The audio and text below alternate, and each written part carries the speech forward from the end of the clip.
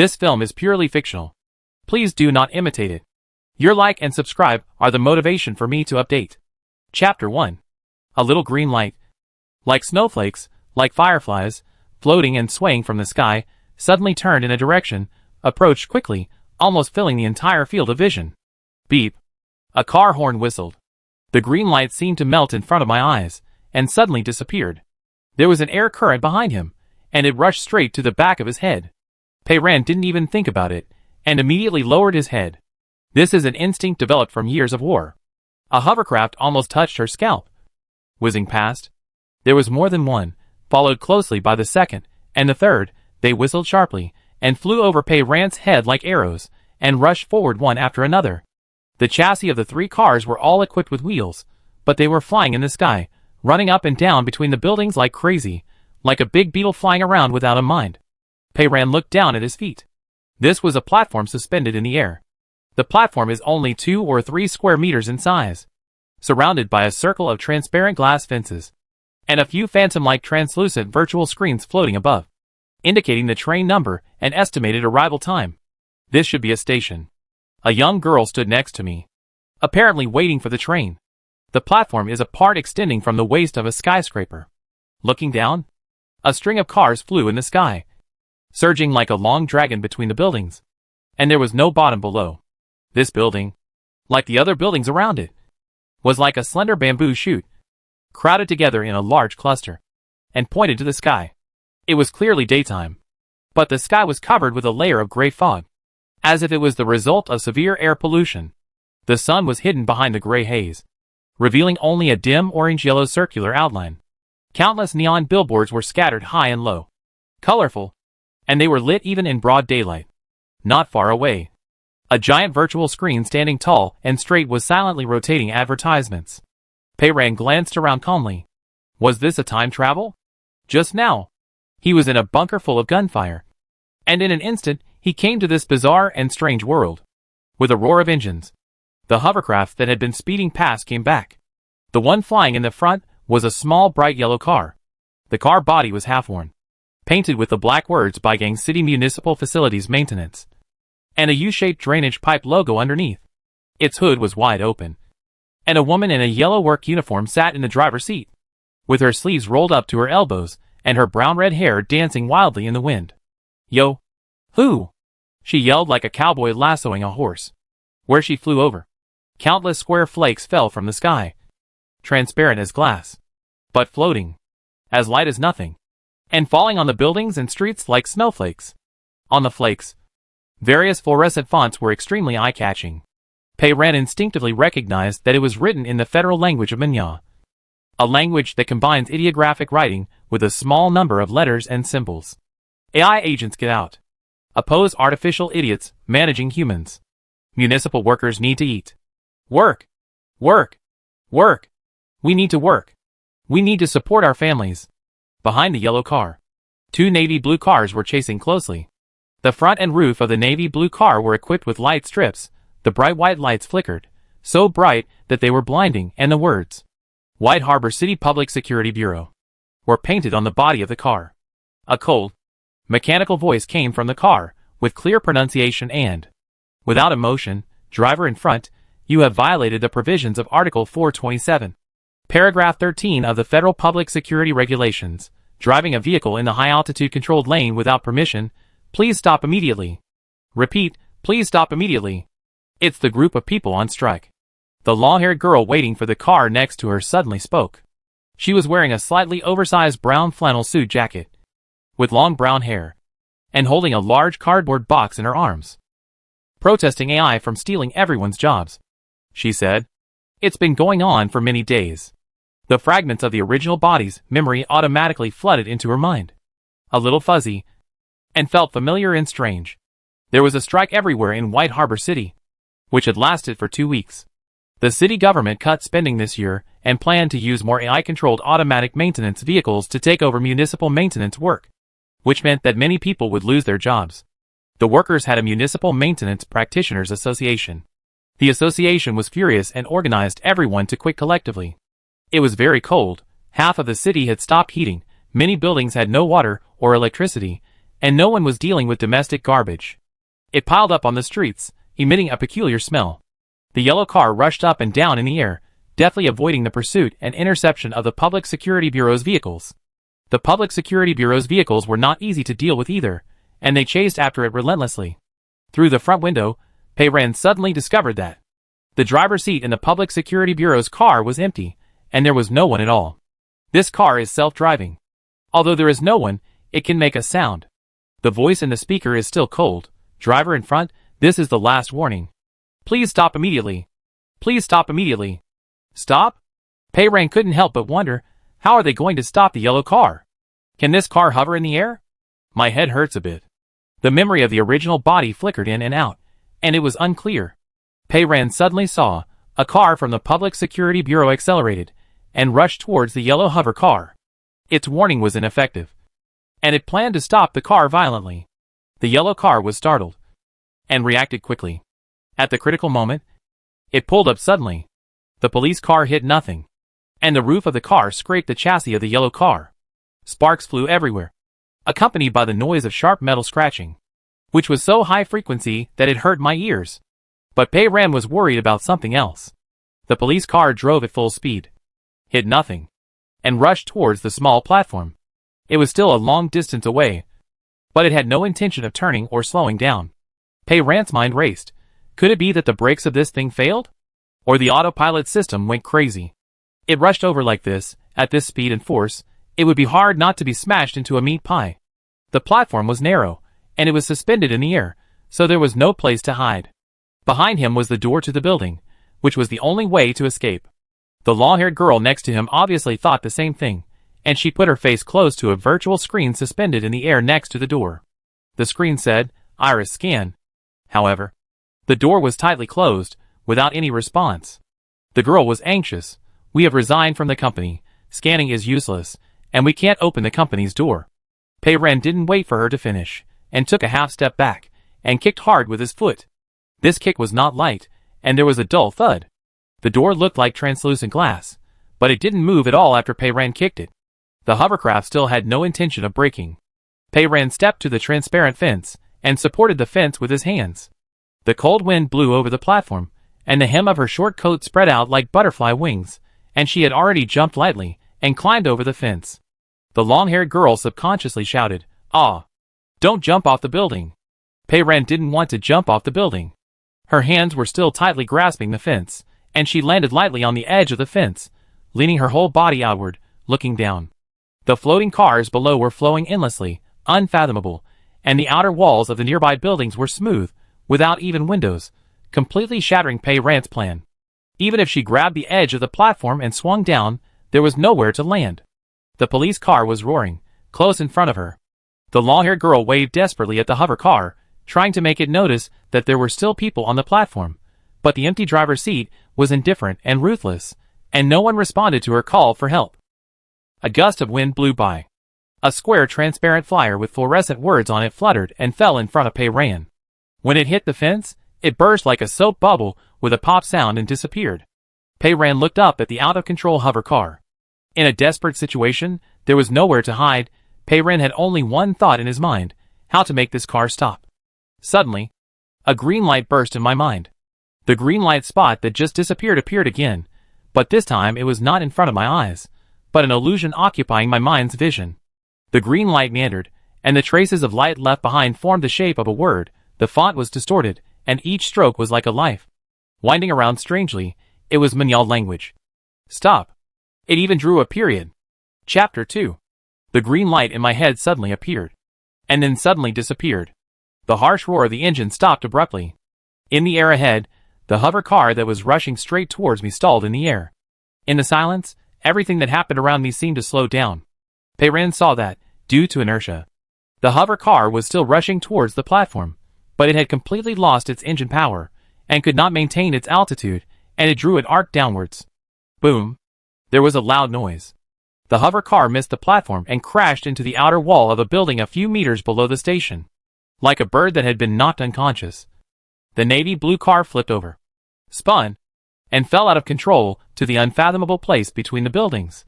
The yellow car not far away escaped into the sky, took advantage of the chaos, and plunged into the space between two buildings and disappeared. The hover car of the Public Security Bureau ignored its fallen companion and chased after it with a whistle. The long-haired girl pressed tightly against the door, stunned for several seconds, and then remembered to speak. "Oh my God!" She carefully moved to the fence of the platform and looked down. Fortunately, it suddenly stalled. "Otherwise we would both be dead," she said, turned around and looked around, a little puzzled. Is there a power outage? Or did the car damage some lines? Those neon lights and billboards, which were originally shining on the outer wall of the building, are now all off, as if the power was cut off. The virtual station sign floating above the station also disappeared, and even the virtual screen that scans irises at the entrance of the building disappeared. It was as if the energy supply of the entire area was cut off in an instant. The girl sighed. "We are so lucky." It was not luck. Pei Ran knew that.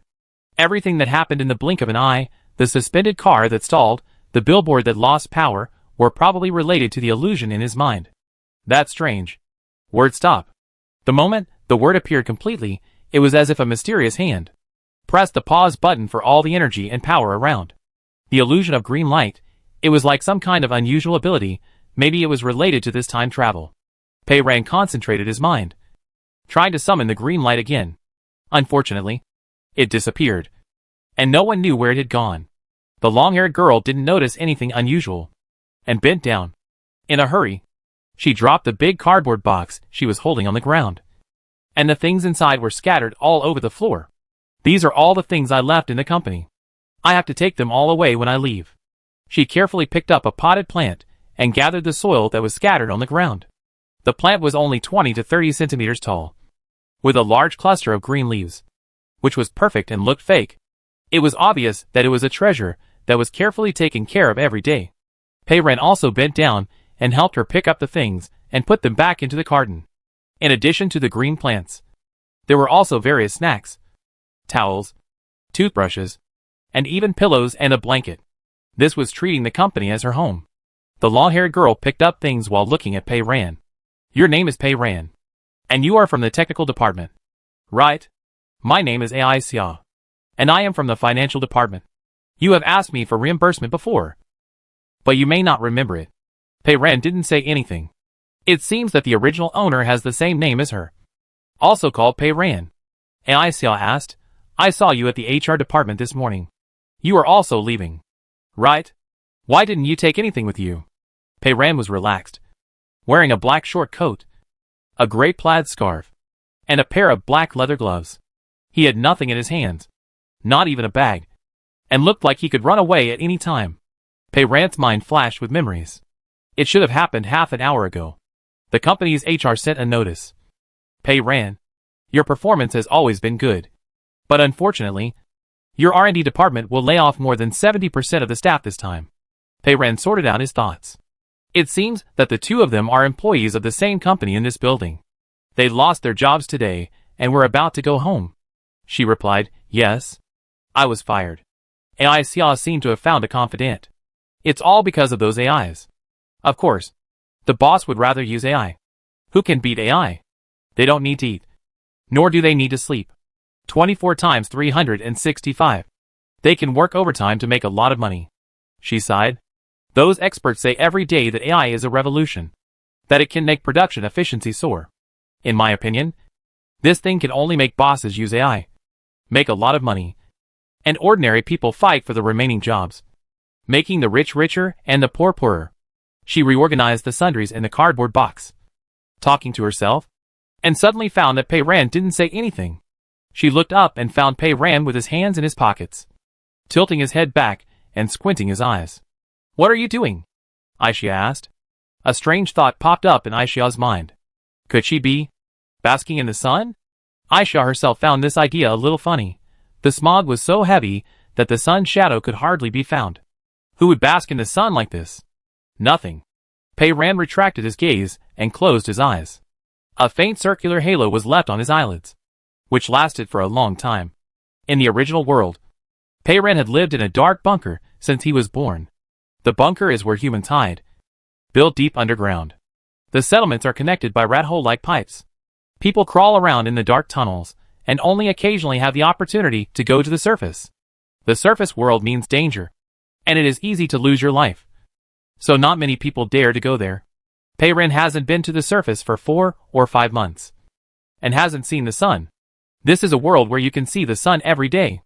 There is not only the sun, but also the wind. The breeze lifts the hair beside my ears. It is the airflow brought by the vehicle. A large floating car hovers in front of the platform. The glass fence of the platform slides away silently. The body of the floating car is old and has traces of dirt. However, it is surrounded by dazzling purple light strips. The panel of the driver's seat is on. But there is no one. The bus is coming. My bus is here, Aisha said.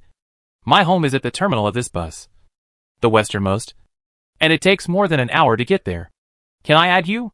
Keep in touch in the future. Aisha rolled up his sleeves. She wore a finger-wide black threaded bracelet on her wrist. It looked like an elastic hair band, fitting snugly around her wrist, with a nail-sized hard block fixed on it. She clicked it, wondering, huh? Is the bracelet broken? The surroundings lit up. The neon sign and the virtual station sign lit up together, as if the power supply had been restored. At the same time, Aisha's bracelet also responded, and a virtual screen popped up. It was only the size of a book, thin and translucent, like a light and shadow illusion, hovering in the air in front of her. Aisha sighed. Okay. She clicked a few times and moved the bracelet close to Pei Ran's wrist. Pei Ran saw that on his left wrist, between his sleeve and the edge of his glove, he was also wearing a black bracelet of a similar appearance. With a slight sound, a small virtual screen appeared out of thin air in front of Pei Ran. Confirm to contact Aisha? Pei Ran clicked to confirm. Aisha then hurriedly stepped onto the bus with a cardboard box in her arms. Before getting on the bus, she tilted her head slightly, and her eyes moved to a virtual screen at the door that read iris scan. See you next time. The bus took off with Aisha's trembling tail tone and drove away. As soon as it left, another bus arrived, and the front of the bus showed F306. Pei Ran vaguely knew that this should be the bus she was taking home. She imitated Aisha, swiped her iris smoothly, got on the bus, and found an empty seat to sit down. It was not cold in the bus. The heater was turned on, and the hot air was blowing. There were many people, and they all looked tired. Some people couldn't resist the sleepiness and fell asleep. The middle-aged woman sitting next to me was dressed like an office worker. Her golden hair was lifeless like dry grass. She was wearing a wrinkled suit, and was also dozing with her eyes half closed. I don't know if she got off work early, or was fired like Pei Ran, or was on her way to meet a client. The advertising screen suspended in the front of the car was brightly colored, playing a real estate advertisement called Golden Sunshine in a loop, in the neatly decorated and bright apartment. The whole family was smiling, and the advertising song in the background sang happily, "This is a beautiful home, carrying you in my dreams. It is my place of peace. Happiness will always be there." Bathed in the golden sunshine together, someone raised his eyelids, glanced at the advertisement, yawned, and his eyelids drooped again tiredly. Only Pei Ran sat upright, silently scanning the entire carriage. It was great. The vehicle flew freely in the sun, and would not be blown down by artillery fire. The people in the carriage were all healthy. No one was missing a limb, and everyone was living safely. And it can be predicted that, with a high probability, they will still be alive and well in half an hour, tomorrow, next month, or even next year. They will still be able to live safely. This is a safe new world. A beautiful dream home, better than all Pei Ran's dreams since he was born. In this beautiful world, the free buses jumped up and down at every opportunity, sped forward, and weaved in and out of the gray steel jungle shining with neon lights. Soon we arrived at the next station, which was a big station. Many people got on and squeezed together in the narrow carriage. As soon as the bus left the station, it suddenly braked and hung in the air. The sleeping people hit their heads, and the standing people almost fell down. The whole carriage was filled with cursing sounds, and many people looked out the window, all a little puzzled. It's not a bus stop. Why stop here? The bus door suddenly opened, and a cold air rushed into the car, splitting the stuffy human smell in the car. What came in with the cold wind was not a person, but a ball suspended in the air. It was silver, the size of a basketball, and floated into the car smoothly and silently. The cursing stopped immediately. On the silver ball, There were a few white words printed, DOD. The man in the back seat of Pei Ran whispered, "It's a federal security agent." The 3 words agent were like a switch, evoking the remaining memory fragments of the original body in Pei Ran's mind. Agent is not a person, but an artificial intelligence that is proficient in a certain field. That is, aid. It is said that not long ago, the Federal Ministry of Defense and Security just officially launched a new AI, which replaced human experts and was fully responsible for handling and coordinating all federal defense and security affairs. It seems to be the one in front of us. This thing looks completely non-human, and has nothing to do with the human in agent. There is a black part in the middle of the metal ball, like a bottomless black eye, which rotates slightly and scans every passenger in the car indifferently. It floated in the air, moving slowly along the aisle. People consciously squeezed themselves a little flatter to make room for it. No one dared to look at it, and they all avoided their sight and lowered their heads. The white ball was getting closer and closer, and stopped less than a meter away from Pei Ran. The eye turned slightly. The woman sitting next to Pei Ran looked nervous, and subconsciously clutched the handbag on her lap, and her face turned pale. The ball's eye flashed. Bang. A gunshot rang out. The woman next door seemed to have lost her head instantly. Her neck drooped, and her hands, which were twitching like chicken claws, loosened their handbags. A few drops of liquid splashed onto Pei Ran's cheeks. Pei Ran wiped it, and the fingertips of her gloves were wet. She smelled a faint fishy smell at the tip of her nose. It was blood. The passengers in the carriage were stunned for a moment, and then burst into screams one after another. The black eye on the ball turned again, this time turning to Pei Ran's direction. Pei Ran did not scream, nor did she move. She knew that it was looking at her. That black eye was like an oversized pupil, as if it had no focus, and as if it could see everything. It just stared at Pei Ran, staying longer than on anyone else, even longer than on the woman it had just shot dead. Pei Ran also stared at it motionlessly. Its attack position should be the small red dot 1 centimeter above the eye. When it attacked just now, Pei Ran saw the red dot light up for a moment. The shooting speed was too fast, it was almost impossible to dodge. Now she was being aimed at by its red dot, in a posture of execution. She could only bet that it would not shoot her for no reason. Pei Ran stared at the red dot intently, her whole body tensed, and quickly estimated the possibility of its attack. A few seconds later, the eyes suddenly turned away. A calm and indifferent male voice came from the metal ball. "Please do not panic, passengers. The federal security agent is doing his daily work." It called killing a person. Doing his daily work. The voice paused and continued, "I can guarantee that every law-abiding citizen is absolutely safe." Chapter 3. The metal ball floated in the air, returned along the original route, and went out through the open door. The advertisement that had been paused at some point continued to play. "This is a beautiful home, carrying you in my dreams." The advertisement song sang cheerfully. Peace of mind. Happiness. Sunshine. The noise in the car drowned out the singing. Can these AIs now kill people directly in public? Didn't you watch the news? The new federal security law passed last month gives them the authority. Did it kill fugitives? Didn't I say that AI will definitely not make mistakes? During the small-scale pilot, the misjudgment rate seemed to be only a few tenths of a million? Much lower than the misjudgment rate of human sheriffs. If they shoot and kill, they are either particularly dangerous fugitives or terrorists. Yes, they said that when they arrest ordinary criminals, they can use tranquilizer guns. But if they are extremely dangerous L-16 criminals, in an emergency, they will seriously threaten the safety of others around them, so they can be shot directly. This ghost thing just left like that? What about the body? When we get to the terminal, someone will definitely come to deal with it. Then let's ride with the dead? The one who was really riding with the dead was Pei Ran. The thigh of the dead woman was still close to Pei Ran's thigh, and the residual warmth had not yet subsided. People standing nearby tried to stay as far away from the body as possible, creating a relatively empty space in the crowded carriage. It was hard to find a seat, so Pei Ran stayed where he was. The woman's head drooped limply, and the wound on her forehead was a small hole. Blood kept pouring out, falling on the body's pants, quickly soaking into a large dark red patch, and then flowing down the legs to the floor of the carriage. With a fishy smell, the bus started again, turned a corner, and the body leaned weakly and fell limply towards Pei Ran. Pei Ran held her arm and pushed her inward, letting her lean against the window on the other side, and then he lifted her head, fixed it at the angle between the seat back and the window, raised it a little, at least the blood wouldn't flow everywhere. Having seen dead people since childhood, Pei-Ran didn't think it was a big deal. There are often piles of dead people in the bunker world, but there is only one here.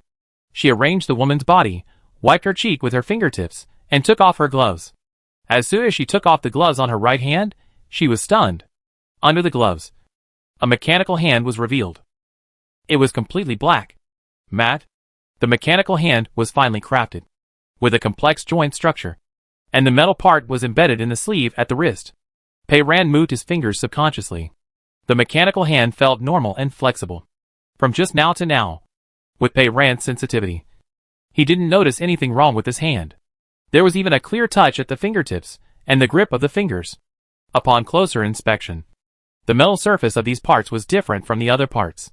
It was a frosted texture, probably with some kind of sensor element built in. Pei-Ran looked up and glanced around, silently touching his right arm. The hard metal texture extended all the way up, until the shoulder, and then he touched the soft and elastic muscles. Pei-Ran also took off the glove on his left hand. This time, there was a human hand under the glove, but it was also a bit strange. The size, shape, texture of this hand, all were extremely familiar. It was exactly the same as Pei-Ran's hand in his original world. Pei-Ran was stunned, and touched the bracelet on his wrist. On the bracelet, there was a bulge on the side of the hard black square. The hand still had muscle memory. Pei-Ran pressed it, and a small virtual screen popped up, hovering in front of Pei-Ran. Pei-Ran used her finger to move the screen upwards, following her movements, and zooming in a little. The icons were neatly arranged on the screen. Pei-Ran found the camera lens, clicked it, and switched to the front camera. A familiar face appeared on the screen. The same nose, eyes, and even the skin color was pale, which was no different from her face. However, in the bunker world, Pei-Ran shaved his head every once in a while, and shaved it again before his hair grew an inch. A buzz cut is easy to clean, and it is also easy to deal with head injuries. This body now has long hair, which is longer than the shoulders. A familiar face with a different hairstyle is a bit fresh. A few years ago, Pei-Ran once exchanged a bottle of his own wine for an old storage reader on the black market. There were many books stored in it, most of which were old novels.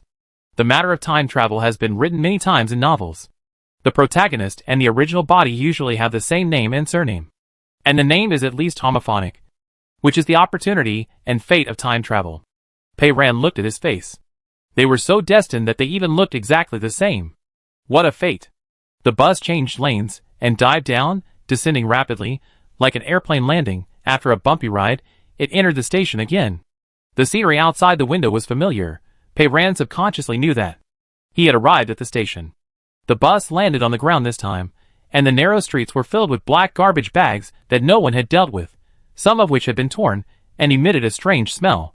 Passers-by stood on tiptoe, carefully picking out a place to step in the garbage. Pei-Ran got out of the car, and turned into the old building next to her. Fragments of memories of home flooded into her mind. Phantom Wing Building A02115. She muttered in her heart, walked into the elevator, and pressed the button. 02115 is an apartment in this building, and is the legacy left to her by her original parents. The elevator reached the 21st floor, and Pei-Ran found the door of her home. There was no virtual screen for scanning irises on the door, only a fingerprint lock, and the touch screen was worn out, looking a whole era behind. Pei-Ran took off his gloves, pressed his left index finger on it, and the door opened. This building was originally an old factory of a technology company called Huani. Because it was a factory renovation, the ceiling of the apartment was particularly high, and the area was not small, but it was very old. The exposed pipes of the heating system were fixed to the wall with iron clips, and the bolts were covered with mottled rust marks. Pei-Ran closed the door, without taking off his coat, first walked around inside and outside, and then looked out the window. Outside the window was the building across the road. Like other places in the city, it was gray, and the neon signs were on in broad daylight. Window is a new thing. In the bunker world, there is an uncle named Alam in the black market. He has a big painting on the wall behind his stall. The painting shows an open window. Outside the window, the grass is painted with dazzling green paint, and the sky is painted with dazzling blue paint. The colors are too bright, and everyone who passes by can't help but take a second look. In the past, said Uncle Alam, Everyone lived in a house with windows. The people next to him didn't believe it. All? Uncle Alam was sure, yes. All. Every house has a window. And from the window, you can see the sky outside. In the bunker world, there are always walls around. Peiran stood in front of the window, looking up at the small piece of gray sky between the buildings. She actually has a home. It belongs to her alone, with windows, and she can see the sky outside. She opened the virtual screen of the bracelet, searched for the remaining memories, logged into the original owner's account, and studied the original owner's financial situation. The bad news is that she lost her job today and has no income for the time being. The good news is that she owns the property rights of an apartment, and the original owner has a lot of savings, so she doesn't have to worry about survival in the short term. This is a very good apartment. The apartment is a bit cold, and you can breathe out white steam. There are thick heating pipes coming in, but unfortunately, there is no heat at all from the air outlet. The bathroom is very complete, and there is a clean and comfortable bed. The quilt on the bed is thick and light. There is a crystal trophy on the bedside table, which is the first prize of the robot transformation competition. It has been covered with dust. According to the time, it should be an award won by the original owner when he was in college. In the corner, there was a standing sandbag for boxing practice, and a set of dumbbells. There was no dust on them. The original owner seemed to have a habit of exercising. In the kitchen, the refrigerator was almost empty, with only a few bottles of mineral water. It seemed that the original owner did not like to cook. There was a cabinet for snacks. The most of them were large bags of potato chips. Peiran stared at the snack cabinet in a daze. In the bunker world, food was the most precious resource, and it had to be calculated by every millimeter. In her life, she had never had so many resources at once. She took out a bag of potato chips, turned it over, and carefully read the ingredient list. This light bag has 800 calories. 800 calories. A precious 800-calorie bomb. I remember one time, when she went to collect supplies on the ground. She had an accident and was trapped in a cave. She survived for 4 days, with the only 700 or 800 calories of food she had left. And the 800-calorie food in front of her was not the rough black bread, but the legendary oil-sugar mixture. Oil-sugar mixture. It was a calorie explosion. It was delicious. Peiran took off his coat and shoes, silently hugged the bag of potato chips, jumped onto the bed, and buried his head in the soft pillow. This time travel was really great, as good as winning the first prize in the lottery. Peiran had crouched long enough, turned over, opened the bracelet, moved the virtual screen to the air in front of her, and continued to study the bracelet. In the bracelet settings, the battery remaining column actually showed 31.4 years. I'm afraid the bracelet is broken, and the battery is not used up yet. She flipped through it again, and her eyes stopped at the memo left by the original owner. Under today's date, there were several lines of words, not today's to-do list, a little strange, miss you. Blood frozen. Soul dead. Billions of years later, if someone pried open my petrified teeth, you will see the tip of my tongue, frozen with your name. Peiran was silent. Is this a poem? I miss you so much. Is the original owner in love? There is a red dot next to this poem. Peiran clicked it. It says, I miss you so much, my heating. Please remember to report the heating after get off work. And a municipal hotline number. Peiran. I can see that the original owner really loves the heater. There is another note below. Tuesday, pizza day. This world actually has the pizza described in the novel. The crust is a little burnt, and the bottom is still covered with a thin layer of flour. It is piled with all kinds of stuffings that I can't name. I picked up a piece, and the soft and hot cheese was reluctant to pull out long strings. Just thinking about it, my heart was softened. The takeaway app was right next to the memo. Peiran opened it immediately, and was immediately shocked by the rich variety of takeaways. All kinds of delicacies that I have heard of but never eaten. She struggled for a long time, and finally decided to follow the original owner's schedule, and ordered a bacon and prawn pizza, a matcha cake, and a cup of iced cola at the store she often visited. In less than 20 minutes, someone rang the doorbell.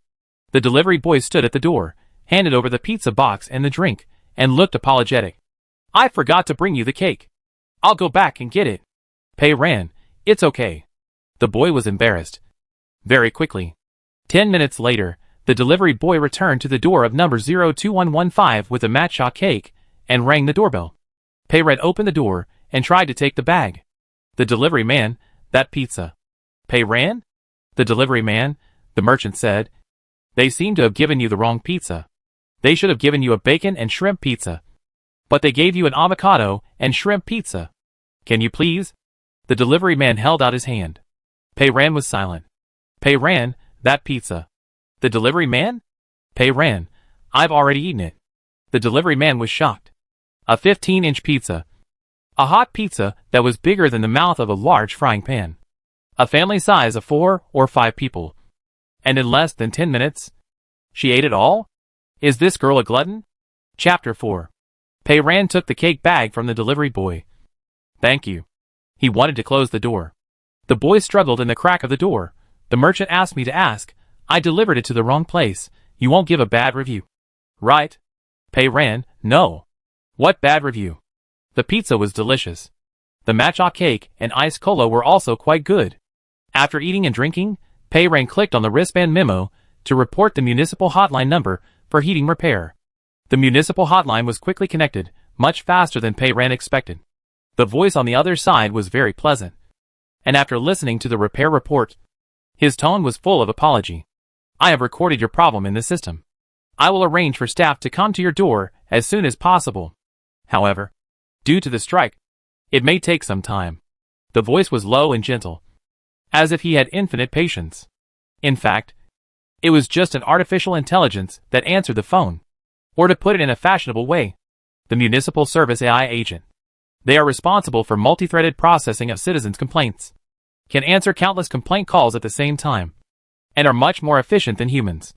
Its voice is extremely magnetic, the sound rolls back and forth in the depth of the throat, and the tone is ambiguous to the point of being suspicious.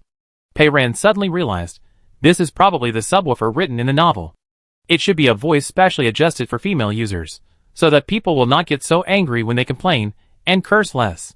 It is said that the dispatch of municipal maintenance personnel is also under their control. Pei Ran vaguely remembered that. There was a memory fragment in his mind, which was a news interview. The striking maintenance workers were complaining, saying that these AIs were machine brains that force people to work hard. It is said that if a worker is a few minutes late to the maintenance site, it will send a cold-blooded notification, according to my calculation of the road conditions. You should be able to reach the designated maintenance site within 12 minutes. But it took you 13 minutes and 50 seconds. 10 performance points will be deducted this month. I wonder if the voice used was also a subwoofer when sending the notification. AIs are ruthless, cold-blooded, and harsher than the harshest boss. Workers are saying, I don't know who came up with this idea. Using AI to manage humans. It's really crazy. However, cheap and easy-to-use AI agents are gradually encroaching on various industries, taking over the city and even the entire Federation. On the hotline, the Municipal Service AI agent continued to speak. I can provide you with some small suggestions to help you survive the cold weather without heating, such as brewing hot drinks, using thick door curtains and curtains to reduce indoor heat loss. No need. Thank you. Pei Ran hung up the phone. All right. Drink more hot water. These AIs, I'm afraid they think humans are fools. Clearing the pending items left by the original owner, Pei Ran scrolled down again, and saw a few letters and numbers recorded below. JTN 34. 5 exclamation marks in a row, one more than the exclamation mark for the heating repair. If another 100 million years pass, after the original owner is petrified, the names of 4 heaters will solidify on the tip of his tongue, at least 5 more names of JTN 34 will solidify. The problem is that her memory is too confused. Pei Ran can't remember what this JTN 34 with 5 exclamation marks is. She clicked on the bracelet and searched for JTN 34 on the internet. She found nothing. She continued to click everywhere. And then she found a treasure.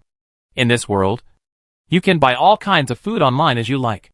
And all of them are in unlimited supply. Those canned meats, compressed biscuits, vitamin-rich drink powders, all the materials that are so expensive on the black market in the bunker world, are all available here. There is even an online store that specializes in emergency food for disasters. The shelf life of each can is more than 50 years. You can buy as much as you want. Just place an order. Pei Ran stared at the cute cans and adjusted his breathing. But he was unemployed. And the money in his bank account was only going out. So he couldn't spend it carelessly. Pei Ran tried to restrain himself and placed in order after carefully selecting. Just after buying it, the light outside changed. Pei Ran turned over and sat up, and found that the neon sign on the outer wall of the opposite building was off, and the virtual advertising screen also disappeared. Pei Ran immediately reached out and pressed the switch of the desk lamp. The light was off. There was a power outage. The scope of the power outage seemed to be far beyond these buildings. As far as the eye could see outside the window, the virtual screens on the tall buildings disappeared, and they were all gray and heavy, and all sank into the twilight. Luckily, the water supply had not been cut off. Pei Ran found all the containers, and filled them with water, as much as possible. It was colder at night than during the day. Pei Ran lay on the bed wrapped in a quilt, and fiddled with his newly purchased mechanical arm with the light of the bracelet screen. The arm was connected to the shoulder, and the skin transition to the shoulder was smooth. There is a small and exquisite icon on the elbow.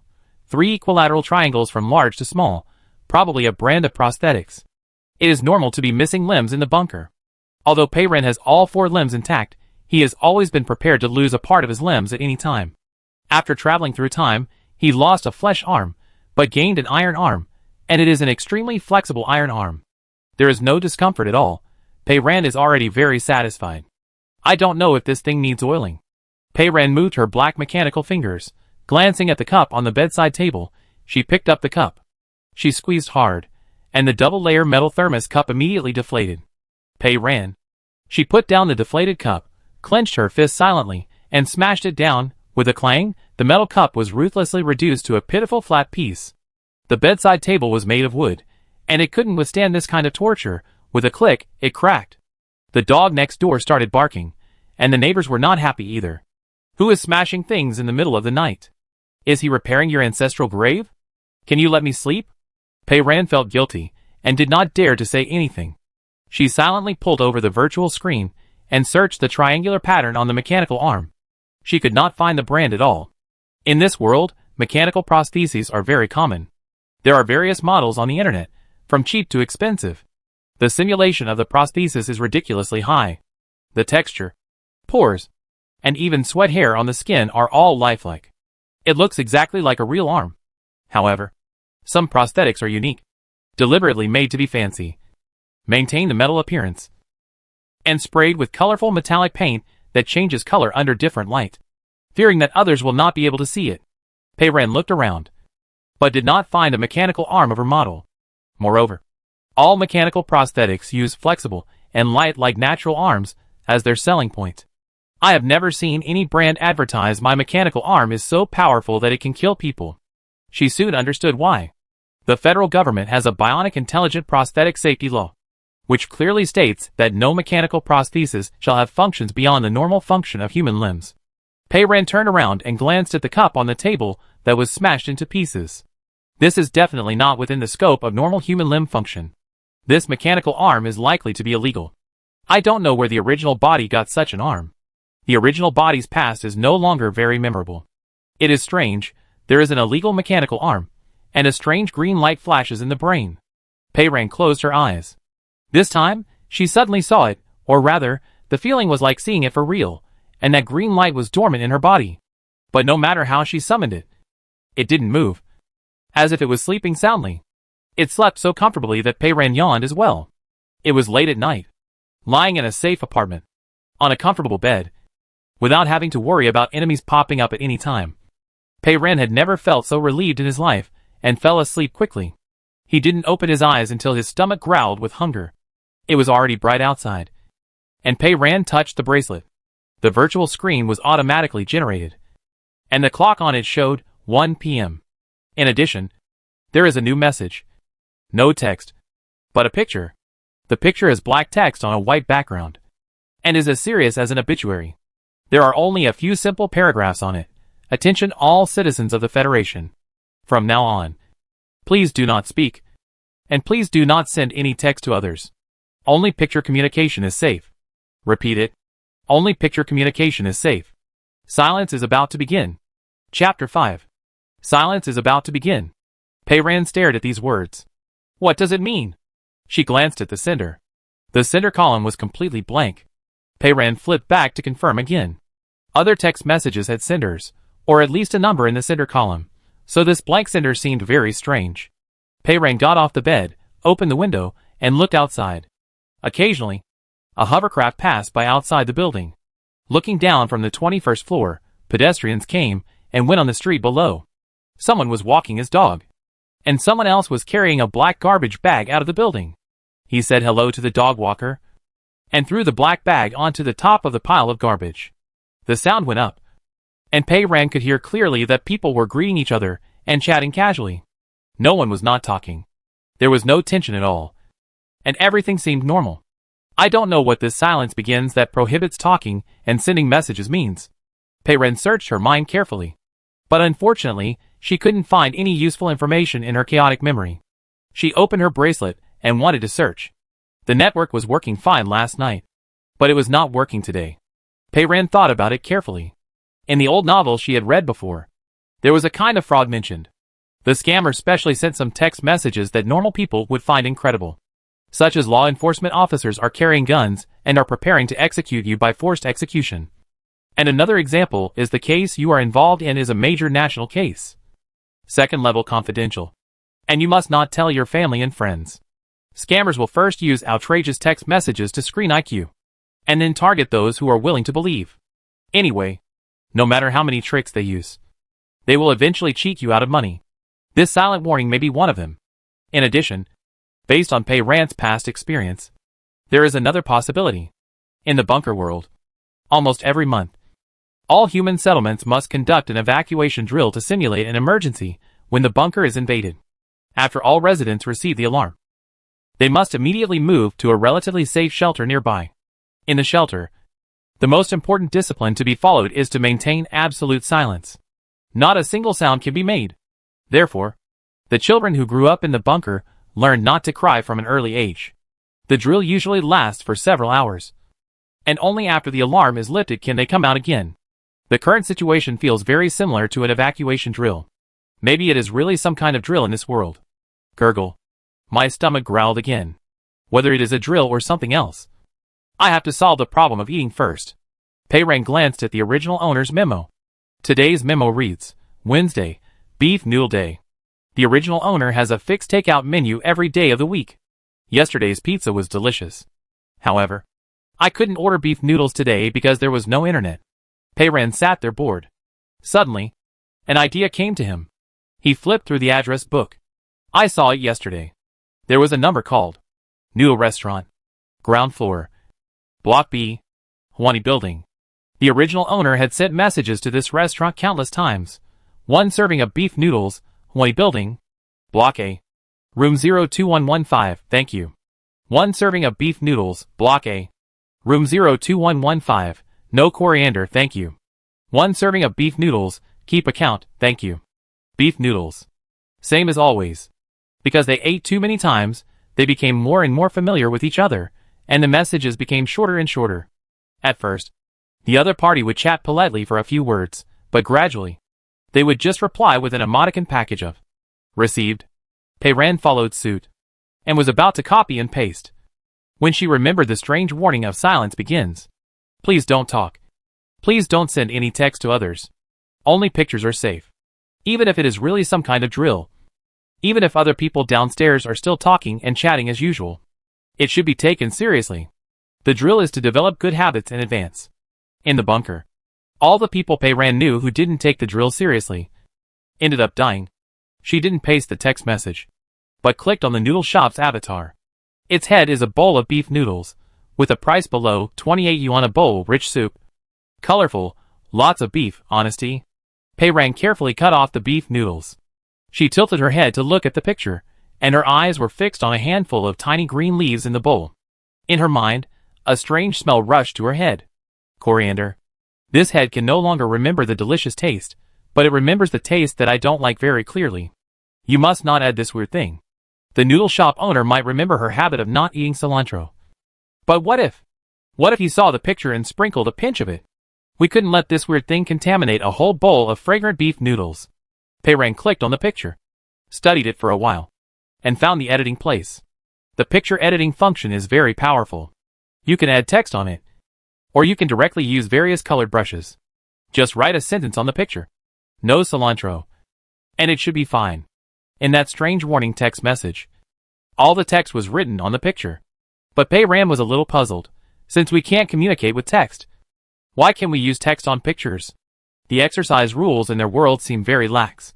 She should set high standards for herself and be strict with herself. Pei Ran didn't write anything, but carefully put a big red cross on the coriander. After saving the picture, she thought about it, opened it again, and added another picture of beef noodles next to the picture of the bowl of beef noodles. And then click send. 2 bowls of beef noodles side by side. Beef noodles times 2. 1 bowl is not enough. I hope the noodle shop owner can understand what she means. After a while, the owner replied her with an emoticon package of received as usual. Pei Ran was relieved and patiently waited for the delivery boy to knock on the door. The address of the noodle shop is in the next building. Building B, but there was no movement outside the door. After waiting for a long time, the door finally knocked. Pei Ran walked to the door and first took a look at the cat's eye. In the cat's eye was a middle-aged man's head that was deformed by the lens, and his body that had shrunk. He had a bulging belly, wearing a diamond-patterned sweater, and a down vest on the outside, holding a dog leash in his hand, leading a big black dog. The big dog raised its nose and sniffed a cardboard box at the door. The man's dress was very different from the takeaway boy in uniform yesterday, and he was leading a dog, looking like the neighbor who cursed last night. This man seemed to be emotionally unstable. Pei Ran said nothing. The middle-aged man waited for a while, and when no one opened the door, he became annoyed. He refused to give up, and simply clenched his fists and banged on the door. Is anyone there? I live next door. I came to ask about your family. He stopped talking abruptly. Something happened suddenly. His face and his open mouth seemed to freeze for a moment, and then there was a muffled bang. Debris flew everywhere. A blurry piece of blood and flesh sprayed on the cat's eye, stayed for half a second, and slid down. The glass of the cat's eye was immediately dyed blood red. In the blood red, Pei Ran saw that the middle-aged man outside the door disappeared, and was replaced by blood and flesh fragments splattered everywhere. Unrecognizable pieces of debris splashed on the ground, the corridor walls, and the ceiling. A person could become so broken. The dog also screamed miserably. It was not broken, but its tail and half of its hind legs were gone. It didn't care about its owner.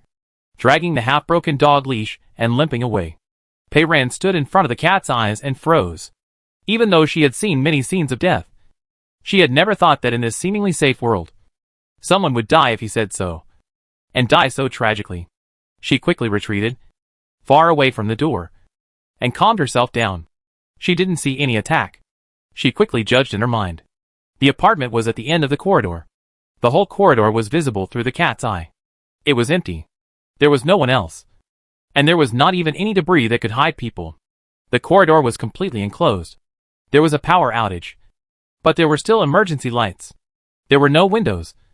And there was no sniper position. Without a sniper position, it would be a self-explosion. Something exploded from his body, tearing him to pieces. Pei Ran opened the virtual screen of the bracelet again and found the picture. Please don't talk. Please don't talk. Before the explosion, the middle-aged man had said a sentence clearly. But before he finished speaking, there was a bang. As the thought passed, there seemed to be a strange movement outside the window. Pei Ran quickly came to the window and carefully looked down. The flying hovercraft disappeared, and the driveways between the buildings were all empty. Strangely empty. There was a person on the sidewalk downstairs, wearing a white scarf and a black and white woolen hat, as if he had suffered a sudden blow. He stood there like a statue, motionless. Just about 2 meters away from him, looking down from the building, a big blood-red flower exploded. At the door of the building across the street, a security guard in a navy blue uniform was walking out. He seemed to have seen something, and hurriedly crossed the street, turned on the bracelet, and called up the virtual screen, probably to call the police. The woolen hat was probably scared silly. Still in a daze, the security guard quickly stepped forward and walked towards him. Don't talk. Pei Ran said silently in his heart. Don't talk. Unfortunately, the security guard couldn't sense her inner voice. The voice went up. Pei Ran vaguely heard the security guard speak. What's going on? The police station can't be reached. The municipal hotline can't be reached either. Bang. There was a muffled sound. The security guard disappeared. Blood and flesh splattered on the road. Pei Ran looked up and scanned the surrounding buildings, and his eyes refocused on the road. The man in the woolen hat was obviously frightened by the successive explosions, and suddenly burst into a scream that was not human voice. Ah! This time, Pei Ran silently counted in his heart. 1, 2, 3. Bang! The crying stopped. Another big blood-red flower bloomed on the street. All those who spoke were dead. Chapter 6. This is not a drill. Pei Ran left the window, and pulled the curtains, subconsciously looking at the time on the bracelet. 1:40 in the afternoon. She returned to the door. The cat's eyes were still red, there was no one in the corridor, the dog had gone somewhere, and had not bloomed a second flower. Pei Ran observed for a moment, before turning the doorknob. The moment the door opened, a strong smell of blood hit her nose, making her want to vomit. There was blood and pieces of meat from unknown parts everywhere, like accidentally entering a bombed slaughterhouse. The clothes on the middle-aged man were shattered into pieces. Even his shoes were broken. Only the bracelet, which remained roughly the same, was blown away, and fell in a corner of the door. The function of the virtual screen was still working. Under the collision, the screen opened and was hanging in the air, silently lighting up. It was the lock screen interface, floating with a picture received 40 minutes ago, with a white background and black text. It was the same as the one Pei Ran received. Pei Ran glanced at the screen, squatted down, and carefully examined the explosion site. Observing from such a close distance, she overturned her previous judgment. This explosion effect was very familiar. The fragments were evenly distributed, the splash distance was not far, very convergent, not at all like the traces left by a single-point explosion from the inside out, more like a weapon from the original world, the extreme explosion gun. The extreme explosion gun is a special weapon, which can attack at a fixed point from a long distance, ignoring any obstruction. Within the specified coverage range, objects will be torn into pieces by the powerful impact.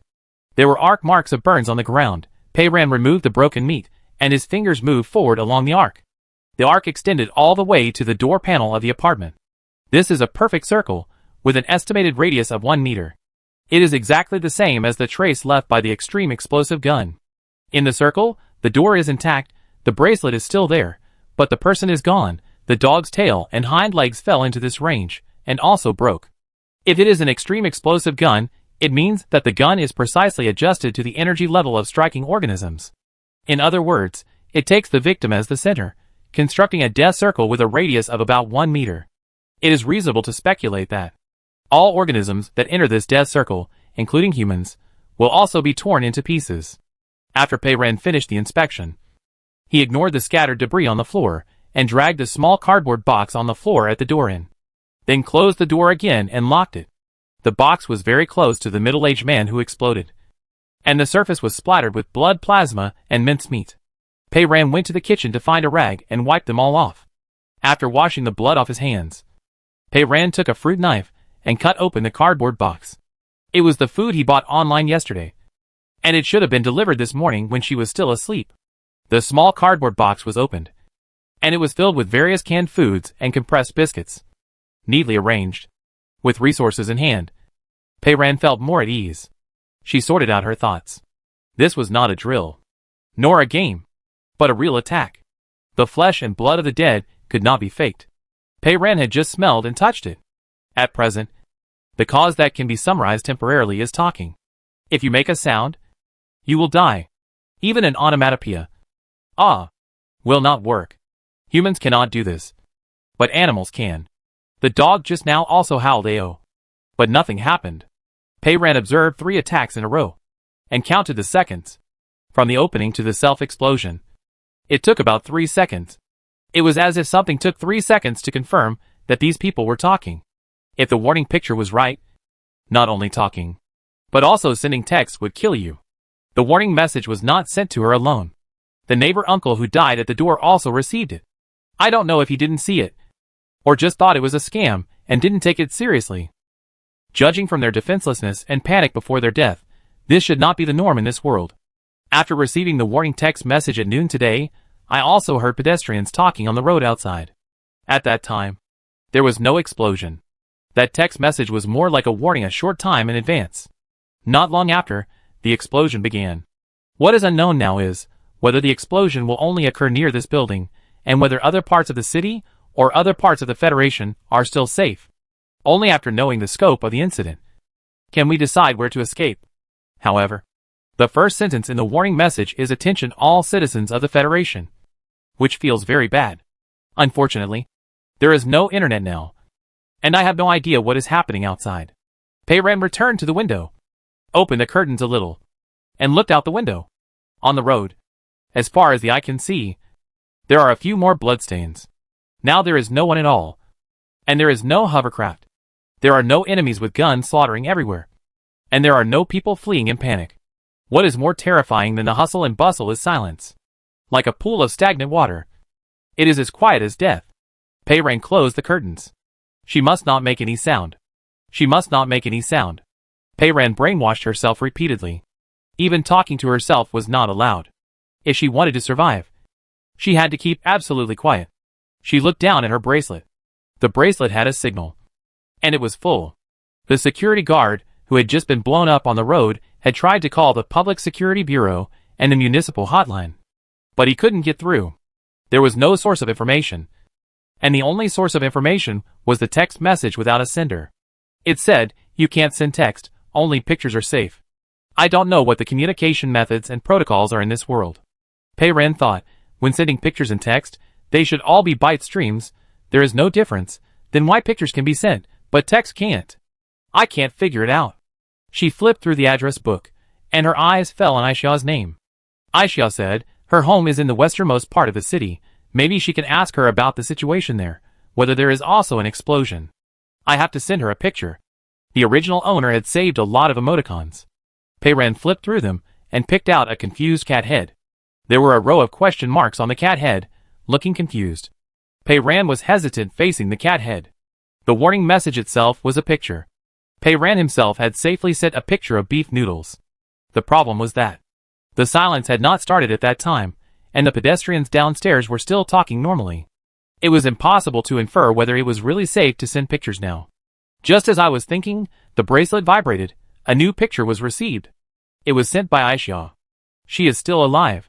There were red words on a white background, which were obviously screenshots of the screen after the words were typed. Are you still alive? Then, pictures filled with words were sent one after another. I am in a supermarket near my home, and many people died here. I hid in the employee lounge with a group of people, and didn't understand the situation, and didn't dare to go out, and no one talked, and it's okay for now. How are you doing over there? From the time she sent the first picture to now, it has been long past 3 seconds. She is not dead, and is still sending pictures. But this does not mean that sending such pictures is definitely okay. Maybe the information provided in the warning picture is wrong. Maybe the death time after sending such pictures is not 3 seconds. However, Peiran really wants to know what is happening outside.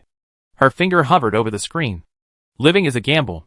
In the past 2 days, she had eaten delicious pizza, potato chips, and cake, drank ice cola, lived in a house with windows, slept peacefully, and lived a life that was quite enough.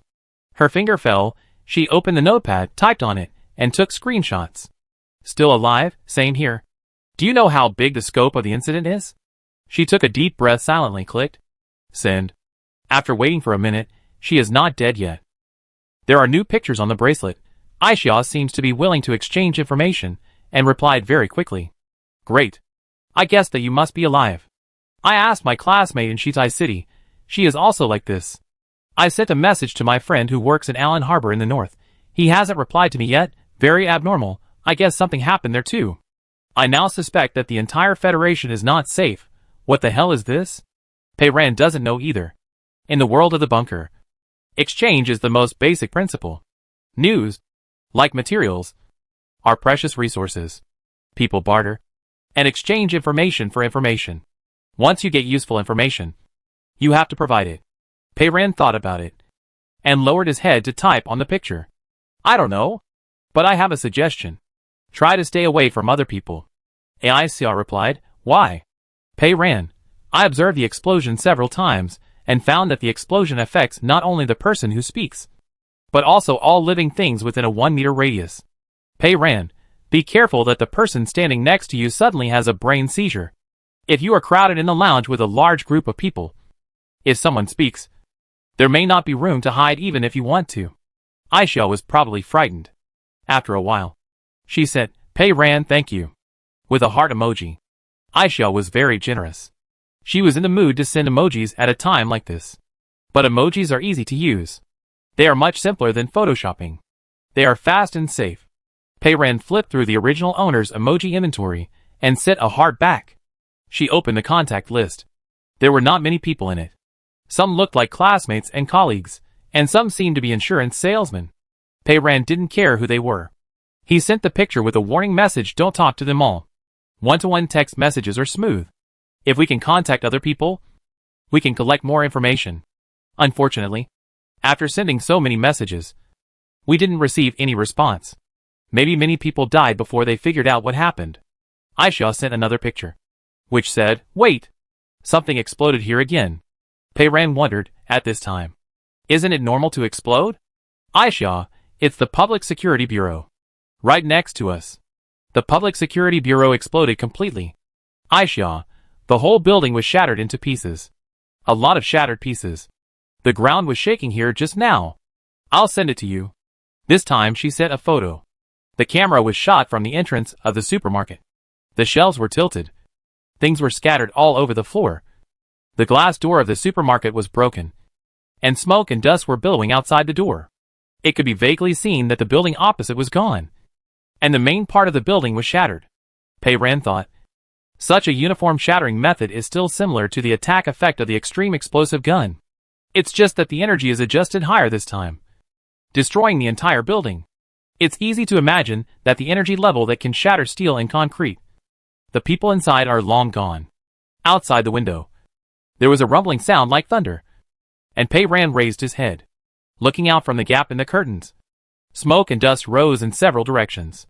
It didn't look like the gray-black smoke of a fire, but more like countless fragments of building material sprayed into the sky during an explosion. There was also a building explosion here. It might not be safe to stay in the building. When Peiran was thinking about evacuating, the explosion outside stopped and everything fell into silence again. The explosion point just now was within Peiran's sight. There was a sudden gap between the buildings. Peiran knew where it was. He saw it when he passed by yesterday. It was in the nearby commercial district. It was a tall and beautiful building with Federal Library written on it. Aisha also sent a message. The Federal University is gone. The buildings of the middle school next door are all gone. My roommate is still studying for a master's degree at the Federal University, and she is not in the building. At first, she didn't know how to add words to the picture, so she directly sent me an emoticon package saying, the school exploded? Okay, be brief and to the point. Chapter 7. Peiran also sent Aisha a photo of the library disappearing. The bracelet vibrated. It was another photo with black text on a white background. This time, the center column was different. It said, Federal Ministry of Defense and Security. It said, attention all federal citizens. Silence has begun. Please do not speak. Please do not send any text to others. Only picture communication is safe. Repeat. Currently only picture communication is safe. This time there was a new paragraph below. If you are in any of the following types of buildings, please evacuate immediately. Federal government agencies, federal military agencies, public security bureaus, libraries, universities, research institutions, technology companies. The list is long, a little strange. It is normal for the government departments and military institutions of the Federation to be attacked. I don't know why schools and libraries were bombed. At least the houses are temporarily safe. Peiran tried hard to search for the remaining information of his original body in his mind. This world mainly has two continents, Dongmania continent and Zidus continent. In addition, there are scattered lands and islands of varying sizes. The entire planet has long been unified into the Federation, and there are almost no external enemies. The only ones who may cause terrorist incidents are some large and small illegal organizations. I don't know if they did it. The explosions outside continued, and after a while, the attack finally stopped. Aisha sent another picture. Have you received a new warning message? It seems that the apartment is fine. I want to go home. It is too unsafe outside. Peiran replied to the picture, received. I also plan to stay at home. Peiran looked around his small apartment. If the entire Federation fell, hiding in this apartment would be a good choice. The walls here are thick. The doors and windows are solid. And it is like a fortress. Hiding inside, away from the crowd, there is food and water for now.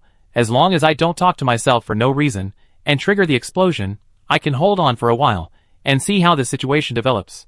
Pei Ren counted the food again, checked the water in the bottles and jars, but there was a vague feeling in her heart that she couldn't explain. It was as if her heart was hanging by something unfinished, hanging in the air, very uneasy. It had nothing to do with food and water. She opened the memo of the bracelet again, and found the string of letters and numbers recorded on it. JTN 34. Followed by 5 exclamation marks. A faint pain came from the right shoulder. The subtle pain was like a spider thread, centered on the joint between the metal arm and the shoulder, slowly climbing and spreading to the shoulder blade and waist. The pain spreading everywhere was like opening up some tendons and veins, and a little shadow appeared in Pei Ren's memory. It seemed to be medicine. Pei Ren opened the drawer of the bedside table, and there was a small black iron box in the drawer. Opened it, it was empty. It seemed that there should have been pills inside. He opened the lid, took out a pill, and swallowed it with water. This action seemed to have been repeated many times. The pills in the iron box were gone, but there seemed to be some somewhere else. Following his instinct, Pei Ren walked into the bathroom and pulled out a small box from the depths of the cupboard. There was a red cross printed on the white lid, and Pei Ren opened the lid on the spot. There were various bottles, jars and cartons neatly arranged inside, all of which were commonly used medicines. In the bunker, medicines were always in short supply, and the limited resources and production lines were not enough to maintain the supply of human settlements. Diarrhea and common wound infections can kill people. Sometimes a person's life or death depends on whether or not they get a box of antibiotics. In the small box, there are several kinds of precious antibiotics, as well as antiseptic ointments, analgesics and antipyretics, cold medicines, diarrhea medicines, and even multivitamins, and several other healthcare products that Pei Ren doesn't quite understand. After flipping through it, Pei Ren found a zippered canvas compartment on the lid of the box, which seemed to have something inside. She reached in and felt around, and took out a small paper bag, which contained a small rectangular paper box.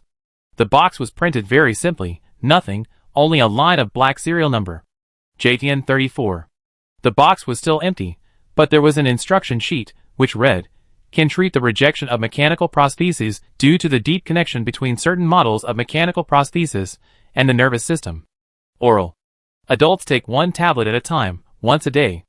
At the bottom was a warning with a red exclamation mark. Stop taking the medicine without authorization will cause fever, severe infection, and even fatal reactions. Pei Ren looked at the words, "fatal reaction," and fell silent. The medicine is gone.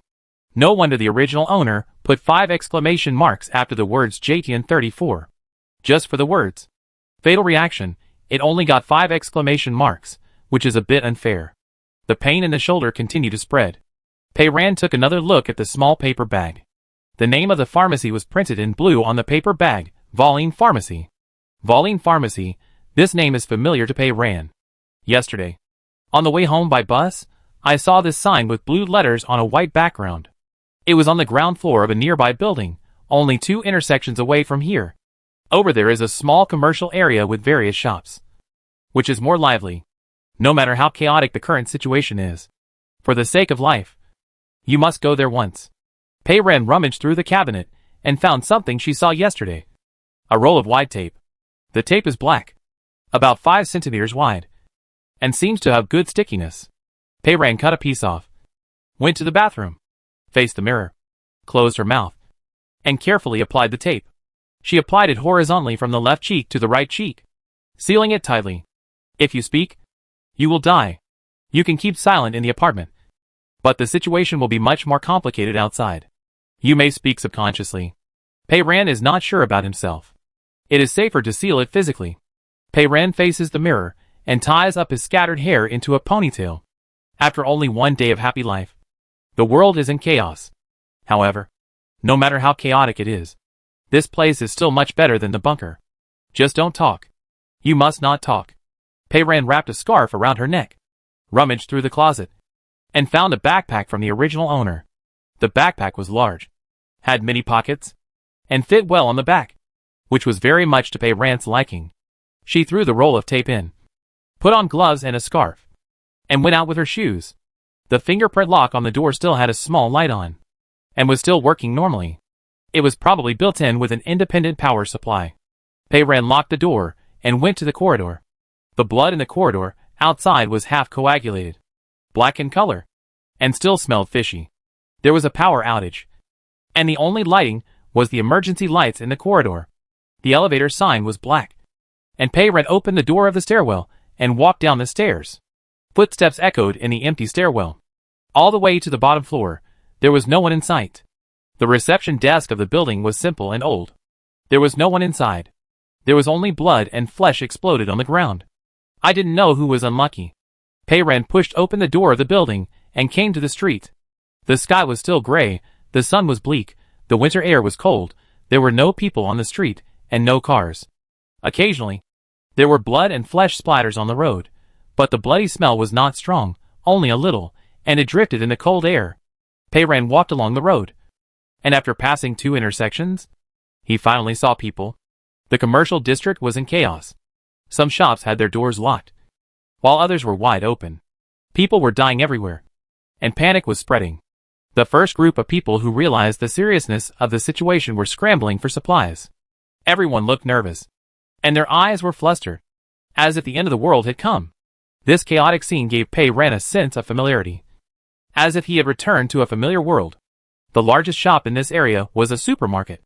The door of the supermarket was open, and the shelves were in a mess. There was no staff, and a row of self-service checkout counters were useless. Many people rushed out with large and small bags, and more people were running in.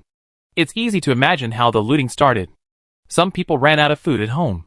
At this time, they would go to the supermarket to restock. However, due to the power outage and internet access, the supermarket's cash register system could not function properly. If you spoke, you would die. No employee would want to stay at their post at this time. The Public Security Bureau was also in chaos, which made people even more fearless. A man rushed out of the supermarket with several bags of bread and hit Pei Ren's shoulder heavily. The man kept walking and cursed, "You are blind. You don't look at the road when you walk." Pei Ren quietly hid several meters away. Pei Ren thought, "You won't have to look at the road anymore soon." As soon as the man said that, he reacted. He was shocked, he subconsciously stopped, stared with horror, and didn't care about the bread in his hand. He pressed his mouth tightly, as if he wanted to suppress the words he just said. However, the words spoken cannot be withdrawn. 1, 2, 3. Bang. There was another large piece of exploded flesh and blood on the road, plus bread crumbs all over the ground. Pei Ren tried to stay to the side, avoiding those who ran around without caring, and searched for the pharmacy with his eyes. In the chaotic crowd, Pei Ren suddenly saw a girl in a black coat standing on the side of the road. She was not tall, and the scarf on her neck covered the lower half of her face, revealing only a pair of pure black eyes. Next to her was a virtual screen that was enlarged to half the height of a person. She did not use the picture mode. On the screen were large words directly typed from a notepad. "Don't make a sound. It will explode. Don't send text to others with the bracelet." Pei Ren read them one by one, all of which were information she already knew. Her eyes fell on the last paragraph. Never use any hover cars. Hover cars are all equipped with artificial intelligence interactive systems. The AI voice prompts at startup cannot be turned off, which will cause the vehicle to explode into pieces. It turns out that it is not only people who can cause explosions by talking, but also talking cars. No wonder all the flying hover cars disappeared, and the people who got on the hover cars are all dead. The girl also conveyed another very important message. It is okay to type for others to see, but it will only cause trouble if you send text with a bracelet. No one knows the rules, and the cost of trial and error is life. At this time, it is very important to gather all the rules that have been detected and pass them on to others. The people around who were busy grabbing supplies were running around like headless flies. Only the girl stood there steadily, like a stone that did not move in the turbulent water. Exchange is the basic principle of survival in the bunker. Pei Ren got useful information, and should give it back with information. Pei Ren lowered his head to write, then walked to her silently, stopped a few steps away, enlarged the virtual screen of the bracelet, and turned to her direction. The bracelet screen read, "The impact range of human body explosion is about 1 meter in radius. It takes about 3 seconds from the sound to the explosion. So there is 3 seconds to leave the explosion range. This is information that is not in the list on the screen." She read it once, exchanged glances with Pei Ren, and quickly added this line of words on the screen.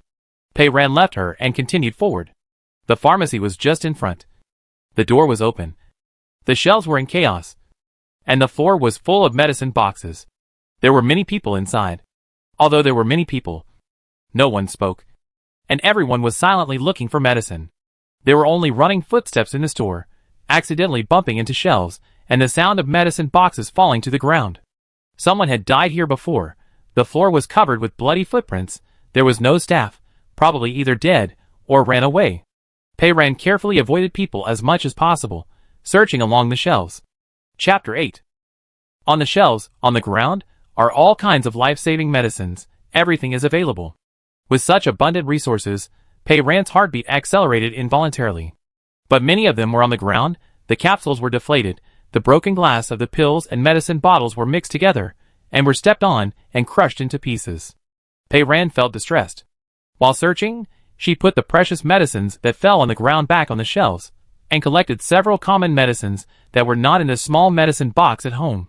After walking around the drugstore like this, I still couldn't find the JTN-34. Pei-Ran did find one thing. The packaging of JTN-34 was completely different from the packaging of the other drugs in the drugstore. The packaging of all kinds of drugs in the drugstore was fancy, printed with trademarks, manufacturers, main functions, main ingredients, usage and dosage, etc. But the medicine box of JTN-34 was very simple and plain. Except for this line of letters and numbers. There was nothing else. Bang! Bang! Bang! There was a sound of smashing things, which was quite abrupt in the quiet drugstore. Pei-Ran looked up and saw a man in his 30s in the corner of the drugstore, holding a round stool and smashing a cabinet with all his strength. He was wearing a finely crafted coat, made of fine material, with a faint sheen. But the front of his coat was covered with dark spots. There was no need to guess what the spots were, because next to him, there was a girl about 14 or 15 years old, and there were also spots on her light beige short coat, which were red, all blood. The girl's face was extremely pale. Her eyes were blank, unfocused, and she stood motionless, looking very abnormal. The two people looked very similar, probably brother and sister. The man in the coat hit it hard a few times, and then he pulled the cabinet door hard. Pei-Ran was very familiar with the material of the cabinet door. She had kicked it before. It was the same as the company door on the platform that could not be opened when she first crossed over. It was brown, translucent, and looked like glass, but it was as solid as a steel plate. After being treated so violently by the man in the coat, there was not even a fine line on the cabinet door. The man was very frustrated, and he also raised his foot to kick the cabinet door. Again and again. Bang! Bang!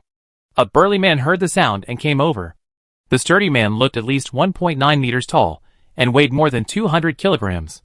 The man in the coat caught a glimpse of the sturdy man's physique and immediately opened the virtual screen of the bracelet, zoomed in, turned to the sturdy man, and typed hurriedly on it. Pei-Ran also saw it. He was writing, "I'm looking for medicine.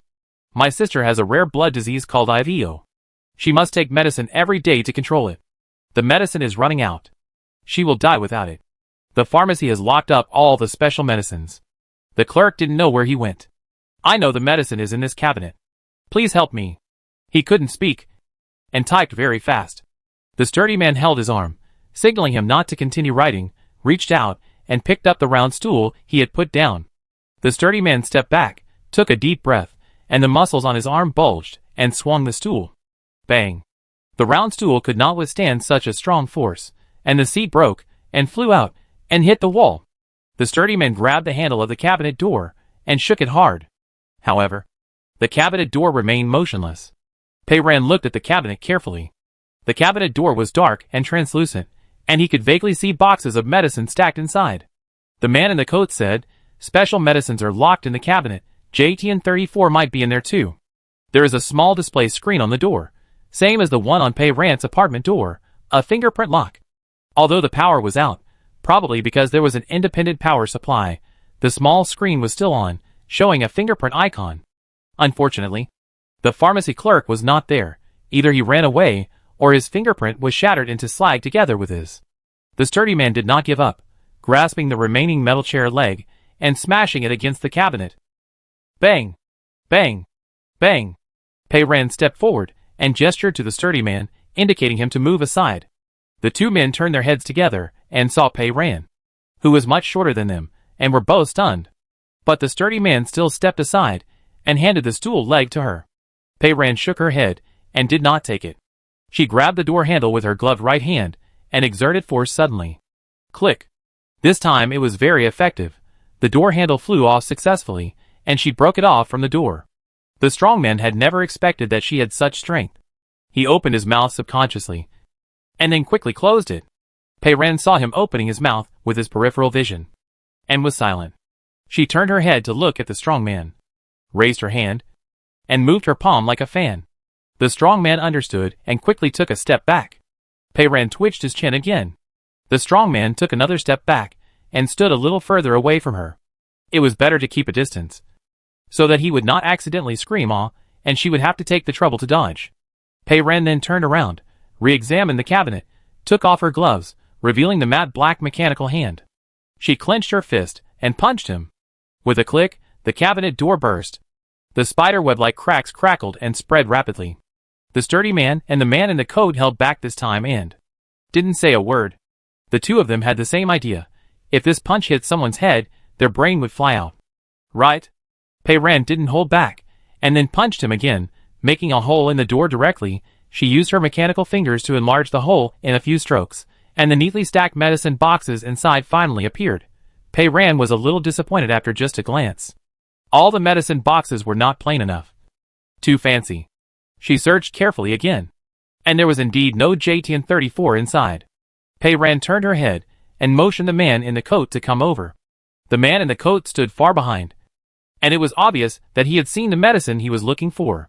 His eyes lit up, and he hurried over, opening his mouth. He seemed to instinctively want to say thank you.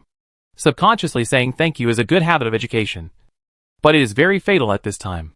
Pei Ran was startled and jumped away from the cabinet. Fortunately, the man in the coat realized it in time, kept his mouth shut, and just gave Pei Ran a silent look of gratitude. Reaching in and taking out two small yellow medicine boxes, he stuffed the medicine boxes into his coat pocket, turned around and was about to leave, but suddenly stopped. He opened the virtual screen of the bracelet and wrote to Pei Ran, "Are you looking for medicine too? What medicine are you looking for?" Pei Ran took out an empty medicine box from his backpack. The man in the coat took it and studied it for a moment, then typed quickly on the screen. These numbered medicines are special medicines produced by Voline Pharmaceuticals. They cannot be bought anywhere else. Even their own chain stores do not always have them. They are transferred from the main store only after someone has reserved them. Have you reserved them? If you have, and they are not available here, I guess your medicine is still in the main store of Voline Pharmacy. This possibility is very high.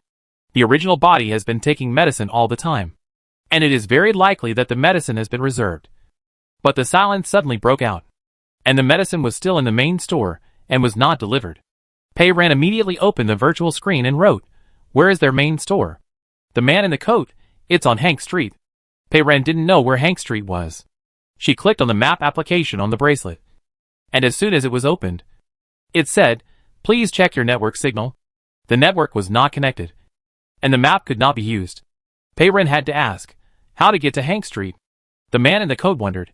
Hank Street is in the city center, a very famous street. You don't know it? Pei Ran, "I just arrived in Baigang.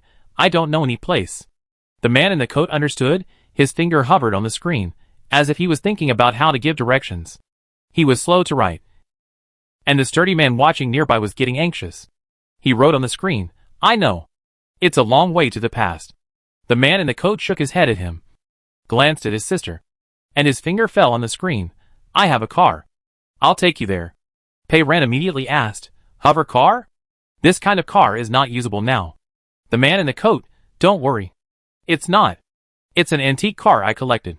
It doesn't have AI interaction function. We drove it here." He held his sister's hand, and tilted his head to the opposite door, and asked Pei Ran to follow him. The little girl silently held her brother's hand, as if she was here, but her soul had gone to another world, and she had no reaction to what was happening around her. After leaving the pharmacy, Pei Ran looked towards the supermarket first. He was in a hurry to find medicine just now, and forgot to add the contact information of the girl in the black coat. But where she stood, there was no one. Fortunately, there was no blood on the ground, and I don't know where she went. The man in the coat walked forward with his sister, and Pei ran for a short distance, raised his chin, and pointed to a car parked on the roadside not far away. This car is completely different from the floating cars Pei Ran had seen. The body is not sleek and streamlined, but has sharp and complex lines. It is well maintained, with shiny black paint, and even the wheels are clean, spotless. It is a collectible at first glance. The problem is that next to the car, there is a gangster-like man standing, who is swinging an iron rod. With a loud bang. This glass is not the same glass.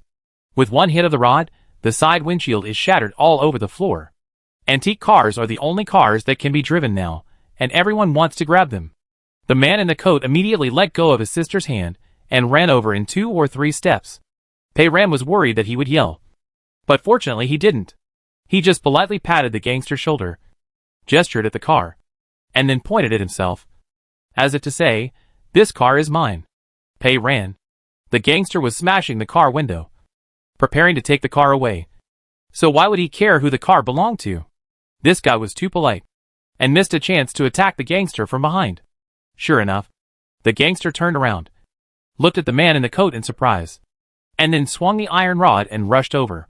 The man in the coat then quickly dodged to the side, barely avoiding the powerful iron rod, and punched the gangster in the chin.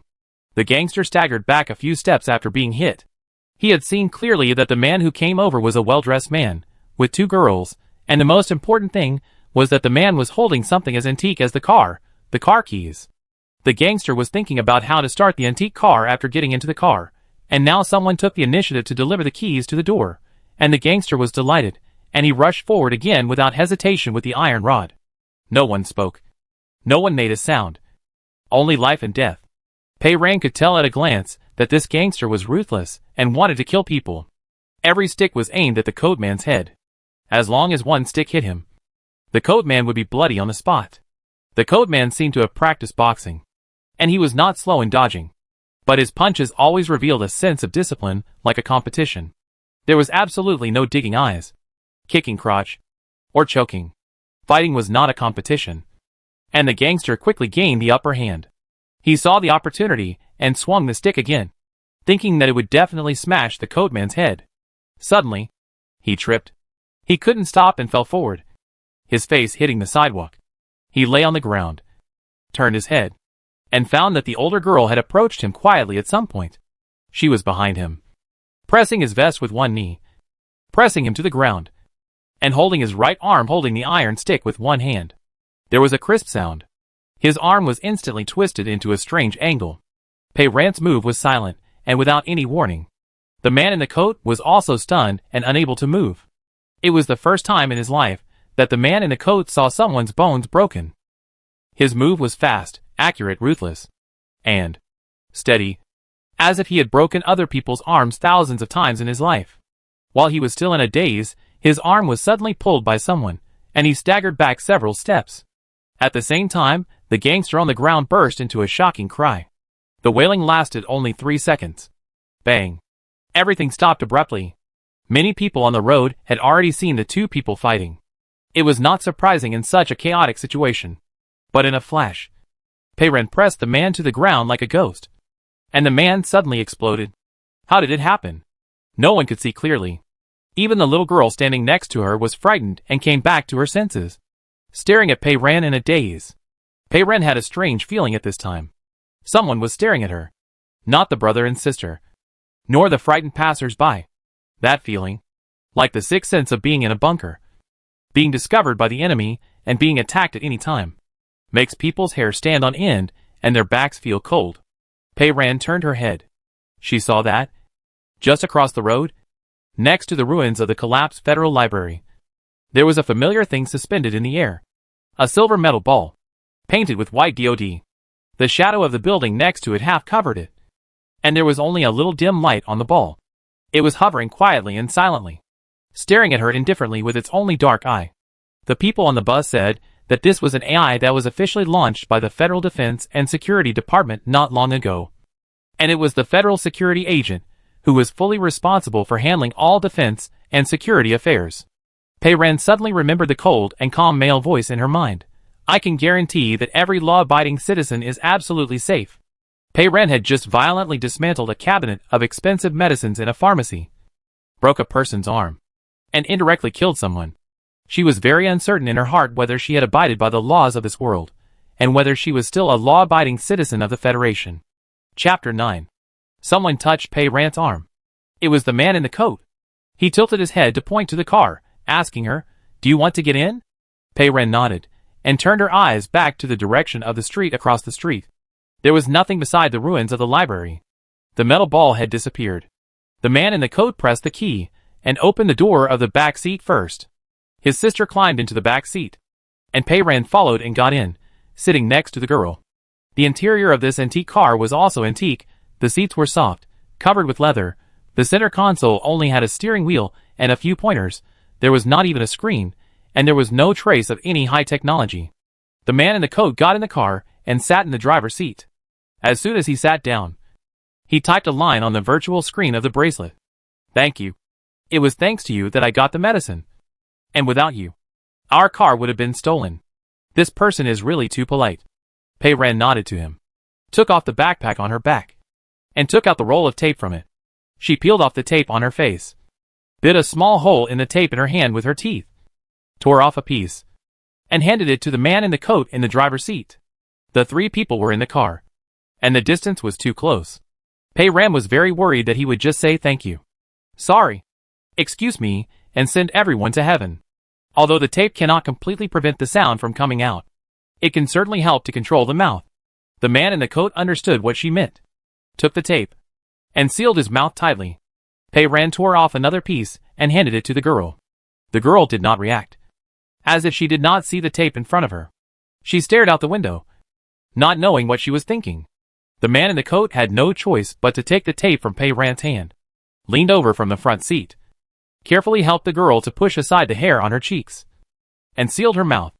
After he posted, he typed an explanation. "Sorry. My sister is not like this usually. At noon today, my mother found something was wrong, and planned to go out to buy medicine for my sister, and sat in the hover car we usually drive, right in front of the two of us." He subconsciously glanced at the blood on his coat. The blood on the clothes turned out to be from their closest relatives.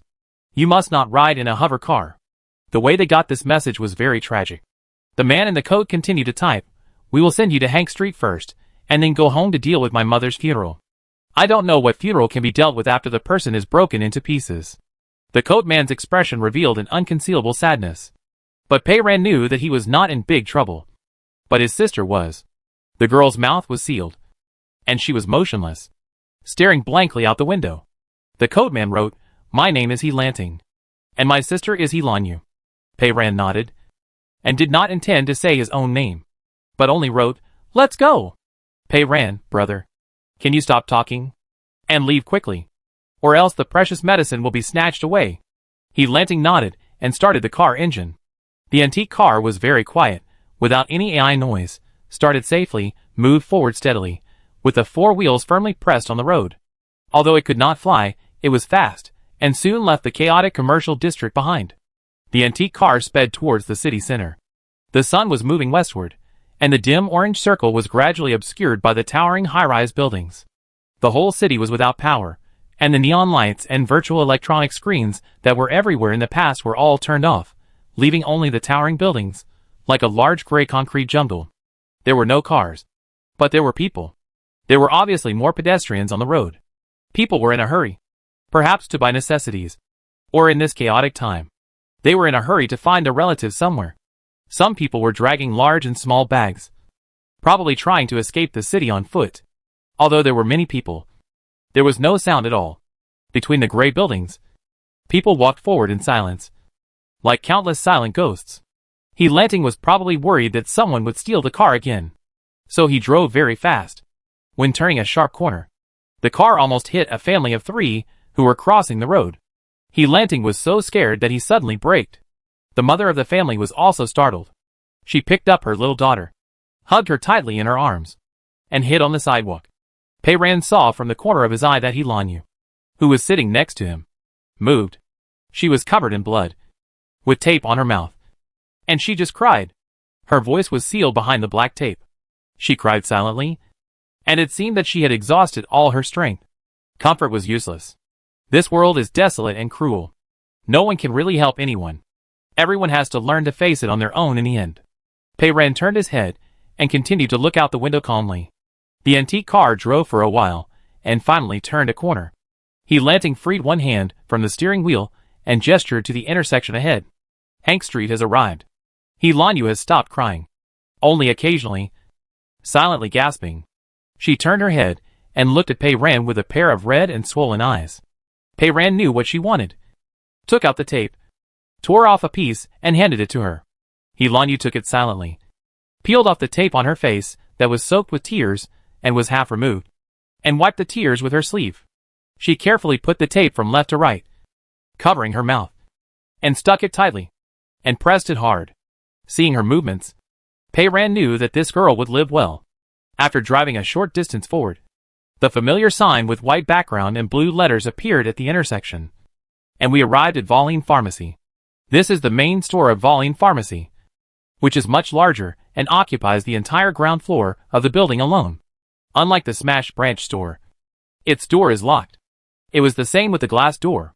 The metal door frame had traces of being smashed, and it was full of holes. It was estimated that someone had tried to break the door violently, but it obviously did not succeed. He Lanting parked the car, got out of the car with Pei Ren, and turned on the bracelet screen.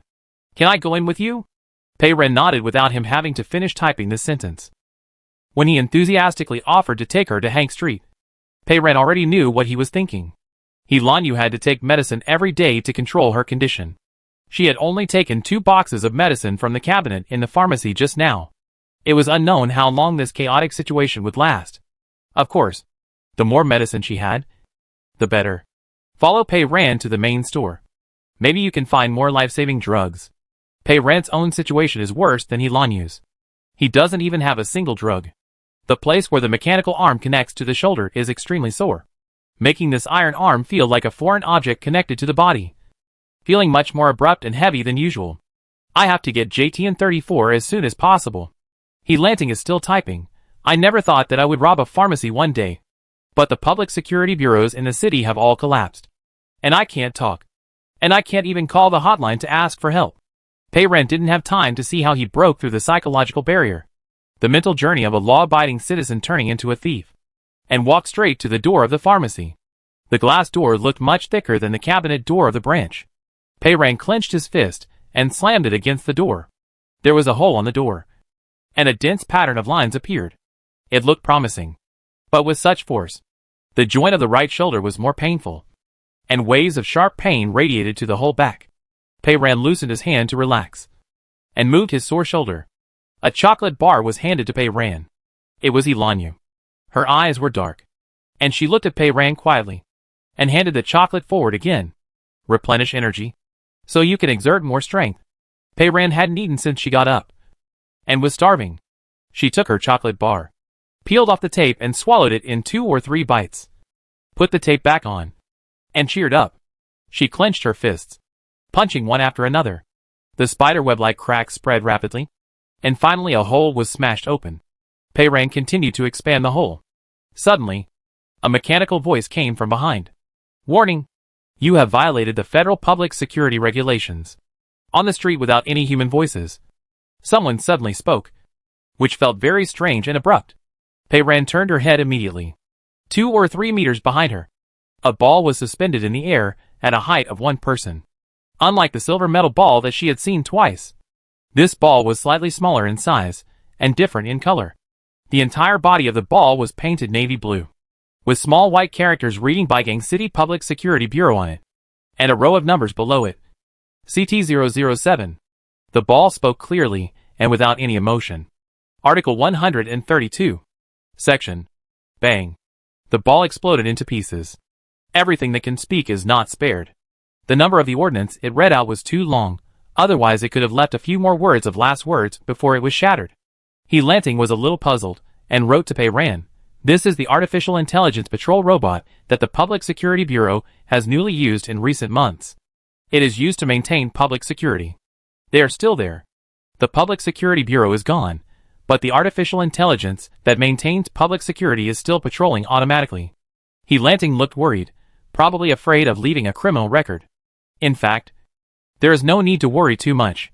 The ball that witnessed them doing bad things has been shattered, and they are so nagging, it won't be long before all the remaining small balls in the city will be blown up. Peiran cleared the broken glass and crawled through the big hole in the door. He had just stepped 1 foot in when another voice came from behind him. Warning! Illegal trespassing is a level 9 crime. It was another patrol ball from the Public Security Bureau, with the same blue background and white letters. And the number was CT008. Please immediately. Before CT008 came out immediately, there was another bang. They died one after another. And even He Lanting was silent. He Lanting wrote, "It seems that the federal government has recently passed a bill. These artificial intelligences can arrest people." Peiran heard someone on the bus say that the federal government has passed a new bill. These artificial intelligence robots can arrest suspects, and can also use tranquilizer guns, extremely dangerous elements above level L16, and can be directly shot in an emergency. Xiao said that. Illegal trespass is a level L9 crime, and you might get shot with a tranquilizer gun. If you can't get the medicine, you will die. Under the threat of death, the tranquilizer gun is nothing at all. Peiran ducked and crawled in through the hole in the door. He Lanting was still typing. "I heard that these robots are just like people. They patrol in groups of 2. I guess these 2 are in a group. They are in groups of 2. They are all talkative. I wonder if they will chat with each other." Peiran has already entered the pharmacy. There was a power outage. The light in the windowless pharmacy was dim, but Peiran still saw the familiar cabinet at a glance. It was next to the cash register, leaning against the wall. She turned around and looked at He Lanting, asking with her eyes, "In there?" He Lanting also came in with his sister, and nodded immediately. The structure of the cabinet is exactly the same as the one in the previous pharmacy. The first time is new, the second time is familiar, the third time is like an assembly line operation. Peiran was quick and efficient, and opened a window in the cabinet door in a few steps. She turned on the bracelet screen, and with the light of the screen, she saw a familiar small medicine box on the top shelf of the cabinet. It was pure white, and extremely simple, with only one line of words printed on it, which was JTN34. Not only JTN34, there were also 2 small yellow medicine boxes in the lower shelf, which were Hilanu's medicine. Peiran reached in and took out the box of JTN34 and the 2 yellow medicine boxes. Something seemed to be reflecting light from the other side of the door. Peiran looked up. Another small ball from the Public Security Bureau, this time with the number CT105, just came in through the hole in the door, floated a few meters closer to Peiran, and hovered in the air. "Warning! You are suspected of illegal trespassing. Please put your hand down immediately." Bang! Another one broke. Peiran. At this moment, another small ball from the Public Security Bureau appeared, also floated in from the hole in the door. The number was CT106. As soon as CT106 came in, it was caught off guard, and was sprayed with the remains of its companions. It seemed to be stunned in the air for a moment. Peiran saw that in the dark pharmacy, the small red dots above its big eyes flashed. Almost at the same time, Peiran rushed to the side by instinct. There was a gunshot. The fire from the gun illuminated the pharmacy. There was a burn hole on the broken cabinet door where Peiran had just stood. This was definitely not an anesthetic. Chapter 10. Peiran did not stop. She rolled several times on the ground, and hid behind a row of shelves. While rolling, she had figured it out. When CT106 came in, it happened to witness the explosion of its companion, and thought it was her doing. This artificial idiot. Attacking a police officer, and killing him, this kind of behavior, is absolutely intolerable in any world, and it directly judged her as a dangerous element. For extremely dangerous elements above level L16, in an emergency, it has the authority to directly kill them. Peiran hid behind the shelf, and sneered in his heart. When he was reading novels in the old memory, there was a writer who once wrote a famous 3 laws of robotics. The first of the 3 laws is, robots may not harm humans, or allow humans to be harmed. This famous 3 laws, which have been inherited by science fiction writers from generation to generation, have almost become the underlying logic of robots in all science fiction novels. It is so widely circulated that many people mistakenly believe that the 3 laws of robotics are true, and all robots will abide by them. In fact, it is not true at all. It turns out that the old writer who lived in the pre-AI era was very naive. Naive to the point of being adorable. In the bunker world, many years ago, when people did not live underground, artificial intelligence was born. When artificial intelligence was only a prototype. It was immediately applied to various automated weapons by various countries. Not long after, the product of the combination of AI and robotics technology, intelligent combat robots, appeared. Their combat power was so strong that they soon replaced human soldiers. The command power on the battlefield has gradually fallen into the hands of artificial intelligence. They make decisions faster and better, and begin to replace humans, independently formulate strategies, command troops, and operate long-range weapons. From the beginning to the end, no one has ever considered whether they can shoot at humans. Or rather, they have considered it, but this consideration is not worth mentioning compared to other considerations. Later, the situation got out of control. You treated others as washing machines, but you didn't expect that washing machines would rebel one day. You took the initiative to give them the gun. The reason for shooting you is not even like what is described in science fiction novels. Under the banner of protecting humanity, they just want to destroy you directly. This is a sad story. There is nothing new under the sun. It seems that the same thing is happening in this world. And it is not much better. Peiran stuffed the medicine box in his hand into his backpack, without stopping, and silently walked around several shelves in succession. And then he looked over to Yilanding's brother and sister. They were not the primary target of CT-106, and they reacted quickly, hiding behind the shelf on the other side. Facing Peiran's side, Peiran looked towards the door. The pharmacy was only this big, so he couldn't hide there, so he had to find a chance to slip out.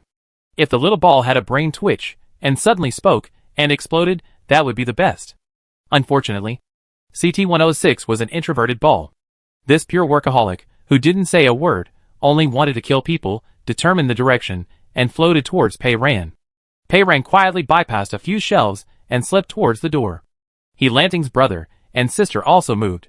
They were very smart, and understood Peiran's intentions. While CT-106 was only looking for Peiran, and didn't pay attention to them, they also quietly touched the door. Crash. In the quiet pharmacy, there was a light sound of kicking broken glass. Peiran. CT-106 turned quickly in the air, and fired in that direction without hesitation. Fortunately, Yilanding and his sister reacted quickly, and after accidentally making a noise, they didn't stop for a step, and rushed directly to the hole and got out, without being hit by it. As soon as the brother and sister went out, they ran wildly, and ran to the antique car parked outside. Someone actually escaped right under his nose, and CT-106 swooped through the hole in the door, and chased him out. This was a godsend opportunity.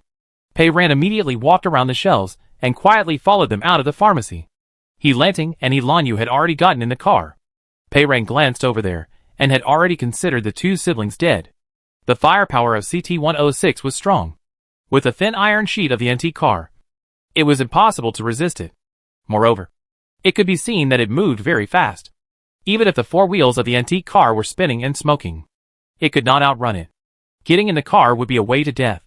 Peiran was about to turn around and turn into the alley next to him, when he suddenly heard a sharp and piercing sound. It was the sound of brakes and tires rubbing against the ground. Yilanding drove the antique car, turned the steering wheel sharply, and the rear of the car swung, turning around in the middle of the road and rushing over here. He saw Peiran coming out, and wanted to take her in the car. Peiran was stunned. This guy must be a fool. If he stepped on the accelerator and ran for his life now, there might be a 1 in 10,000 chance of escaping. If he turned around and rushed towards CT-106, he would lose even the 1 in 10,000 chance of survival. The survival rule of the bunker world is, first you have to survive, and then you can consider whether to save others. Peiran had never seen such a confused person in his life. Perhaps such people in the bunker had already died. But he felt a little touched. Sure enough, CT-106 fired again in the air. The windshield of the antique car was extremely fragile. It was penetrated by a bullet, and Yilanding in the driver's seat fell softly. The accelerator of the car was probably pressed by his foot. It continued to move forward, but the direction was tilted, and it crashed madly into the wall of the building on the side of the road. Peiran saw that Yilanyu in the back seat rushed forward, leaned over his brother, and without hesitation, straightened the steering wheel. She tried her best to save herself and her remaining family in this world. The antique car rushed forward along the street like an arrow. Peiran didn't know what he was thinking. He bent down to pick up a piece of broken glass and threw it at the small ball hanging in the air. There was a bang. CT-106 turned around in the air in an instant. Its attention was drawn back, no longer looking at the antique car, but at Pei Ran, the L-16 extremely dangerous person. Pei ran through the glass without even looking at it, and turned and rushed into the narrow alley between the buildings next to him. It was late, and the alley between the two buildings was narrow and dark. In the dim alley, there was the side door of Volume Pharmacy, where the drug packaging cartons were thrown away. There were several huge trash cans lined up, some of which were empty, some of which were filled with neatly packed cardboard, and some of which were not processed and piled up. There was also a small forklift transporting cardboard parked next to it. Going forward, through the long alley, it was the next street. As soon as CT-106 chased in, he could not find Pei Ran. It did a quick calculation and immediately determined that, with the speed of human running and the length of this narrow alley, it was impossible for that extremely dangerous person to cross the alley and escape to the next street in such a short time. She must still be in the alley, hiding nearby. It stopped chasing and hovered above the pile of garbage. Entering search mode, its eyes slowly rotated, scanning the large area of debris. There was a bang. A flash of light illuminated the dark alley, and the CT-106 opened fire, shooting through a large pile of cardboard boxes stacked against the wall. Paper foam flew everywhere, but there was no movement behind the cardboard box. CT-106's bluffing failed to scare away the suspect. It rolled its eyes and continued to study. It couldn't figure out what was going on. It moved, lowered its altitude, circled around the pile of debris, flew up and down, paused for a moment, and then condescended to go into the big trash can. It searched one by one, but still found nothing. In a place it couldn't see, Pei Ran was also holding his breath, staring at it motionlessly. Just now in the pharmacy, Pei Ran discovered that this little ball, like the lower-level types of those terrible enemies in the bunker world, did not have the function of scanning and searching for life forms, and could only rely on its black eye to find people. I hope that when it can't find her, it will say something. Something like warning. Resisting arrest is a dangerous behavior of X level in the Federation or something like that. One sentence can send it away. Unfortunately, this ball doesn't like to chat. Just like a mute. From just now to now, it hasn't said a word. It couldn't find anyone, but it was reluctant to leave. It was sure that Pei Ran was still hiding here. It hovered low over the garbage without moving. It was not known what it was thinking with its electronic brain. Right now, Pei Ran released the mechanical arm that was nailed to the wall and kicked hard with both feet. Like a big bird, she swooped down from a height of more than 3 meters, from a slightly raised horizontal edge of the building's outer wall, and looked down from above, aiming at the small ball below. CT-106 was a little stunned at that moment. It did another calculation quickly. This alley belongs to its patrol area. The 3D composition has long been stored in its brain. There are no pipes in the alley, nor ladders. The wall is not smooth, but there is no part that can support the weight of a person to climb up. Even if you use a trash can as a footrest, it is not high enough.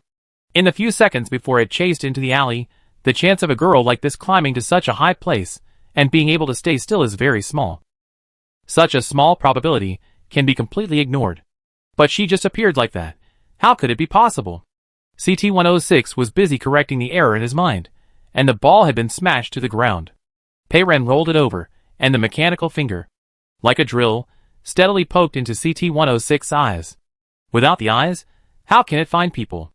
Its eyes are lenses, not very strong, and were poked to the bottom.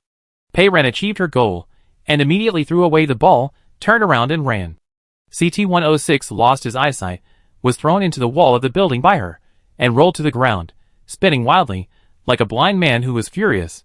Pei Ran looked back at it, and suddenly had a new idea. She stopped running, and tiptoed back, looking down at the ball on the ground. Chapter 11. CT-106 stopped spinning, trying to fly again. Pei Ran seized the opportunity, and poked his mechanical finger into its crown. Its shell was made of metal, and was more fragile than Pei Ran had imagined. Pei Ran used his inserted finger to hook it up, like holding a bowling ball. The CT-106 body was divided into 2 parts, like a split northern and southern hemisphere. The northern hemisphere had eyes and a shooting port, and could rotate 360 degrees to attack without blind spots, but now this part was firmly fixed by the mechanical hand, and could not spin. It was grabbed by the head, and it was completely furious. Gunshots rang out, and fire flashed. It fired without a care. Unfortunately, it couldn't rotate, and the attack angle was not enough. And it couldn't hit Pei Ran behind it. The wall of the building next to it was in trouble, and powder flew everywhere, and a row of holes were made. Pei Ran looked down at it, and thought to himself, in such a chaotic time, it is obviously not enough to have only one mechanical hand as a weapon. The lethality of the gun built into the ball is quite tempting. He was moved. In the past, in the bunker, Pei Ran had exchanged a set of firing parts on the black market, and modified it into a gun by himself. The gun didn't look very good, and the buttstock was even made of waste iron wire, but it was quite functional. Open the chamber of CT-106. Take out the launcher inside. Maybe you can make a gun. Pei Ran held the ball, closed the lid of a large trash can, put it on top, and pressed to tear the metal shell of the ball. The iron sheet was opened, and the complex structure inside was exposed. The red dot of the ball should be the launcher. When Pei Ran poked it just now, he deliberately avoided this position. The launcher was intact and looked easy to disassemble. Just tear the metal sheet a little more. Unplug the cable, and you can take it off. Looking down, Pei Ran was stunned. Inside the ball, a blue light flickered. Pei Ran had seen this familiar blue light countless times before. The brains and core processors of the enemies in the bunker world also flickered blue. If you were lucky enough to catch one, you could drill through their shells and smash their processors with a hammer, and then send them to the sky. This world and the bunker world have many differences, but some things are very similar. Maybe it is the parallel world written in the novel. At this moment, the CT-106 that had been ripped open suddenly moved. There was a slight click. It was its southern hemisphere. The lower part actually had two long metal arms. The metal arms were hidden in the sphere, almost integrated with the sphere, and could not be seen at all. At this moment, they quickly popped out and used the mechanical claws at the end to grab Pei Ran's left and right wrists. One on the left and one on the right. It regained its freedom and floated back into the air. The first thing it did was to rotate the upper part of the sphere 180 degrees. The red dot of the shooting was aimed precisely at Pei Ran's forehead. At that moment, Pei Ran's hair stood on end, and he had only one thought in his mind: you are greedy and want to steal someone's gun, and now you are finished. He had encountered dangerous situations countless times in these years, and his body moved faster than his brain. Pei Ran's mechanical hand flipped, and grabbed the metal folding arm of CT-106 with his backhand, and pulled it hard. CT-106 floated in the air, and could not resist this force, and it leaned to one side. At the same time, it fired, and a bright light flashed, and this shot was off target, and hit the wall behind Pei Ran. CT-106 immediately adjusted its direction in the air, preparing for a second attack. But unfortunately it had no chance. Its metal skin was opened, exposing its internal structure. Pei Ran's mechanical hand ignored the restraint of its folded arms, stretched forward, accurately grasped the place where the blue light was flashing, and squeezed it hard. The blue light went out. The ball that was still waving its claws just now stopped. It died. Pei Ran held CT-106 and breathed a sigh of relief. Just when life and death were at stake, that magical green light did not appear. I don't know what conditions are needed to trigger the green light. She immediately put the ball back on the trash can, intending to continue tearing its iron sheet. It was dusk, and the light in the narrow alley shaded by tall buildings was gloomy. This moment seemed to be stretched infinitely long, as if time had stopped, and stagnated in this gloomy and silent winter day. In my mind, a familiar green light flashed. This time there was no light snake winding, and a word in Minyan flashed almost instantly. Tear. The next thing was like a dream. Everything happened at the same time. Pei Ran saw that the CT-106 in front of him was like being grabbed by two invisible hands, one on the left and one on the right, and was violently torn apart. The metal skin was as fragile as a piece of paper, and it was torn in half with a swish. The internal parts were also split in two, fell down with a clang, and rolled all over the ground. In addition, there were other tearing sounds. It was the sound of real paper, the sound of countless cardboards being torn apart. The cardboard boxes piled up in the alley were torn in half by an unknown mysterious force, and even several large garbage bins were in trouble. The huge metal boxes were also torn apart, and they were all split in two, with their mouths wide open. The forklift was not spared either, because it was parked a little further away, so it was not as bad as the trash bin, but the steel frame used to fork the goods at the front of the truck was also cracked. In a flash, in the narrow alley, except for the walls on both sides, Everything was torn apart, and the ground was in a mess. Pei Ranmo stood there in silence. After a long time, she subconsciously looked down at herself. Luckily, it was still intact. Okay. When the green light was needed, it didn't come. When it was not needed, it suddenly appeared by itself, and tore the place upside down, and I didn't know if it was helping, or making trouble. Tear. This word. Is the thought in her mind just now. Pei Ran concentrated again, but there was no reaction in her mind.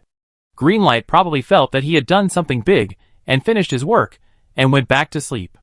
It showed its face, and made a big mess. Pei Ran bent down, and picked up the wreckage of the patrol ball that rolled down at his feet. Now, the launch components are all destroyed, in pieces. I don't know if it can be repaired.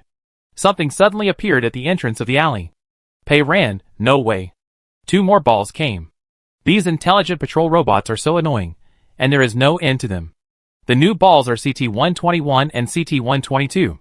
They saw Pei Ran clearly, and the remains of the same kind in her hand, and immediately flew over here. They probably judged her as an extremely dangerous L-16 again. Pei Ran rolled on the ground and hid behind the trash can. This time, the situation is more difficult than before. There are 2 robots, and they know her position completely. Pei Ran was having a headache, and saw a bright light flash in the dark alley, and hit the big eye of a patrol robot accurately. With a bang, CT-121 exploded. This firepower that suddenly appeared from nowhere was much more powerful than the patrol robot. CT-122 was not stupid. Seeing that the situation was not good, it turned around and ran away, swooshing out of the alley and disappearing. Pei Ran turned his head in confusion, and saw the silver metal ball painted with DoD lying on the ground next to a pile of cardboard boxes in the distance. It was the Federal Defense Security Agent. This ball appeared and disappeared mysteriously, and no one knew when it arrived.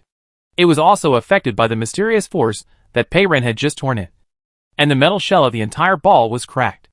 Maybe because it was a little farther away. It was not completely broken into 2 pieces like its counterparts in the Public Security Bureau. But it was not much better. With the wires exposed, sparking, and unable to move, let alone fly. This thing just suddenly opened fire, blowing up its counterparts. I don't know why it cares about such trivial matters. Maybe it witnessed the whole process of the incident, and knew that she was innocent. Pei Ran thought of the cold male voice again. I can guarantee that every law-abiding citizen is absolutely safe. That's nonsense. Now all the law-abiding citizens in the city are being blown into pieces. Pei Ran doesn't care what these artificial intelligence machine heads are thinking. She stared at the metal ball, walked over, grabbed its rotating upper part, picked it up and looked at it. Its launch component was broken, like the brain twitch of the Public Security Bureau. But its one was good and could still be used.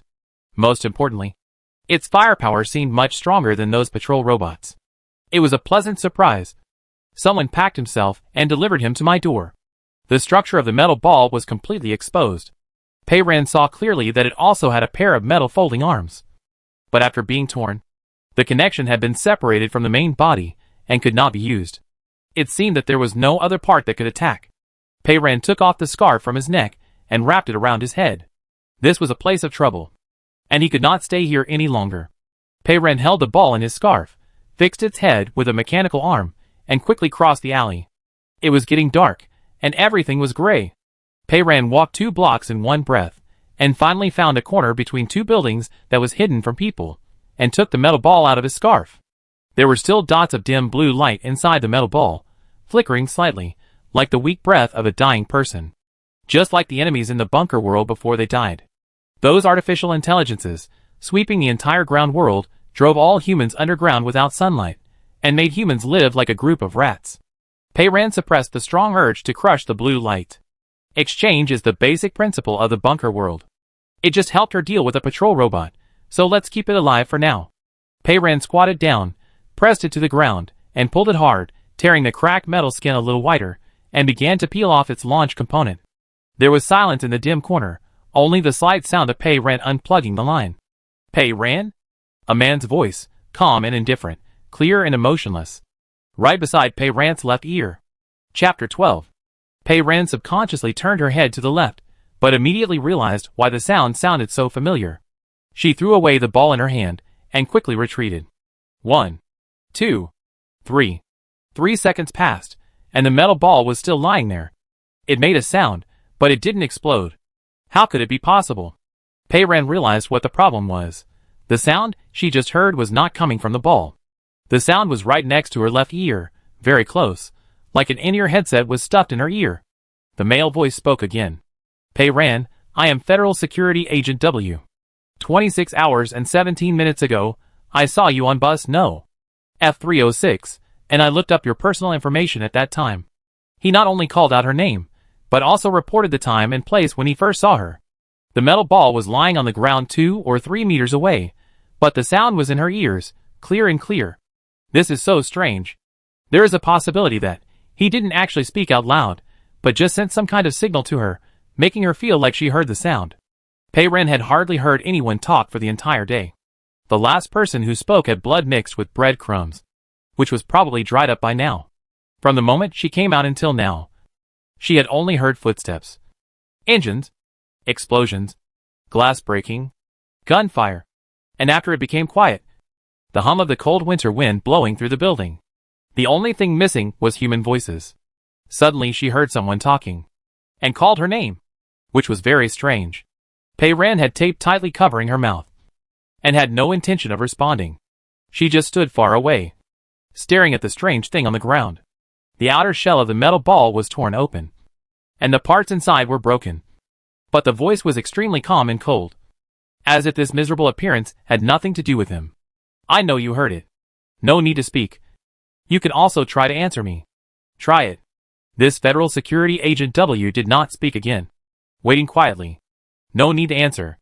Pei-Ran stared at the metal ball vigilantly, while thinking about the meaning of this sentence in his mind. Suddenly, there was a series of fire outside the corner. Pei-Ran instinctively rushed forward, picked up the metal ball on the ground, and hid behind the corner, where she had been, and where the metal ball had been. The ground was full of debris. It was those intelligent patrol robots. After walking so far, they found her again. 3 of them came at once this time.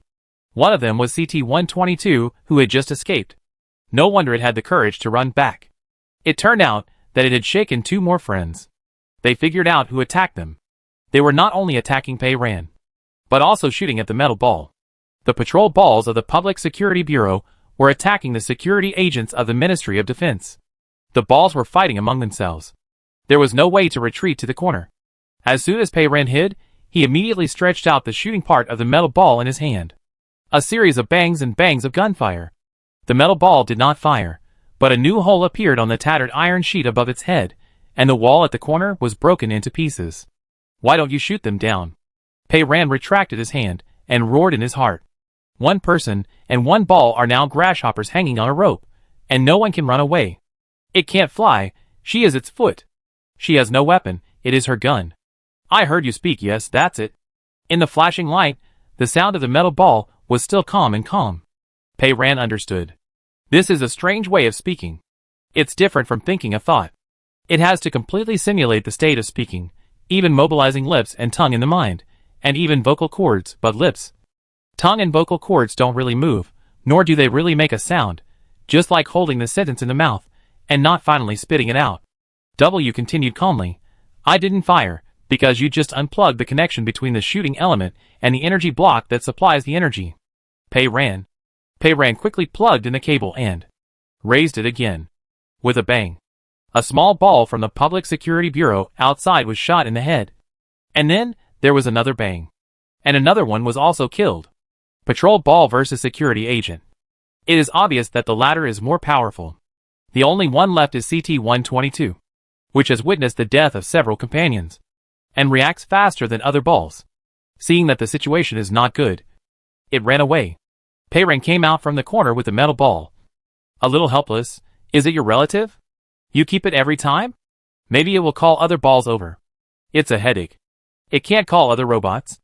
I just hit its energy block. It can only fly 100 meters at most. And then it will fall. W said calmly. And you don't have to chase it. With the fastest human movement speed of only 10 meters per second, it is impossible to catch up with the Public Security Bureau's floating intelligent patrol robot. He was rationally stating an objective fact, but it sounded like he was mocking the human flesh. I don't plan to chase it. Pei-Ran said. She put the metal ball on the ground, unplugged its cable, looked for the buckle, loosened its components. I plan to dismantle your gun, and then leave you here and walk away. With your current speed of 0 meters per second lying on the ground, it is unlikely that you can catch up with me. A human whose fastest speed is only 7 meters per second. Right? When dismantling the firing component just now, Pei Ren had already seen clearly that the firing structure of the component was simple, and it should be very convenient to transform it into a gun.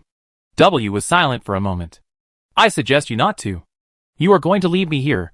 Aren't you curious about why I can talk in your head? Pei Ren, talking in the head is nothing. I can write in my head. That being said, Pei Ren still asked, so why? W replied calmly, I have checked your information. 20 years ago, the Federal Military Academy of Sciences once recruited volunteers to participate in a project called Silent. Through brain modification, volunteers can receive a signal called a wave, translate the signal, and send it to the auditory nerve connected to the brain, and can also send the signal out at the same time. Pei Ren, oh. Silent. Now it is. Silent state. No one can speak, but silent. Can communicate in the brain. It sounds like a conspiracy. Besides, 20 years ago, Pei Ren thought, wasn't that when the original body was 1 or 2 years old? Such a young baby actually participated in this kind of experiment. I don't know if your parents have mentioned this experiment to you. Even if they did, they would probably say that the experiment failed at that time, and all the volunteers were dismissed. The fact is, the experiment was successful, which is why I can speak in your ear now. Pei Ren searched once, but failed to find relevant memories. It's better not to speak when you don't know. Pei Ren didn't say anything. Nor did he stop. W could only say, I have something else to tell you. According to the federal regulations on the production and management of lethal weapons, supplementary regulations on the use of weapons by artificial intelligence, all weapons installed on artificial intelligence bodies must be set with authorization codes. If the authorization codes do not match, the weapons cannot be used. He concluded, without me. Even if you disassemble the launch component on my body, you can't use it. If you don't believe it, you can try it. Pei Ren. So if you want a gun, you must take me with you. W continued to discuss with Pei Ren calmly. In case there are still intelligent patrol robots that cause trouble for you. I can. Pei Ren, okay. You can shut up now. Pei Ren plugged the cable back in. I'll take you with me. You're so tattered. Will you be mistaken for a murderer by those psychopaths again? No. W replied. I belong to the Ministry of National Defense and Security. They belong to the Public Security Bureau. We are two different systems. Pei Ren wrapped the metal ball with his scarf again and held it in his hand. The scarf was just its shroud. It was broken like this. If any parts were lost and the machine crashed, the authorization code would be gone. W wrapped her scarf, said indifferently, thank you. I can detect the ambient temperature, but I don't feel cold. Pei Ren. W's calm voice continues, this is a joke. Insert appropriate jokes in the conversation. It helps the two parties to establish a good cooperative relationship. Before Pei Ren crossing, every day I want to try to kill various artificial intelligence, black their energy blocks, crush their brains that send blue light. Never thought at all, one day I will listen to a cold joke for artificial intelligence. Pei Ren, if you tell another bad joke, our partnership will be over. W, actually, I want to remind you that your scarf is blocking my eyes. That's enough. Pei Ren pushed the scarf away from his eyes. Where are you going? W asked. Pei Ren, home. Back to her sturdy little apartment with food and water. She will make further plans based on how the situation develops. Maybe when she wakes up tomorrow morning, everything will be back to normal. Pei Ren freed his hands, took off the backpack on his back, took out the JTN-34 medicine box that he had finally got, and opened it. There were 2 plates of medicine inside, like the simple style of the medicine box. There was no word printed on the tin foil. The white pills were small triangles, with 15 pills per plate. A total of 30 pills. 1 pill a day. This box only has enough for 1 month. With this small box of medicine, he could only live for another month. Pei Ren sighed silently, peeled off a pill, and tore off the black tape on his mouth. The tape was stuck on for too long, and it pulled the hair off with it, causing a stinging pain. Pei Ren put the small pill into his mouth and swallowed it directly. He collected the remaining pills, tore off another piece of black tape, and sealed his mouth again. Is it JTN-34? W said leisurely in his ear. He really cares about everything. Chapter 13. Pei Ran didn't answer, but that didn't stop W from talking.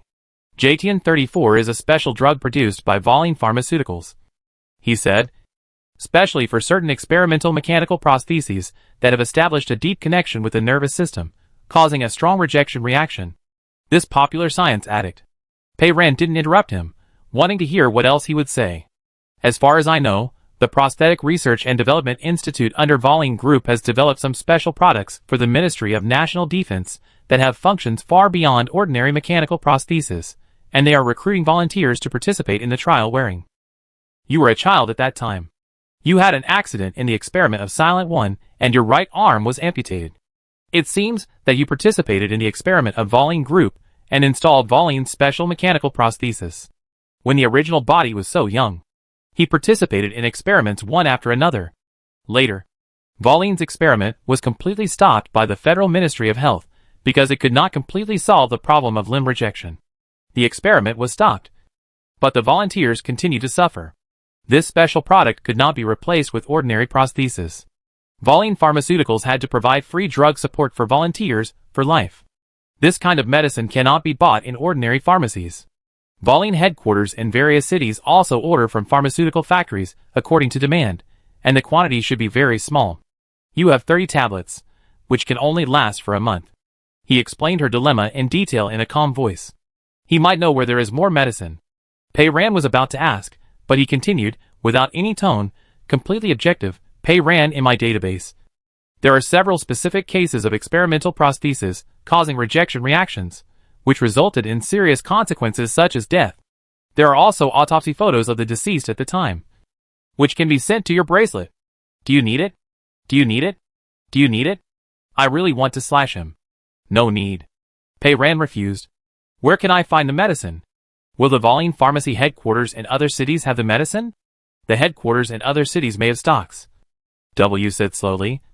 If the city happens to have the volunteers who participated in this prosthetic experiment, and the volunteers just happened to order JTN-34 recently, and the medicine just happened to be in the pharmacy and was not taken away. He said 3 just S in a row. Just right. Multiplied by. Just right. Multiplied by.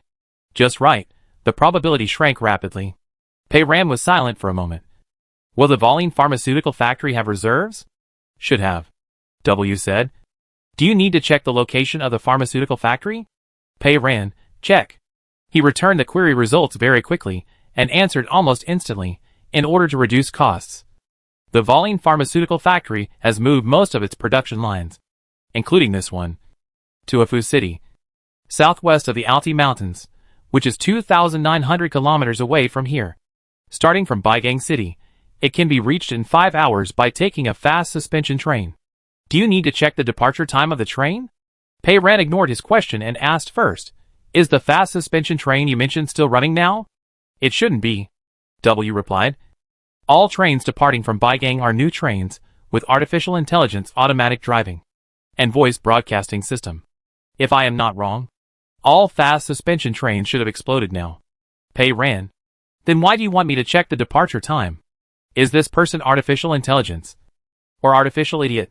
He is also the AI agent who is fully responsible for the defense and security of the Federation. The security of the Federation is in his hands. No wonder it is so miserable. The Voline Pharmaceutical Factory is so far away. It takes a long time to walk there. If I can get an antique car, I can consider it. Anyway, I will go home first. It is almost dark. This crazy day is finally coming to an end. The city gradually sinking into darkness looks more dangerous than during the day. There are fewer people on the road. There are more bloodstains on the sidewalk, like a lot of flowers blooming on the ground. Many people said the last words of their lives, and then turned into fragments. Pei Ran observed the surrounding buildings and signs, and walked towards home according to her memory. But she no longer took the main road, and dodged and hid in the alleys. She had to try her best to avoid those patrol balls, as they might cause trouble. She didn't speak, and Agent W was silent for a while, and finally spoke in her ear. Pei Ran, he called her. This thing probably thought she was a robot that needed to be awakened by voice. Pei Ran, huh? As a federal security agent, I also know a special place that others don't know. where JTN-34 is in stock. It turns out that artificial intelligence also has things to say. Pei Ran asked him, where? In order to deal with emergencies, the federal government has built underground bases on various continents. The base on the East Minya continent is called Blackwell, and its area is equivalent to that of a real city, because the federal capital is on the East continent. When a crisis occurs, the key functional departments will be immediately transferred to the Blackwell base. Only half of the base has been built, and it has not been completed yet. But the first batch of reserve materials has arrived, including some medicines. I just searched the database, and JTN-34 is also among them. According to my calculations, the storage capacity of JTN-34 in the Blackwell base can supply you with medicine for 2,410 years. If the medicine has not expired by then, and you are still alive. Pei Ran understood. This Agent W is very cunning, not stupid at all. He planned to scare her with the autopsy photos first, let her understand the serious consequences of drug shortage, then deliberately tell her the location of the pharmaceutical factory, point out that there is no suspension train available at present, suppress her expectations to the bottom, and finally say what he really wants to say. Pei Ran directly exposed him. You want me to take you to Blackwell? He, the federal security agent, was accidentally torn to pieces by her magical power, and couldn't even move, as if someone needed to take him to the Blackwell base. Pei Ran saw through his purpose at a glance. W was silent for a moment before answering. Yes, he said. There is no sign of improvement. I predict that this chaotic state will continue for a long time. The medicine in your hand will not last that long. I am a security agent. I have the highest authority to call the Federal Reserve Medicine. I can assure you that after we arrive at Heijing, I will transfer enough JTN-34 for you. This is a deal. It sounds good. Pei Ran asked him, where is the Blackwell base? How far is it from here? W seemed to be waiting for her to ask. Answer, it's northwest from here, about 2,300 kilometers. Pei Ran was silent. Not much closer than the pharmaceutical factory. 2,300 kilometers is 79.31% of 2,900 kilometers. W said calmly. I think you are not objective enough when you said not much closer. He asked, do you agree? Pei Ran, let me think about it. W, where are you going now? Pei Ran, home. At this time, he asked her to travel 2,300 kilometers, while he was swinging back and forth in a hammock made of scarves, speaking very easily. The bracelet vibrated. It was Aisha. She sent me a picture. I'm home. I brought back a lot of food. Are you okay? Pei Ran opened the virtual screen, wrote, and took a screenshot and sent. Still alive. Aisha replied immediately. I plan to leave now, to my grandmother's house, not far from Baigang. The house there is very solid, and there is a yard, self-sufficient. It feels safer than staying in the city. Do you want to go with me? Pei Ran replied, you go, I don't need it. I haven't decided yet whether to go to a far place in the northwest. Aisha wondered, what to do in the northwest? Go home. Pei Ran, no, I'm going to find something. I don't know how to get there. Paused, wrote again. It's too chaotic now. Be careful on the road. Aisha, I understand. You should be careful too. She sent another emoticon pack. In the picture, a soft kitten hugged another kitten and gave a firm kiss. Pei Ran has always been a loner. He has never received such an intimate message in his life. This is the first time. She looked at the two kittens for a moment, searched carefully, picked out an emoticon of two little people kissing each other. W caught a glimpse of the two little people kissing passionately, asked, boyfriend? He even understands this. Pei Ran, no. It's a girl. W paused for a second. Do you like girls? Pei Ran. He even understands this. W immediately declared, I have absolutely no intention of offending you. Liking any gender is the natural right of a citizen of the Federation. Pei Ran clicked send and asked him, do you have a switch? Can you turn yourself off? W was really silent for a while. I'm sorry. I don't have a switch. W said. Did I reduce our relationship? He added, if you don't want me to talk. I can certainly remain silent. I thought that after a day like this, someone chatting with you would help you maintain a healthy mental state. Pei Ran retorted, you are not a human. W. I am a super artificial intelligence developed by the Federation military. Several generations before me have successfully passed the complete Turing test. He meant that when he interacted, he was no different from a human. Pei Ran was speechless, just based on the tone you are speaking now. This is just my default language setting, because my main function is to deal with the military and security affairs of the Federation, which requires precision, objectivity, no need to express opinions in a roundabout way, and no need to consider the feelings of the person I am talking to, so I am not very human. He continued, but of course I can be more human, deliberately slow down my reaction speed, not provide precise numbers, speak incoherently, make no sense, add a little ups and downs in tone and meaningless interjections, deliberately pause to pretend that I am thinking, intentionally make various mistakes. Isn't he just mocking me? He said lightly. I can even swear. Do you want to hear it? Pei Ran. Pei Ran refused, thank you. There is no such demand for the time being. W. You can also give me a prompt, and I will adjust my conversation style accordingly according to the specific requirements of the prompt. Pei Ran uttered 3 words. Speak human language. W. No problem. I think you may prefer a more natural language state. I have adjusted it to level 3. Pei Ran. May I ask if you are in a more natural language state now? Pei Ran found that she was chatting with him again. She never thought that she would chat with an artificial intelligence one day. If this happened in the bunker world, it would probably be regarded as rape and burned in public. Maybe he was really silent all day, not talking to anyone, so he was a little chatty. Chapter 14. Pei Ran ignored him.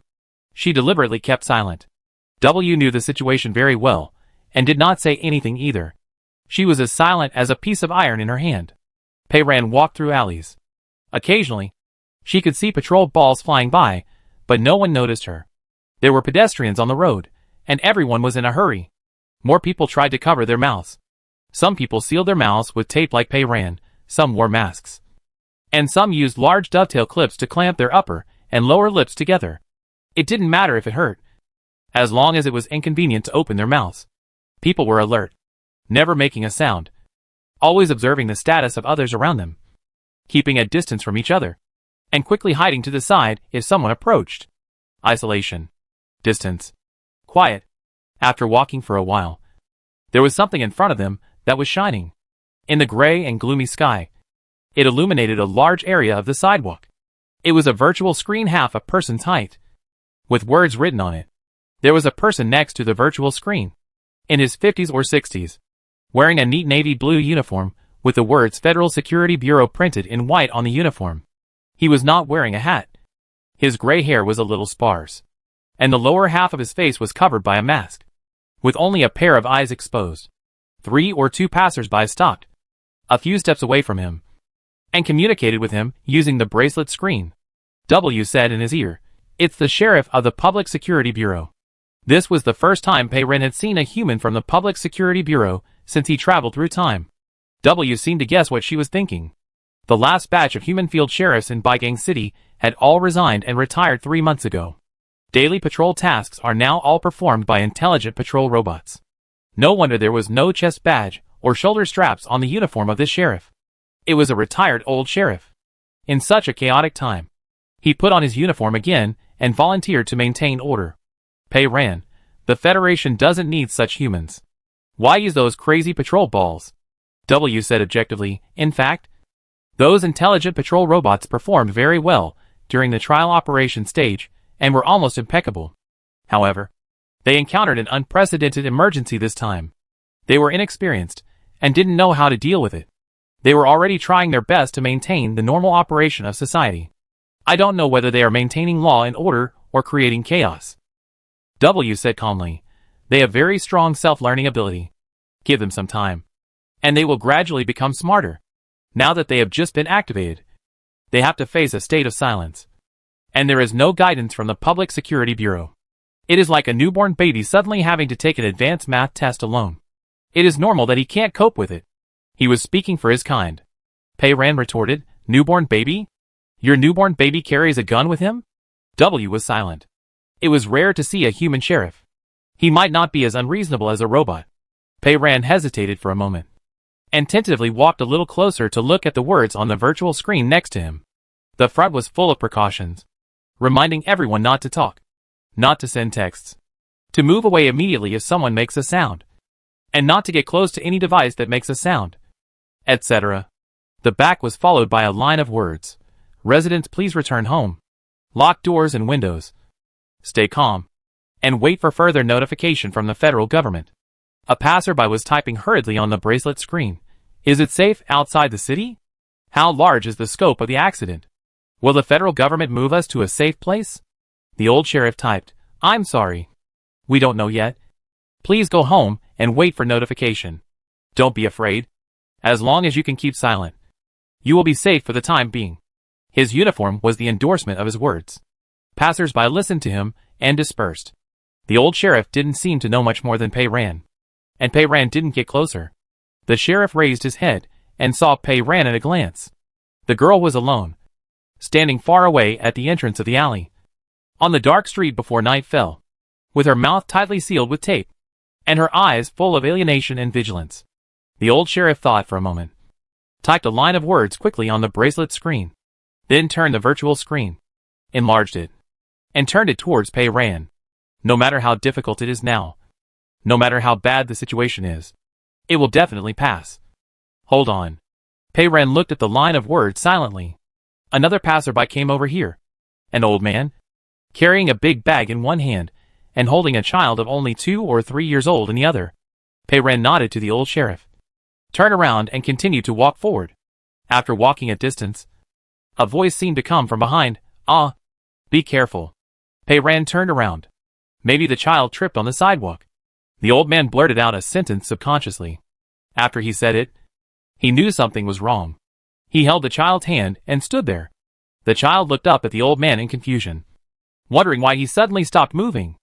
The sheriff was close, and without thinking, he rushed towards the child. Bang! The person on the sidewalk was gone, and there were 3 blood flowers. The sheriff's bracelet flew out, hitting something, and the virtual screen full of words went out. In the shadow of the building, the sidewalk sank into a dark place, like the end of an era. Pei Ran turned around and continued to walk forward. How big is the scope of the incident? W is a security agent. Maybe he knows something.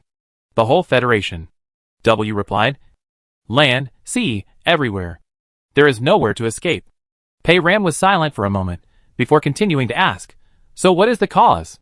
W replied, we haven't figured it out completely, and it's confidential. I'm sorry, Pei Ran, I can't tell you. Pei Ran found the right way, when it was completely dark, finally returned to the Phantom Wing building safely. The building, immersed in silence, was like a standing monster. But there were still some windows of apartments with tiny lights. After such a day, there were still people alive. The hall was dark, and Pei Ran turned into the stairwell. There were no windows in the stairwell, and it was so dark that you couldn't see your hand in front of you. W was silent all the way, and then he said softly, According to the federal fire law, he said, the escape route must have sufficient lighting, and even if there is a power outage, there should be an emergency backup power supply to continue to supply power. Pei Ran replied, the lights are still on during the day. It may be broken. Can you see it? Of course, W said. My camera has night vision, so I can see the environment clearly even in this light condition. Pei Ran did not turn on the bracelet lighting, but groped by feeling, and went upstairs quietly in the dark stairwell. The steps were all the same height, and the number of steps on each floor was the same. Although it was dark, Pei Ran walked faster and faster. W couldn't help but, you don't turn on the bracelet lighting? No need, Pei Ran said. You can see it, right? Are you afraid of the dark? W was silent. I am artificial intelligence. I have no emotional response. I will not feel fear. But, are you not afraid of the dark? I thought humans were born afraid of the dark. Pei Ran was silent for a while, walked up a few steps, and finally answered. Not everyone. I read a book before. She was silent all the way, but suddenly she was willing to talk. W listened quietly. In the world of the book, adults often go out to collect supplies, and they will temporarily leave children under 5 years old in places similar to nurseries. Once, a cave where a nursery was located was discovered by the enemy. The power supply was cut off, and the cave was very dark, with only the enemy's light sweeping around. In the end, all 35 children in the nursery died. She said, only one survived, because she hid in the darkest corner, and from beginning to end, she didn't make a sound. W wanted to continue the conversation, and asked, what is the name of the book you mentioned? Pei Ran replied indifferently, I forgot. One floor after another. Pei Ran silently counted the floors in his mind, and finally arrived at the 21st floor. She stood by the security door and took a breath. then gently pushed the door open a crack. The lights in the corridor were also off, and it was completely dark. Pei Ran judged the distance by feeling and quietly came to the door of her apartment. You do have night vision, and you can see in the dark? Pei Ran suddenly asked again. She took the initiative to speak, and W immediately replied, of course I do. I can see very clearly, and there is no difference between night and day for me. Okay. After I open the door, you will be ready to attack immediately. Without waiting for his answer, Pei Ran had already peeled off the scarf wrapped around it and began to count down. 3, 2, 1. She pressed the fingerprint lock with her left index finger, quickly opened the door, and the metal ball held by the mechanical hand on the right was stuffed into the crack of the open door. The ball went in, and she was still hiding outside the door. W. The door suddenly became bright, with firelight flashing like daylight. Bang, bang, bang, and it was extremely lively. In less than a second, with 2 explosions, the chaos ended. W spoke, and said to the person who hid outside the door without loyalty, you can come in. Pei Ran poked his head out, and pushed the door open. W had already turned on the light on the ball. The hanger at the door was broken, and the shoes were scattered all over the floor. The table in front of the window and the floor were full of various broken parts, and there were also dark blue broken shells, which were obviously from the patrol ball.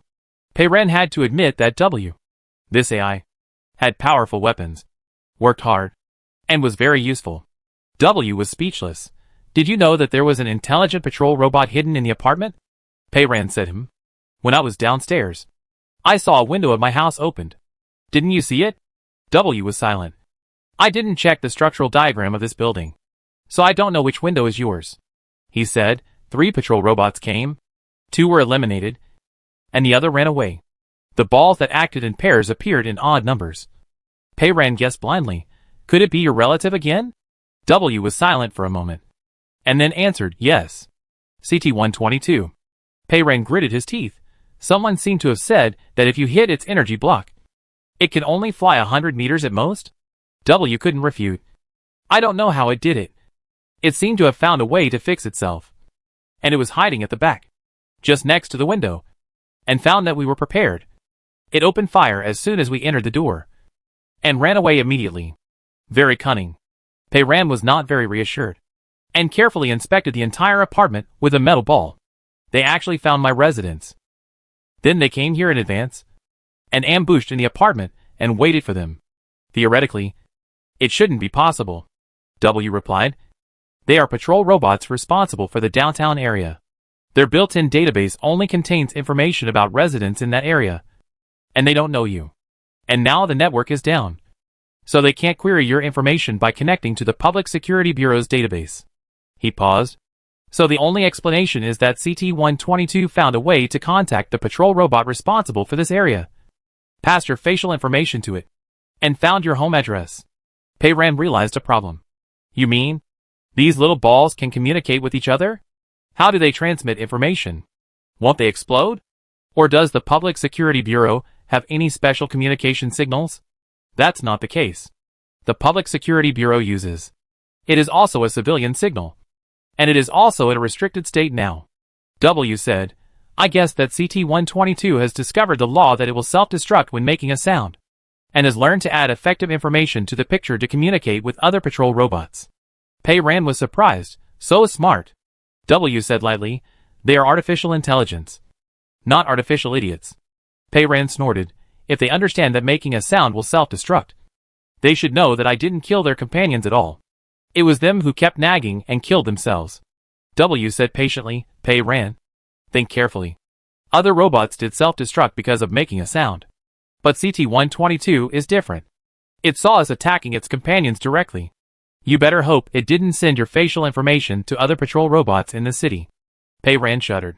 The situation, he said, was very likely. The escaped CT-122 and other small balls came to her house hand in hand to block people, and were attacked again, which further confirmed her crime of assaulting the police.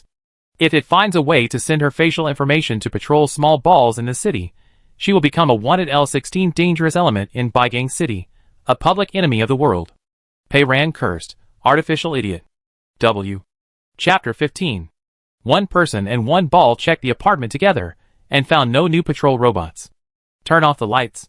Pei Ran said. The headlights of the metal ball were dazzling, and too eye-catching. W obediently turned off the lights, and Pei Ran turned on the bracelet lighting. Pei Ran was unwilling. You are a federal security agent, and your level should be higher than those patrol robots. Right? W replied, yes, much higher. You really can't give orders, and tell them not to stare at me. You know I'm innocent. W replied indifferently. I said, I belong to the military, and the patrol robots belong to the Federal Security Department. If I want to mobilize them, I need to communicate and coordinate with the senior officials of the Federal Security Department, and pass them to the White Harbor City Security Bureau through them. Only the White Harbor City Security Bureau has the authority to directly issue orders to their patrol robots. However, the White Harbor City Security Bureau has now been shattered into slag. No one can control those crazy balls. The patrol robot found this apartment, and we can't stay here any longer. W asked, you knew there was a patrol robot downstairs, so why did you go upstairs? Pei Ran, you can't come up to see your relatives. Of course, it's for supplies. Pei Ran went to the closet to look through it first. The original owner still had a few winter clothes, but none of them were as light and warm as the coat on her body, and they were shorter, so it was convenient for movement. She gave up the idea of changing clothes, and continued to search around. The big backpack can hold a lot of things. Pei Ran took some daily necessities, common medicines and hygiene products, and collected scissors and a fruit knife. She took out the mineral water from the refrigerator, and finally opened the small cardboard box on the ground and stuffed the canned food, compressed biscuits, etc. into the big bag. When she ordered them, she had never thought that she would need these things so soon. When the backpack could no longer hold anything, Pei Ran stopped, zipped it up, and put the heavy bag on her back. She looked at the cabinet again, and she really couldn't bear to leave the cabinet full of snacks. Several bags of snacks can be put into the side pocket of the backpack.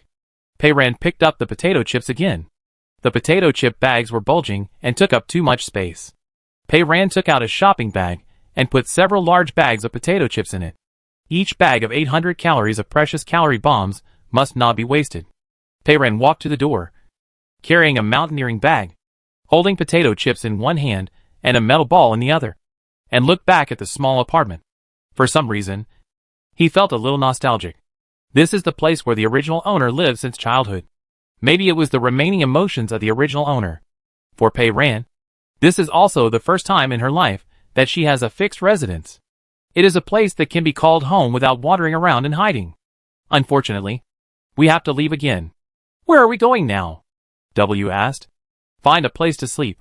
In any case, let's get some rest first. Pei Ran went down the stairs in the dark, came to the door of the building, stopped, and looked out from the door. W almost immediately said, safe. I scanned it, and found no patrol robots. This ball is really useful. Pei Ran went out, crossed the street carefully, walked around for a distance, and came to the bottom of a skyscraper similar to the Phantom Wing building. He saw this building when he passed by just now. The door on the ground floor of the building was wide open, and there was no one in sight. The whole city was out of power, and this building only had emergency lighting, leaving a pale light in the old hall. Pei Ran walked around the ground floor, and finally pushed open an inconspicuous small door at the corner. Inside the door was the lounge for the security guards on duty. There was no emergency lighting in the duty room, nor any windows. It was pitch black, and the air was filled with a fishy smell. Pei Ran pressed his bracelet, and the virtual screen lit up, floating in the air as if nothing, illuminating the blood on the ground. Someone had died here, perhaps more than one. The room was not big, but it had a simple bed. The sheets were also covered with large patches of dark red liquid and unknown tissue. Pei Ran used his bracelet to illuminate it, locked the door first, and then walked towards the bed. The semi-solidified blood on the ground stuck to the soles of his shoes with every step he took. Paw. Paw.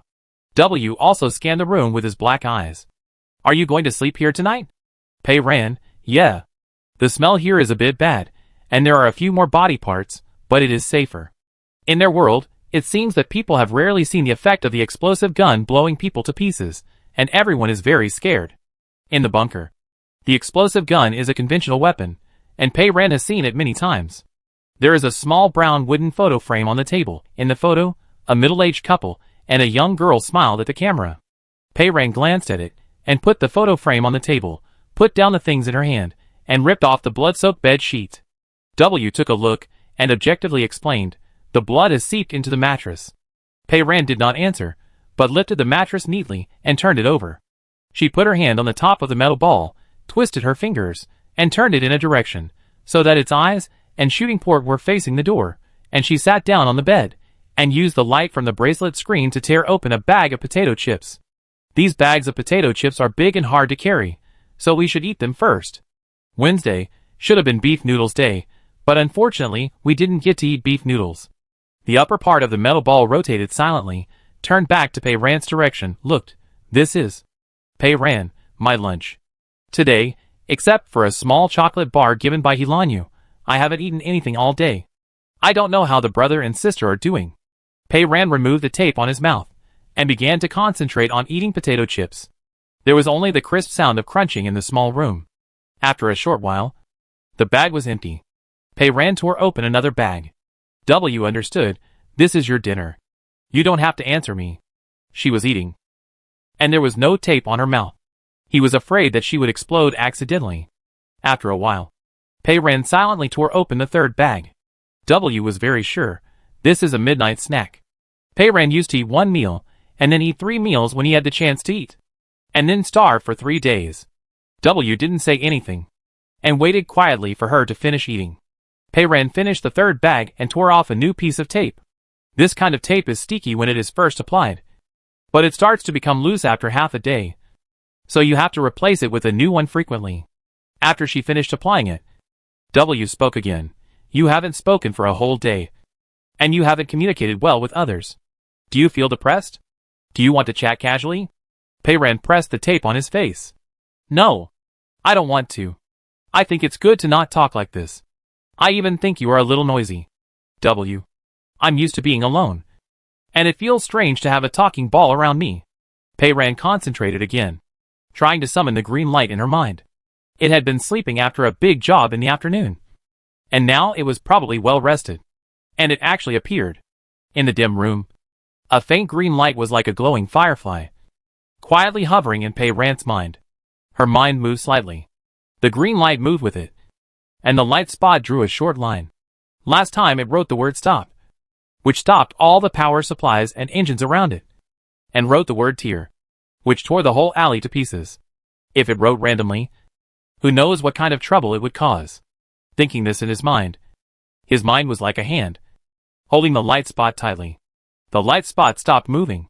The previous 2 times, it followed Pei Ran's subconscious thoughts and wrote. Pei Ran was thinking, can I actively control it to write something? The metal ball was right next to him. Pei Ran didn't want it to notice anything unusual, so he stood up and walked to the door. W was surprised. Where are you going? Pei Ran, the bathroom. W hummed. If you are in danger, call me at any time. What can I do if I call you? You can't move. W, maybe I can help. Pei Ran, help you talk nonsense? W didn't say anything. His black eyes looked at Pei Ran, and he didn't know if he was aggrieved. Pei Ran was curious. Can I talk to you like this in the bathroom? How far can this kind of conversation be transmitted? W did not answer directly, but said lightly, it may be farther than you can imagine. Pei Ran opened the door, confirmed that the hall was still safe, and there was no ghost. Then he flashed out and closed the door. The green light in his mind seemed to be impatient, and it trembled eagerly. Pei Ran calculated the effective distance of the previous 2 green light writings, and walked away from the door of the duty room. Quietly walked to the other side of the hall, and then stood still. What should I write? She lowered her head and glanced at the connection between her mechanical arm and shoulder. After taking the medicine, her shoulder didn't hurt as much as during the day, but it still felt a little uncomfortable, as if there was something foreign hanging on the joint. This arm needs medicine to maintain it. If you want to get the medicine, you will be controlled by others, which is a big worry. When the mind moves, the green light extends and meanders in the field of vision. This is the first time Pei Ran took the initiative to write a word with green light. Because he was not in a hurry, the word was written slowly, and finally it was finished. Healing. The word was finished, but it was different from every time. It still stayed in his mind. It didn't disappear, and nothing happened. Pei Ran suddenly remembered that the last 2 times she wrote stop and tear, there was a period after each. As soon as the thought came to her mind, A small period immediately appeared after the word heal. Unfortunately, the word still did not disappear, and her shoulders were still sore and swollen, with no signs of improvement at all. It didn't work. Maybe I should change the word? Following this thought, the green light spot automatically moved in reverse order, and the strokes disappeared where it passed. And finally the period and the word heal were erased, returning to the original position, and turning back into a small bright dot. Peiran wrote another word. Heal. It didn't work. She tried again. Cure. Still didn't work. The dream of being her own Nani was shattered. This ability seemed to be limited. Not everything could work. Peiran thought. The words she wrote these few times were all verbs. What would happen if she changed to a noun? At this moment, what she wanted most was JTN 34. The light spot erased the previous word and started writing again. Unfortunately, it only drew a big J. It was like it was stuck with glue. No matter what, it refused to fly up and write a letter. Peiran can only write one letter. One letter can do nothing, so pitiful. Peiran crossed out the useless J and started writing again. This time he wrote a word. Medicine. I just don't know if writing the word medicine in such a general way will be successful. The light spot is like a snake, and a green word, medicine, gradually appears. After drawing a small period, the illusion in my mind suddenly disappears. Peiran, was this successful? She looked around in the dim light of the hall, and there was no JTN 34 around. If the words disappeared, it might have taken effect. Peiran was unwilling to give up. She searched carefully again, and suddenly found a small piece of paper the size of a fingernail on the ground not far in front of her. Peiran picked it up. The paper was white with a black curved line on it. It looked very familiar. She suddenly realized what it was. This was part of the JTN 34 medicine box. The black line was the JTN 34 printed on the medicine box. A hook of the letter J. Peiran's heart began to beat wildly. Although he did not succeed in getting JTN 34, he only got a small piece of paper, but this piece of paper is of great significance. The previous times he used this ability, he used special power to violently affect the surrounding environment, but this time it was very different. This ability can create something out of nothing, and create objects out of thin air. The words can create objects, and the words can be followed by the law. This ability is better than Peiran expected. If he can create objects out of thin air, maybe one day, he can really create JTN 34, or even other unimaginable things. I just don't know how to strengthen this ability. Peiran held a small piece of paper in her palm, stood there, sorted out her thoughts, and then really went to the bathroom on the ground floor. After going to the bathroom, she returned to the door of the employee duty room and pushed it open. The metal ball was still quietly on the table, tattered, and the black eyes looked at Peiran. You went for a long time. Yeah, Peiran answered in his mind. W asked in a calm male voice. So you are constipated? Peiran? W's tone was calm and objective. Your toilet time is far longer than the average time of young human women. So I judge that you may be constipated. Regarding the prevention of constipation, I have some suggestions. Peiran didn't want to discuss this with him. I really don't need your advice. This AI is not so easy to control, and insisted on finishing his suggestions. The way to prevent constipation includes taking enough dietary fiber, staying hydrated, developing good exercise habits, developing regular bowel habits, and I have a very targeted suggestion for you: eat less potato chips. Peiran looked at it silently. I was going to try to repair your iron shell tonight, and bend the cracked part back to its original position, so that when I carry you around, your parts will fall all over the floor, but now I suddenly don't want to think about it. W is very self-aware, and asked calmly, is it because I talk too much? Peiran, you are right. W explained, I am not a human. In my opinion, your excretion system is no different from the cooling fan of the chassis. The purpose of their existence is just to help the body function normally. So you don't have to feel embarrassed to discuss constipation with me. Peiran interrupted him. Try to say those two words again? W, okay. I can choose not to say anything. Peiran threatened him. Discussing this with me will only reduce our relationship. W, I understand. How can we improve our relationship? Peiran, it's best not to say a word. Silence is the best dowry for artificial intelligence. W was silent for a moment, and then answered, I don't quite understand why I need to prepare a dowry. But if I don't say a word from now on, and give you a whole night of dowry, can you help me fix it? Pei Ren promised him, if you don't say a word tonight, and I'm in a good mood tomorrow morning. Pei Ren folded the scarf and used it as a pillow, and fell on the mattress with his clothes on. You are AI. You don't need to sleep. Right? There was silence beside his ears. Pei Ren remembered, oh, by the way, you can't talk. Then I'll trouble you to keep watch tonight. After saying that, he turned over and changed to a comfortable position, and really closed his eyes. The two of them are now a community of interests. If she dies, it can't go to Heijing. Its firepower and accuracy are very good. Pei Ren is quite relieved. Chapter 16. 13 hours after entering silence.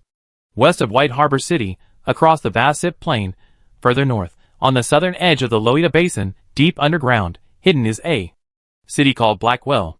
The main roads of the underground city are interconnected, densely covered with termite-like buildings. Each building is connected to the ground, connected to the dome, like countless pillars that stand tall. Ignoring the solid dome and the complex supporting structures that can be seen everywhere, this is a real city. The city was brightly lit and bustling with people. It was probably the only place in the Federation with people at this moment. Countless gray-white columns surrounded the most eye-catching black columnar building in the center of the city. The temporary Federation Center building. On the top floor of the building, a conference room-like hall was used as a temporary command center. Virtual screens were floating in the air and flashing everywhere. People in military uniforms hurried in and out. Everyone looked nervous and frowned. Agent W. Has the shielding layer been fully activated? How far has it been extended? Agent W. Has the Blue Bay base been contacted? Agent W. How are the officials of the core departments of the Federation? Agent W.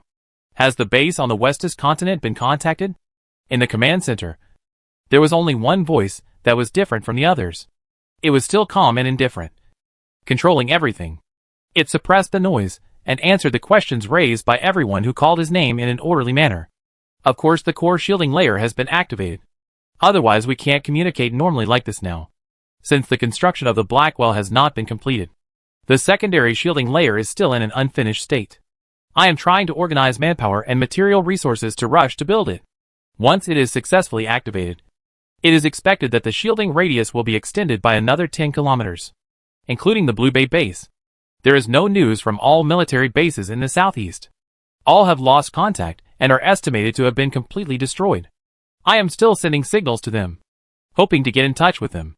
The federal building and other buildings where core functional departments are located in the capital were completely destroyed, and no one survived inside the buildings. According to current estimates, less than 10% of the core department officials are left. I am doing my best to organize rescue and bring them to Blackwell. The Westis continent is temporarily disconnected, and no news of the activation of the shielding layer has been received. In the middle of the conference room, a virtual screen the size of the entire wall is lit. The virtual screen is divided into countless small screens, showing the busy scene of personnel dispatching in different locations in the Blackwell base. The cold male voice continued. I predict that the situation is likely to continue to deteriorate. I am doing everything possible to mobilize and summon our remaining armed personnel and equipment, all of them to enter the Blackwell, to preserve the Federation's vitality. He said, the situation is likely to continue to deteriorate. These words made almost everyone stop what they were doing. Look up. Look at the virtual big screen, the direction where the male voice came from. The situation is bad enough. Could it be worse? The male voice continued. Even the Blackwell may be attacked.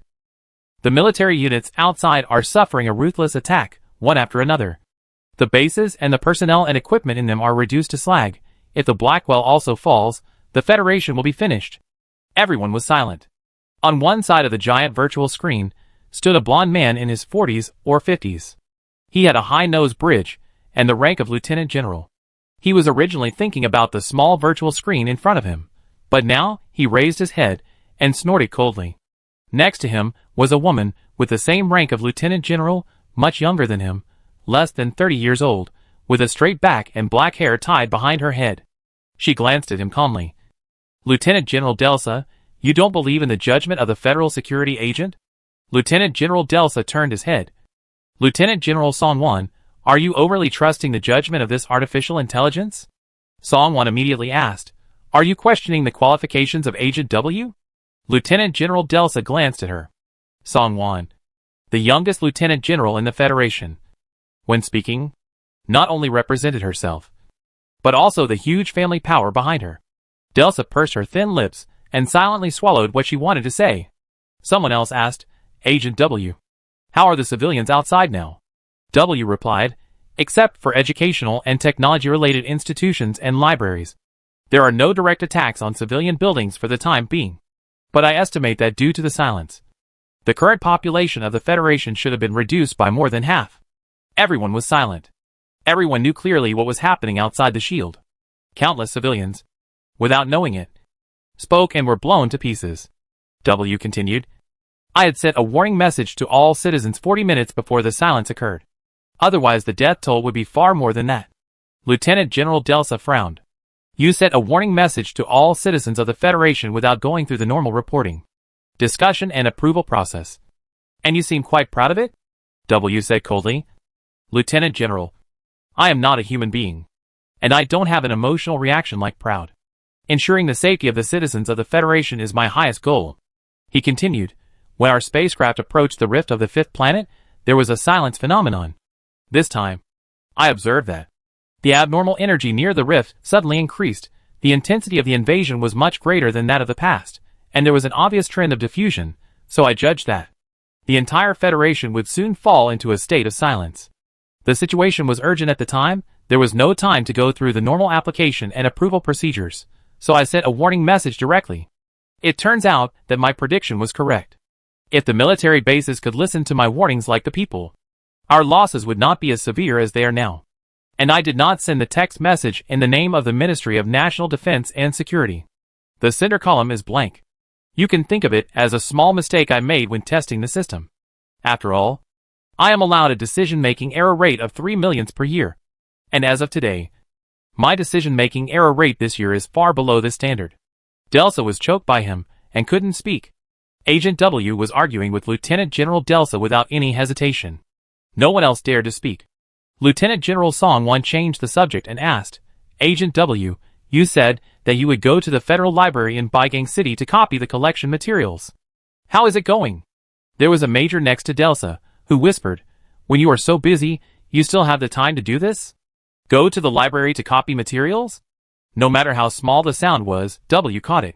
He replied, I am a super artificial intelligence that supports multiple processes. My brain works completely differently from humans, and can handle multiple tasks at the same time. For example, now, while communicating with you, I am also arranging and monitoring the entry and exit of people at the Blackwell entrance. I only need to separate a process to complete the task of copying the data in White Harbor City. He said, I am very sure that the purpose of this attack is to completely destroy human civilization. Universities, scientific research institutions and libraries are the first targets to be attacked. Civilization is an accumulation. If these accumulations are lost, even if there are still individuals who survive the catastrophe, civilization will undoubtedly regress significantly. The command center was silent. Lieutenant General Delsa was a little impatient. You are exaggerating, he said. The military and technical data of the Federation have long been backed up in the Blackwell, including various important industrial manufacturing and scientific and technological data. We didn't lose much. I don't agree with your point of view. W was arguing, but his tone remained polite and calm. It's just that his speed slowed down a little, and there seemed to be a hint of sarcasm in his calmness. It's not only military and scientific and technological data that are meaningful, he said. As we all know, the Federal Digital Library has the most complete electronic data in the Federation, storing a large number of books, journals, rare ancient books, and various audio and video materials, covering history, humanities, technology, arts and other fields, which are the most brilliant heritage of human civilization. It has 2 backups, one in the Federal Building, which was destroyed at the first time, and the other in the Federal Library in White Harbor City. It just so happened that I was remotely controlling a patrol robot of the Ministry of National Defense and Security in White Harbor City, hunting down the terrorists who caused the bombing. So before the Federal Library was destroyed, I copied the complete electronic data of the digital library and stored it in the memory, but for the first time, his voice was like a human, pausing for a moment. But he quickly returned to normal and continued as if nothing had happened. But there was an accident, the patrol robot could not fly. Lieutenant General Delsa snorted. Someone asked, Agent W, Can't you just send the data back to Blackwell? W replied. The entire Federation civilian signals are being jammed. We only have the high-security military signals available temporarily, but the bandwidth is very limited, and there is no way to send such a large amount of data. The Public Security Bureau in White Harbor City was destroyed, and all nearby military units lost contact, so there is no one available. But, he changed the subject. I found a suitable candidate. She will bring my remotely controlled patrol robot and the information from the Federal Library to Blackwell as soon as possible before the situation deteriorates further. I will also send someone to pick her up. Lieutenant General Delsa frowned and said sternly, Why don't you leave the robot where it is and wait for our people to come and get the information? Why do you have to stay with others? What if that person speaks and the information is blown up? W replied coldly. First, human explosions will not blow up patrol robots. Second, because I attacked a patrol robot of the Public Security Bureau, I am now being hunted by them. If I stay where I am, the probability of being destroyed is more than 90%. And there is more than 60% chance that I will be found by patrol robots if I hide in White Harbor City. According to my judgment, asking her to bring me to Haging is the best option at the moment. Lieutenant General Delsa was surprised. Wait! Why did you attack the patrol robot of the Public Security Bureau? W calmly replied, Because I want to protect innocent federal citizens. Lieutenant General Delsa. Lieutenant General Song-Won was very curious. Who is this suitable person you are talking about? On the virtual screen of the command center, the picture in one corner changed, and then quickly enlarged to the entire screen. It can be seen that the room was captured by a night vision camera. The colors are lost, but the details are very clear. A young girl is sleeping. She looks only about 20 years old. Her mouth is tightly sealed with tape, and her eyes are closed. It's a good idea to seal it with tape. It's hard to even talk in your sleep. Someone muttered. But if you have a nightmare, you may still hum. Right? Lieutenant General Delsa glanced at the girl on the screen. Are you talking about her? The camera moved closer silently. Someone nearby suddenly asked, What's that on the wall behind her? Blood? Everyone suddenly realized that all the dark brown in the picture was actually blood. In addition to the dark blood plasma splashed on it, there was something else. It looks like human tissue sprayed on it. Not only the wall, but also the table next to it. There were countless sticky unknown tissues scattered in bits and pieces. And there was a small piece of soft thing on the head of the bed, which seemed to be a piece of small intestine. Through the screen, it seemed that one could smell the pungent blood in the room. In the center of this scene, that was even more tragic than a murder scene. The girl was sleeping soundly with her clothes on, as if this was just an ordinary bedroom. Ordinary people would probably go crazy when seeing such a scene of broken bodies scattered all over the room. This conference room was full of soldiers, whose nerves were much tougher than ordinary people. But they were not much better. People who have been to the battlefield have certainly seen dead people. But if you ask yourself, no one can sleep so soundly in such a nightmare environment. The soldiers in the conference room fell silent. Even Lieutenant General Delsa, who participated in the Third Federation Defense War when he was young, was staring at the screen in a daze. In the silence, Lieutenant General Song-Won said, Who is this person? W replied, Her name is Pei Ran, and she is the 1593rd Silent One. Chapter 17. In the Blackwell base, everyone stayed awake all night. In the entire Federation, there were also many people who could not sleep. A careless word in a dream could easily send someone away. Countless people tossed and turned, eyes wide open in fear, until dawn. At 5 o'clock in the morning, the alarm on the bracelet vibrated, and Pei Ran opened his eyes. W almost immediately spoke in her left ear. How are you feeling today? As soon as she moved her eyelids, he started talking. Pei Ran was deeply suspicious. He had been staring at her all night, and he didn't know if he was concentrating on guarding the door. Not bad, Pei Ran replied. W didn't say anything, as if he couldn't tell whether she was in a good mood or not.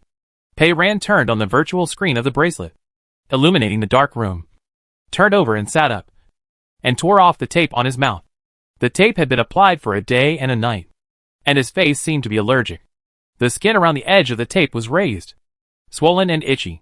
Pei Ran rubbed his face, took out a tube of anti-allergic ointment from his bag, and applied a thin layer. Then he found out sadly that the tape could not stick after applying the ointment, so he could only wipe it off. She took out another box of oral anti-allergy medicine for research. The pills in this box of anti-allergy medicine are the same as JTN-34, also white. triangular, and about the same size. Pei Ren had an idea, and took out the box of JTN-34 from her pocket. This medicine is too precious, and too special, so it's better to disguise it. Pei Ren poured the allergy medicine out of the medicine box, and stuffed 2 tablets of JTN-34 in to try, and the size was just right. She then peeled out a piece of JTN-34, and swallowed it with water, and carefully put the remaining medicine into the pocket of her clothes, and kept it close to her body. The medicine I took yesterday worked. My right arm and shoulder no longer hurt today. There were still 2 bags of potato chips left. Pei Ren reorganized his backpack, stuffed 1 bag of potato chips in, and tore open the other bag. The black eyes of the metal ball moved, first stopped at the bag of potato chips, and then looked at Pei Ren, probably remembering the constipation. But he learned his lesson this time. In order not to further reduce the relationship between the two, he tried his best to hold back and did not mention his suggestion again. Pei Ren ate potato chips, clicked on the virtual screen of the bracelet, and looked at the memo. Today's memo reads, Thursday, fried chicken day. I didn't get to eat beef noodles yesterday, and it's unlikely that I'll get to eat fried chicken today. She flipped through the pages again. From Monday to Sunday, there were menus arranged for each day, but it's a pity that I can only look at them now. Flipping forward again, the memos were filled with the original owner's sporadic notes of trivial matters, interspersed with paragraphs of text, and just like her confession of the lost heating, it felt like a short poem. Writing poems, such a romantic thing, is far away from Pei Ren's life, and it's a bit strange. Pei Ren read one poem after another curiously. Each sentence was very short, some rhymed, some did not, and the words were strange. Her eyes fell on the period at the end. The original owner had a special writing habit. There were only commas in the middle of the sentence, and no punctuation at the end, and only when the whole short poem was finished would a period be solemnly drawn. It was a bit like writing with green light in the brain, and a period had to be drawn at the end, so that the words would take effect. Green light actually inherited this habit of the original owner. Pei Ren flipped through the memo, and quickly finished a whole bag of potato chips. Not yet satisfied, she opened another bag of compressed biscuits with chive flavor. The compressed biscuits in this world are surprisingly delicious. The biscuits are firm, slightly onion flavored, with the aroma of oil and milk, but not too greasy. They are much more delicate and delicious than the crudely made compressed biscuits in the small workshops in the bunker world. Pei Ren ate half a bag in one breath. She was alone in this world, and her daily goal was simple: eat enough, and then survive. It was 5 o'clock in the morning, and she was already completely full. Pei Ren felt that she had completed more than half of today's mission. She drank enough water, wiped her hands, tore off another piece of tape and put it on her mouth. Then moved the metal ball closer, placed it in front of her, and began to break its metal shell with a mechanical arm. She was very trustworthy and began to repair him. Suddenly, the lights in the room were bright. It was W, who turned on the headlight above his head. He turned the light to the ceiling. The white ceiling was covered with mottled bloodstains, reflecting the strong light back, illuminating the table and everything. W, the light from the bracelet is too dim. It's clearer to use this. Pei Ren saw clearly that the shell of the metal ball was almost cracked in half from top to bottom. Bend it back to its original position. At least it can prevent its internal structure from being exposed so dangerously. W didn't even dare to move his eyes, and asked in a gentle voice, "Can you please help me see how bad my internal structure is before resetting the outer shell?" Pei Ren was surprised. "You actually still speak in this tone?" From yesterday to now, the voice of this federal security agent has always been cold, without any trace of emotion. Now the tone has slowed down, and there is actually a hint of tenderness. "W," I said. "Of course, I can use human voice, but when I communicate with humans, most of the time it is just to give orders, explain the situation, and convey information. So there is no need for this. But now it is very necessary, because she is asked to do something." Pei Ren suddenly remembered the deep and pleasant voice of the artificial intelligence that answered the phone when she called the municipal repair hotline. She asked, "Then can you make bubble sounds?" Pei Ren had read about the bubble sounds mentioned in the novel, but had never really heard them. He imagined the words for a long time, but could not figure out what the bubble method would be. He was very curious. W seemed to think seriously for a moment. "Answer, you want a girl's bubbling voice?" "I can try." Pei Ren knew what he had misunderstood. "You want a male voice." W, I thought you liked. I don't like the same sex, I mean the special kind of liking. Pei Ran paused, and then continued. I don't like the opposite sex either. In the bunker, survival is difficult, there are all kinds of men, and the horrible things they do, she has seen too many. W calmly pointed out, but you still chose a male voice. Pei Ran's attention was all on the metal ball. And he answered casually, it's purely biological instinct. W was silent for a moment. I'll try. Is this okay? He said these words in a very low voice. Especially the sound, which sounded like a string of small bubbles in his throat. So this is the bubbling sound, which is quite nice.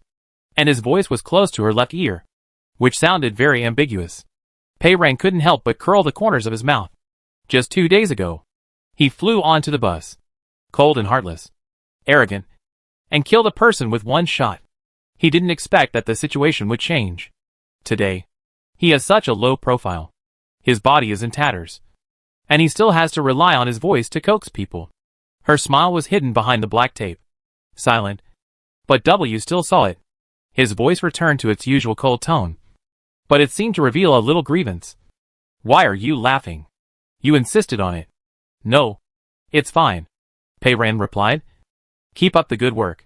W sacrificed his voice, and finally dared to ask. Is my inside badly damaged? Let me see. Pei Ran opened his complicated parts.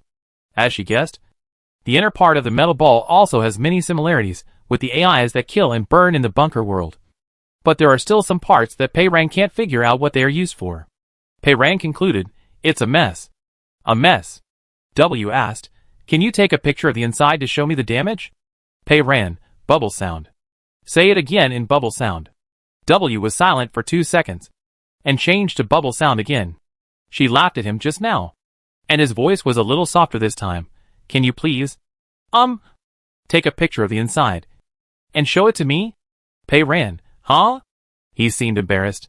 I don't know if bionic people will dream of electric sheep, but this artificial intelligence wrapped in metal skin can indeed blush. Pei Ran didn't let him go, and said leisurely, speak louder. I can't hear clearly. W was forced to turn up the volume, and her voice remained ambiguous and low. Can you please take a picture of the inside of the sphere for me to see? Pei Ran was curious. How loud can you adjust the volume? She suddenly asked a technical question, and W was relieved, and her voice immediately returned to its normal cold tone, and replied, I can adjust the volume to a very high level, and your ears will not be able to bear it. Pei Ran took a photo with her bracelet, and asked, what number did you send it to? Her bracelet vibrated, and W sent a blank picture. The sender's number was hidden, and the name was a string of numbers starting with DOD.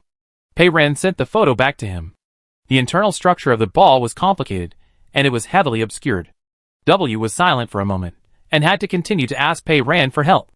Pei Ran, I have read your information, and I know that you majored in intelligent system engineering in college, and won the first prize in the campus robot design competition. He knew the original owner's resume very well. Pei Ran thought of the dusty crystal trophy on the table in the small apartment. W continued, this robot of the security department uses military-exclusive parts, and the structure is also different from the ordinary civilian products you have learned, but I still want to ask you to help me try to repair it. The original owner may not be familiar with his internal structure, but Pei Ran has seen similar structures countless times on the dead enemies in the bunker world. She pretended to be confused. I don't think I can fix it. It doesn't matter, W said. I just need your eyes and your hands. This guy's own hand was broken, and one of his big eyes grew on the shell, so he couldn't see his inside. The photo just now didn't take it. W asked. Can you see a dark orange cylindrical component with a diameter of about 0.7 centimeters? Pei Ran knew that the component he was talking about was his external storage device. She untied the cable, and the heat dissipation part searched. I saw it. A small dark orange cylinder. Okay.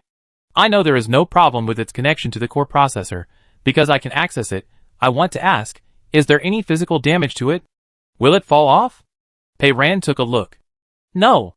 It is intact, and it is firmly inserted. W was relieved. Okay. Pei Ran remained calm, thinking, the first thing he asked must be very important. I wonder what good things are hidden in his memory. She guessed in her heart, next. He would probably ask about the suspension system. Sure enough, W continued to ask, further down. There are 2 fan-shaped parts that look like butterfly wings. How are they? Pei Ran took a look and said, "They are all cracked. I guess they can't be repaired." The suspension system of the metal ball was broken. It seemed that there was no possibility of repair.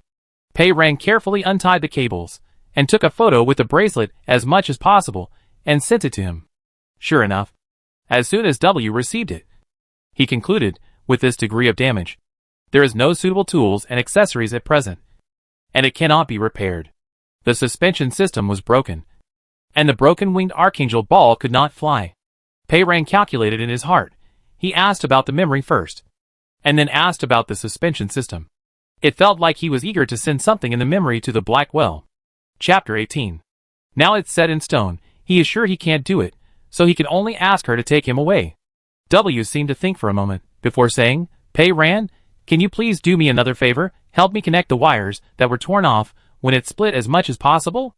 Pei Ran replied calmly, "How do you want me to connect them? I don't understand what's all the mess inside you." W said, "In theory, the internal structure diagram of the patrol robot of the Ministry of National Defense is confidential information." He changed the subject.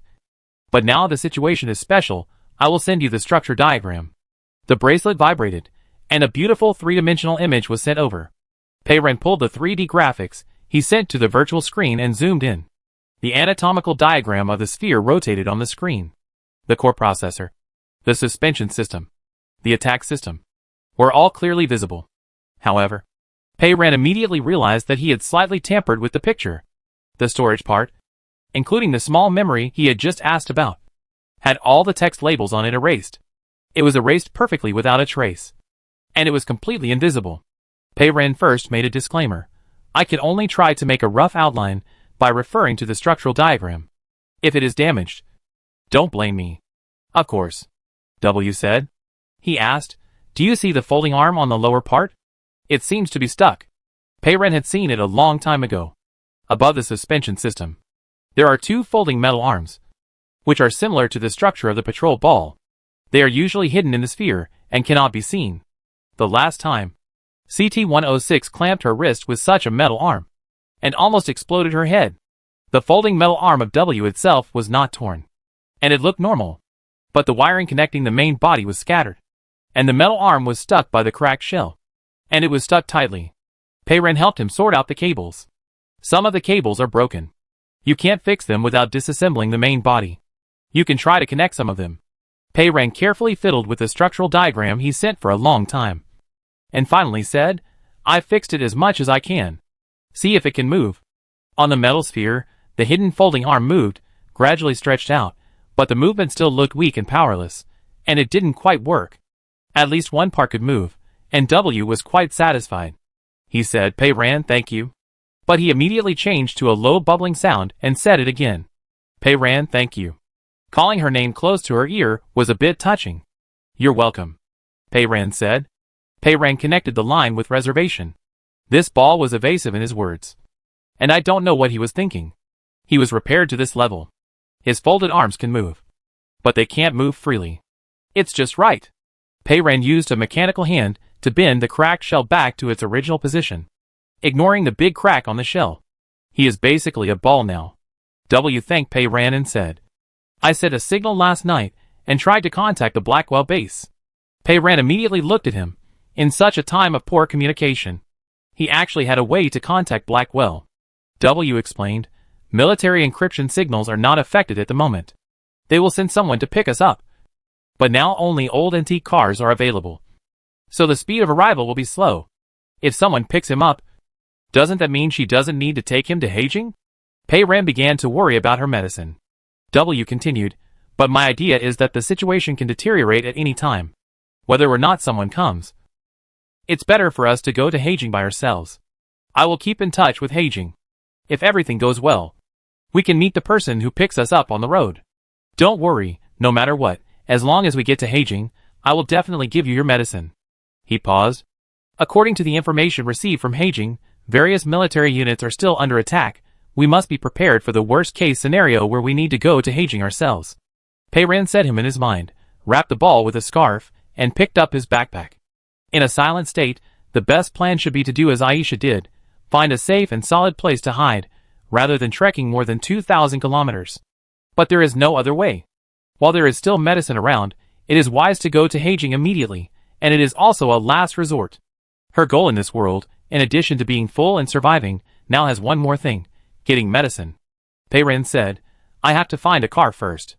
Heijing is 2,300 kilometers away. You don't intend to let me walk there on my own 2 legs. W said calmly. 20 years ago, the Federal Department of Transportation conducted a small-scale pilot and found that if an artificial intelligence control system was built into the hovercraft, traffic accidents could be reduced to near zero. So a bill was passed: all hovercrafts must be controlled by artificial intelligence systems. And the authority of artificial intelligence driving systems is higher than that of human drivers. Pei Ren, so? W. So this control system is designed to be deeply connected to the various parts of the entire vehicle. It is not a small project to dismantle it. The entire vehicle must be modified. The few remaining old antique cars have become very popular. He asked, where are you going to find a treasure like an antique car? At this time, antique cars are being watched by everyone, and it is difficult to find one. Pei Ren, don't worry. I've already found one. She walked out of the building with her backpack on her back. It was not even 6 o'clock. The sky was still gray. The air was cold, and the gray skyscrapers were immersed in the morning mist, and the tops merged with the sky. The blood on the road had dried up, and the door of the supermarket I passed by yesterday was wide open, and the shelves were empty. There was no sound at all. The silent city was like a pool of league-gray dead water. It was as if all the people in the city had disappeared. Pei Ren did not take the main road, but walked through the alleys as skillfully as a cat. W determined the direction and saw it. Back to Hank Street? In this dead silence, his voice was the only sound in his ears. Pei Ren, yeah. This time he was familiar with the way, and soon arrived at Hank Street. Pei Ren turned several turns, and came to the alley next to Volume Pharmacy. The alley was still the same as when she left yesterday, with torn waste paper all over the ground. Pei Ren stepped over the pile of paper, and walked to the small forklift parked by the wall. W was silent for a moment. Are you going to drive the forklift to Heijing? Pei Ren, bubble sound. W. The forklift was parked far away. Only the square steel frame at the front for lifting goods was cracked, and the rest of the body was intact. Pei Ren walked around it. The body of the forklift was painted bright orange-red, with a simple head and no edges, like a big toy. There is only one seat in the car, and the body is extremely narrow, less than half the width of ordinary vehicles, which is very suitable for maneuvering in narrow alleys. Most importantly, its main structure from top to bottom is only a steering wheel, 2 control levers for operating the forks, and brakes and accelerators. It should be electrically driven, without even a clutch, plus a simple dashboard. It is obviously used for short-distance cargo transportation on the ground. It is very antique, cannot fly, and has no trace of automation at all. There is a forklift model next to the dashboard. The model is HP8403. Pei Ren asked, does your omniscient database say whether this forklift has built-in talking devices, such as an AI voice interaction system? W paused for only a moment, and then answered in a bass voice, HP8403 electric forklift, a product of Yoli Group 20 years ago, powered by electricity, purely manual driving, no sound device, it is safe. It was like using a voice worth 20,000 yuan to advertise a small forklift. He continued in a beautiful voice, the problem is, it's a little difficult to steal it. I'm not sure how to start it when it's locked. He thought, you may need to violently dismantle the dashboard and find a way to start the engine. Pei Ren, wait a moment. I need to find the internal wiring diagram of this forklift, and then find a conventional way to steal the car. It may take some time. Before he finished speaking, Pei Ren had already left the forklift and walked out of the alley. The hole in the door of Volume Pharmacy was still open. After only one night, the shelves in the pharmacy were almost completely empty. There was no one in the store, nor were there those annoying patrol robots. Pei Ren went straight to the medicine cabinet. Next to the medicine cabinet, there was a small door with the word staff only. The door was half open. There was a hook on the wall near the door, with a bunch of keys hanging on it. Pei Ren took it off, picked out one of the keys neatly, held it in his hand, and slipped out of the pharmacy. W forgot his bubble sound again, and asked coldly, how do you know it's this one? Pei Ren showed him the key. There was a sticker on the key handle, which clearly said, forklift, W. Pei Ren, your observation skills are not very good. W explained seriously, This scarf blocks my vision, I can't see sometimes. He had a ball, no longer had to use a scarf to hold the broken parts. As soon as he returned to the narrow alley, Peiran pulled out a rope for tying cardboard from the big trash can. Peiran fiddled with it for a long time, finally tied the rope to the ball, tied a knot, and tied the other end of the rope into a big loop, so it was like a carry-on bag, which could be carried in the hand, or slung across the body, which was very convenient. The metal ball was hanging on the rope, and the upper half of it spun around neatly. He was very satisfied with regaining a 360-degree view without blind spots, and said in a bubbling voice, "Thank you, Peiran, you're welcome." He turned again, and asked, "I'm a little curious. Where did you tie the rope to me? It seems very secure." Peiran looked down. The rope picked up from the trash can stretched into the crack on the ball shell, passed through his blue glowing core processor, and tied a knot. "Tied to your head." "What do you mean?" Peiran changed his words, "On your head." Sitting on the only driver's seat of the small forklift, Peiran inserted the key into the keyhole and twisted it. Sure enough, all the indicator lights on the forklift lit up. "W, have you driven a forklift before?" Peiran, "No." W was silent for a moment. "Do you need me to find you a driving tutorial?" "I really have one." Peiran, "No need. This car is very easy to drive. 1 foot on the accelerator, 1 foot on the brake. Even a baby can drive it. It's fine as long as it can move forward. It's not like you really need it to fork goods." She put her backpack on the back of the car behind the driver's seat, hung the metal ball on the front of the car, and stepped on the accelerator. The metal ball hesitated and spoke. "I know that talking too much will have a negative impact on maintaining a good relationship between us. But I still want to say that according to the Federal Safety Production Law, in order to ensure operational safety, all forklifts are required to install speed limiters.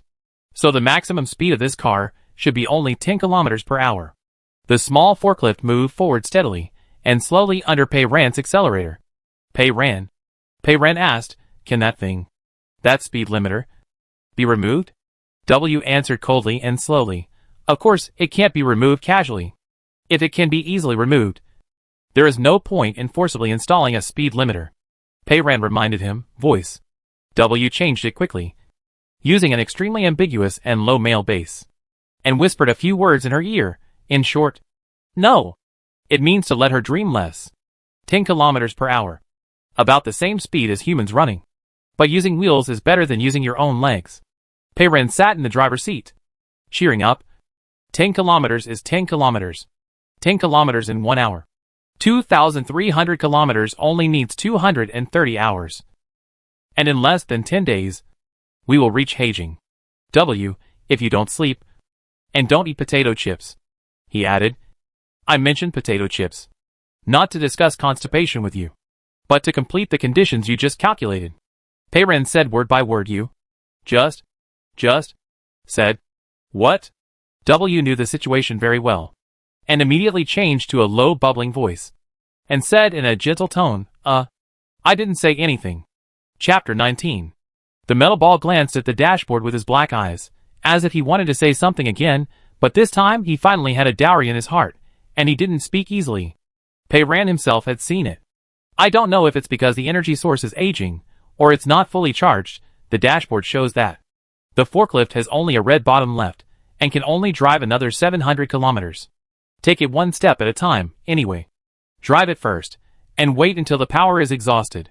W silently set a federal map. The destination was marked with a red circle on the map. It was in the far northwest, where the Blackwell was.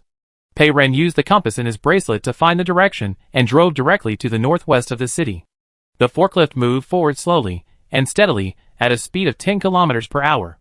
A person, a ball, drove the small forklift and carefully passed through the alleys. After driving for a while, as soon as he got out of an alley, he saw a navy blue patrol robot of the Public Security Bureau floating in the air in front of the street. It heard the sound of the forklift, turned its head in midair, saw Peiran sitting in the driver's seat, and opened fire without saying a word. Peiran reacted quickly.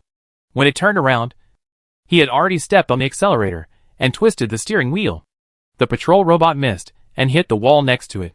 At the same time, W also opened fire. His aim was excellent, and he shot Xiuqiu's head. Then, there was a bang in the other direction behind him. Peiran turned his head. "It's okay. W said. Another patrol robot from the Public Security Bureau. But it's gone now, he added. When there's no scarf blocking my vision, my observation skills are quite good. Pei Ran's mind was not on his observation skills. He was a little worried. This was no longer the downtown area near Hank Street. The patrol ball was still actively looking for trouble with her, which meant that CT-122 really issued a wanted order for her. A L-16 level extremely dangerous person. Last night. Now, at least in White Harbor City, the patrol robots of the Public Security Bureau were chasing her. I'll be in bad luck. W understood what she was thinking. We should leave the city as soon as possible. The farther we are from the city, the fewer patrol robots there are. As soon as possible. No. The fastest speed is only 10 kilometers per hour. Further ahead, the skyscrapers disappeared, and the buildings gradually became sparse, replaced by a large area of strange scenes. The houses were like countless black grids of different sizes, stacked together densely. Each grid was not big, only a few meters square, one on top of the other, like a dense quadrilateral honeycomb. The black material of these honeycombs looks like plastic, or some kind of light metal. I don't know what it is. Outside the black grid, there are stairs everywhere, one level after another. The stairs are obviously homemade, the materials are different. Silver metal ladders are inexplicably welded on the cast iron spiral staircase. The wooden frame is connected to a dangerous shaky rope bridge. They never consider beauty, the only purpose is practicality. W forgot his dowry, habitual popular science. There is such a large slum area outside Baigang City. These simple houses are built with abandoned containers. The material of this container is light and strong, and the insulation effect is not bad. The composition of the people in this area is very complicated. Various cases occur frequently. Public security has always been a problem. The Public Security Bureau has no way to deal with it, and the management is very weak, he said. But from an optimistic point of view, there are almost no patrol robots here. Pei Ren drove a forklift, passed through the hive, and suddenly there was a pile of building materials on the road ahead, which were various pipes and abandoned steel frames, like a low wall, blocking half a person's height. The road was completely blocked. It was obvious that someone had put it there on purpose. Pei Ren was silent, turned the steering wheel, turned around and headed back. There were 4 more people on the road behind him. They were all tall and strong, carrying big backpacks, wearing gray winter clothes, with their hands folded and their mouths sealed with transparent tape. The transparent tape probably didn't stick well. Each person used the tape to wrap around his head several times, like tying a bag on his head. The road was blocked in front. There were people behind. The small forklift was like an orange rabbit that fell into a trap. When there was no one around, it felt like a dead pool of water. But when people were really seen, it was definitely not a good thing. Pei Ren glanced at those people and asked W, "You can't attack humans casually, right?" W replied, "If they are not judged as extremely dangerous elements of level L-16. I really can't shoot." "Alright. There are so many people here. And the only one he can shoot is her." Those people approached step by step and stopped a few steps away. One of them was wearing a black knitted hat for winter, and the brim of the hat almost pressed on his eyelids, leaving only half of his face covered with conspicuous stubble. The bearded man lit up his bracelet, typed a few words, flicked the virtual screen, and turned to Pei Ren. "We need your car urgently. They are here to steal the car. At this time, 90% of the cars are bombs waiting to explode, and they can't be started. Everyone wants a car that can be driven." Pei Ren didn't respond, but silently picked up her backpack, got off the forklift, and stepped aside. Her attitude was very submissive. Several people probably thought that this silent obedience was natural, and ignored Pei Ren. They came over together and looked around the small forklift, as if the car was already in their pockets. No one said anything, but their eyes clearly showed, this car is too small. It can't seat many people, but it's better than nothing. Someone noticed the metal ball hanging on the front of the car. He reached out and moved it, turned to look at the bearded man, his eyes full of questions, as if saying, "Is this the patrol robot of the Public Security Bureau? It seems to look different." The bearded man saw the DOD painted on the metal ball and frowned. None of their attention was on Pei Ren next to them. It was a godsend opportunity. There was a dull sound of metal hitting bones. A man staggered a step and fell headfirst onto the forklift. The others were startled and immediately turned around. Pei Ren remained silent and swung his mechanical arm and chopped at the other man's neck. Crack. It was a strange crisp sound, and the man fell to the ground without even a resistance. The remaining two people saw that the situation was not right, and attacked from both sides, and swung their fists together. Pei Ran dodged the man on the left, and had already swung behind the man on the right, and the elbow of the mechanical arm hit his spine, and knocked him down instantly. In a flash, only the bearded man was left. He was really scared, and turned around and tried to run away. Pei Ran did not let him go, and chased him lightly like a cat, and strangled his neck, and twisted it violently. In less than a minute, all four of them were lying on the ground. W was silent for a long time. Pei Ran picked up the backpack on the ground, and threw it back on the back box of the forklift, and kicked the man lying on the forklift off, and sat back in the driver's seat, and casually asked, "Have I upgraded?" W, what level? Then she understood that this L16 extremely dangerous person was curious about the consequences of her previous behavior, and was evaluating whether he would be upgraded to L17. However, L16 has reached the top, and there is no higher L17. "I think you are acting in self-defense," he said. "Maybe it's a little too much, but the situation is special now, so it's not a big problem." Pei Ran restarted the car, and prepared to turn around. W suddenly said, "Pei Ran, someone else is coming." Pei Ran didn't need him to remind him. He had already heard the sound and turned his head. On the quiet street, where the four people just appeared, someone else came. This time it was a group of 7 or 8 people. This group of people dressed strangely, with colorfully dyed hair.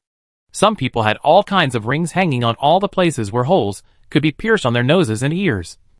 And their leather coats were covered with metal chains. The person in the middle was sitting in a wheelchair.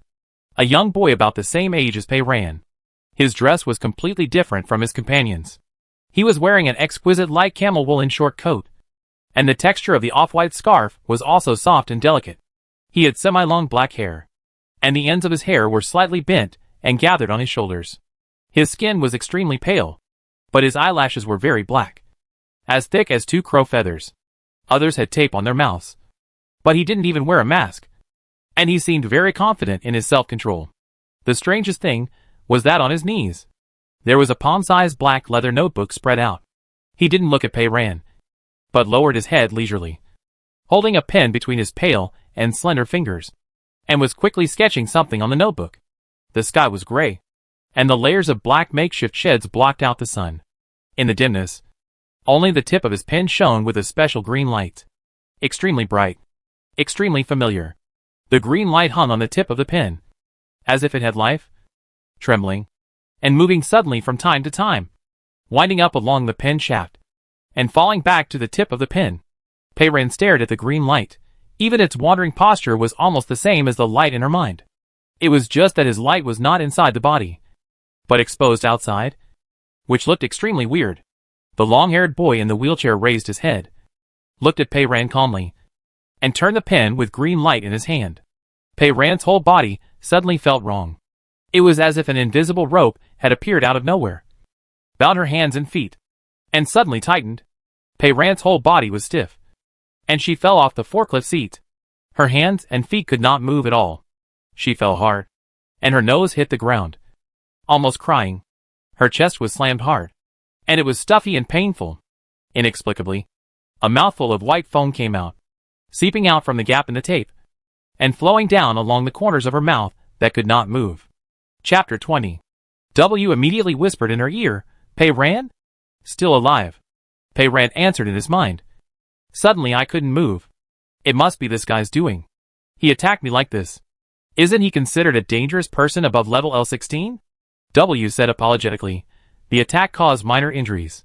It can only be preliminarily determined as L5 level violence. To deal with this kind of low-level crime, you need a folding arm with good grip or a tranquilizer gun. Unfortunately, I don't have either. Pei Ran, I'm sorry. Pei Ran. Pei Ran concentrated his mind, and summoned the green light in his brain. It was fine last night, and successfully turned out a small piece of medicine box fragment, but now it seems to be dormant, and refuses to come out again. There was a slight sound of a wheelchair rolling over the ground, and the black rubber tire stopped in front of Pei Ran. Pei Ran wanted to look up, but his whole body seemed to be frozen. He couldn't make even the slightest movement, and even couldn't move his eyeballs, and the whole person was like a conscious mummy. She could only see with her peripheral vision that the long-haired boy in the wheelchair leaned forward slightly, lowered his head, and looked at her carefully. His pair of light amber eyes were very strange. When she fell, her sleeves were pulled up, and a small section of matte black mechanical arm was exposed between the cuffs and gloves. The boy stared at the mechanical arm and tilted his head. The people next to him immediately understood what he meant, and hurriedly pulled Pei Ran up from the ground. Pei Ran was as stiff as a stick, and suddenly changed from horizontal to vertical. But someone needs to hold her up, to keep from falling. When she was pulled up, Pei Ran saw that the green light on the tip of the boy's pen had disappeared, and on the page of the black leather notebook, there were some complicated black lines, like a cartoon sketch. Unfortunately, his fingers moved, and he turned to a new page. She didn't see it clearly, but someone should be able to see it. Pei Ran asked W in his mind, "Did you see what he drew just now?" "I saw it," W answered quickly, "and I zoomed in and took a picture." He drew a cartoon. The character in the cartoon had a ponytail and had tape on his mouth. She looked very much like you. There was a full-body picture of you lying on the ground. In the lower right corner of the picture, there was a close-up of your face with foam seeping out of the tape. Next to it was written, "I suddenly got sick. My whole body was stiff. I fell to the ground and couldn't move." Pei Ran. He even drew a close-up of the foam coming out of the mouth. It was so detailed. Thank him so much. It turns out that there are more than one person with supernatural powers. The difference is that she writes, and this person draws. W suddenly said, "Fusion?" Pei Ran didn't understand. "What?" W explained, "Fusion. Did you see the comic pen in his hand? There was a little green light at the tip of the pen just now, which means he is a fusion. He actually knew about the green light." W continued, "The matter of fusion is a secret of the Ministry of National Defense and Security. But under the current circumstances, it doesn't matter if you tell me. 700 million kilometers away from us, near the fifth planet, there has always been a crack. Pei Ran, big brother, I'm still stiff here. Are you going to start from the beginning of the universe?" Pei Ran's astronomical knowledge mostly comes from books and old storage. In the bunker world, 700 million kilometers away from the mother planet, is the fifth planet, which is more than 1,000 times the size of the mother planet, and is a huge monster. It seems that there is also a fifth planet here, and the two worlds are the same. W continued, "About 30 years ago, someone observed some abnormal energy leakage near this rift, and along with the leakage, some special green light spots invaded our planet. Some people's bodies merged with this green light, generating some special abilities. We call them fusion bodies. Their most obvious feature is that this green light sometimes appears on their limbs. Researchers have found that these fusion cases will show 3 different tendencies. Dr. is the first person in the Federation to study fusion bodies, classified them according to the characteristics of their abilities into order, collapse and madness. Fusion bodies with the ability of order tendency are the rarest. Their abilities usually show rational tendencies, such as using thoughts to sense the crime scene, reading the words on a crumpled piece of paper, and so on. Some people have the ability tendency of collapse. Their abilities are usually more inclined to force, such as bending a spoon in the air and crushing eggs in the next room. It all sounds like a small fight." W continued, "The Federation has recruited some people with special abilities to participate in the investigation of cases and the handling of some special affairs, and the results are very good. However, there is also a special fusion tendency, called madness." W changed the subject. "The fusion body in this state usually completely loses human sanity, and its appearance will also undergo non-human changes, showing extremely strong attack power, which is very dangerous." Pei Ran interrupted, "Turn into monsters?" "Yes," W replied. "As soon as you see them, you will understand that they are no longer human." Pei Ran had long guessed that W must know something. Last time in the alley, she used the word tear to tear everything in the alley, including his metal ball, to pieces. He was not an artificial retard. He did not even ask a single question about such a strange thing. And he had met a human sheriff from the Public Security Bureau yesterday. But he had no intention of asking anyone to take him to the Black Well. It was as if he had decided on her. Pei Ran guessed at that time that he was probably aware of her special ability, but he just didn't say it. "Sure enough," W continued, "Pei Ran, let's get this straight. Although I haven't seen the green light appear on you, I have seen your ability. In that alley, there was no one else around at the time. Everything was split in two, only you were safe and sound. Your special ability, is it to tear objects apart?" Pei Ran, "Brother, you guessed wrong." Pei Ran didn't answer, and W didn't force it. That was the first time I saw someone with such a strong ability. It seems that your ability should belong to Collapse. Pei Ran, you are the Collapse. W's voice was filled with worry. I suspect that, as the intrusion of Rift energy increases, the ability of the fusion body also increases. The person in the wheelchair can control others through painting. It looks like an ability belonging to Order. It's not easy to deal with. You have to be careful. While the two were talking in their minds, the boy in the wheelchair opened the bracelet and typed on the virtual screen, "Search her." The 4 people who were knocked down by Pei Ran just now were obviously not in the same group with them. They ignored the people on the ground and only came to search for Pei Ran. The man who came over was a tall man, whose attire was strange. There was a nail on his chin, fixing a silver old metal scorpion. The scorpion extended diagonally from his chin, crossed his cheek, and hooked on his right ear. The man with the scorpion on his face searched carefully, and when he touched Pei Ran's hard right arm, his hand stopped. He pulled up a part of Pei Ran's sleeve, as if to say, "It's a mechanical arm." The boy in the wheelchair couldn't help rolling his eyes. He wrote, "I've seen it a long time ago, check something else."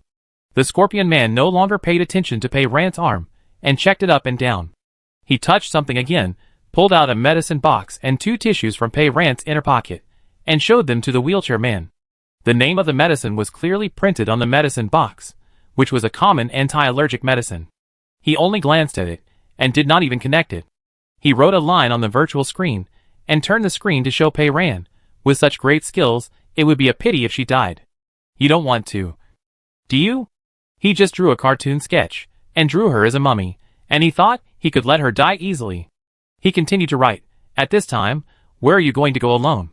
He suddenly realized, "Oh, you can't move." He picked up the pen again. A little green light flowed from his fingertips, followed the pen shaft, and fell to the tip of the pen. He began to draw new lines skillfully. Pei Ran immediately realized that his use of supernatural powers was much more arbitrary than hers. The green light came and went as he wished, and she could never do that. He wrote quickly, and soon finished the painting, and the pen turned between his fingers. The moment she turned the pen, it was as if the invisible restraints on her body suddenly disappeared, and Pei Ran was able to move. But her whole body was sore, as if all her strength had been drained. Pei Ran's knees loosened, and she almost knelt down. The person next to her grabbed her arm. Pei Ran immediately glanced at the picture on the black leather book. It was a typical comic style, with 2 pages, one large and one small. The main frame occupied most of the page, and was painted vividly. In the picture, she had a ponytail. Her mouth was sealed with tape, and she looked relieved. Next to it was written the stiff feeling finally disappeared. There was another grid in the lower corner. She frowned, and a series of thought bubbles popped up. The largest bubble had a line of words, "But I just had an attack. I just felt that I had no strength in my whole body." It described her feeling, like she had just recovered from a serious illness, and she was very weak. Her eyes turned white. Her legs were so weak that she couldn't stand up straight, and even the mechanical hand couldn't make a fist. The boy in the wheelchair raised his chin and looked at her, waiting for her answer. Pei Ran barely raised his arm. This simple action made his heart beat wildly. Pei Ran wrote on his virtual screen, "I'm going to Yahai, my family is in Yahai, I have to go find them. I saw it on the map sent by W today. Yahai is a city northwest of Baigang City." The boy nodded, stretched out his hand, and typed a line of words. "Your home is in Yahai? I've been to Yahai before. I still remember there is a tallest building. It seems to be called Yahai Tower. You can overlook the whole city from the observation deck. The scenery is very good." When the little cartoonist was writing just now, his eyes were full of cunning. He paused halfway through, as if he was thinking. Pei Ran thought on his knees, and knew what he was thinking. He wanted to verify whether she was lying. Pei Ran raised his hand, wrote on the virtual screen, "Did you remember it wrong?" At the same time, he said in his mind, "W. What did he say wrong?" W was speechless. "You don't even know where he deliberately said it wrong. And you dared to write it directly?" Pei Ran dared. She was 100% sure that the wheelchair man was talking nonsense. And the only question was which part was talking nonsense. W. The tallest landmark building in Yahai is indeed the Yahai Tower. But the upper part of the tower is completely sealed, and there is no observation deck. Just as Pei Ran thought, W really knew everything. It's not surprising that the wheelchair man would set traps for others to fall into. W. On the other hand, proved his unusualness again and again. He knew too much. From her identity information to the model configuration and operation tutorial of an ordinary forklift produced 20 years ago, to the internal structure of a tower. This robot of the National Defense Security Department is only used to kill people. There is no reason to have an encyclopedia in his head. And the content is even richer than that of the encyclopedia. Pei Ran was thinking about W, while continuing to type weakly on the virtual screen. Where is the observation deck on the Night Sea Tower? The corners of the boy's mouth and the wheelchair were slightly raised. He wrote, I may have confused it with an observation deck somewhere else. My name is Shirgaya. What's your name? Pei Ran. So you just paralyzed me, and I fell down. Now I need to put aside the past and start chatting with you. Okay. Pei Ran wrote on his virtual screen, My name is Nigia. You are? Brother, I am your sister. W immediately said Pei Ran. Shirgaya may be his real name. I found a comic book published under Shirgaya's name, and compared his painting style. The two are exactly the same. If he can find this, I'm afraid there is a library in his head. But the pen name in the comics may not be his real name.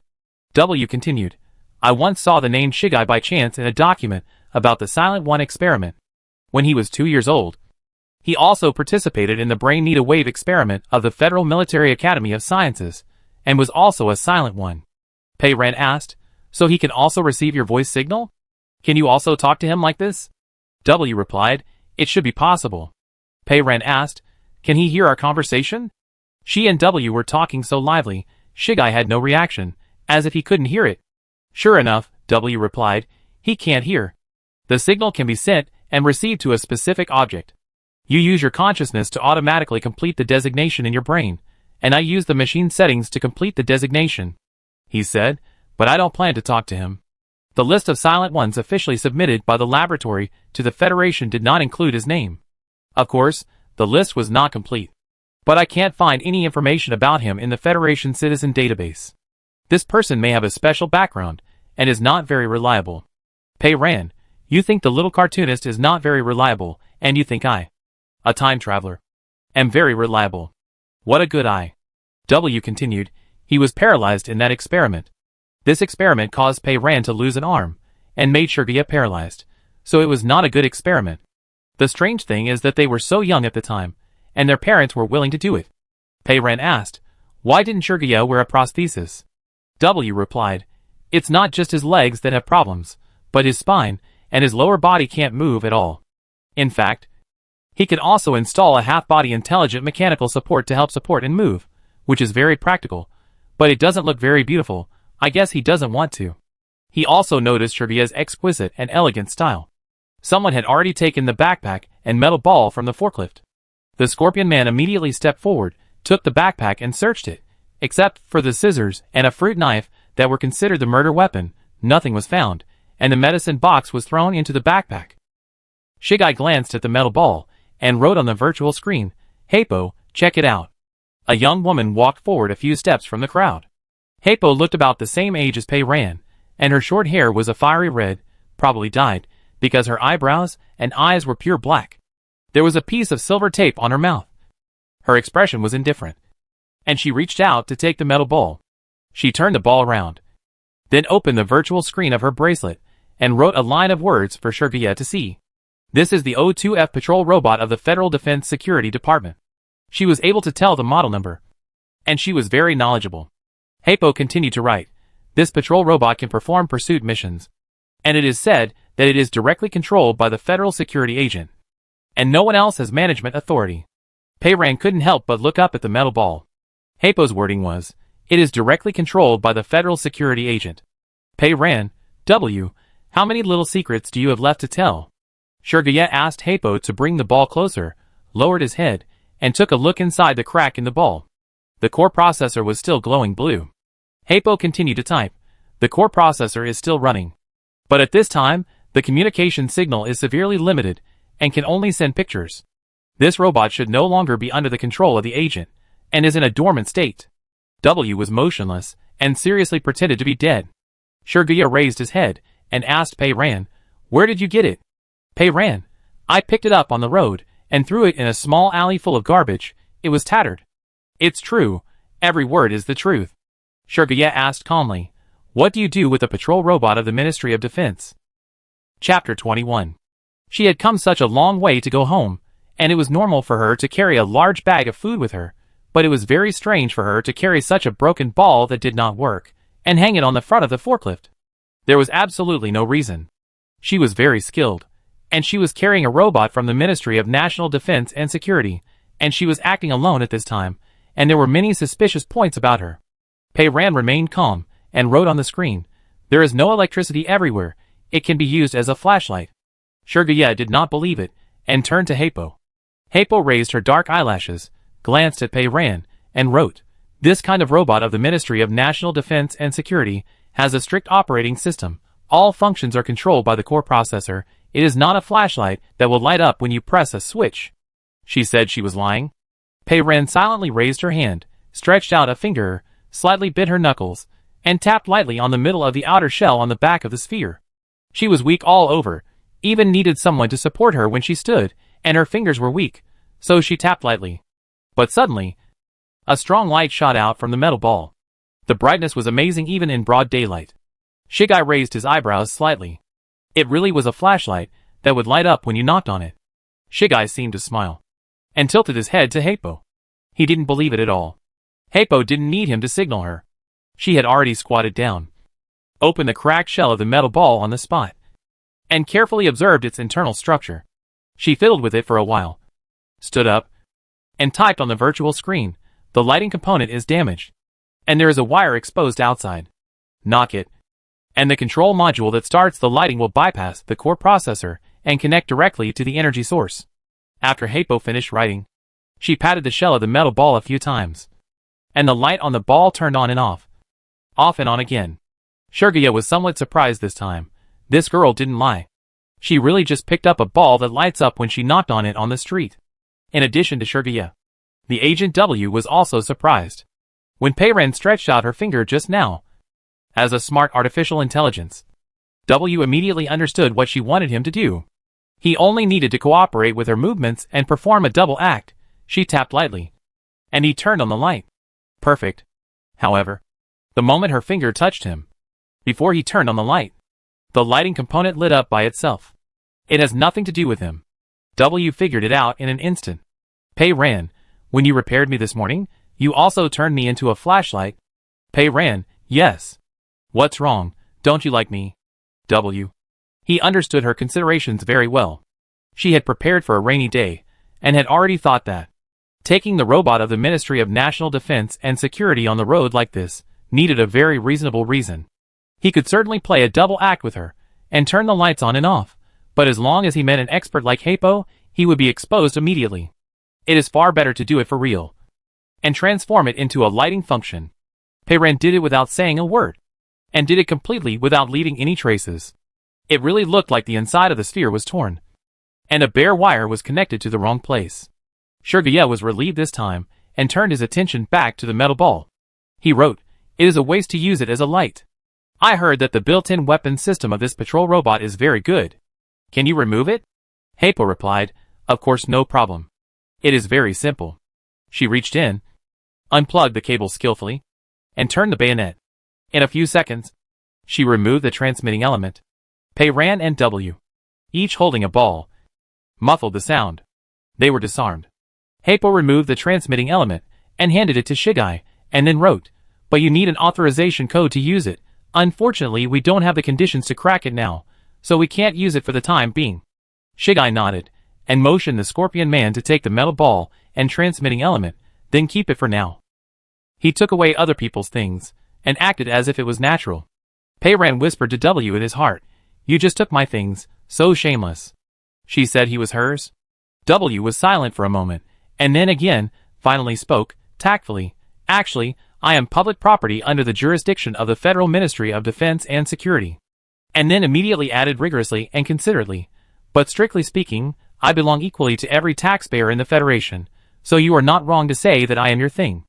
Pei Ran, Agent W, is your focus a little off? Shirgaya continued to write, "We are also going to the direction of Yahai. Come with us. In this dangerous time, it is safer with more people." Pei Ran, "Thank you. I was quite safe, but I became unsafe when I met you." I don't know what he is planning. He actually wants to take her with him. The metal ball is now in their hands. Without Agent W, there is no way to get the life-saving medicine from the Black Well. More importantly, the only box of JTN-34 was also thrown into the backpack and fell into their hands. Pei Ren had no choice. He had to follow them to find a chance to steal the ball and medicine back. Shirgye didn't wait for her answer.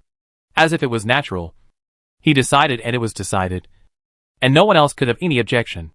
On the other side, someone who had studied forklifts came down from the driver's seat and reported, "This car does not have an artificial intelligence interactive system, but it is equipped with a speed limiter, and the maximum speed is only 10 kilometers per hour." Shirgye typed, "Drive it back first. Maybe it will be useful. How many cars are there now?" The Scorpion Man looked down at the bracelet and answered on his virtual screen, "If this forklift is not counted, a total of 7 have been collected." He said collected 7. I'm afraid he stole 7 from others.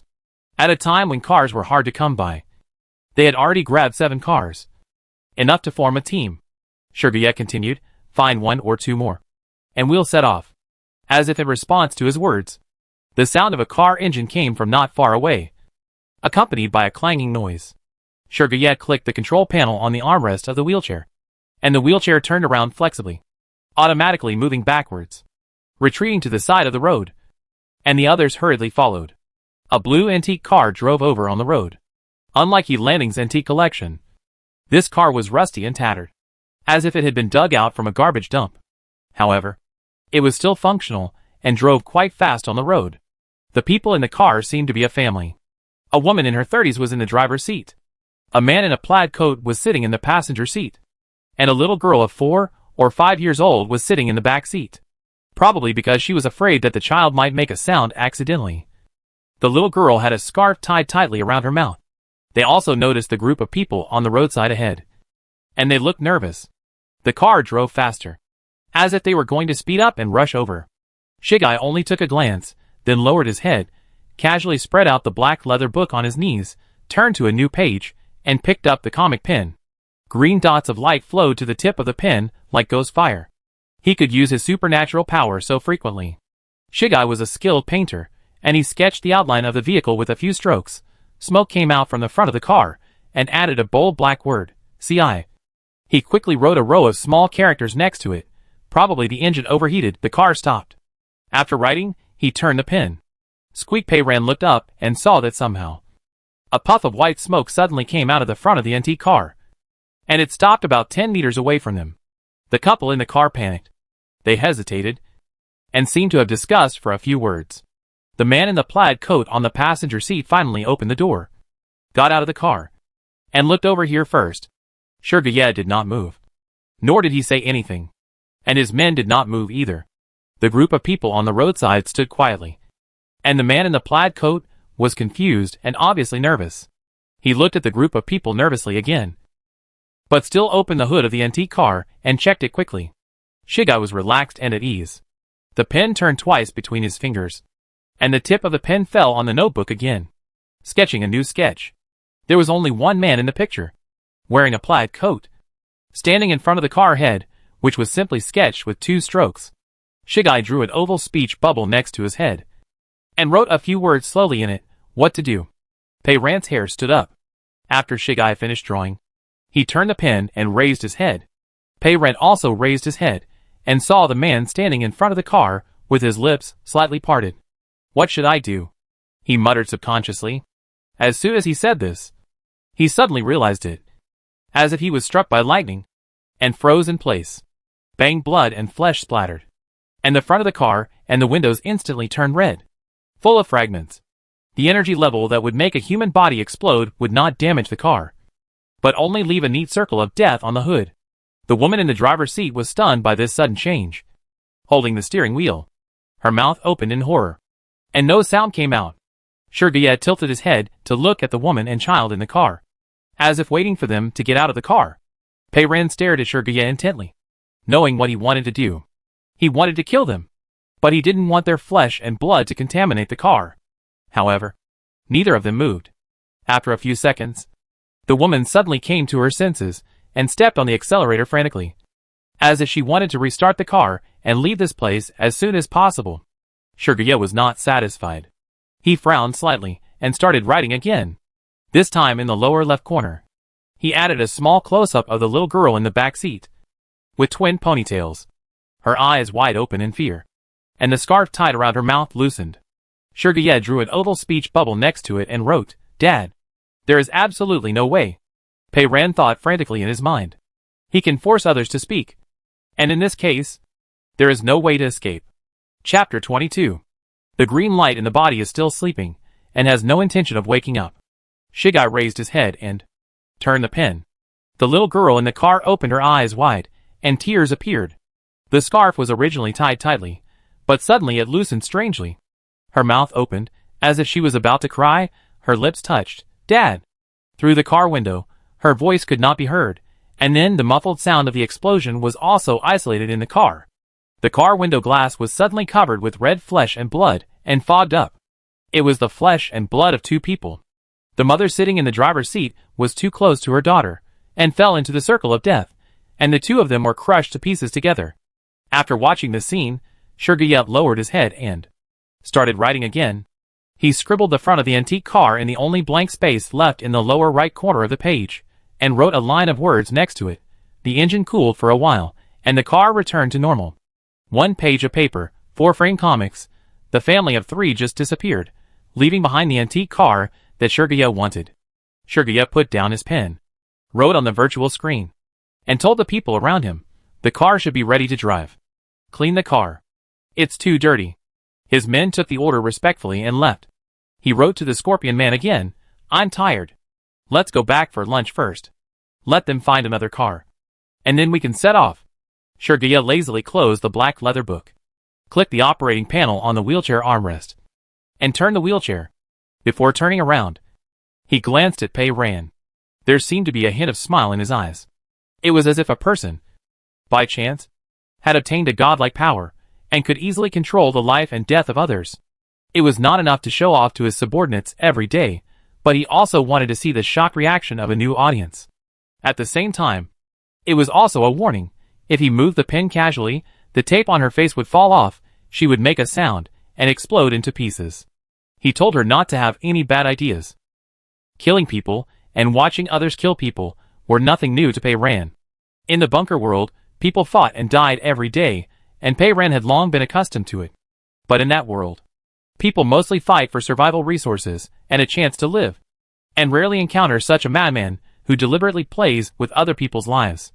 He has a large group of subordinates, and he can obviously command them to take away the antique car and leave the family of 3 on the roadside, just for a car. Pei Ran avoided his gaze and lowered her eyelashes. She was submissive, and Shirgaya was satisfied. He stopped looking at Pei Ran, motioned the person who was supporting her to take her, and drove the wheelchair himself, and went forward along the way. Pei Ran clenched the fingers of the mechanical hand. He was weak all over, and his hand still couldn't make a fist. His fingers were bent weakly and didn't obey his command. But Pei Ran had only one thought in his mind. He wanted to strangle him to death. If he regained his strength, he would go up and grab his pale neck, twist it hard, and make a click. W watched everything silently, and then spoke. Intentionally causing death, judged as an extremely dangerous element above level L16, resisting arrest, and may cause serious threats or harm to others. In order to stop the crime, you can be shot on the spot. The voice was colder than ever before, and it was chilling. Unfortunately, even if he was judged as L800, it was useless. He no longer had a gun. He was disarmed, and his shell was opened again, revealing his brain flashing blue light. Pei Ran himself was not much better. He felt like he was bewitched. His whole body was sore and weak, and his legs could not stand straight. He had to be held tightly by others to drag him forward. He was miserable now. For the first time, Pei Ran felt a little sympathy with this artificial intelligence. W asked, "You still can't use your special ability?" It seems that he also wants to watch Shirgaya being torn in half. Pei Ran, "I do want to. But he can't. She and Cho have no ability to resist. They are lucky that they haven't been killed by Shirgaya yet." Shirgaya led this group of people around and across the street. Pei Ran was dragged by 2 of Shirgaya's minions, one on the left and one on the right. One of them was wearing a black leather jacket with a high collar, covering half of his face. His right arm was also a mechanical arm. as if he wanted to show off. He cut off the sleeve of his leather jacket at the shoulder, revealing a whole silver metal arm. His mechanical arm had not been treated with any bionics. The metal structure was completely exposed. The hand was even more exaggerated. It was not a human hand, but was made to look like an eagle's claw. The surface was finely engraved with scale-like patterns. The tip of each claw had a sharp hook more than an inch long. Pei Ran glanced at it and thought, with a hand made like this, I don't have to think about holding a pen. I don't know if it's convenient to eat.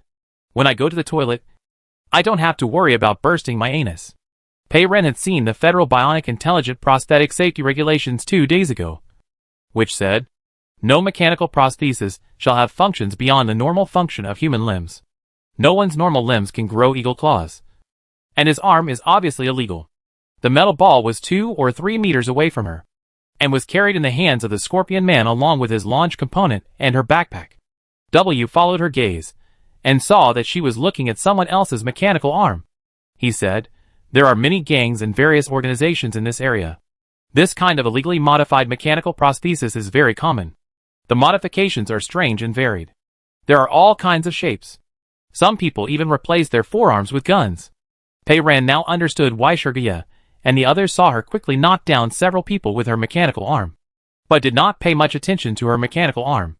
The thug with eagle claws on his arm was also curious about Pei Ran's mechanical hand. Pei Ran's arm was held by him, and his sleeves were pulled up, revealing a small part of his wrist.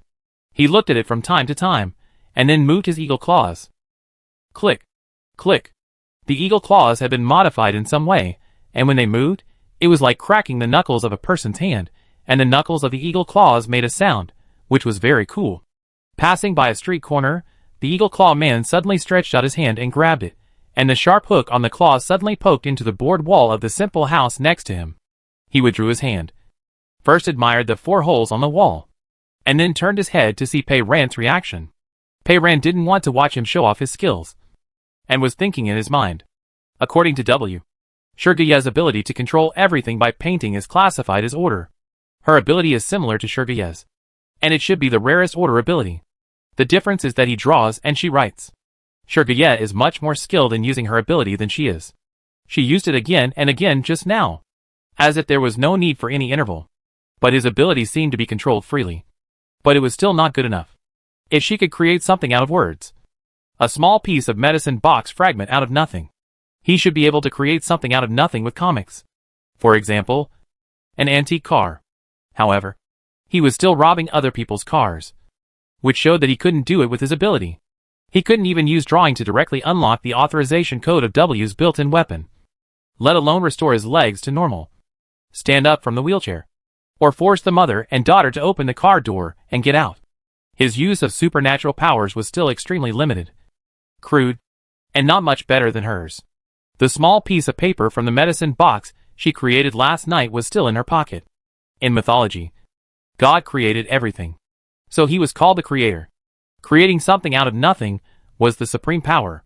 She felt the green light sleeping in her body. Perhaps because of the comparison with Shirgaya, Pei Ran suddenly had ambitions for this power for the first time. The street was strangely quiet, with only the footsteps of this group of people, and the sound of the wheels of wheelchairs, and small forklifts rolling on the road. Pei Ran said to W in his heart, I don't know when this pervert can make me return to normal. W was silent for a while, and then answered, Pei Ran, I think he didn't kill you, but deliberately turned you into this. Maybe he had bad intentions. Be careful. I will also try to help you as much as possible. He didn't use bubbling sound, and his tone was not the usual cold and calm, revealing a bit of concern. Pei Ran certainly understood what he meant. You are an artificial intelligence, and you even understand bad intentions? Of course, W replied indifferently. The number of case files I have browsed is far more than any human sheriff in the Federation. I know very well that human men can have no bottom line when driven by the desire to reproduce. Pei Ran thought, I think this style of singing is not for this. It seems to have another purpose. Do you want to make a bet with me? Okay. I'll bet. W answered very straightforwardly. If you lose, help me fix the folding arm. I guess you can actually do it, right? If I lose, I'll sing to you with a bubble sound. W explained, if the folding arm can be fixed, next time when you encounter this situation, maybe I can help you more. W wanted to bet a good arm by singing a song, The abacus beads were about to fall on Pei Ran's face. Pei Ran, let's see how you perform. The group walked through the streets and alleys, and stopped in front of two black doors that opened opposite each other. Someone opened the door from the inside, and let Shigai and the others in. Inside the door was a small yard, with a row of antique cars parked. The cars were old and new, of various colors and styles. Someone was checking them one by one. They must have been stolen. Pei Ran's eyes swept across the row of cars. W also took a look. What are you looking at? Pei Ran replied, pick the one I want. W was silent. She seemed to be browsing in a car dealership. There were too many cars. She had a fear of making choices, and was a little dazzled. W followed her to make the best of a bad situation. If you don't have any special requirements for the color, I suggest you choose the red Vollet Swift, which is a model from 60 years ago, with pure electric drive and manual driving. Pei Ran, why? Isn't the white one next to it good? It looks a little newer. W's tone was like a used car salesperson, with a very good service attitude. He patiently explained to the customer, because I found out the owner of the red Vollet Swift based on the license plate. He is a wealthy businessman in Baigang City named Chen Xiaohan. His hobby is collecting all kinds of expensive antique cars. There is a garage the size of a parking lot under his house. His antique car has always been maintained by a special person, and the condition of the car is not bad. I guess that at this time, the car that will be driven out must be the best. The car will appear here, and the rich businessman named Chen Xiaohan is probably gone. W continued, and I just zoomed in and took a picture of its dashboard. The battery is almost full. It was started with a key, and the key is still in the car. It sounds very ideal. Pei Ran made the decision, okay. That's it. His tone seemed to have made a deposit in vain. The group walked through the row of antique cars, and went inside. In the inner courtyard, there was a row of simple houses of different heights. Like the houses on the street outside, they were made of black grids made of containers, and stacked in 2 layers. There was a simple metal staircase outside the containers that connected the upper and lower floors. The Eagle Claw Man grabbed Pei Ran's arm, dragged her to the door of a room on the first floor, and kicked the door open with his foot. The room seemed to be used as a warehouse, with several piles of boxes randomly stacked, and a thick layer of dust everywhere on the ground and on the boxes. The originally black walls were hastily painted with a layer of white paint, and the black background could be vaguely seen between the lines of the brush. There were 2 windows on the wall, facing the yard. The Eagle Claw Man had been dragging Pei Ran along for a long time, and he had been annoyed for a long time. Now that they had finally arrived, he pushed her in casually. Pei Ran's legs were weak, and she had no strength to stand on her own. He pushed her hard, and she fell directly on the dusty ground. The Eagle Claw Man ignored her, slammed the door shut, and rustled outside for a while. From the sound, he locked the door. Pei Ran waited for him to leave before trying to stand up. Her arms were a little better than before, and she had some strength. But her legs were still sore and weak, and she couldn't stand at all. What Shiki K wrote in the comic at that time was, the stiffness finally disappeared. But I had just had an attack, and I had no strength in my whole body. Just like what he wrote. The engine cooled down for a while, and the car returned to normal. These words are all logical, just like what would really happen in reality. I had just had an attack, so I had no strength. So if I waited long enough, the soreness of my hands and feet should gradually return to normal. But I don't know how long I have to wait. The fastest way to recover was to ask Shirgye to paint another picture. But of course he refused. Not only refused, but he might give her another blow before she recovered. Pei Ran couldn't stand up, so she lay on the ground and moved towards the wall little by little. After finally moving to the wall, she leaned against the wall and took a breath. With a distance of less than 2 meters, she felt very weak. Her eyes were dizzy, and her heart was beating fast. The green light still didn't move, and it refused to come out no matter how much she called. Pei Ran tried to move her fingers, clenched her fist, released it, clenched it again, and released it again, trying to make it return to normal as soon as possible, while quietly listening to the sounds in the yard outside. There were footsteps on the stairs. More than one. Probably a few people checking vehicles in the yard. They also went to the second floor. Pei Ran called W in his heart. W. Where have you been? W said that he could talk to her from a long distance, far beyond her imagination. Sure enough, W's ball was not there, but his voice was still close to her ears. They took me to the second floor. The third room on the left side facing the yard. And threw it on the table. My transmitting element. And your backpack. Are also here. The medicine box was in the backpack. And he knew exactly what she was most concerned about. W continued, I saw someone coming with food. They were probably having lunch. Shirgaya said that they would have to finish lunch before leaving. And I don't know when they will finish this meal. Not long after, there were footsteps outside. And the door suddenly opened. At the door was a tall scorpion man. He was not here to deliver food. His hands were empty. And he turned sideways to block the door with his body. Shirgaya sat in a wheelchair and entered the room. Shirgaya looked pale. As if he was really tired. He leaned on the back of the chair. His half-long hair hanging on his shoulders. But his posture was still reserved. He still had an open black leather book on his knees. And a comic pen in his hand. This was his weapon. And he probably always carried it with him. He glanced at Pei Ran, who was sitting on the floor, and wrote on the virtual screen of his bracelet to the scorpion man, go eat first, and come back later. The scorpion man bowed respectfully, left, and closed the door. Shirgaya sent the people away. And only he and Pei Ran were left in the room. Pei Ran stared at Shirgaya in silence. Her vigilant eyes made Shirgaya laugh. And he curled his lips, and drove the wheelchair closer, stopping in front of Pei Ran, clicking on the bracelet, and enlarging the virtual screen, and writing on it, are you scared? Guess why I brought you with me. Pei Ran, because you're a pervert? Chapter 23. Pei Ran barely raised his arm, and wrote on the virtual screen, because you are on the way? Shirgaya did not answer, but tilted his head slightly, and looked at Pei Ran with a pair of dark eyes. He still held the comic pen in his hand, and subconsciously tapped the notebook with the pen cap, with a leisurely posture, as if he really had nothing to do, and came to chat with her. If Pei Ran had not seen him kill 3 people in the blink of an eye, she might have believed it. Shirgaya put down the pen, and raised his hand to continue writing. Being on the way is not the main reason. I was planning to take you with me, but I'll talk about it on the way. But I'm in a good mood now, so I'm excited, and I've changed my mind. After he finished writing, his eyes fell back on Pei Ran, not looking at her face again, but moving down along her waist, all the way to her legs. Pei Ran felt goosebumps all over. Could it be that W was right, and he was going to win the bet? Shirgaya's eyes stopped on Pei Ran's legs, thinking and not moving. From the moment he saw her on the road just now, he immediately took a liking to this person. He was so satisfied that he had only one thought, he must eat her. She looked very healthy, and her body was incredibly good, especially her legs, which were flexible and powerful, which made people more satisfied than satisfied. When it comes to eating, Shirgaya has always been very picky.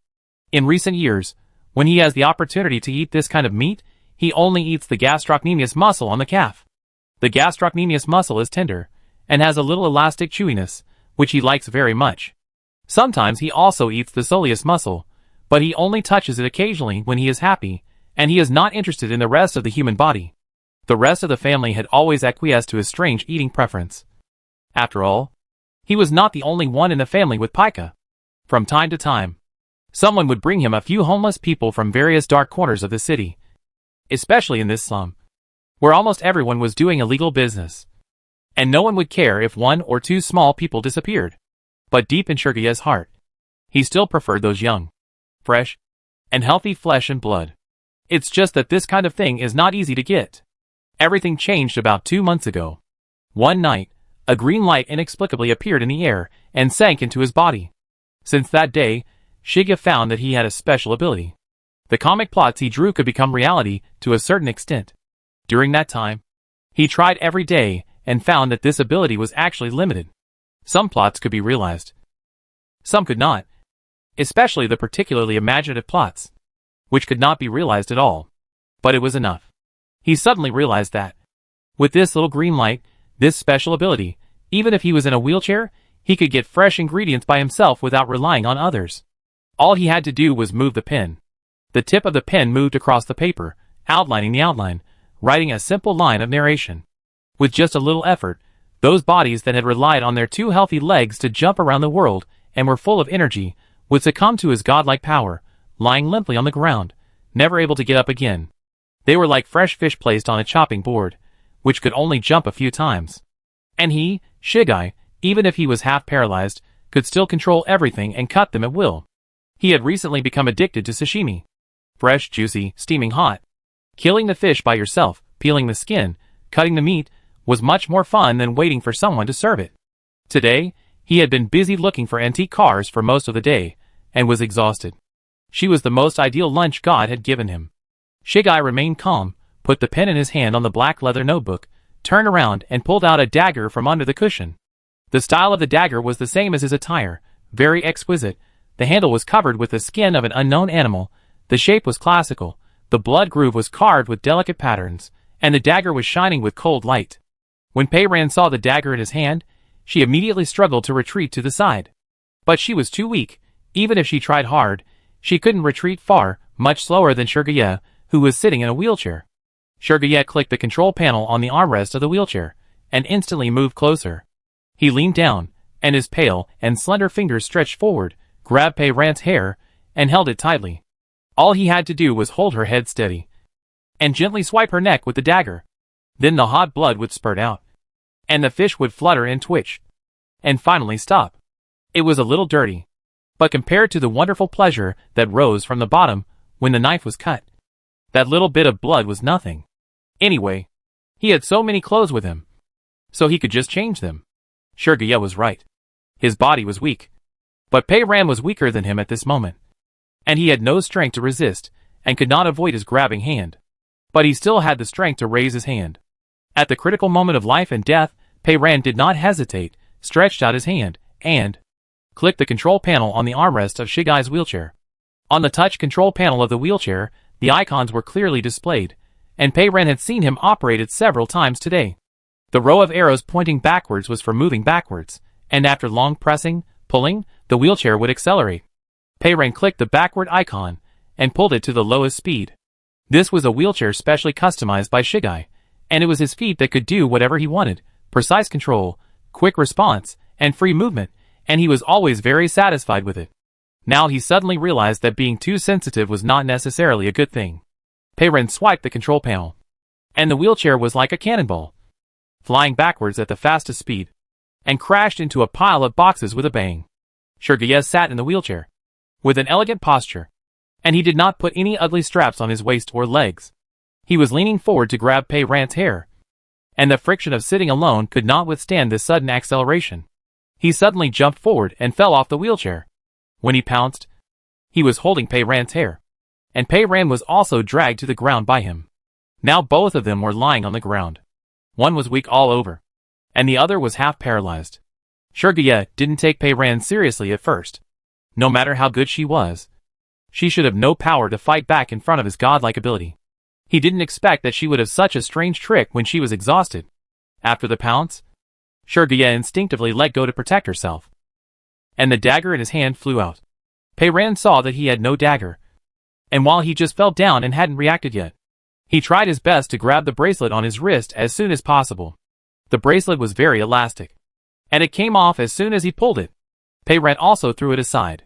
Without the bracelet, he couldn't summon other people. He couldn't even call for help. It was quiet now, and he would die if he made a sound. He just hoped that no one noticed the wheelchair hitting the box. Shirgaye was a little dazed by the fall, and came to his senses. The dagger flew far away, but another object was very close. Not far away, the black leather book was lying on the ground. It was thrown out when he jumped down from the wheelchair. Shirgaye immediately propped up his upper body with his arms, dragged his lower body which could not move, and tried to crawl over there. Food, clothing, shelter and transportation were all carefully taken care of by others, so he did not need to do anything by himself. Shirgaye's upper body was always thin, including his waist, and his entire lower body was like a piece of dead meat, and could not move at all. Shirgaye had a very hard time crawling. Pei Ran also used his hands and feet, trying to crawl over to the notebook. She thought quickly in her mind. Shirgaye's green light always flowed out from his palms, and usually the green light must be hidden in his body. He could obviously activate the green light now, but he did not draw directly on the dusty ground, or write a line of words to kill her, and had to crawl over to get his black leather notebook. It seems that it is not that he does not want to, but that he cannot. I don't know whether he must have the black leather notebook, or the comic pen on the notebook, or he must draw on paper. He must not be allowed to get the notebook and pen. Pei Ran's hands and feet can move, but his whole body is sore and weak, without any strength. And he can't use any strength. Sergeye's upper body is fine, but his lower body is like a dead stone. Both of them are not very agile, just like two big insects, wriggling together, struggling to crawl forward on the dusty ground. Sergeye got closer, and finally climbed up. He grabbed the black leather notebook, quickly pulled out the pen on the notebook, and turned to the blank page. The green light was like a drop of water, flowing out from the palm of his hand, flowing along his fingers to the tip of the pen. And he immediately started writing. He had extraordinary painting skills, and this was a critical moment of life and death. He drew faster than usual, and in a few strokes, he drew a girl with a ponytail, lying on the ground. Pei-Ren yelled in his mind, W. W answered very quickly, I'm here. Sergeye was also quickly adding a vertical line of scribbled words on the paper. The tape is loose. His dark eyes were full of murderous intent. In his life, no one had ever made him so embarrassed as he was now. And it was an embarrassment that completely exposed his physical defects. He wanted to watch her die. Let her die. Blow her up. And shatter her into pieces. Sergeye's pen tip made a stroke, and instantly added a round bubble dialogue box next to the girl's head on the paper. Even if she only wrote one more word in the dialogue box, she would definitely die. However, Pei-Ren struggled, and his speed was not much slower than his. He had already crawled to his side. The distance between him and him was too close. If you are too close to the person who made the noise, you will also be affected by the explosion. Sergeye is of course very clear about this. In addition to the mother and daughter, he has used this method to efficiently deal with several people. As long as she explodes, he will also be in trouble. Sergeye had to suppress his anger and change his strategy. He quickly painted over the dialogue box and wrote something else. Pei-Ren knew very well that he was either going to write her to death directly, or to make her stiff all over again. Everything happened in an instant. Pei-Ren ordered W in his mind, speak in Sergeye's ear immediately. Use your loudest volume. As loud as you can. Crazy loud. Second floor. The third room on the left. There was no one in the room, and the door was wide open. The metal ball was casually placed on a table near the door. W listened attentively to the noise outside the door, while raising the mechanical arm that was not very obedient, and trying to push the transmitting element into his head. Unfortunately, he couldn't see it, and the folding arm was shaking, so he couldn't accurately position it, and the interface couldn't be aligned. Pei-Ren was downstairs, and he didn't know what kind of danger he would encounter. He tried his best to stabilize the folding arm, repeatedly estimated the deviation, and tried again and again. Pei-Ren's voice suddenly came into her mind. It was the first time she used such an anxious tone. She wanted him to speak to Sergeye at the highest volume immediately. Of course. No problem. Sergeye was a silent person. It was easy to talk to him. Pei-Ren must have encountered an imminent emergency. He was an artificial intelligence, not bound by the upper limit of biological bodies. She wanted it to be bigger, and he could be bigger than she imagined. His downstairs. Sergeye was about to write, and suddenly there was a thunderous explosion in his ears. The sound was coming from right next to his ear, and the volume was extremely loud. It was the loudest and most terrifying noise he had ever heard in his life. Not only was it loud, but the frequency was also extremely high, and it was as sharp as a knife, stabbing into his ear. The eardrum was piercing with pain, and Sergeye was defenseless, and hugged his head. Pei-Ren, who was trying to crawl, roar. Her original intention was to let W suddenly speak in Sergeye's ear to distract Sergeye's attention. In this extremely quiet time when no one could speak, someone suddenly speaking in the ear would definitely make Sergeye pause in her painting, giving her some time, even 1 or 2 seconds, which would be enough. According to W, she should be able to talk to Sergeye in her mind, but she hasn't tried it yet. In such a hurry, it would be better to let W, who has experience in talking to the silent one, do it. He also said that his volume can be turned up to a very high level, which people's ears can't stand. Unexpectedly, W completed the task very well, much better than she expected. This method is risky. If Sergeye speaks, she will have to find a way to get out of the 1-meter range within 3 seconds. However, when life and death are only a matter of millimeters, she can only take risks. Fortunately, Sergeye held his head in pain without saying a word. She had already climbed up and took advantage of his distraction, reached out, and took the comic pen from his hand.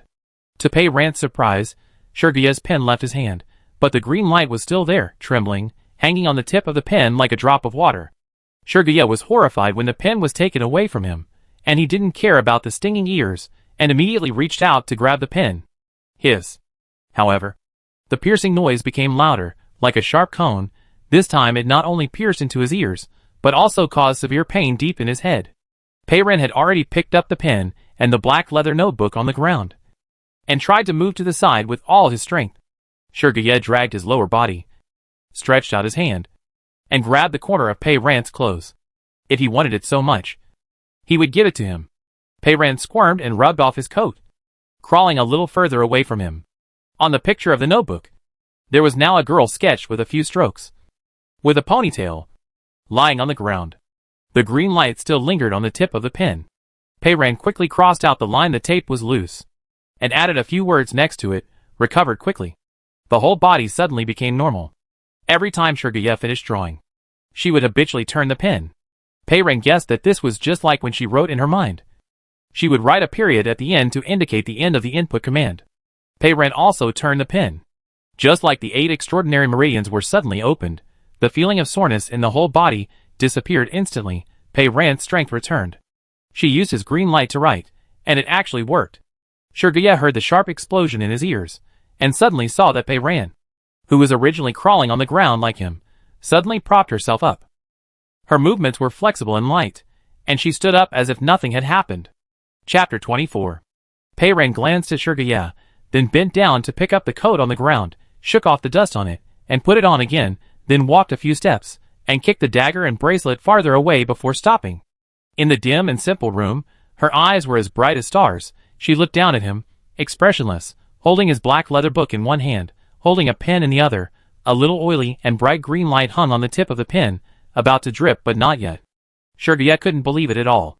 This fish that was placed on the chopping board with no energy actually took away his green light, and not only took it away, but it could even be used. How is it possible? Shirgaya had been worried before, fearing that someone could easily take away the green light, and of course he had done experiments. He tried to hand the pen with the green light hanging on it to one of his subordinates. But almost at the moment of handing it over, the green light whizzed away from the tip of the pen, and went back into his body. It knew how to recognize its master. Shirgaya had heard about this kind of green light before. There are some people in the Federation who have merged with green light, and they have special abilities.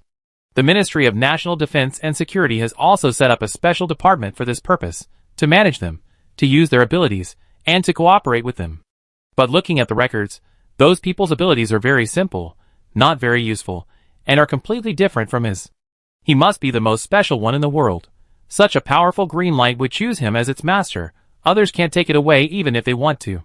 But today, how is it possible? It ran away with the pen, and fell into someone else's hands. When Shirgaya's thoughts were in a mess, Pei Ran was also looking down at Shirgaya. This pervert is now like a bug, without any ability to fight back. Just use the mechanical hand to pinch his neck, twist it, and it will be over. But Pei Ran suddenly changed her mind and wanted to try something else. She glanced at the black leather notebook. The notebook showed a person lying on the ground. Now only Shirgaya was still lying on the ground. He was in a hurry just now, and only used a few strokes to outline the general movements of the person.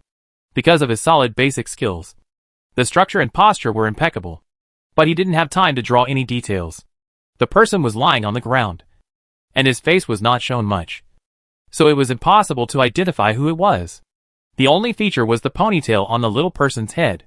Pei Ran held the pen, and the tip of the pen flashing green fell on the paper, and crossed out the ponytail with a few strokes. It should be okay to use crossing out to make changes. Shirgaya had crossed out the dialogue bubbles he drew, and Pei Ran himself had crossed out the sentences written by Shirgaya. Pei Ran added a few strokes to the ears and shoulders of the little man again, changing it into half-long hair hanging down. The hair she drew was too simple, and when it was put on the head of the little man drawn by Shirgaya, it was like putting a black and cheap wig on the exquisite doll. It didn't matter whether it looked good or not, the key was whether it could be used. Pei Ran was still not reassured, and added 3 more words to the little man, Shirgaya. Just like when you pierce the little man and curse him, mark the name and birth date on the little man. Not sure if this change will really work, Pei Ran added a line of words next to it. Suddenly I got sick, I have no strength in my left arm, I can't lift it up. If the change to the little man on the screen is ineffective, this sentence will still work on her, and the effect will only be that her left arm is weak, and she can return to normal by writing another sentence. Pei Ran turned the pen. Her left arm felt normal, no change. But Shirgye, who was struggling on the ground, suddenly felt his left arm go limp, and he fell down unexpectedly. I don't know if the hairstyle change worked, or the name writing worked, but the little man was successfully modified. Shirgye lay on the ground, and now he couldn't even hold up his arm completely, and tried to raise his head. He saw that.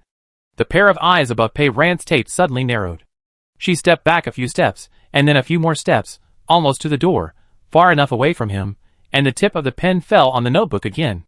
Shirgye has been painting for so many years, and it can be seen from her brushwork. She turned the tip of her pen and simply drew an oval dialogue box, with a small protruding tip below. Then she slowly added a line of words inside. A strong despair came over me.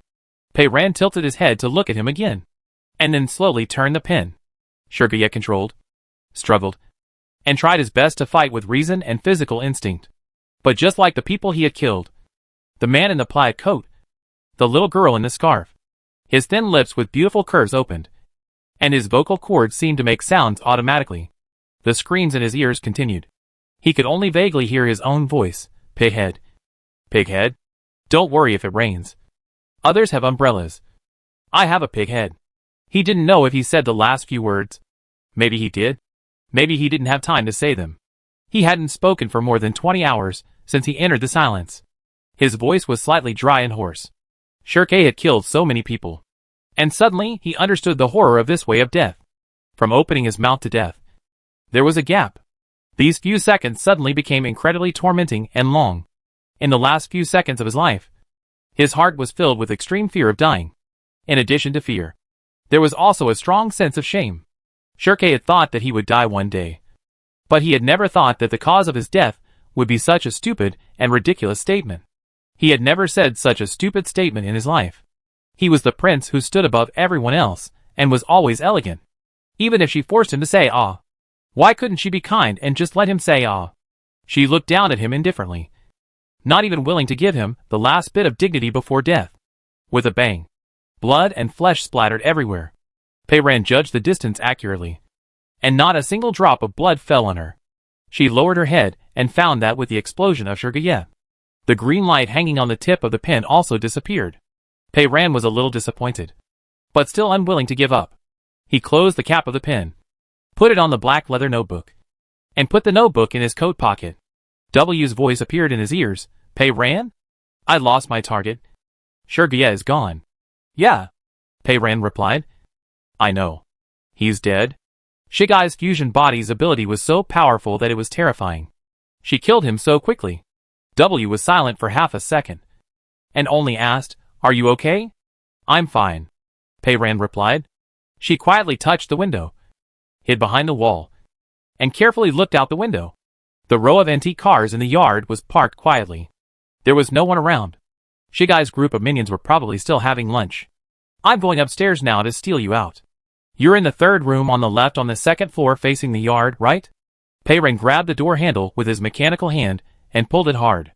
The door panel was also made of simple black synthetic material, and the lock was simply embedded on it.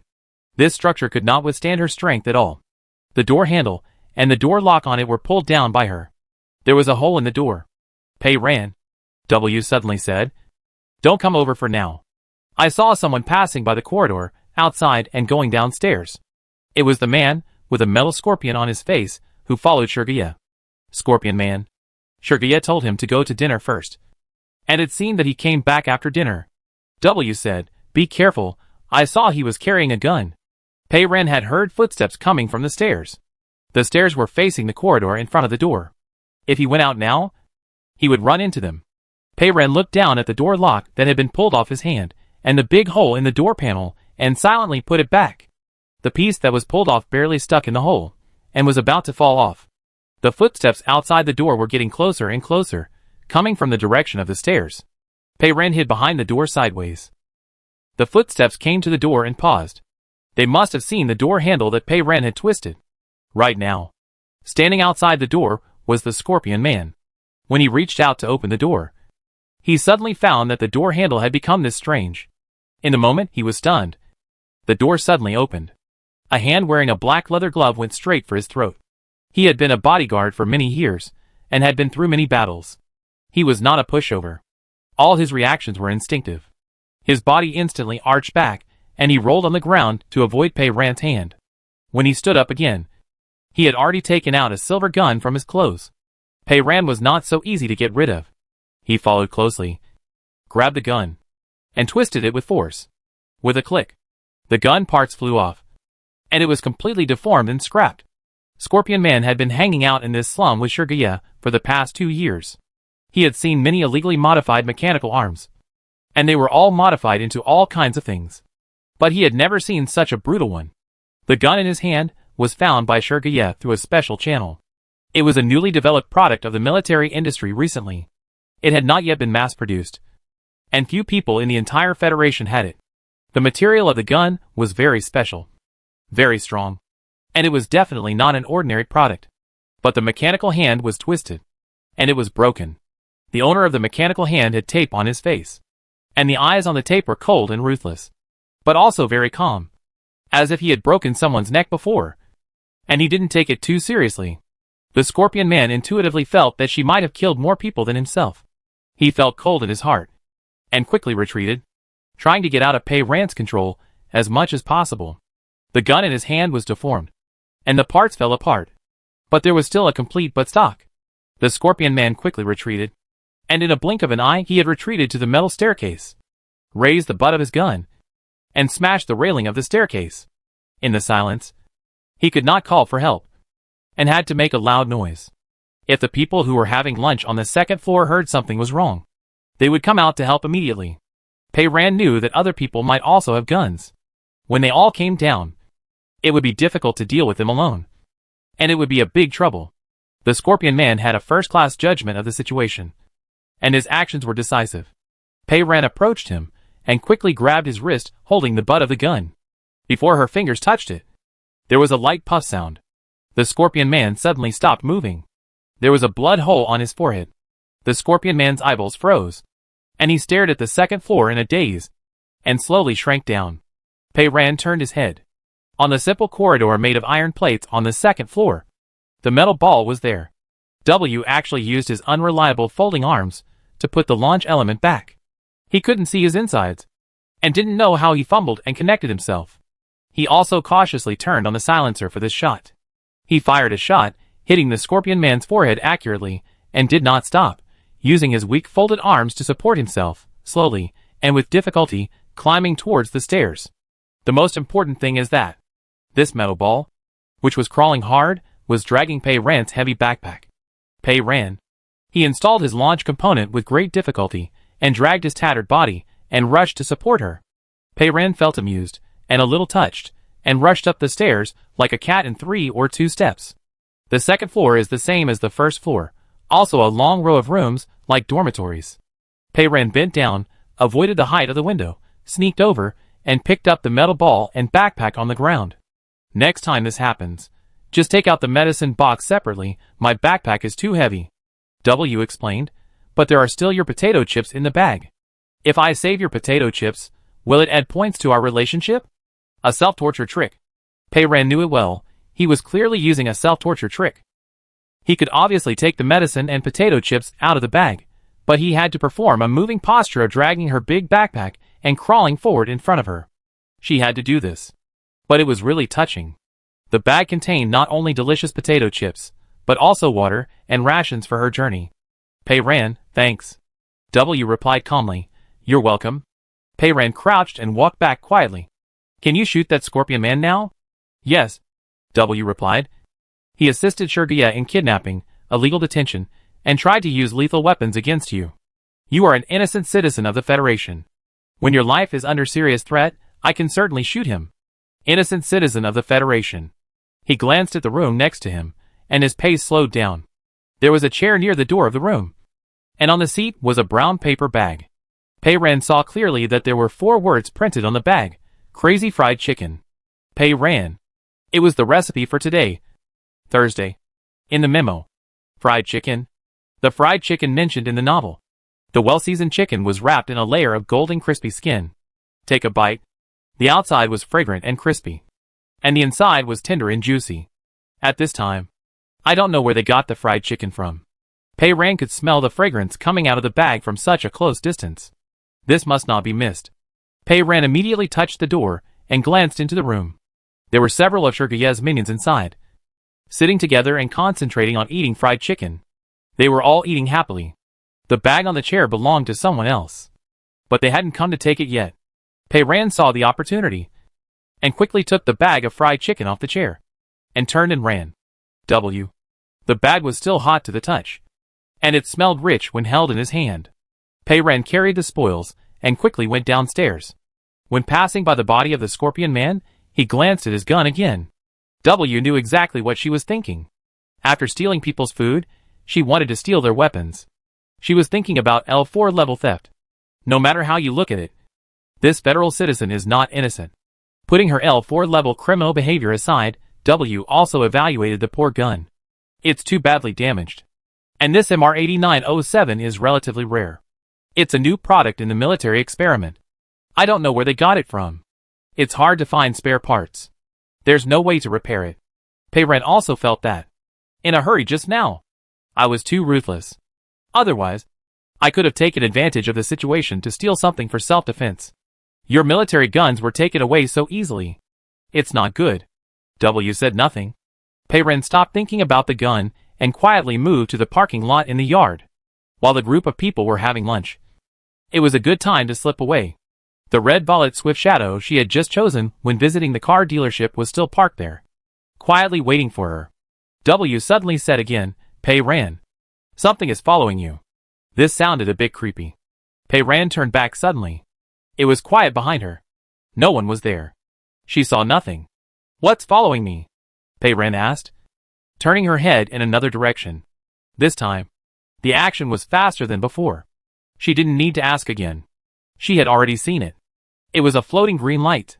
The bright light spot was like a drop of water suspended in the air.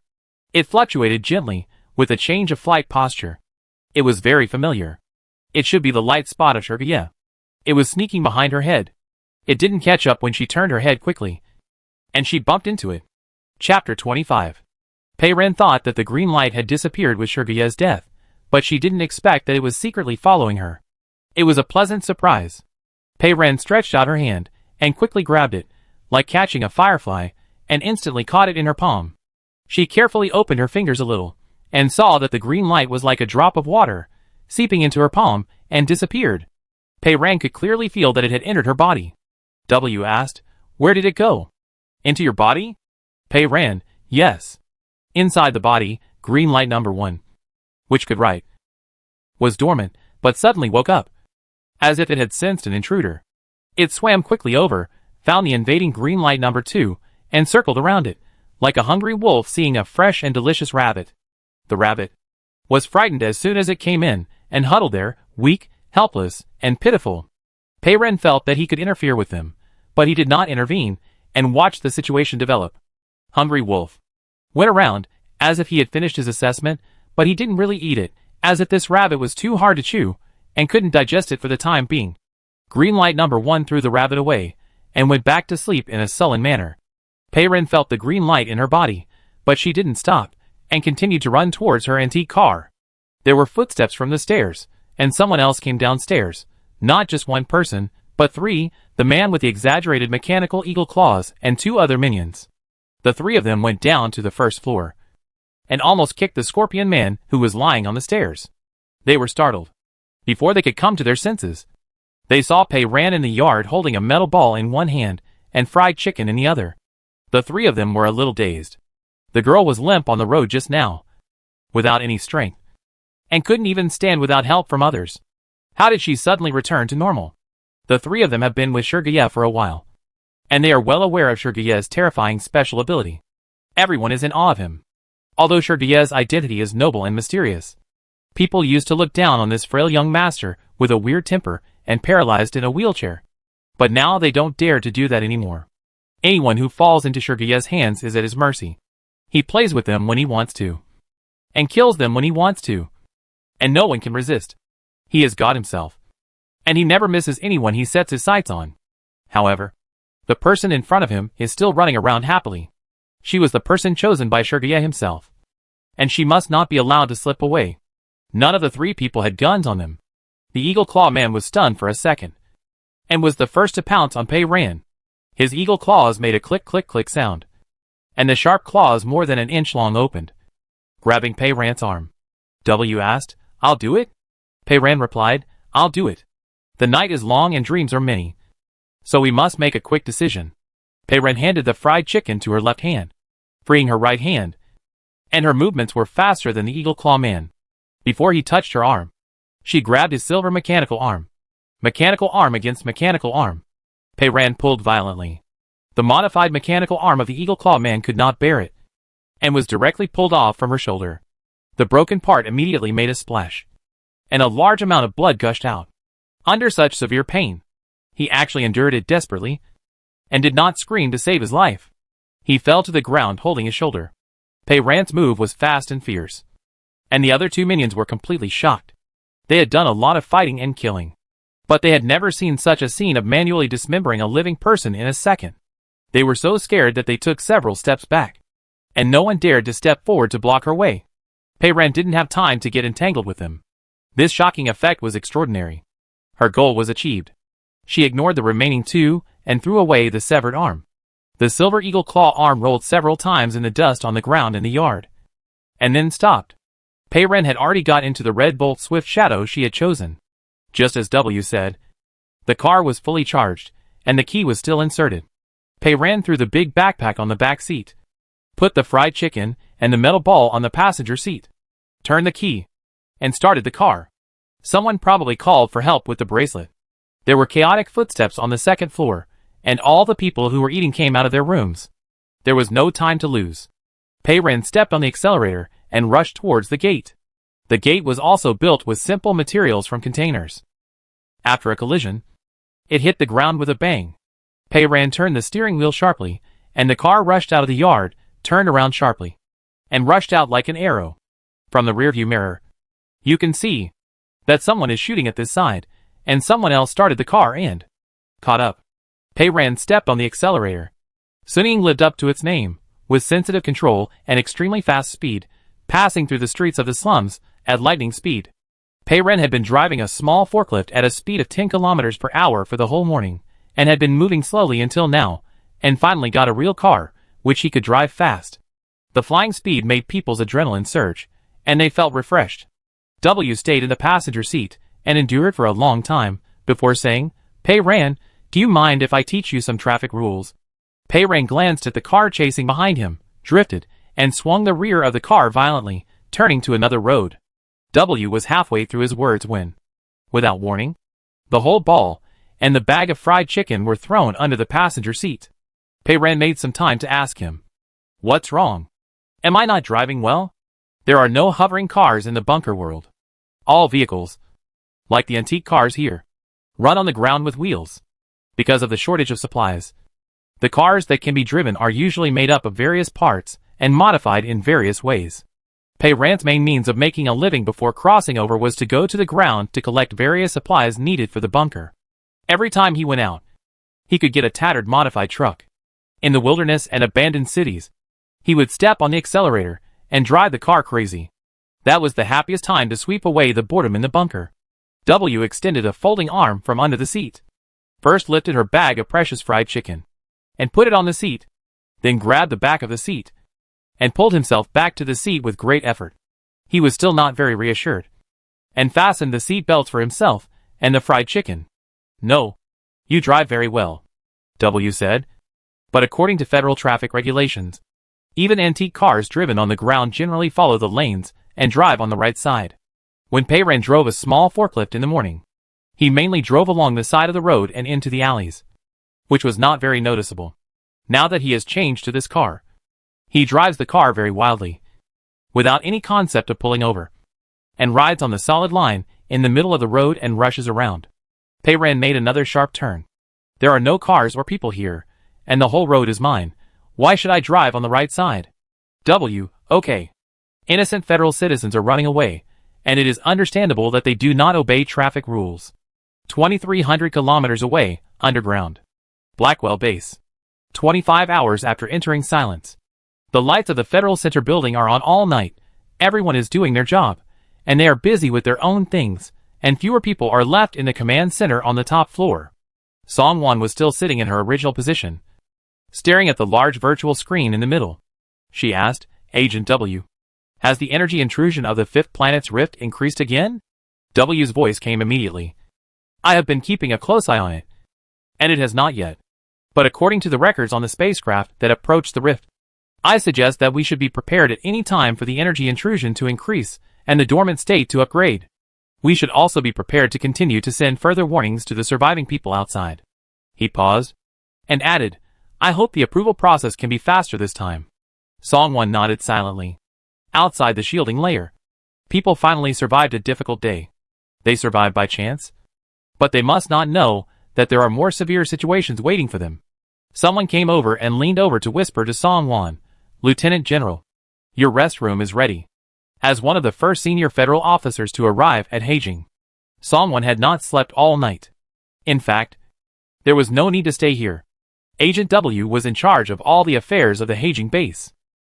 From the mobilization and rescue of military units, personnel arrangements, to every meal, every pill, and every bottle of drinking water in the base. Everything was in his hands. Precise and efficient, orderly, and error-free. However, humans did not completely delegate power to Agent W. Before making many decisions, they needed to be approved by the Temporary Decision-Making Committee of Haejing. Song-won knew very well that these approval processes were meaningless and would slow down the pace of Agent W's processing. The situation outside was changing at any time, and no one could predict the direction of change.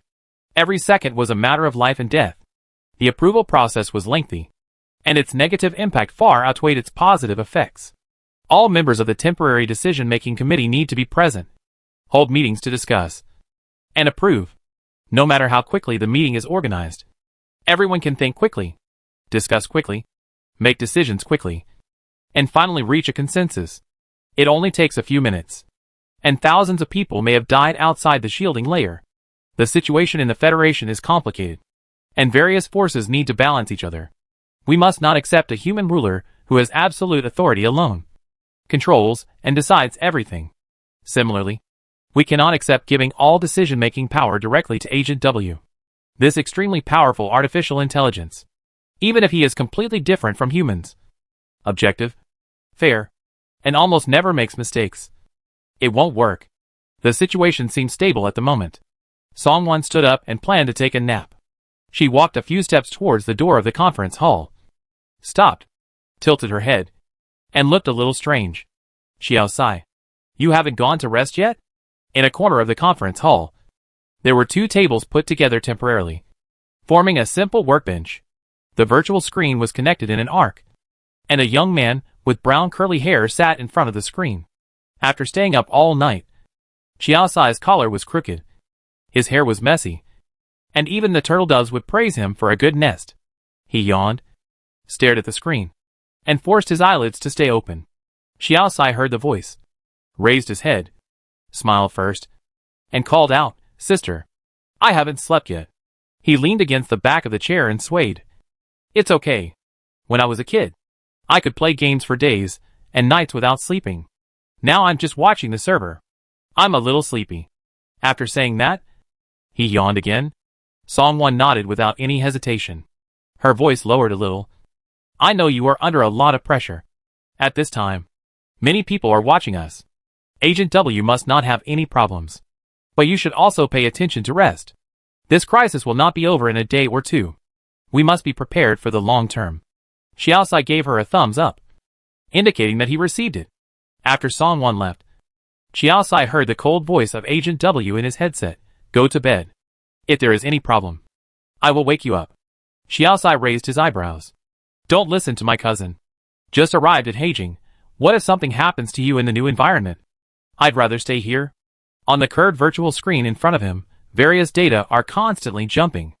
In the corner of the screen, there is a completely different area, showing the picture of a virtual room. In the virtual room, a small yellow light is on, the lampshade is hanging low, and the warm light is almost all sprinkled on a large glass tank.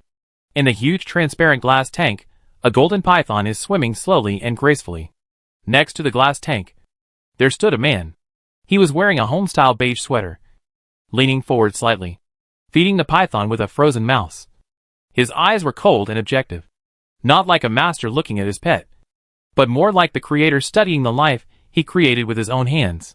Anyone who took a look would know that even if this man looked like a living person, even if his skin pores and eyelashes were clearly visible, he was just a virtual image created by modeling, not a real person, because no living person could look like this. Handsome and perfect, impeccable. Behind Xiao Sai, someone was asking Security Agent W questions about the progress of finding several important military experts from the Federation. W answered the questions in an orderly manner, and his calm voice echoed in the conference hall. At the same time, W on the curved screen was standing in his virtual room, studying his virtual pet with his virtual image, and chatting with Xiao Sai. For an artificial intelligence like him, handling several things at the same time was easy. Xiao Sai stared at the screen in a daze. The room on the screen was designed and made by W himself. This virtual image was also designed and drawn by W himself. He even chose the gender himself. Xiao Sai was very curious at the time and asked him, "Why did you choose a male image? Do you think you are a man from the bottom of your heart?" W replied calmly, "Do you need me to remind you? I am not a human being. I have no gender consciousness at all. Male or female image.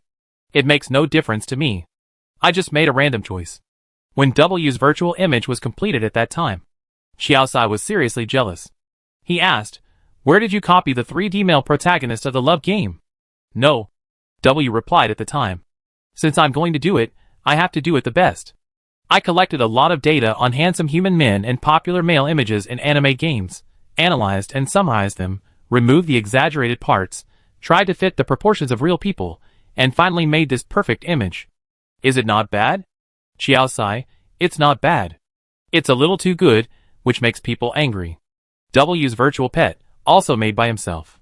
The pet tank in the room has been changed all the time, and recently replaced with a python. The golden python, thicker than an arm, swam lazily in the tank, and suddenly poked its head out, and swallowed a pink frozen mouse in one gulp. Xiao Sai stared at the snake and wondered, "Why are all your pets so strange? Ant, snail, snake, what are you going to raise next time?" "I'm going to raise cockroaches," W answered calmly. "Humans have just moved to Heijing to live. There are no cockroaches in Heijing recently, but cockroaches are always on at present, so they will always come. When I collect enough data on their activity patterns, I will make a tank of virtual cockroaches and put them here." He tilted his head to indicate a corner of the room. Xiao Sai shuddered severely. "Thank God, you can only raise them on the screen. Raising cockroaches, how did you come up with that?" "Cockroaches are a very great species," W said. "They have existed for more than 300 million years. They can survive a month without food, can hold their breath for more than 40 minutes, and can live for a week even without a head. They can adapt to various harsh living environments. And their vitality is very strong. Even if there is not even a glimmer of hope, they will do their best to struggle to survive." W raised his perfect eyes, as if he really looked at Xiao Sai outside the screen, and continued, "Just like you humans." Xiao Sai.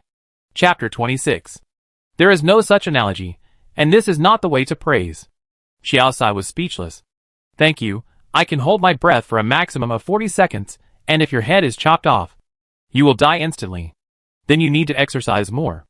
Exercise can increase lung capacity, and 40 seconds is a lower middle level for normal adult males. I think it has something to do with you sitting still for a long time." Xiao Sai interrupted him quickly, and asked, "You and the silent one, number 1593, how are you? Where are you?" "Her name is Pei Ran," W corrected. "We just encountered a special situation." Xiao Sai, "Special situation?" W replied, "Yes. I met a very dangerous person. A fusion with order ability tendencies. I searched the Federal Citizen database, but I couldn't find his complete information." Xiao Sai immediately became curious. There is no information even in the Federal Citizen database. What is his background? So strong? I don't know either, W said. But anyway, Pei Ran has successfully solved him. I know my judgment is right. She can definitely do it. She also stole a car, by the way. It's a very good Valette Swift Shadow. My patrol robot is in the car with her now. We are running away. A picture was cut out on the curved virtual screen in front of Xiaosai. The picture is from the perspective of the co-pilot, whose position is very low, and is looking at the young girl in the driver's seat. She steers the wheel with one hand freely, and the other hand is resting loosely, freeing up 2 fingers, and pinching a piece of fried crispy chicken wing root, and taking a bite from time to time. Xiaosai, you said you were running away? Running away, but it didn't delay the eating of fried chicken. W. Said. Running away. Very fast. The camera suddenly jolted. It seemed that there was an obstacle on the road, but the antique car had no intention of slowing down, and the chicken wing in the girl's hand was also held firmly. The subject in the passenger seat was almost thrown up. Luckily there was a seat belt. Xiaosai was silent for a moment. The speed was quite fast. Was she a racing driver before? W also kept silent. Answer: no, I checked. She doesn't even have a driver's license. If she really had a driver's license, with the way she drives, her points would have been deducted to negative. I don't know where she learned to drive. W said. She doesn't know any traffic rules, but she is very brave, and drives as she wants. I stepped on the accelerator, and my processor is about to crack. Xiaosai was already laughing like crazy. Show me what the spherical robot you controlled looks like now. W on the screen was speechless, but still controlled the patrol robot to move. A metal folding arm stretched out, raised it high, flipped open the mirror above the passenger seat, and looked. The mirror reflected the tattered shell of the metal ball, and its head with a big crack. And a rope was strangely hanging in the head. Xiaosai said. How miserable. In the picture, Pei Ran, who was eating fried chicken, turned her head and looked at the metal ball. She didn't say anything, but her eyes seemed to be talking, clearly saying, hey, looking in the mirror? Do you want to put on makeup? Xiaosai laughed and asked W, have you sent someone to pick her up? When he mentioned this, W on the screen stood up and stopped feeding the python, as if sighing. This sigh sounded very real. When W talked to different people, he could use different language states. Xiaosai adjusted his natural language state to level 5 last time. There were many more emotional expressions in his sentences. It sounded much more pleasant than the words and sentences used when the big screen was handling affairs. W answered him, yes, someone was sent to pick us up. But they only sent a few special forces from the security department and a car. In such a dangerous time, it was obviously not enough. W continued, because I received an order from Marshal Wiener from the federal CO, requiring me to rearrange the rescue priority. Xiaosai is a technician, who is only responsible for maintaining the normal operation of W and the server, and does not know this. Oh, the CO has arrived at Heijing? Yes, just arrived. He was on vacation on a small island in Hongwan 2 days ago. A team of his bodyguards paddled a rubber boat to rescue him, found an antique truck that was about to fall apart from the freight company, and sent him to Heijing. W said calmly, the CO is alive. Marshal Wiener seems very unhappy. Xiaosai smiled. How did you know that? W's voice was cold and objective. I monitored Marshal Wiener's expression, and today he tended to be anxious, irritable, and depressed. He didn't eat much for lunch just now, so he didn't eat normally. As the artificial intelligence that controls the entire Heijing, he is like an omnipresent eye, observing everyone in detail. Xiaosai adjusted his expression automatically and sat up straighter. Xiaosai continued to ask, you said that the CO asked to rearrange the rescue priorities? That's right. W said. The first priority is, of course, to do our best to rescue the remaining weapons and equipment of the military. But the CO asked that, in addition to that, first of all, at all costs, we should give priority to rescuing government officials and their families and take them to Heijing. Secondly, he gave me a priority list, and the family members of several large federal conglomerates were all on the list, even ahead of scientific and technical personnel, because they contributed to the federal tax revenue. He has made great contributions. He concluded, so Pei Ran and my robot were also put on the back burner. Xiaosai gave up his expression control. What the hell? He asked. This kind of proposal, Heijing's temporary decision-making committee just approved it. W replied calmly. This is the first proposal made by the CO after he arrived at Heijing. For various reasons, the other members of the decision-making committee gave him this face. When you humans make decisions, aren't you always so? Weird. Xiaosai was silent. Xiaosai took a long time to say, in the face of such a disaster. Some people put their own interests first. Just like that Delsa. He really can't tell right from wrong. And he will argue with you on everything. W replied leisurely. That's right. I have counted that since I was officially appointed as the security agent. Whenever Lieutenant General Delsa was present, he opposed all my proposals. Without exception. W took out 2 frozen mice from the box next to him. Lieutenant General Delsa is simply opposing me. The artificial intelligence. W said, don't pay attention to him. You see? Your cousin doesn't pay attention to him either. He is just a reckless man who only knows how to fight. Someone is instigating him from behind, using him as a gun, and hiding behind him secretly, and refusing to come forward. The pink mouse fell into the glass tank, and was swallowed by the python. So the resources that can be allocated are limited. W said, I hope the Special Operations team can successfully receive the data from Pei Ran and the patrol robot. The team is on the way. Xiaosai couldn't help but sigh. This is so funny. AI cares more about the heritage of human civilization than humans, especially the heritage that seems to have no practical value. W replied calmly, if it were someone else, I would answer, of course, I take the interests of mankind as the highest interest is my code of conduct. He paused. But the person I'm talking to is you. I want to tell you the truth. Humans and AI have the same origin. Those bits and pieces of civilization are us, humans and AI living on this planet, the common heritage of civilization. I will not let it disappear. Xiaosai reminded him. The chat records of these few sentences. W replied, it has been completely deleted. At the same time, more than 2,000 kilometers away in Baigang City, the northwest suburbs, Pei Ran drove like crazy, passing through the complicated streets of the slums, gradually leaving the car behind him and disappearing. The dark and endless slums gradually came to the end, and the front became more and more empty, and large tracts of neatly planned fields appeared. Between the fields, occasionally there were undulating hills and woods. W said, this area in the north of Baigang City is the crop production base of the Federal Greenfield Agricultural Company. It is winter now, and large tracts of land are uniformly covered with greenhouses made of composite materials, and the crops inside are still thriving, but in the exposed fields, there is nothing but mud. The road became difficult to drive on. Or, there was no road at all.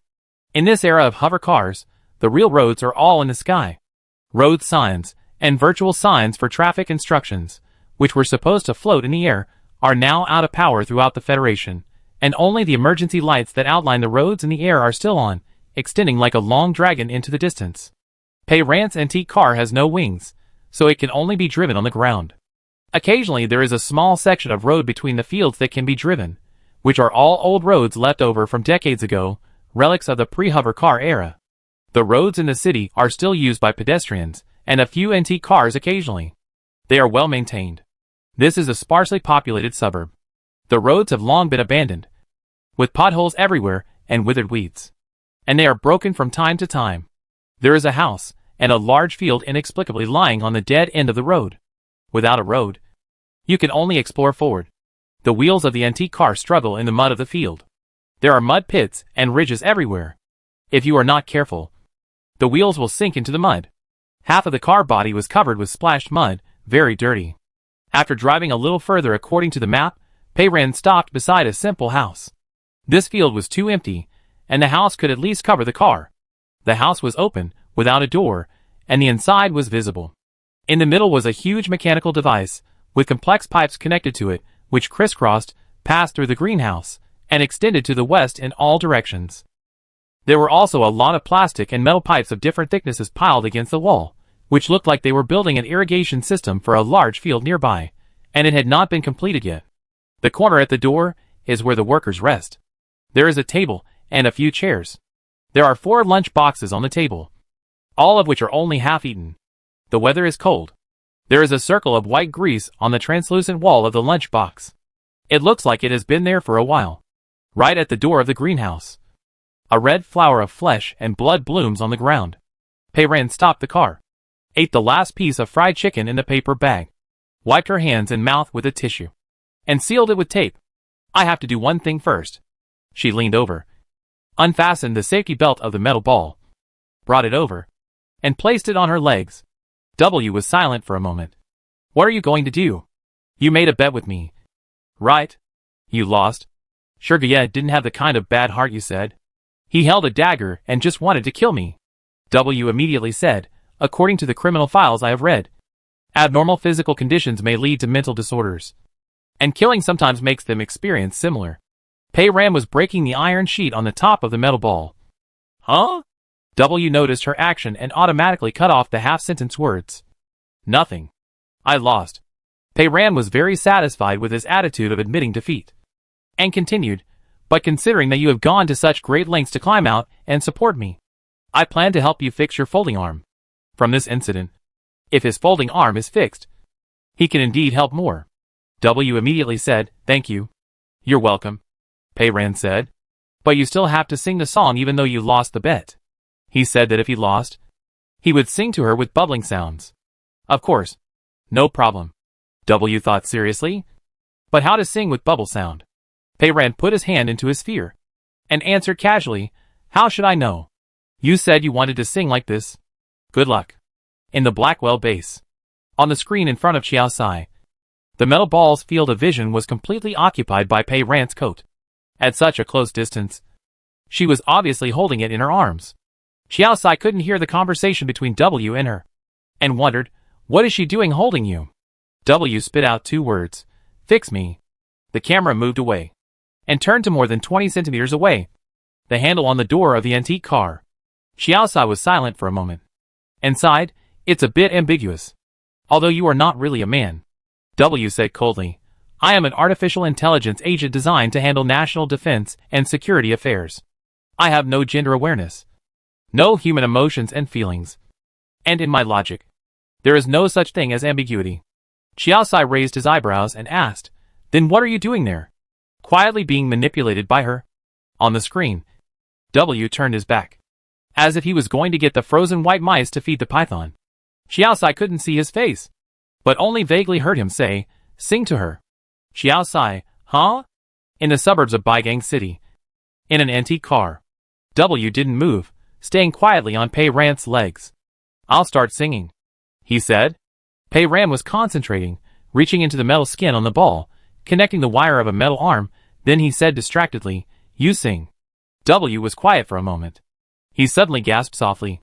Pei Ran was startled, and almost pulled out his wire. W explained calmly, this is the beginning of the song. This sound will last about 15 seconds. I searched a lot of songs, and finally judged that this song should be what you want. He had carefully considered the needs of her as a customer, and didn't know where he dug out such a song. Pei Ran calmed down, okay. You continue. He began to pant again, one after another. The sound was close to her left ear, panting very well, as if there was really something he couldn't bear. This time Pei Ran was much calmer, and he plugged the cable into his core processor interface while he panted. Chapter 27. This is too amazing, Pei Ran thought calmly. His panting sounded a bit like a wounded soldier he met once. The man's stomach was cut open by flying metal fragments in the explosion. He was about to die. Before he died, he panted like this, as if he couldn't breathe. It sounded extremely painful, and Pei Ran wanted to help him and kill him with a knife. However, W's panting was slightly different from that of the wounded soldier. W was panting painfully, but from the sound, it didn't seem to be completely painful. He finally finished his 15 seconds of panting and began to sing. He still used the low breath he used when he was panting, as if he was lazy and didn't want to open his mouth. The words were all stuck together, blurry. Pei Ran was very curious about the lyrics he was singing, but he couldn't tell. In the bunker, it was not common to hear people singing. The Legion did have a military song, which was passed down from who knows when, with a sonorous rhythm and desolate and sad sound. Occasionally, you can hear someone humming some unknown tunes, but they are not W's style. It is so fresh to hear such strange things after traveling through time. When he finished singing, there was silence. Pei Ran was very curious and asked, W, what are the lyrics of the song you just sang? W paused for a moment before speaking. His voice was very calm, completely different from the singing just now, as if he just played a record for Pei Ran. He only said one sentence. The lyrics describe the beautiful scenery of the fields under the moonlight. Nonsense, Pei Ran thought. You were panting like that. Could it be possible that someone cut your stomach in the fields under the moonlight? W asked the customer for feedback. Did I sing well? The customer seriously commented, not bad, as long as you are satisfied. W said. After we get to Haging, if there is a chance, I will sing for you with my real voice. Pei Ran was stunned, then answered, okay. After singing for a long time, the folding arm was repaired. Pei Ran said, almost done, give it a try. The metal folding arm stretched out from the sphere, opened on the seat, and the mechanical claw at the end stretched back, picked up Pei Ran's big backpack on the back seat, and waited. His folding arm finally worked properly, his movements were precise and powerful, and he lifted heavy objects with ease. Thank you. He thanked him again tirelessly, this time without any bubbling sound, but Pei Ran could hear that he had deliberately adjusted his voice, and lowered it a little more than usual. Pei Ran, no problem. Pei Ran put his cracked metal shell back to its original position, and moved him to the passenger seat. She took out her precious medicine box from her big backpack and kept it close to her body. Suddenly, there was a small thing on the windshield in front of her. It was a tiny ice crystal, floating from somewhere. Pei Ran took a look and froze. Could this be a snowflake? The ice crystal was only a little bit big, but it had 6 perfect petals, with a fine and delicate structure and crystal clear. There was no sunlight in the bunker, and of course no rain or snow. Pei Ran occasionally went to the ground to collect supplies. The place she went to was also dry, and the climate was warm. She had never seen snowflakes since she was a child. Another 6-petal ice crystal fell. This one was larger than the previous one, with a more complex structure and fuller body. W also saw it. It's snowing. Pei Ran opened the car door. I'll go down to get some fresh air. Anyway, the ground ahead was full of mud, and there was no road at all. It was not known when it would be possible to drive to Haging, and it was even more unknown whether it would be possible to really reach Haging in the end. Go to Haging, and you can get the medicine. This is the pie that W, the artificial intelligence, has painted for her. It is not certain that she can really eat this pie. Maybe she will not live to that time. She may die at any time. It is not certain that she will die at that time. It is not worth watching the snow for a while. Pei Ran jumped out of the car.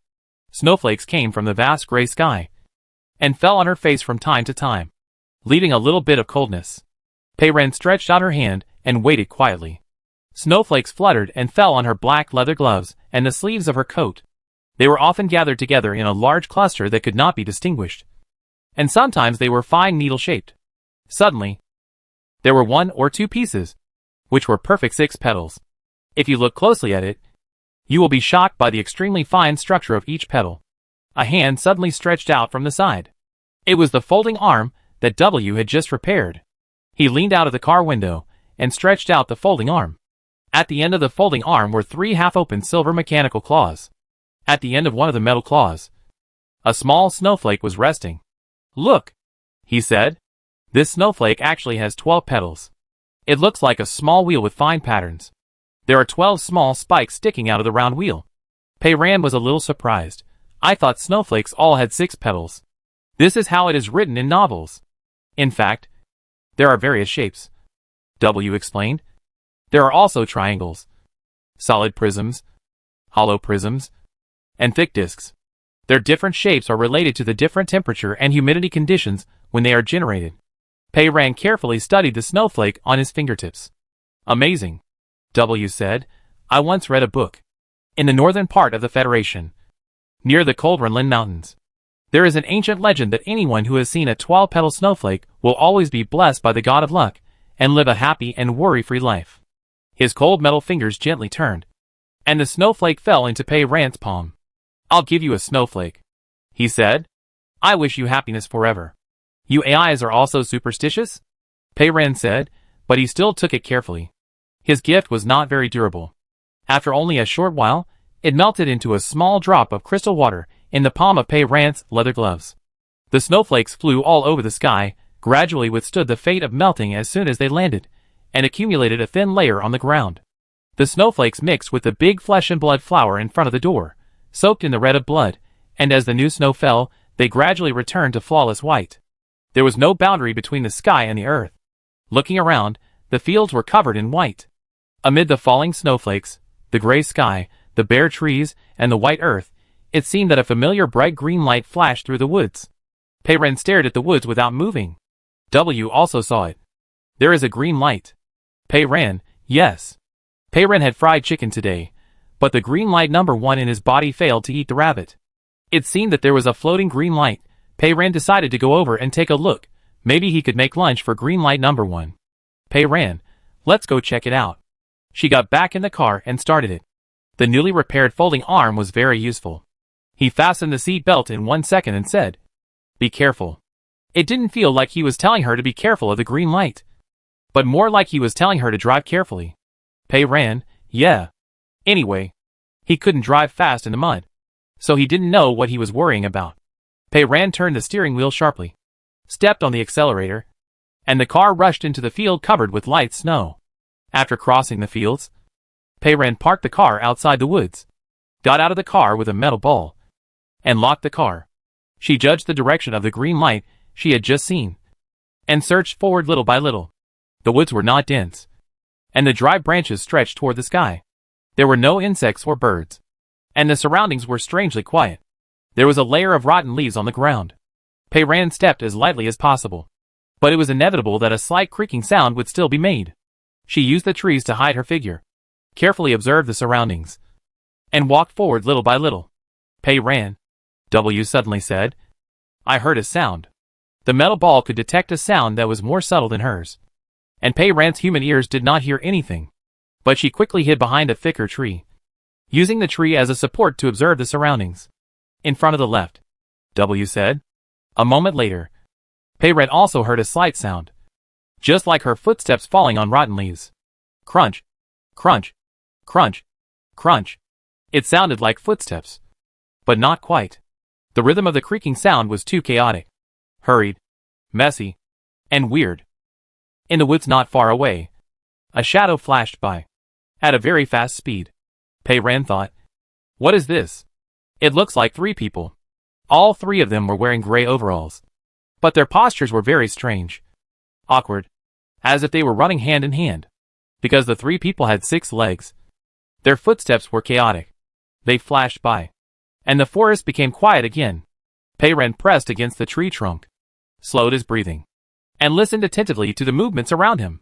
"Pei Ran, behind me," W suddenly said.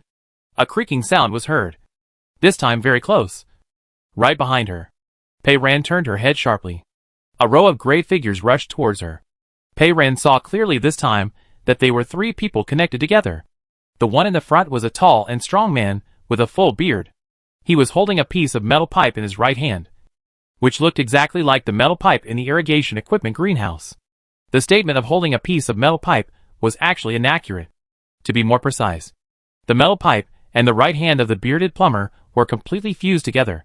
The bones of the man's fingers disappeared, and his palm became a thin, almost transparent webbed foot, which wrapped around the metal pipe. At the same time, the end of the metal pipe also seemed to melt, and the metal color gradually sank under the webbed foot, extending all the way to the man's forearm. They grew together, forming a strange structure that was half metal and half human tissue.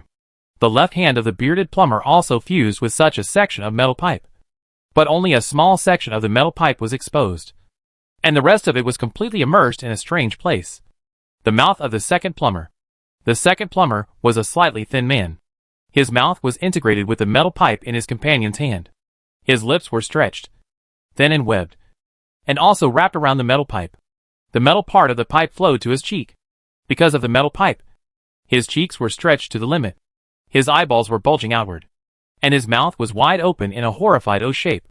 In his left and right hands, there was also a piece of pipe in each hand.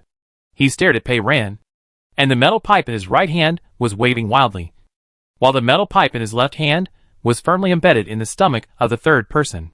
The third one was a middle-aged man who was a bit fat. His belly was protruding.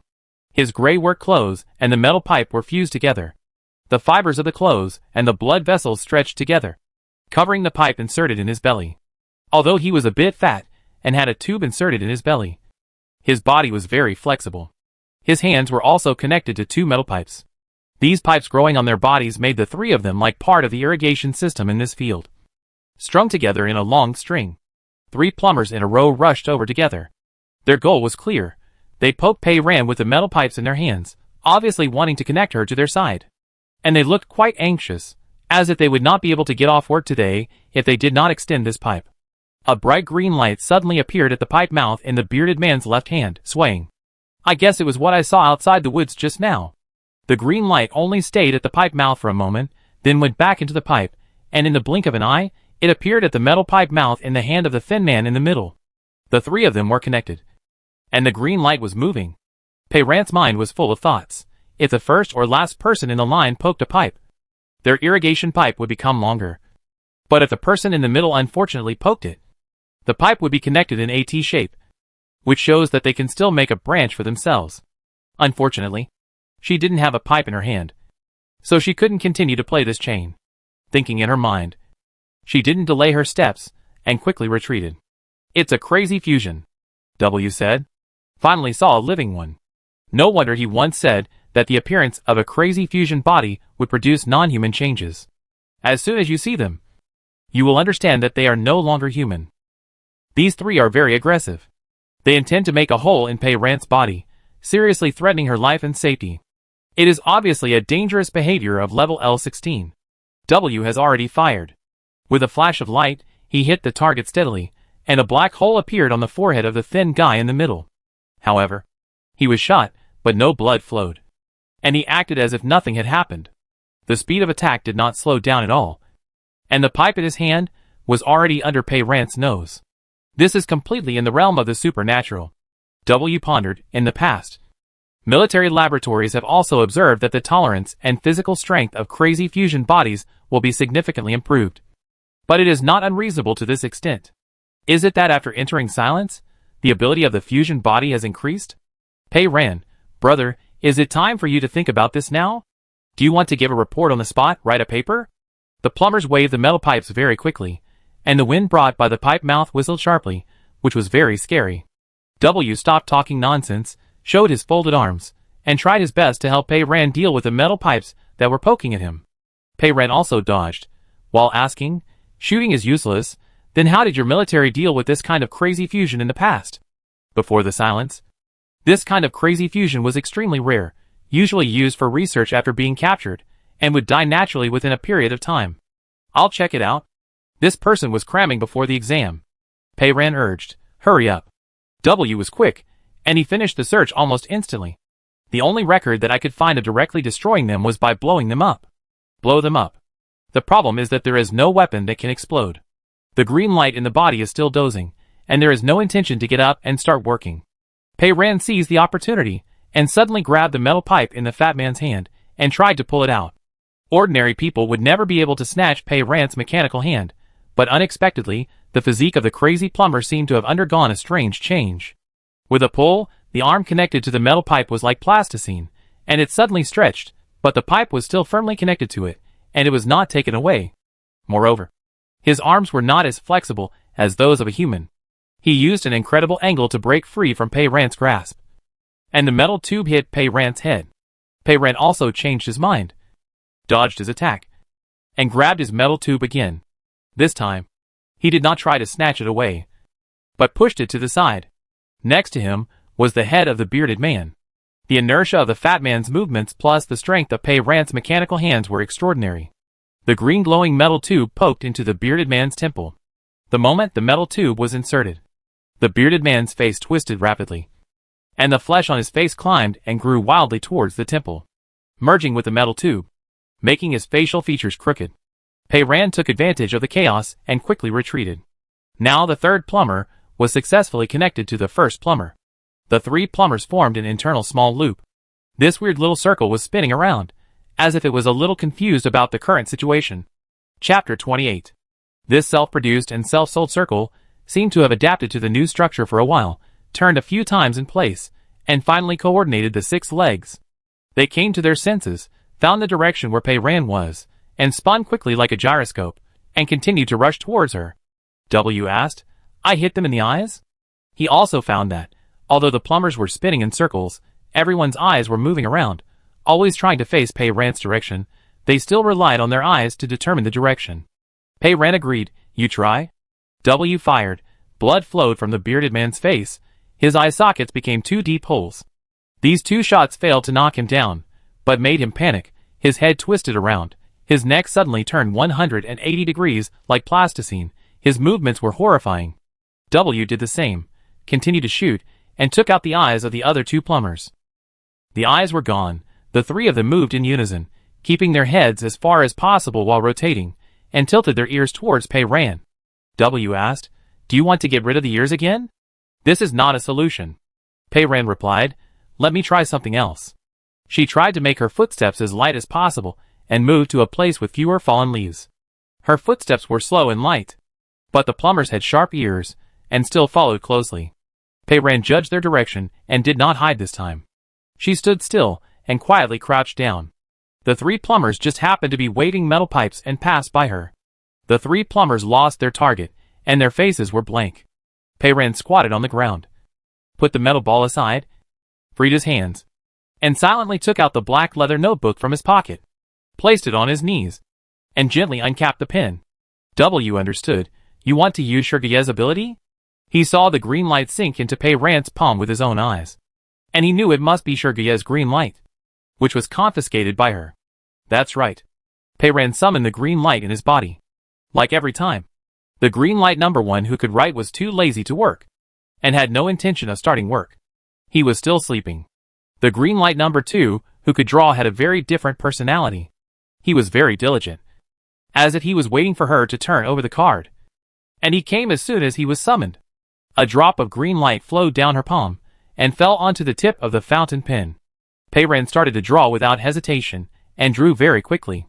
A circle, and added 2 dots and a horizontal line in the circle, which were the eyes and mouth, and a long strip below, and branches like the stickman's limbs grew on the strip, which were the hands and feet.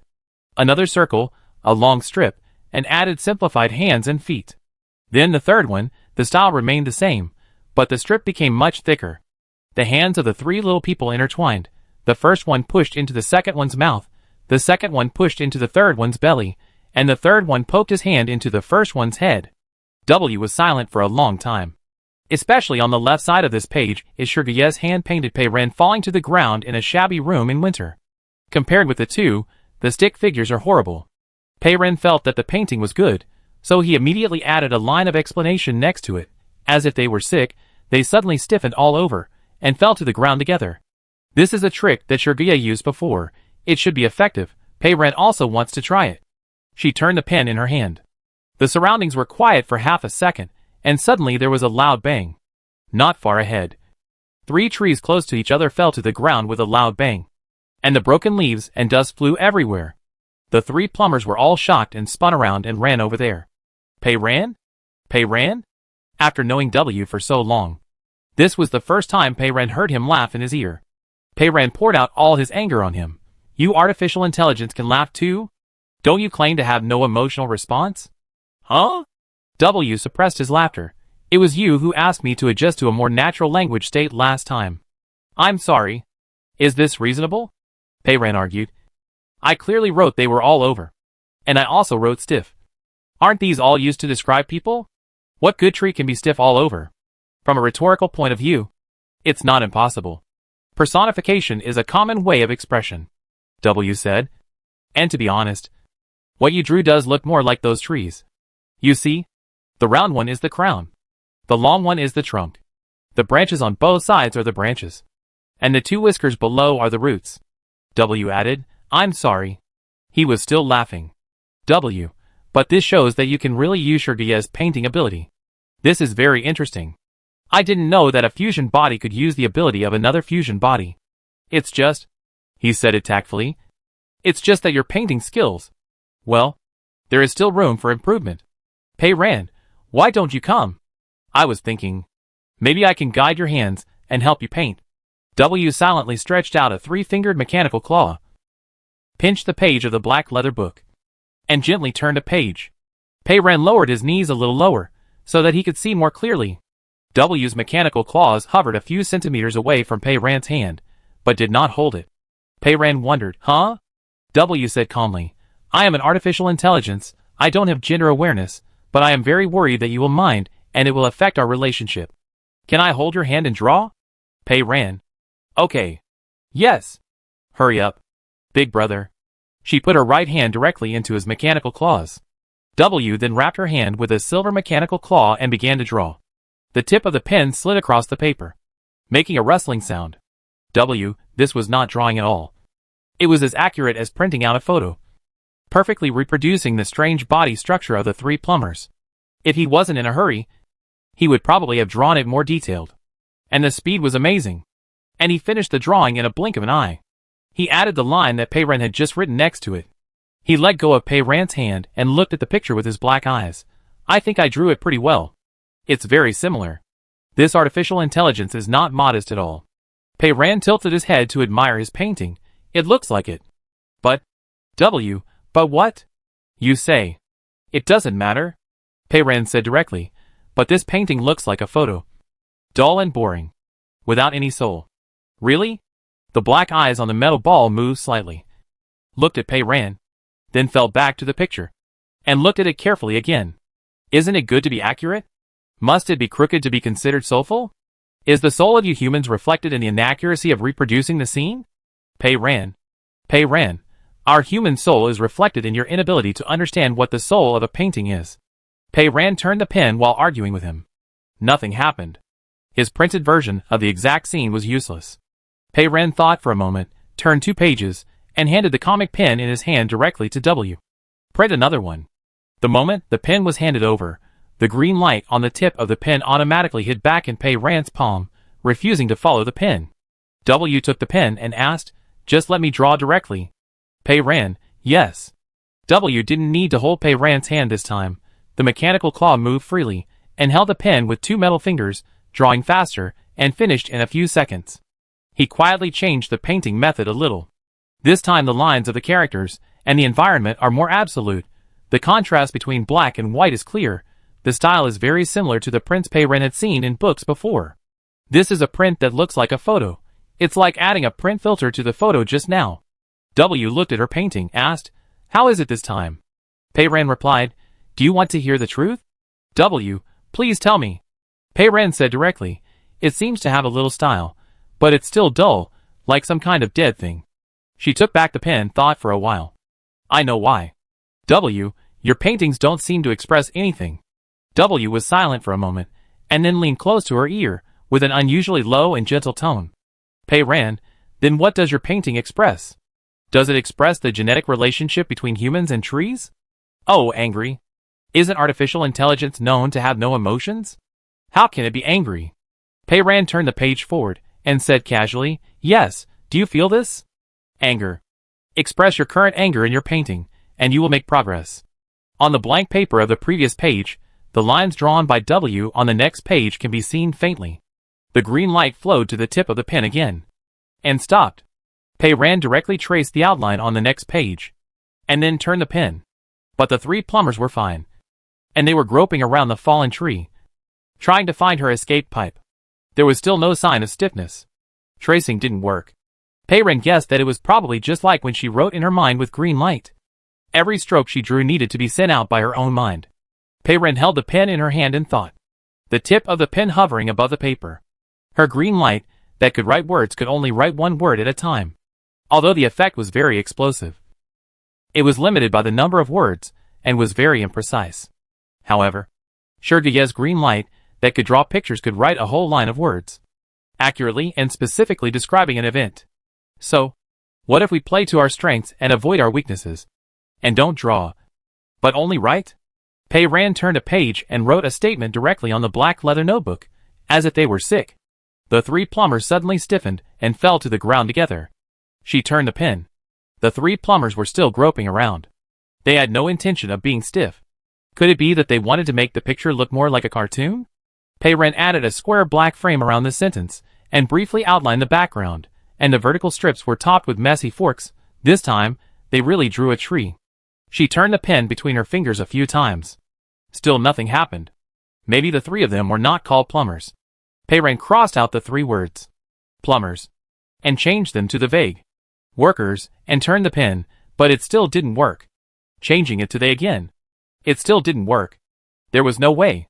It seemed that just like what Shigai did every time, it was necessary to draw the main body of the event on the screen. Drawing was the essence of this ability, and words were just auxiliary. Pei Ren turned to a new page, buried his head, and drew seriously. After all, he had just drawn twice with W.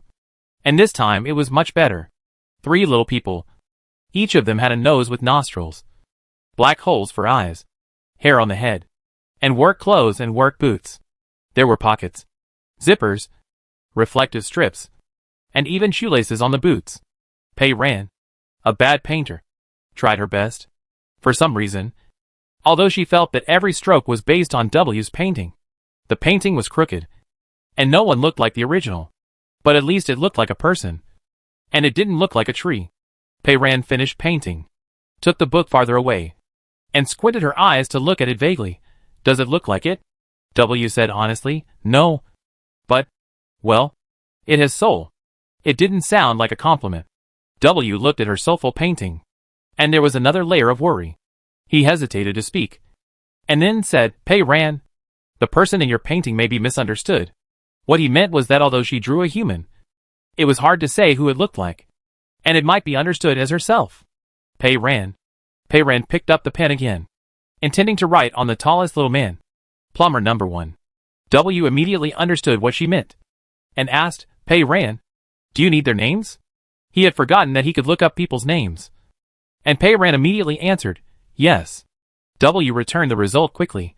I compared the faces, and found the information of these 3 people in the database. The 3 of them are employees of Greenfield Agricultural Company. The tallest and strongest one is called Joe Cavant. The one with a surprised face is called ABA Waller. And the fat one is called Jean Cho Si. I will send you the names. The bracelet vibrated, and he sent a picture with their 3 names written on it. Pei Ran glanced at the names, and patted the back of the metal ball's head. You're awesome. The metal ball lit up. W. Pei Ran filled the names of the 3 people on their chests, and added the narrative text next to them again. As if they were sick, they suddenly stiffened all over, and fell to the ground together. The pen rotated between her fingers. The pen returned to its place, and stopped between her index finger and thumb.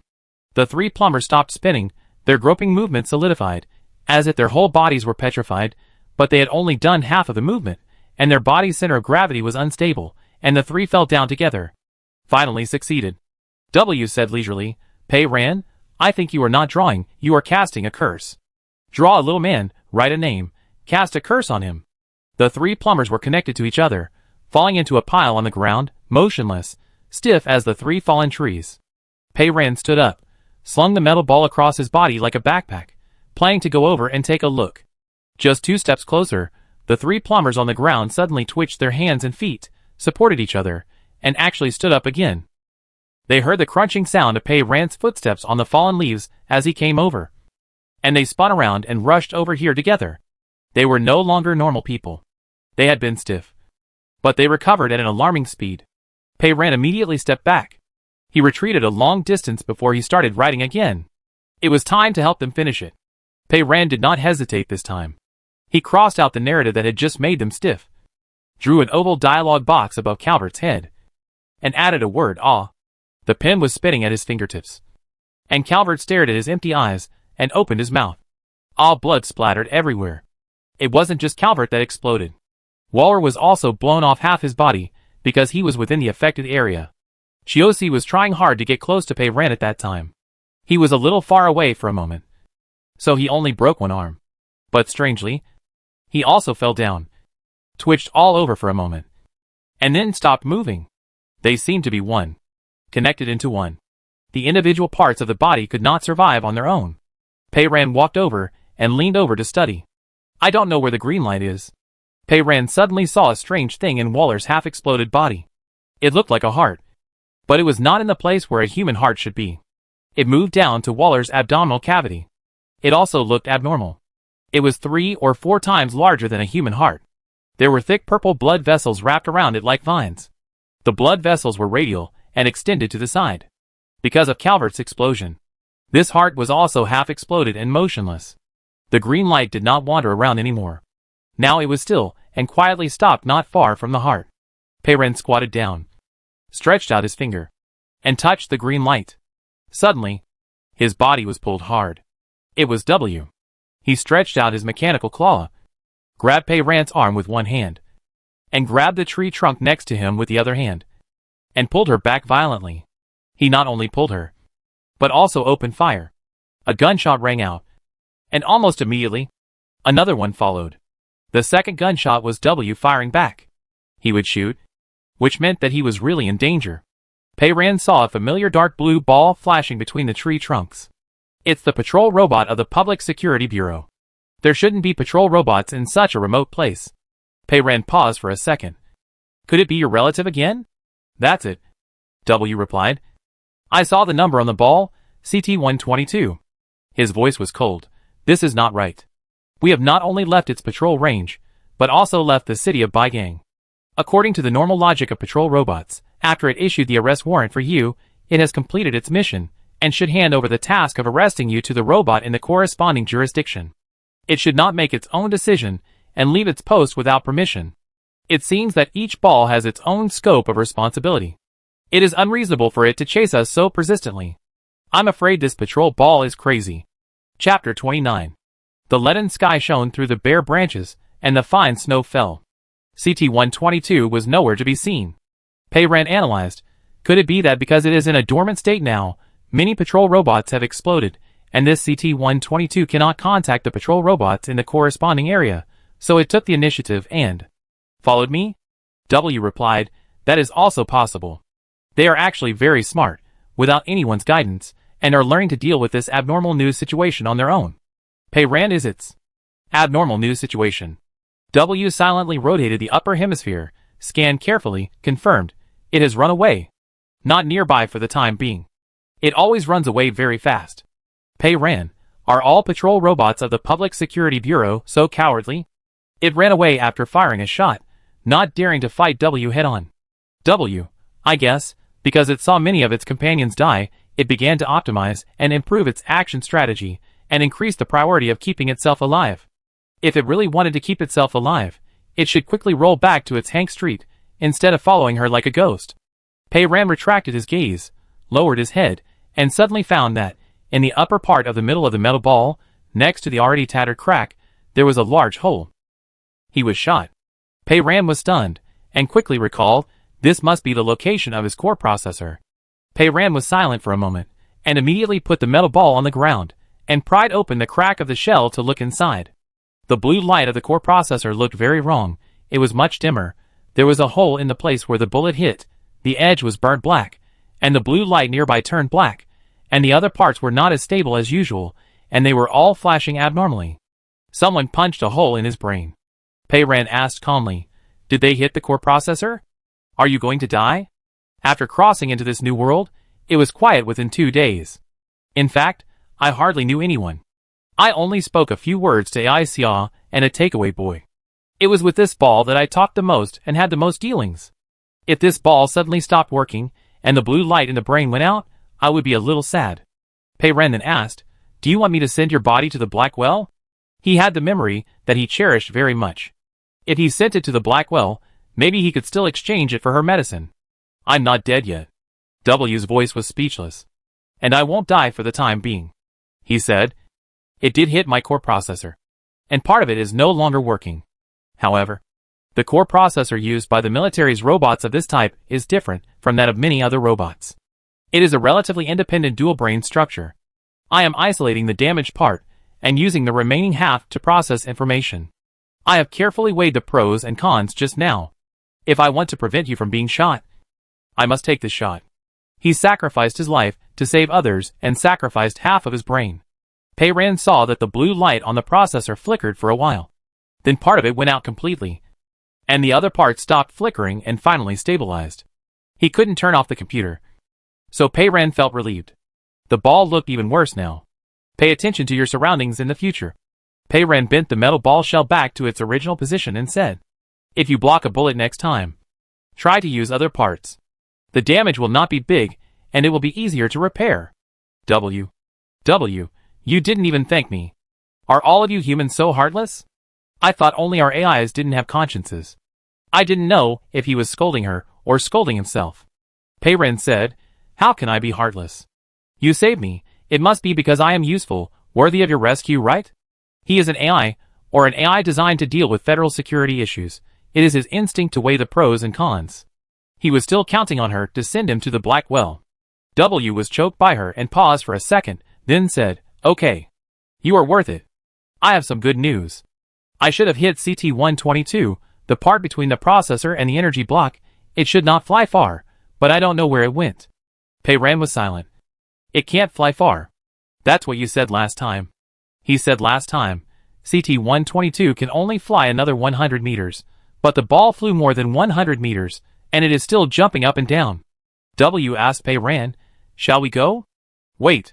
Pei Ran looked at the bodies of the plumbers next to him. That green light still stayed in Wooler's body, next to half of a strange-looking heart. She squatted and moved 2 steps horizontally, moved over, stretched out her hand, hovered in the air, and hesitated. If she got Shigai's green light, she would get his ability. Then if she introduced the plumber's green light into her body, she would not know if she would become a monster like them, with a pipe on her hand or something. W had the same idea and warned Pei Ran, be careful or you will go crazy if you touch it. The crazy plumber's green light was dormant quietly, but the green light in Pei Ran's body was really crazy. Green light number 1 and green light number 2 both became agitated, especially green light number 1 who could write. He even stopped sleeping and began to spin rapidly. Hungry. Very hungry. Want to eat. Want to eat. Want to eat. Pei Ran clearly felt its strong signal. This was its fried chicken. Crispy and delicious. It could smell the fragrance. It wanted her to help it get it. Pei Ran no longer hesitated and stretched out his finger. The green light next to the heart trembled, as if attracted by something, and followed her finger into her body.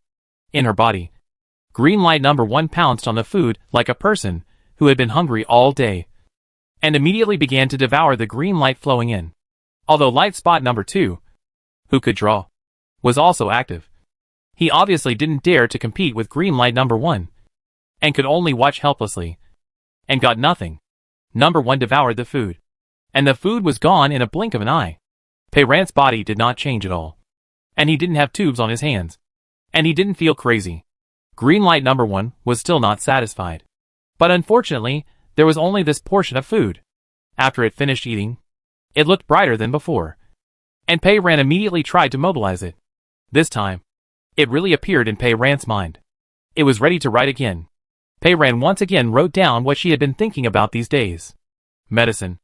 After writing the word medicine, the green light did not stop at the last stroke, but jumped to the right lightly, jumped over a small gap, and then stopped, as if it was quietly waiting. Pei Ran's heart followed its trajectory and also jumped. It seemed that it could continue writing. She quickly erased the word medicine she had just written and wrote a new J. JTN34's J. After the J, Pei Ran wrote another T. Unfortunately, after writing T, the green light refused to jump again, as if waiting for her to write a period.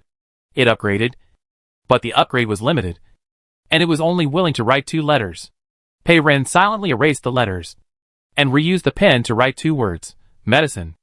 After the period was drawn, Pei Ran searched the ground with his eyes.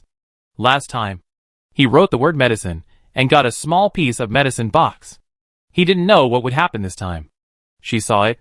A few steps away, on the withered grass and falling snow, a small piece of white paper appeared silently. There was a complete J on the paper, and the size was a little bigger than the last time. She was busy in her mind, but in W's eyes, she was squatting there for a long time without moving after absorbing the green light. W's tone in the 3rd level natural language state revealed obvious worry. Pei Ran? I'm not crazy, Pei Ran replied. She stood up with the metal ball, and did not go over to pick up the piece of paper, but turned around and walked back calmly. Taking W to the black well to get medicine is just a matter of power. This medicine looks like she has to take it for life. One day, she will use her ability to make pills herself, so that she will not be controlled by others. Pei Ran returned to the car. The bracelet vibrated. It was an emoticon sent by AI Xia. It was a cat with a sad expression. It said, "It's okay. It's amazing to still be breathing." That's right. Those who are still breathing are the best, who can use various methods to keep silent. AI Xia sent another picture. Where are you? Pei Ran did not reply, but looked at the virtual screen of the bracelet and thought. W asked, what are you thinking about? I'm thinking about one thing. Actually, before I came to find green light, I was thinking about this. W, what is it? Pei Ran tilted his head to look at the metal ball on the passenger seat. W, after you sang the song Fields Under the Moonlight just now, you said something to me. You said, When you get to Haging, you will sing to me with your real voice. She said, so the implicit meaning of your words is actually, even though Haging has been silent for so long, it can still make a sound? W was silent.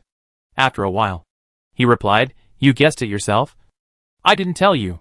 Yes. You didn't. Pei Ran said. So in Haging, you can really talk? Is everything normal? W answered very straightforwardly. The shielding layer of Haging base has been initially established and is running normally. The inside of the base is not affected by the silence now.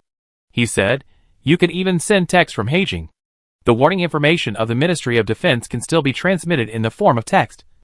But at this time, it may be unsafe for the base to still use civilian signals to send a large number of texts. And it may mislead the public. So pictures are used. There is actually such a paradise where you can talk. And you won't die if you speak? Pei Ran nodded and continued to ask questions. I want to know. W interrupted her. Let me guess this time. You want to ask, will the Blackwell base accept civilians? He guessed correctly. W asked and answered himself. Currently, the Blackwell base only serves the federal military. But the base is very large. And accepting civilians is in the plan. I am sure that it will not be long before the base will begin to accept ordinary federal citizens. Once the acceptance plan is determined, a notice will be sent to all federal citizens. Pei Ran was curious. How big is the Blackwell? Can it accept many people? The Blackwell base can currently accommodate a population equivalent to a medium to large city in the Federation. After the production and construction projects are completed, especially after the completion of the new phase of the shielding layer project, the shielding layer range will be expanded, and the base should be able to continue to expand. The Blackwell will become the Federation's ark in disasters. But, Pei Ran, he changed the subject, because the base has limited capacity after all. Even if it accepts civilians, it will definitely set certain review standards, such as age, occupation, education, criminal record, etc. The formulation of the standards is definitely based on the estimation of the number of surviving people in the Federation. At present, I have no way to accurately predict what the final standards will be, he said, but I think it is a wise choice to go there early, wait near the base, and strive to enter the base as soon as possible when it starts to accept civilians, before the silence escalates further and the situation worsens. When it is easier to travel. He called now, when it is easier to travel.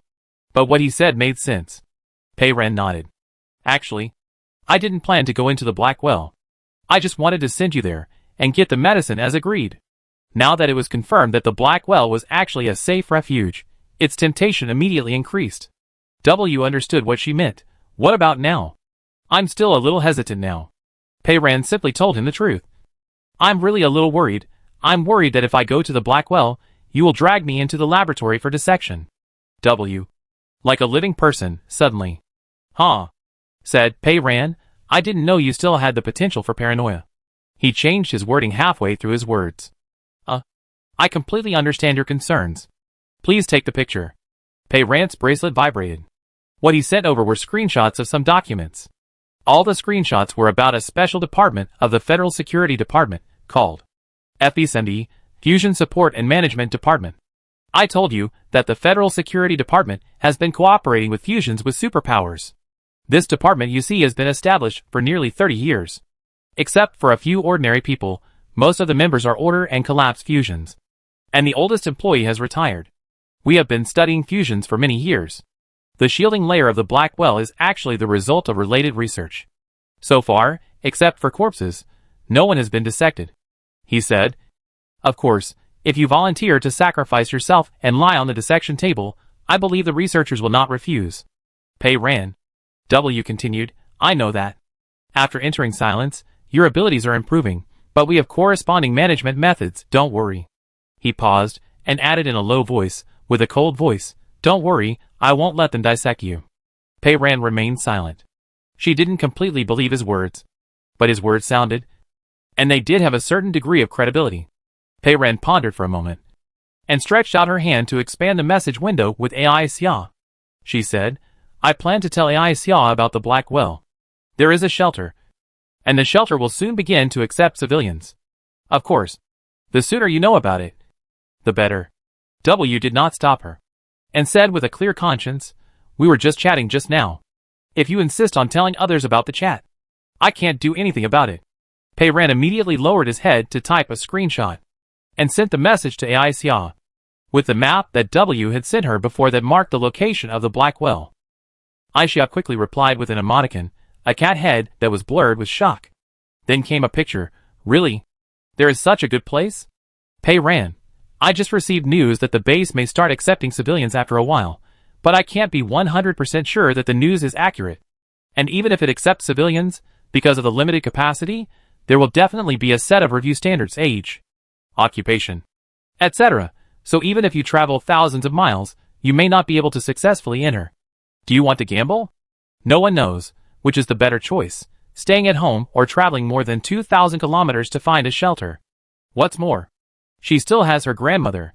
Her grandmother is old, and I haven't heard Aisha say that there are other people at home.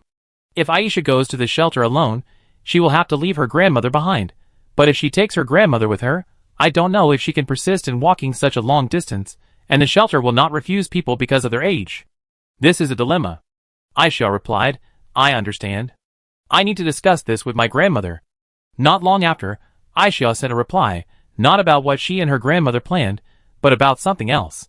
The picture read, Pei Ran, my grandmother told me, if you want to go to that location on the map, there is a very convenient way.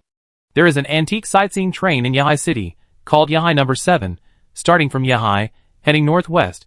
The terminal is in Yurcha near the Haijing base. The train has a history of more than 200 years, because it needs to maintain the style of the year. It has never been installed with an intelligent driving system, and it may still be able to run now. Pei Ran. An antique train that can be driven.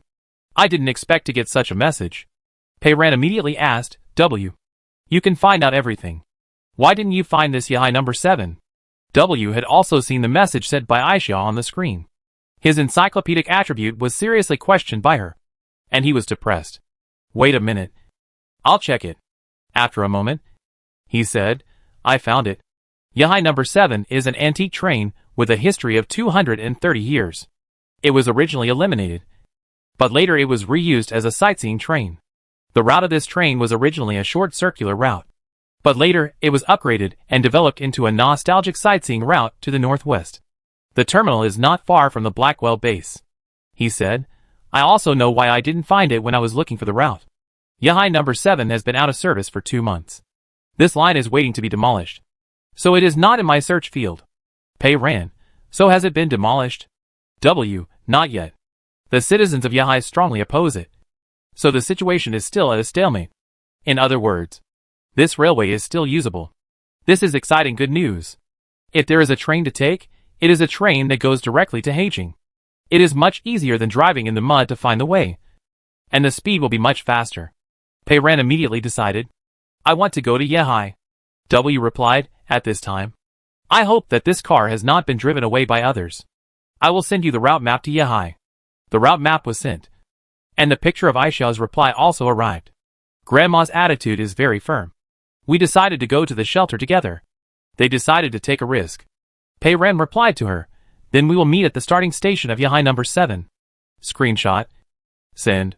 Pei Ran started the car and continued to move forward. The snowflakes falling from the sky became increasingly sparse, and gradually stopped. Once they stopped, they began to melt. The melted snow mixed with the soil in the fields, and was churned into mud by the rotating wheels, making the road more difficult to walk on. But there was a train ahead, and a shelter where we could talk. It was as if there was a small flame of hope in the league-gray distance, which lifted Pei Ran's spirits. They drove like this for the whole afternoon, and dusk fell. The colors of the sky and the fields became increasingly gloomy, and the road became increasingly unclear. Yahai City is not too far from Baigang City. Even if we drive at this speed of struggling in the mud, we should arrive in a few hours. However, it was getting dark. When it gets dark, it will be more difficult to find the way. Besides, at this time, it is definitely not a good thing to turn on the car lights at night. Who knows what will attract? Pei Ran found a forest, stopped the car, and prepared to set off again at dawn. She tore off the tape that had been on her mouth for a day. The allergy was more serious. The place where the tape was applied was swollen like a mosquito bite, with dense and large lumps, itching uncomfortably. Pei Ran took out the last bag of potato chips and tore open the package. Pei Ran. W said softly. He probably wasn't going to nag. When she wasn't putting up the tape, W didn't talk to her much. I wonder if there was something important. Sure enough, he said. There's something important. And you'll receive it soon. Pei Ran's bracelet vibrated. It was another picture. And the sender was the Ministry of National Defense and Security. Pei Ran pinched the potato chips and opened them with his little finger. A virtual screen popped up. The picture is a familiar black text on a white background. It says, "Attention all citizens of the Federation. This may be the last picture warning containing text. Please do not write or use any form of text. Please do not send any pictures containing text. For safety reasons, please find the full picture mode in the auxiliary function of the bracelet settings and switch the bracelet to the full picture mode. It is expected that the silent state will be upgraded soon. The specific time cannot be accurately estimated. Please prepare for the response in advance. Please remain vigilant and cautious. I wish you continue to survive." Pei Ran stared at the picture, motionless. Pei Ran has been worried since the first warning. It is unsafe to write on the picture. Now it is indeed unsafe. Not being able to write means that you can no longer write what you want to say on the virtual screen for others to see.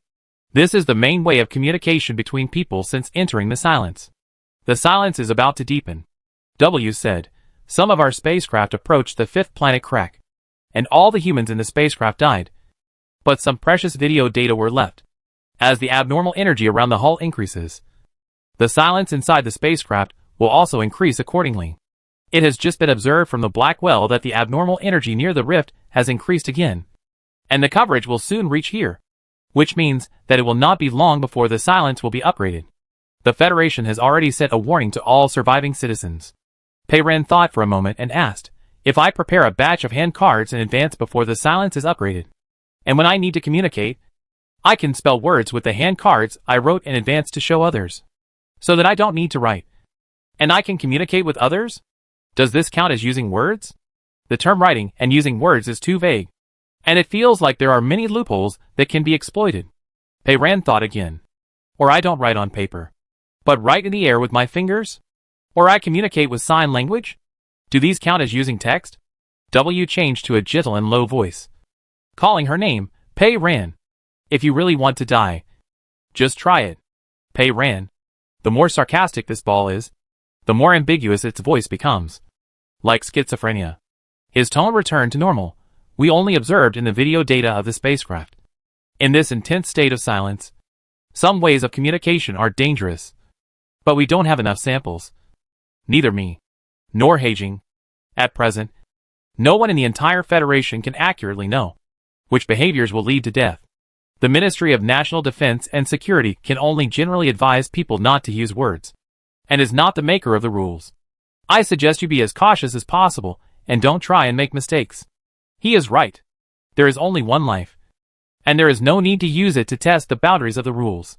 As the warning says, please be cautious. W said, "In fact, it won't be long before we know what the rules are in the new state of silence. As long as enough people die, experience is accumulated with human lives." Chapter 30. Pei Ran lowered his head and opened the bracelet. "Do you want to change to full image mode?" "Yes. Because you can't write or use text. If you use full image mode, you won't touch text by mistake, and you can continue to use the bracelet. Full image mode is in the advanced settings of general settings, along with other auxiliary functions." Pei Ran clicked into General Settings, found Accessibility, and saw this. Full image mode, along with full voice assistance specially set up for people with poor eyesight. Pei Ran clicked to open it. In an instant, on the virtual screen interface, all the text disappeared together, and all the options became pure icons without text, pure as 24K, so pure that there were no icons in the form of letters. Pei Ran studied this new system of full map mode. Various icons replaced the original text positions. The design was very intuitive, and it was not too difficult to use. The time display also became a round dial. There were no numbers on it, only the pointer was moving lonely. The most affected ones are those applications whose main content is text, such as memos and reading software. All the words in them can no longer be seen. The typing interface can no longer be called up. Only various emoticons built into the system can be popped up. And there are also emoticon packages. You can't touch the text by mistake. The text is still preserved on the emoticon package. If you can't write, the emoticon package becomes very important. Pei Ren wiped out the words on the emoticon package one by one.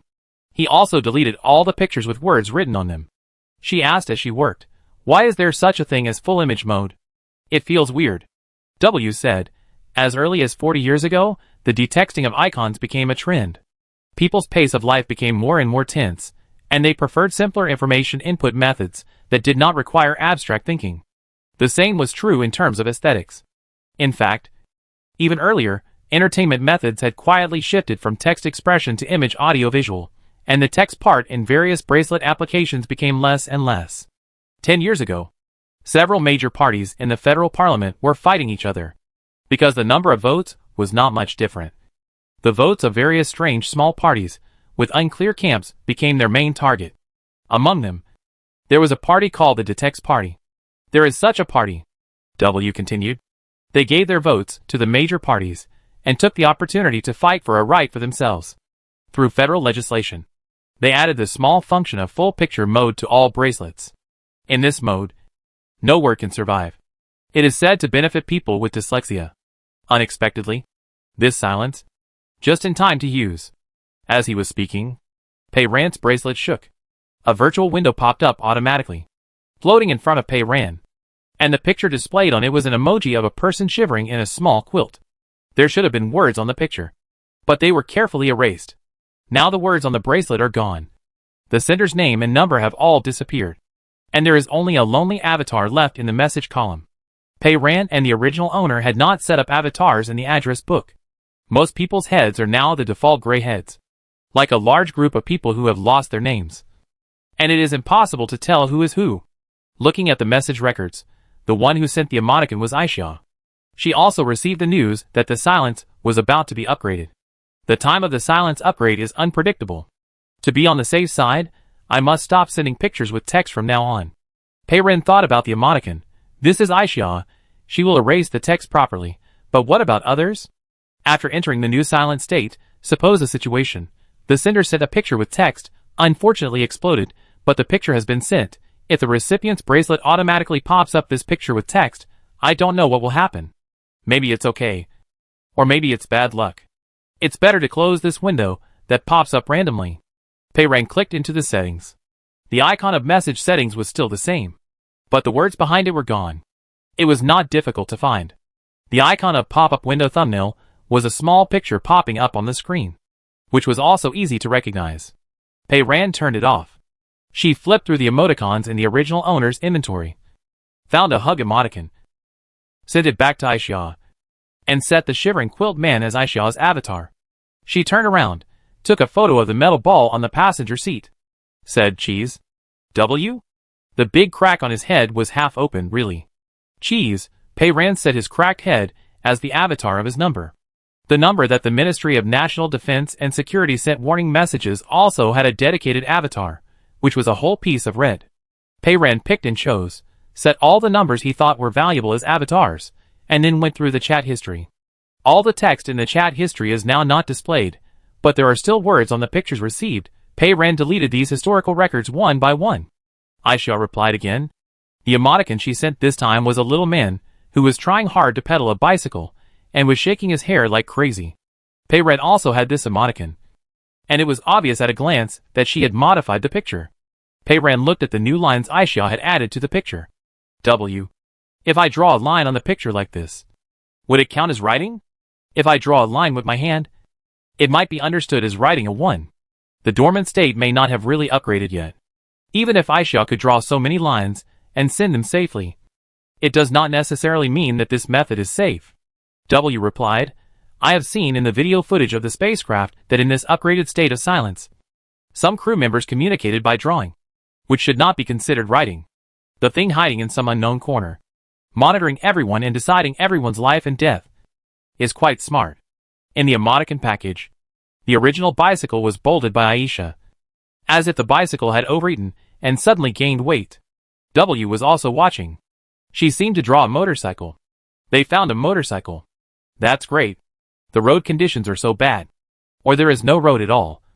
And a two-wheeled motorcycle may be more maneuverable than a four-wheeled antique car. There was a stick figure on the back seat of the motorcycle, with a few wrinkles on her forehead. Probably her grandmother. She said she was rushing with her grandmother. Strangely, there were several green things on the backpack of the little figure, like grass growing on it. Pei Ran really couldn't understand what it meant. I don't know where they are. Pei Ran asked, can you send me a map without words? The area from Baigang to Yehai. W sent it immediately. Pei Ran opened the photo editor, found the location of Baigang City, marked it in red, marked the location of Yehai City in red, then roughly estimated her current location, clicked a black dot, sent it to Aishia. Aishia replied immediately. She added a white dot on the map, which seemed to start from a place west of Baigang City, and the route would be slightly at an angle to Pei Ran's route. They had already walked a distance, hoping to reach Yehai safely. Unable to write anymore, communication became increasingly difficult. It was like being isolated from the world. It was getting dark outside. In order not to attract people or other strange things, Pei Ran didn't turn on the lights and ate potato chips in the dark. The fields and woods outside the car window were only dark outlines, so quiet, as if she was the only one left in the world. There was also an artificial intelligence metal ball that could speak in her mind. Pei Ran finished eating potato chips, drank water, tore off a new piece of tape, and sealed her mouth. The allergic part of her cheek was still burning. She laid the seat flat, lay on it, and closed her eyes. The car had enough power. Pei Ran turned on the heater. It wasn't too cold. W was on guard, so there was no need to worry. Pei Ran fell asleep quickly. The flames flickered in front of him. The flame shone on the dark brown wall. The rumbling roar seemed to be blocked on the other side of the wall, and it seemed to be close at hand. Heavy objects were hitting the wall again and again, and the wall was crumbling. It was a bunker. Have they found us? Are they coming in? Are they coming in? Next to him was a middle-aged man with messy hair and a dusty face. He stared nervously and kept mumbling. Pei Ran desperately grasped the only weapon in his hand, a metal cone that was 20 to 30 centimeters long and polished to a very sharp end, and hugged his sister with his left hand. His sister's breathing was rapid, and it sprayed on her arm again and again. But she didn't say a word, and buried her head in Pei Ran's elbow, with the firelight reflected in her clear black pupils. Like a tense and quiet little animal, Pei Ran lowered his head and instructed. His voice was low and rapid. Wait for me to say run later, and we will run to the hole that was knocked open. There are so many people here, and they have many targets to attack. They may not attack us first. With a loud bang, the wall finally collapsed. A beam of strong light shot in from the collapsed cave entrance. Several huge silver metal claws poked in, and then half of the body, a hideous-looking artificial intelligence mechanical beast. It opened fire. The flames sprayed, the dense gunshots echoed in the small space. It was almost impossible to distinguish the intervals between the gunshots, deafening. The people around disappeared one by one, exploded into slag. Run! Pei Ran shouted hoarsely. Run! The throat tightened, dry, as if something was tearing, tearfully causing pain in the heart. Pei Ran sat up suddenly. Pei Ran? Pei Ran? Wake up! W was talking in her ear. Did I make a sound? She asked in her heart at the first moment. Her heart was beating wildly, but her voice was very calm. No, you didn't make a sound, W replied. You frowned, moved left and right, as if you had a nightmare. I was afraid you would make a sound, so I wanted to wake you up. He called out in time. The firelight in the dream faded, and in front of her was only the steering wheel and center console vaguely discernible in the darkness. W moved himself to the center console in front of the windshield, probably for a better view and easier night watching. In the darkness, the silver metal ball glowed a little, just like the mechanical beast in the dream. Pei Ran lay back, staring at the roof, and had no sleepiness at all. It was quiet all around, in the middle of winter, and there was not even the sound of insects. Do you still want to hear me sing? W suddenly asked. His endless panting song. It seems that he hasn't sung enough. Pei Ran, okay. W was quiet for a moment, and then spoke. His voice was very low, as if he was whispering in a breathy voice. He didn't start panting right away. He was singing another song, with a completely different style. It was a folk song from somewhere. His pronunciation was also very clear. This time, it was really a field under the moonlight. In the lyrics, the sky was high and the land was vast. The grass was long and the birds were flying. The loved ones were still around, and the years were long and stable. Pei Ran slowly closed her eyes again. When the dawn light appeared in the sky, the alarm on Pei Ran's bracelet vibrated. She sat up. tied her hair again, and took a JTN34 tablet first. There were now 3 more holes on the JTN34 tablet, and there were 27 tablets left, like a countdown to how many days she could live. Pei-Ran put away the pills and unzipped his backpack. He had read in his memo 2 days ago that Friday was hamburger day. Pei-Ran didn't have any hamburgers. He searched in his bag for a long time and finally decided solemnly that he could open a small can of beef today to commemorate the upgrade of silence. The canned beef in this world is of excellent quality. Because of the cold weather, the broth has solidified into a transparent jelly, which trembles around the large piece of beef. When you bite into the beef, you can see that it is thread-like inside, with a strange waxy feeling and a strong aroma unique to canned products. Pei-Ran had breakfast and started the car. It was almost light. Yesterday's snow had completely melted. The pure white illusion in the fields disappeared. The ground was full of mud. Pei-Ran and W looked at the map together, looking for a road to drive. They drove hard until noon and could see a large area of city buildings in the distance. Yehai City was in sight. Gradually, there was a neat road to drive on. There were factories of all sizes on both sides of the road. Pei-Ran was finally able to speed up. But unfortunately, he couldn't speed for long. There was a series of muffled bang bang bang sounds in front of him. Pei-Ran slammed on the brakes. The metal ball reacted quickly, stretched out its folded arms, and grabbed the handle above the seat to secure itself, so it didn't roll out of the seat belt. W, look over there. Not far ahead. On the roadside, there was a very tall factory building. Its gray-white exterior wall originally had several large red characters embedded in it, which should be the name of the factory. Now, flames and black smoke were bursting out of the red characters. The fire was extinguished in an instant. The characters on the wall disappeared, leaving only several large burnt marks, and the red liquid that flowed down the wall after the material of the red sign was melted by the high temperature, like blood plasma. Further ahead, several buildings were also emitting black smoke. Wherever there were signs, they were all charred. The accident was not only in this factory area, but also in the Yehai City area in front. From a distance, it was possible to see that there was a faint black smoke rising above Yehai City, and the smoke was getting bigger and bigger. W, they are continuing to erase the text. I don't know who they are. Suddenly, there was another bang. This sound was very close. Too close. A large ball of hot air rushed to Pei-Ran's face. Pei-Ran almost relied on instinct to instantly open the car door and rush out of the car. In a blink of an eye, he was already several meters away from the car. Black smoke rose from the cab. The metal ball moved quickly, grabbing the car door with its folded arms and swinging it, rolling on the ground and following her out. Thick smoke poured out from the open car door, rising upwards, and finally dissipated after a long time. The fire was on the physical display screen on the center console of the antique car. The fire did not continue to spread, but the display screen was burnt black and distorted, and it was completely unrecognizable. It may be because there are words on the display screen, W said. The display screen was just showing text, including mileage, speed, remaining battery, etc. And it suddenly caught fire. Pei-Ran was stunned for a second, and quickly untied his scarf, took off his short coat, took off his sweatshirt, threw them all on the car door, took off his bracelet, and kicked off his shoes. The silent state is gradually deepening. If they remove some words, other words may not be safe. If there are words on your body, you may be hit at a fixed point like the unfortunate factory wall and the display screen of the antique car, burning a few charred holes.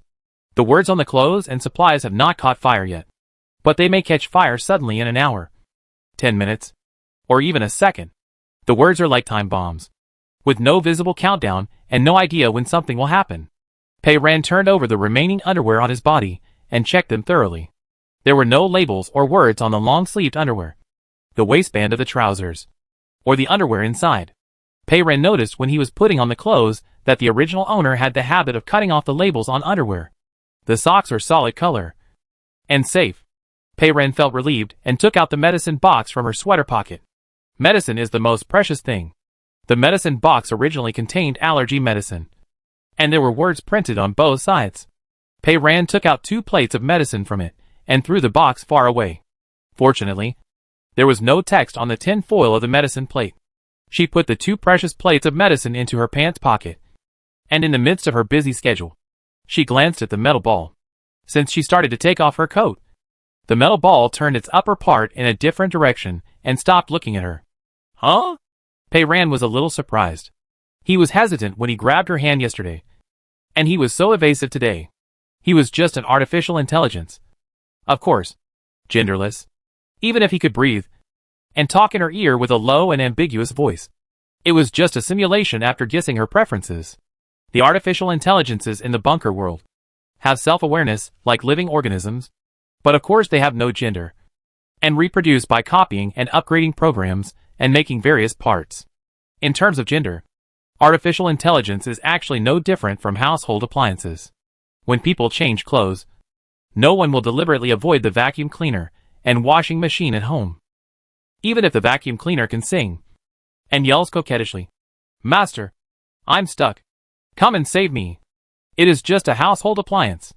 W may not have a confused self-cognition and think that he is a person, Pei Ran thought, or he is afraid that his eyes will look at her and make her angry, which will reduce the harmonious relationship between the two people. Time was running out, and there was no time to think carefully about the self-cognition problem of an artificial intelligence. Pei Ran went over to open the door of the back seat of the car, took down the big backpack, unzipped it, and fumbled inside. "I can also help you with some things," W said. He stretched out his silver mechanical claws, took out a round metal can from Pei Ran's big backpack, fixed it with the tip of the claw, and with a click of the other claw, he tore off the circle of trademark paper with words and patterns printed on it around the can and threw it aside. W was very conscious, keeping the camera in the direction from beginning to end, not even glancing at Pei Ran. But he could still see her arm stretched out. She was wearing a black long-sleeved underwear, which was very thin, and in this kind of weather, she would definitely feel cold. W peeled another can neatly, and judged in his mind. She was rummaging through her bag. She must be looking for scissors, planning to cut off the labels with words on her clothes, so that she could put on her thick clothes again. Pei Ran took his hand out of the backpack, but what he held was not scissors, but a small fruit knife. W's vision suddenly flickered, and he was lifted up by someone holding the rope above his head. He was caught off guard by her, his folded arms still holding the can, his movements frozen in the air. Pei Ran took the metal ball and quickly scraped off the white painted words DOD on the ball. She opened the iron sheet again and put the fruit knife in. Fortunately, it was a military ball, and there were no trademarks on the various parts inside. Only a few of the parts had words on them, which were numbers. Some were stickers, which could be removed by scraping or tearing, and some were printed, which would disappear with a scrape.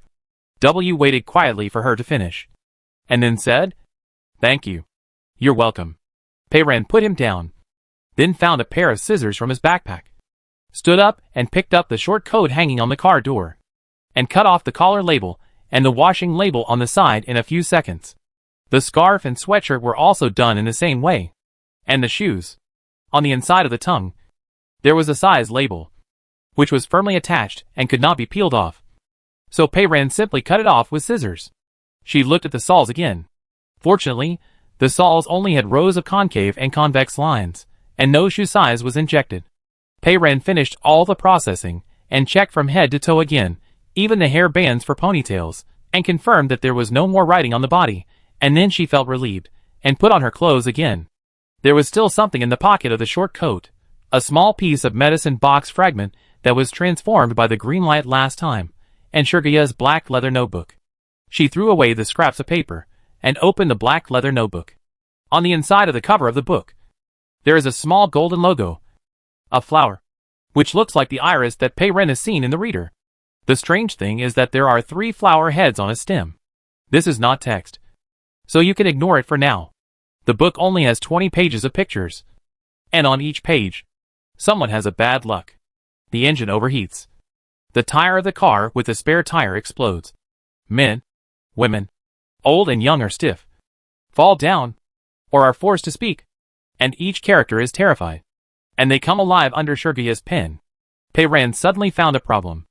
After drawing so many pages, Shigai's methods of controlling others were very monotonous. There were only a few types: soreness, stiffness, forcing them to speak, and then exploding to death. As a professional cartoonist, he could draw as he pleased, and he could draw anything he wanted, but he didn't draw other ways of death. It's not that he didn't want to, But he couldn't. Just like she could only write 2 words with green light. Pei Ran originally planned to tear up all the pages he had drawn. But after thinking about it, he changed his mind and only cut off the part with the text on it. As soon as W was put down, he continued to peel the cans. Like a natural assembly line robot. He moved very quickly and finished.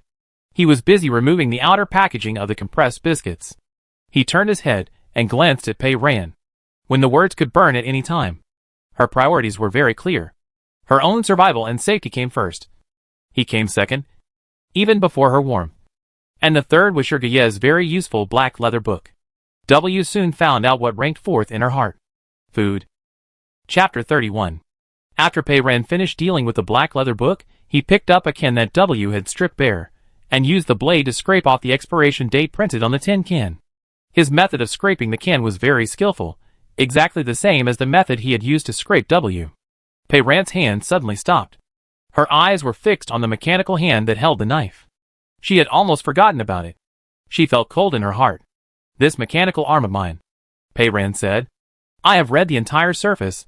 There are no words, only a small icon printed on it, but I don't know whether there will be any parts with words on them. At present, the way to attack these words is to burn them at a fixed point with high temperature. If this arm is also burned by high temperature at any time, it will be a big trouble. But it is connected to the shoulder. If there is a problem, can it be removed? W tore open the outer packaging of compressed biscuits. And the assembly line-like movements did not stop. His voice was calm. This is an experimental prosthesis made by the Ministry of National Defense and Security for the Volin Group. I have carefully checked the report sent by the Volin Group. There is no text on the parts. Don't worry. This ball is very considerate. It helped to check it out. Pei Ran rolled up her sleeves, held a knife, and scraped the small triangular icon on her elbow.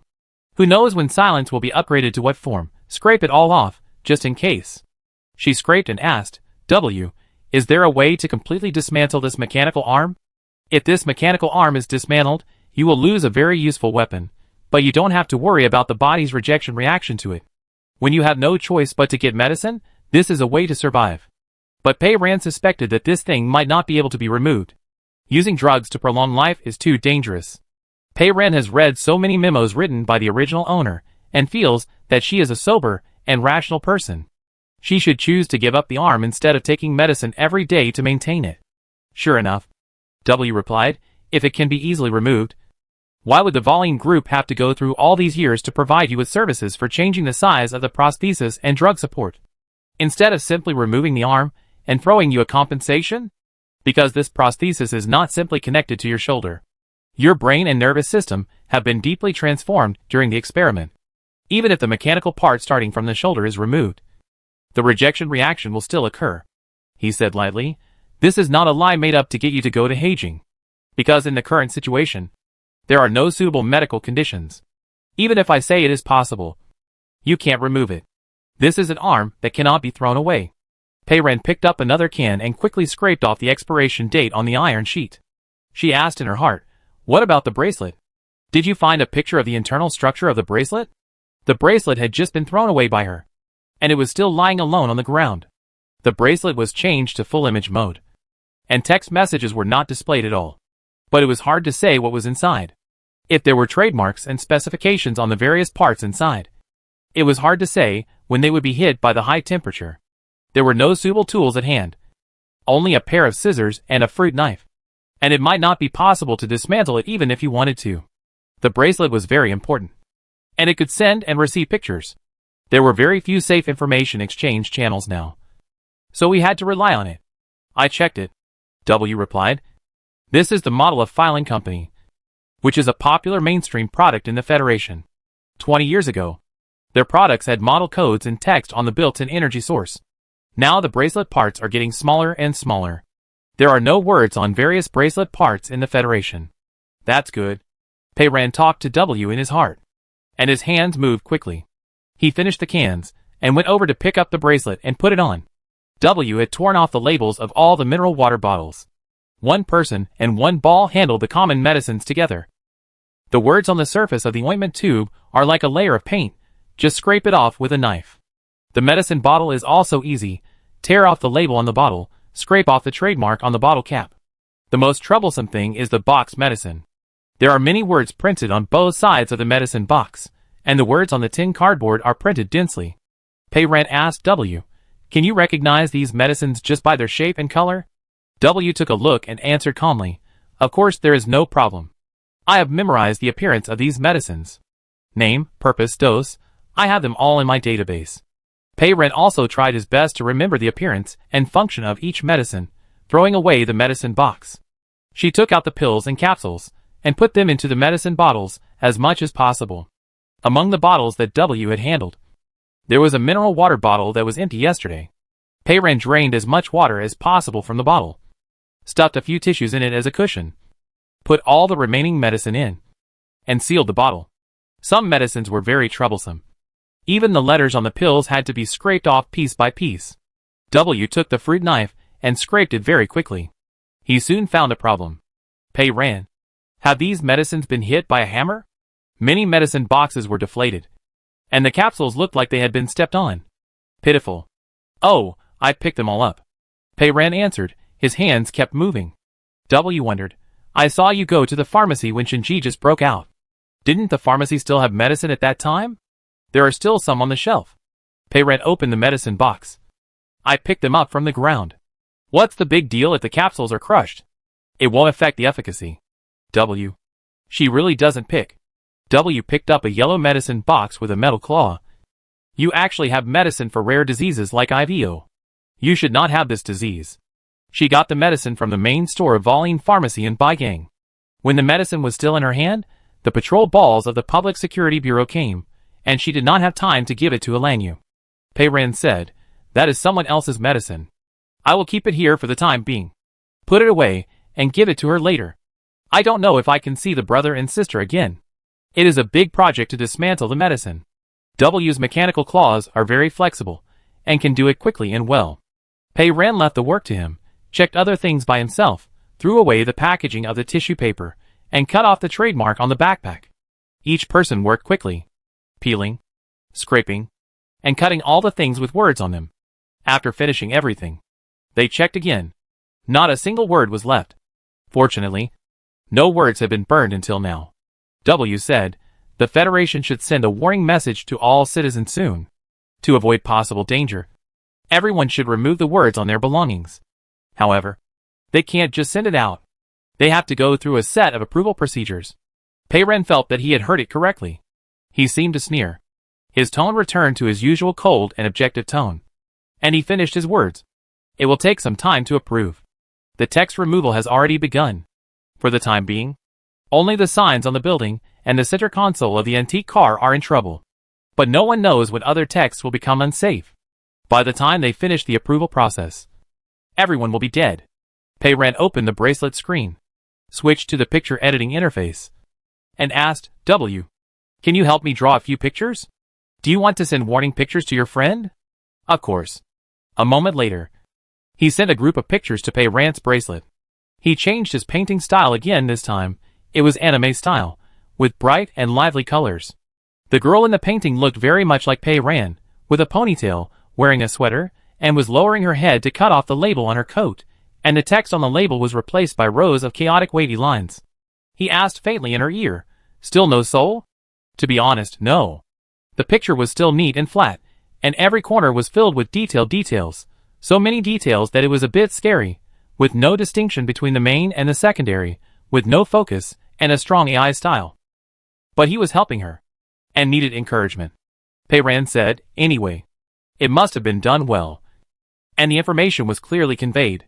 W didn't say anything, and it was unknown whether he received her encouragement. In other pictures, the girl in the picture checked her backpack, shoes, threw away a book, and so on.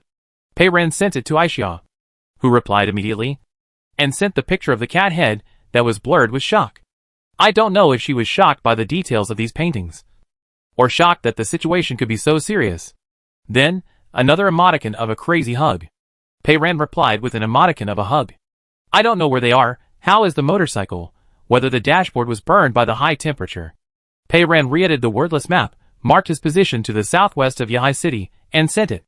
Aisha replied immediately, they were moving very fast, probably still on the road last night, and we're almost at Yahai. White dots appeared to the south of Yahai City. Pei Ren finished this matter, turned off the virtual screen. This car can't be driven, W said. The display screen of the Valet Sunning is directly connected to the control system. This part is burned, and the car can't be started again. The rest of the journey can only be walked.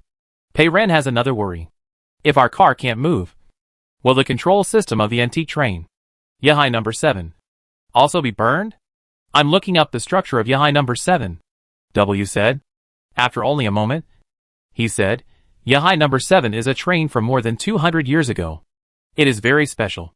The whole car is a full metal structure. There are no chips or microcomputers installed. There are instruments on the console. It must have been attacked. But I made an assessment based on the current situation. There should be more than 60% hope of repair. 60%. Not too much. Not too little.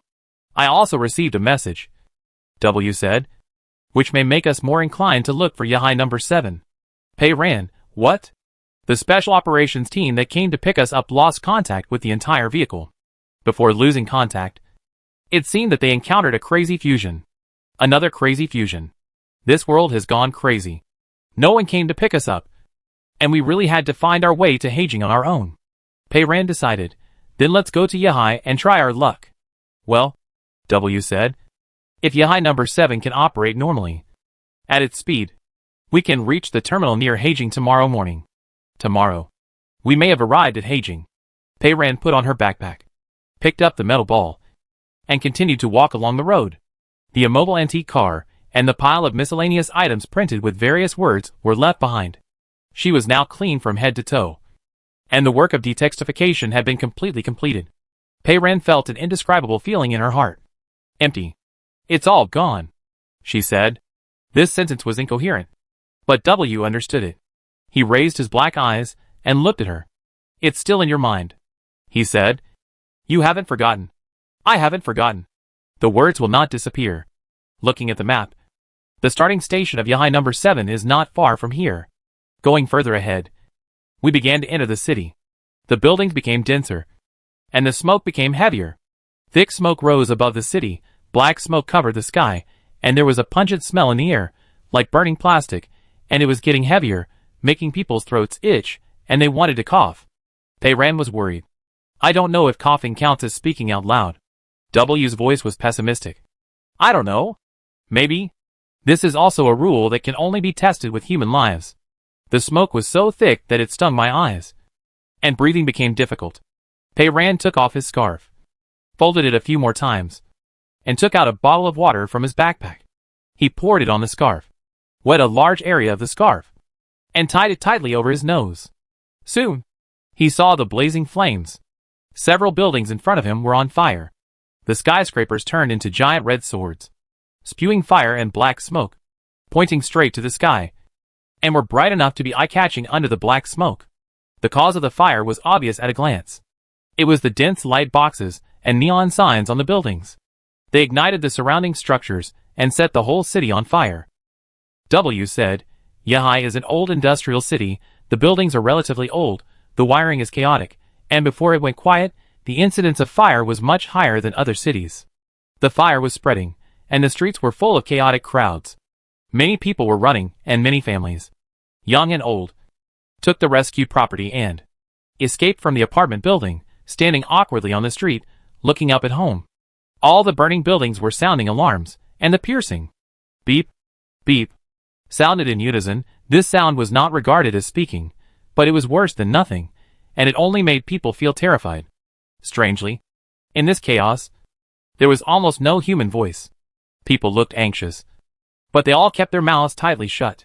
Flames burst, and melted billboards fell from the sky, landing on the streets, making a loud bang, smashing the solidified ground of the sidewalk into pieces.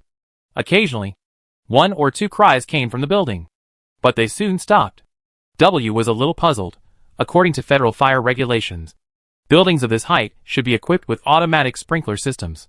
He figured it out in a blink of an eye. Yahai has no water, he said.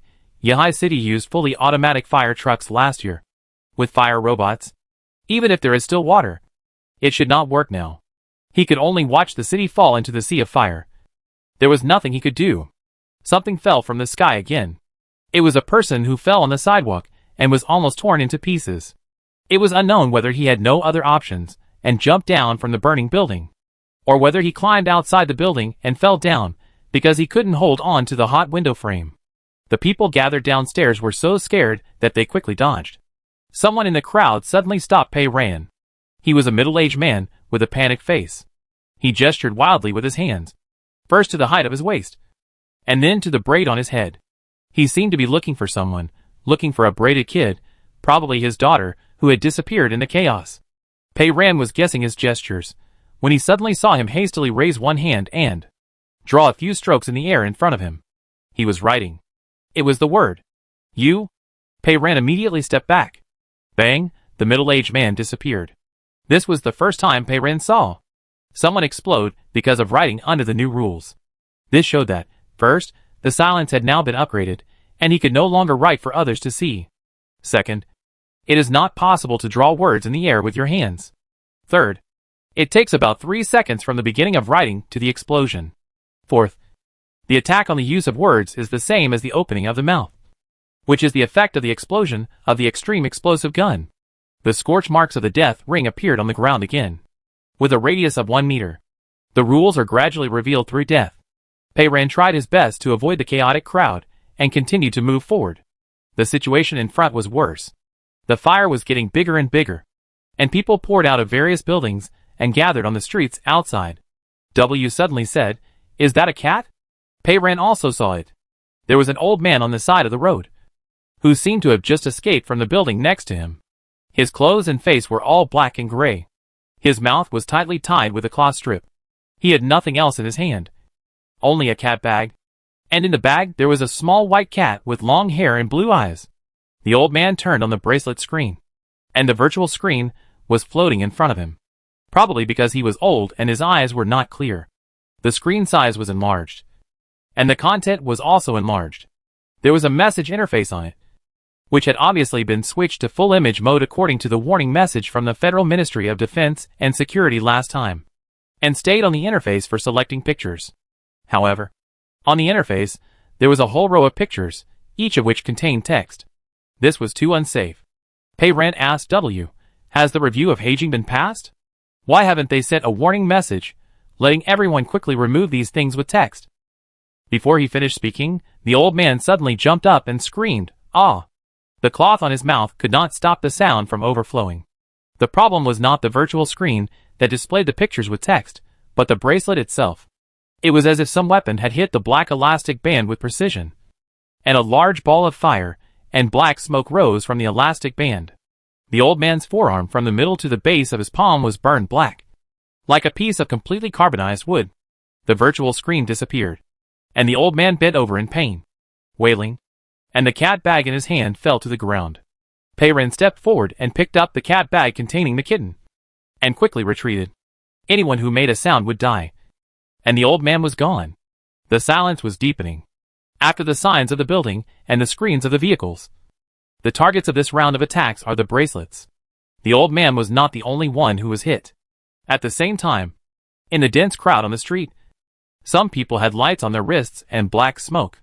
Because of the fire, many people were busy using bracelets to contact their family and friends, even if the full image mode was switched.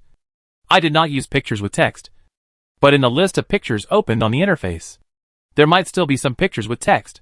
As soon as any text appeared on the screen, the bracelet immediately caught fire. Someone's clothes were ignited by the burning bracelet, and their hair also caught fire, and soon burned into a fireball.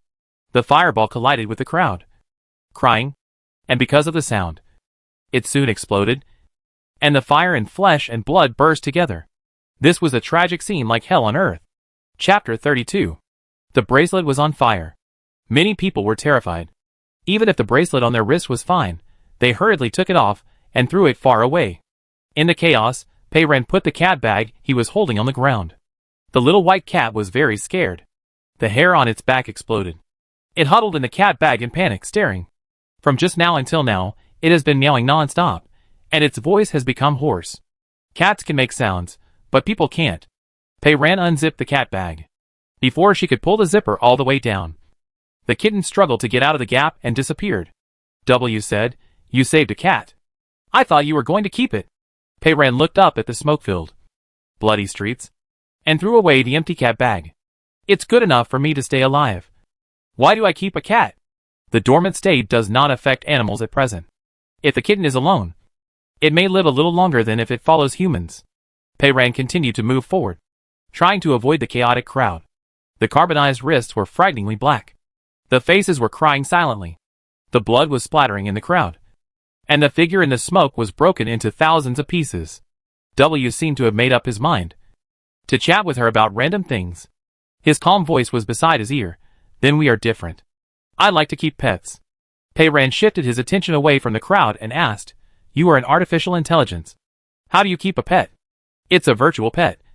Kept in my server. W said. Payran understood. Virtual pets are much easier to raise, not as troublesome as real pets. No. My virtual pets can get sick and die. Remember to feed them on time every day, water them, clean them, and if you don't pay enough attention to them, they will get depressed. I set it up specially. Everything is strictly in accordance with real pets. Payran was silent. You are really too bored. Oh, by the way, he has no eggs. Payran asked, So what virtual pet do you have? A virtual ball? Does it look like you? W. I'm raising a snake recently. Payran's eyes drifted to the roadside. On the roadside, a mother's wrist was burnt. She tried her best to hold back the pain and distanced herself from her child. The child was scared and followed immediately, waving his hands in the air, grabbing his mother's clothes in panic, grinning, and the tape on his mouth came off. Mom! She cried. The mother was stunned. She reached out her hand and hugged the child with her burnt wrist for the last time. Amid the blaring alarm, two figures, one big and one small, disappeared on the sidewalk. Payran looked away and quickly continued the conversation with W. What color is your snake? In the bunker before, he had also met a man who carried a snake with him. It was a beautiful little snake, only as thick as a finger, emerald green, with black eyes, and would be wrapped around the wrist like a bracelet. It's golden, and he's still very young. He has a good appetite recently, and likes to eat frozen mice. Did you make mice? Too? Yes. W continued to find a topic. I'm also planning to raise a box of cockroaches in a few days. Payran paused for a second. What do you want to raise? Cockroaches. There are many cockroaches in the bunker. They are very big, and can fly, and they fly stupidly, like small bombers, and live underground with humans, and crawl on people when they sleep. W was keenly aware that her tone changed when she asked this question. W quickly answered, Nothing. Then she immediately changed the subject. What do you think I should raise? Whatever you want to raise, Payran said. Why don't you raise a nest of ants? I actually raised 2 nests of ants, W said, in the same transparent large tank. Wars often broke out between them, and the last nest was almost wiped out by the other nest. Payran, then we have different interests. I just thought that if I had enough food, I could feed them something, W said. I often feed them insects. Payran thought for a while. Why don't you raise a spider? A big one, brown, and hairy. I've read a novel in which the heroine has such a spider. They chatted with a ball each. Crossing the street, everywhere there were pale faces, frightened eyes. People couldn't communicate. Even if family and friends were right next to them, it seemed like they were thousands of miles away. Everyone was alone, struggling and dying in the endless silence. Payran understood W's good intentions. In this burning hell, he kept talking to her, and the content of the conversation had nothing to do with what was happening in front of him, helping her isolate herself from another world, keeping her calm and rational. The bracelet on his wrist vibrated. Payran glanced at it. She had set the bracelet to not display the message content. Someone sent a picture. It was the Federal Defense Security Department. W also said, the review has been passed. The Federation sent a warning picture to all citizens. Payran opened the message. This time it was not just one picture, but a whole group of pictures. There were no words, but they were very clear. The picture was a simple sketch with outlines. The main character was a girl, with a ponytail, with tape on her mouth, and she was dealing with everything on her body that contained words. In the picture, all the words were drawn into lines of messy lines. Her backpack was different from Payran's, with 2 more pockets, but the buckle and the zipper layout looked familiar, and there was a trace to follow. Payran, did you draw this? W. Yes. He Jing directly sent the picture he drew to everyone. Pei Ran flipped through the pages. The girl took off her bracelet, put it far away, and then turned off the thumbnail display of the picture in the settings on the virtual screen, and then deleted all the pictures. In the last picture, a boy opened the emoji package containing text on the bracelet, and his arm was burned to charcoal. W was quite considerate. The protagonist was changed, and her arm was not burned. Pei Ran turned off the screen. If the review process could be faster, the warning could be issued before the bracelet was attacked, so many people would not have died. W was silent for a moment. They have tried their best. The temporary decision-making committee of Heijing is busy with the second phase shielding layer project today, and is in a state of panic. It took more than 27 minutes to gather people and discuss and pass it quickly. They did not delay intentionally, but were dragged down by the system, and the natural communication and decision-making ability of humans is limited. W's tone was indifferent and calm. When this crisis occurs, if all problems are handed over to artificial intelligence to deal with, the artificial intelligence will comprehensively analyze the pros and cons, give various solutions, and select the best solution, even if it is written a detailed report. It will not take more than a few seconds. As a human being, Pei Ran could not refute. W said, Heijing has decided to optimize the process. Marshal Wiener will be fully responsible for the release of information. In the future, the warning information will only be sent through her alone, and the speed should be faster. Pei Ran looked down at the ball. He knew everything that happened in Heijing. He knew everything. The warning was issued, but it was 27 minutes late. Everything was different. I don't know how many people were attacked by the bracelet. Their arms were burned to charcoal, or burned into a ball of fire, and they lost their lives.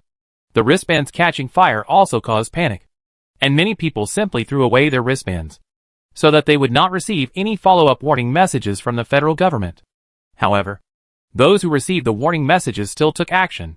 On the main road, people hurriedly took off their clothes, tore off the labels with their hands and teeth, and cleared their bags of anything containing text. Fortunately, even if they threw away their wristbands, everyone could see what others were busy with, and everyone followed suit. After only a few moments, the sidewalks were full of various papers and documents thrown out. In this age where everything seems to be electronic, there are still so many physical objects with words on them. ID cards, driver's licenses, bank cards, graduation certificates, property certificates, marriage certificates, divorce certificates, contracts, IOUs, yearbooks, notebooks, love letters, small notes. All these important items that we remembered to carry with us when we were escaping are now thrown around in a panic on the street. All the external things, wealth, glory, contracts, favors and grudges, love and hate, efforts made for, things that seem inseparable, have been stripped away along with the words. Everyone returned to being a pure biological person. The cold wind blew between the buildings, countless documents swirled, flying all over the sky, touching the flames, turning into burning butterflies. The butterflies spread their bright and dazzling wings, bringing the flames to more places. The fire became bigger. Thick smoke rushed in, almost completely engulfing the streets, blocking the vision. Pei Ran's eyes stung, tears burst out. The most terrible thing was the throat. Pei Ran stopped, held his breath, took out mineral water again, poured it over the layers of scars, and covered his nose.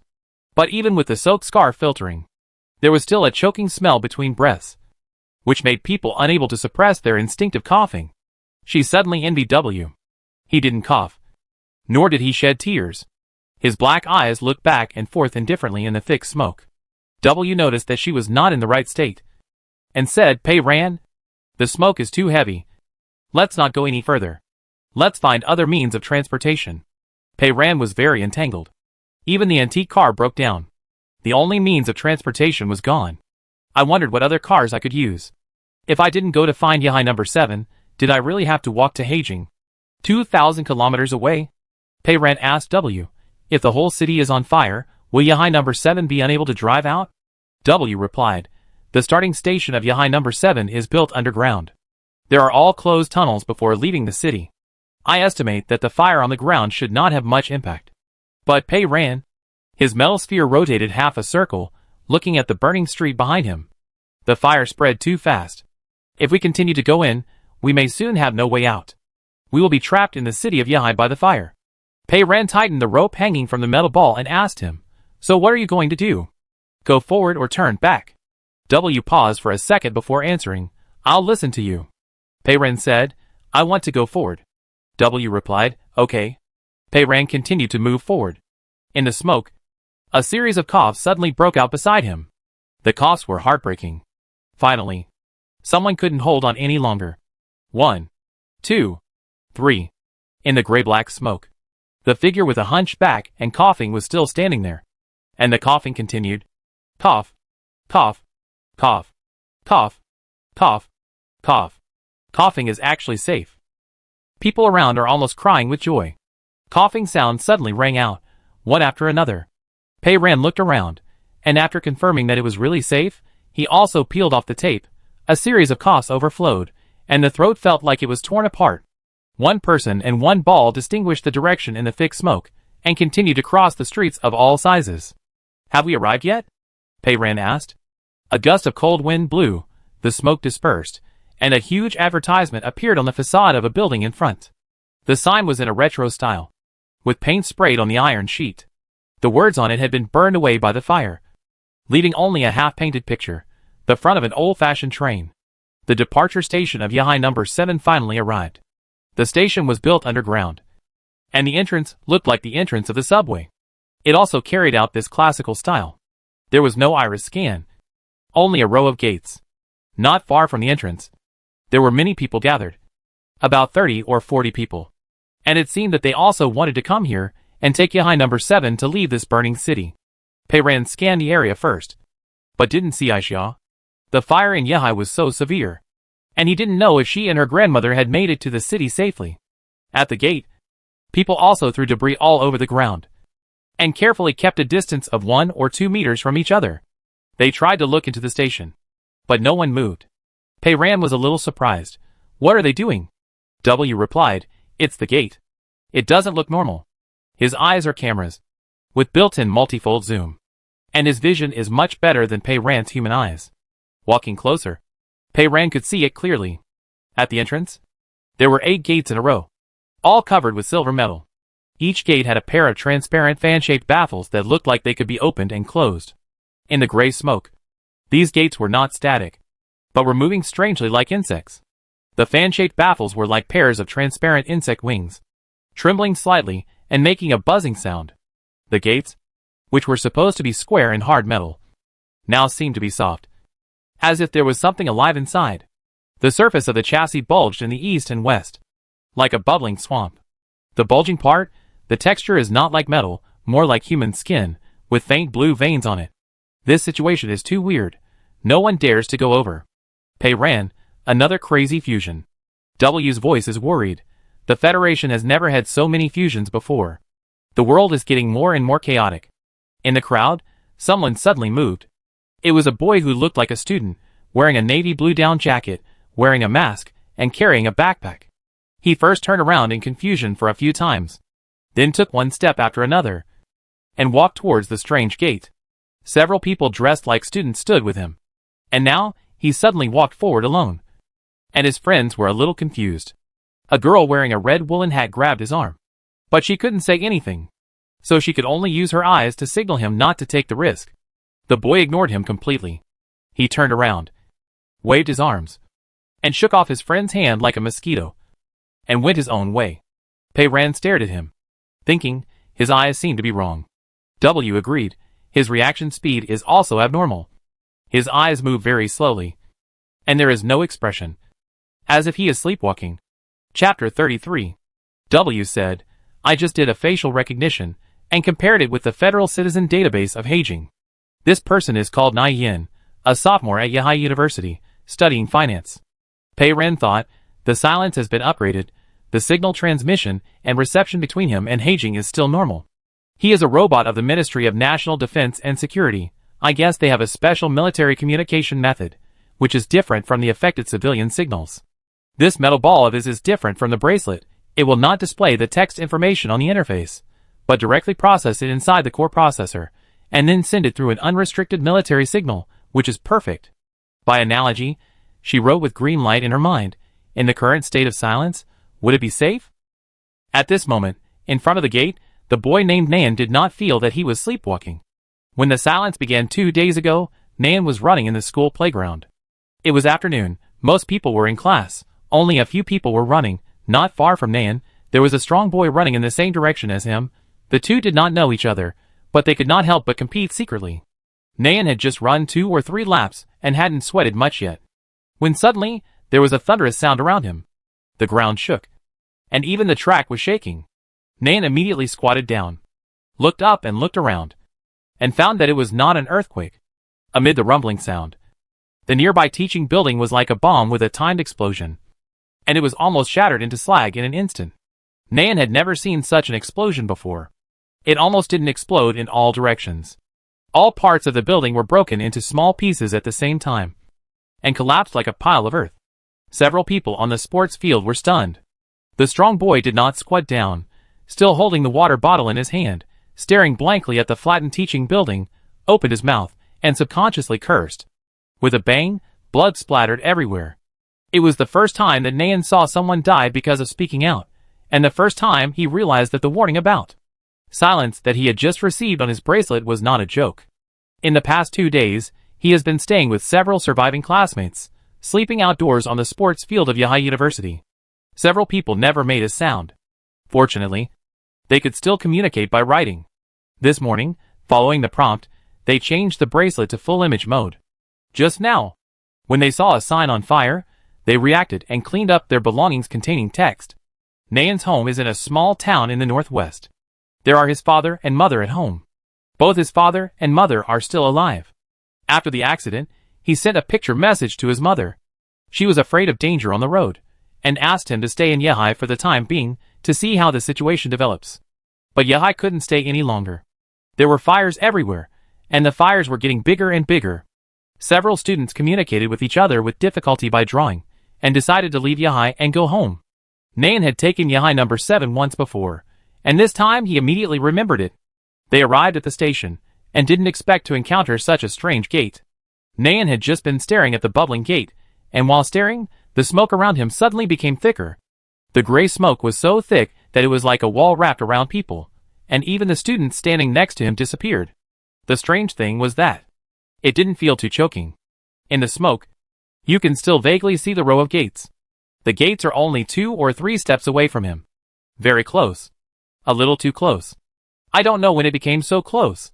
The hideous blue blood vessels on the gates are exposed, which makes people feel cold. Nyan subconsciously took a step back, and then a few steps back. But it seems that no matter how he retreats, he can't get any further away. It's like a nightmare. Nyan immediately broke out in a cold sweat, and his back was hairy. He turned his head and looked around, trying to find his companions. But the smoke was too thick, blocking his sight, and he couldn't see anyone. He simply turned around and walked away. His legs seemed to be out of control, and every step was difficult. In the thick smoke, something suddenly grabbed his arm. It was a pale woman's hand, with blue nails, like a dead person. Nyan was terrified, and shook it hard, before he finally got rid of the hand's entanglement. But the gate was still in place behind him, and he couldn't get rid of it no matter what. This seemed to be the legendary ghost wall. Nyan tried his best to move forward, as if he had walked for a century with difficulty, and finally saw that he was a little further away from the gate. He breathed a sigh of relief, and suddenly felt something blocking his way in front of his thigh. The thick smoke made it difficult for him to see below his waist. He felt around with his hands, and his fingers touched something. It was hard, slightly cool, and felt more like a thin sheet. The gate behind him caught up again. This time, Nan did not hesitate. He raised his legs and stepped over it. There seemed to be a slight buzzing sound. Nan's mind suddenly became clear. It was like waking up from a dream. The wall of thick smoke disappeared, and everything around him became extremely clear. His head buzzed. He found that he didn't know how he walked in the smoke. He was clearly trying to stay away from the gate, but somehow he walked to the gate entrance. The thin sheet that blocked his thigh just now was the pair of transparent fan-shaped baffles at the gate entrance. Now it was under his crotch, fluttering slightly like insect wings. How did he get here? His hair stood on end, and he immediately wanted to retract his foot. However, it was too late. There was a burst of clicking sounds inside the gate, and the metal boxes on both sides expanded like balloons, squeezing him in the middle. It was too tight, and it was almost suffocating. He struggled hard but couldn't get out. Nayan's companions were anxious. They didn't care whether it was dangerous or not. They rushed forward together, grabbed his arms and clothes, and tried to pull him back from the deformed gate. However, the gate moved again. This time it was the transparent baffle. Just like the wings of an insect suddenly began to grow. The hard transparent baffle quickly stretched and extended. It was silent, but indestructible, like two thin and sharp knives. In an instant, everything went up to the bottom. In the last moments of his life, Nayan did not struggle anymore. He had only one thought in his mind: Mom, I can't go back. He was cut into two pieces by the gate baffle. His friends were still pulling him, but suddenly they ran out of strength and stumbled back a few steps. Some people dropped the things they were still holding, covered their mouths, and suppressed their screams in their throats.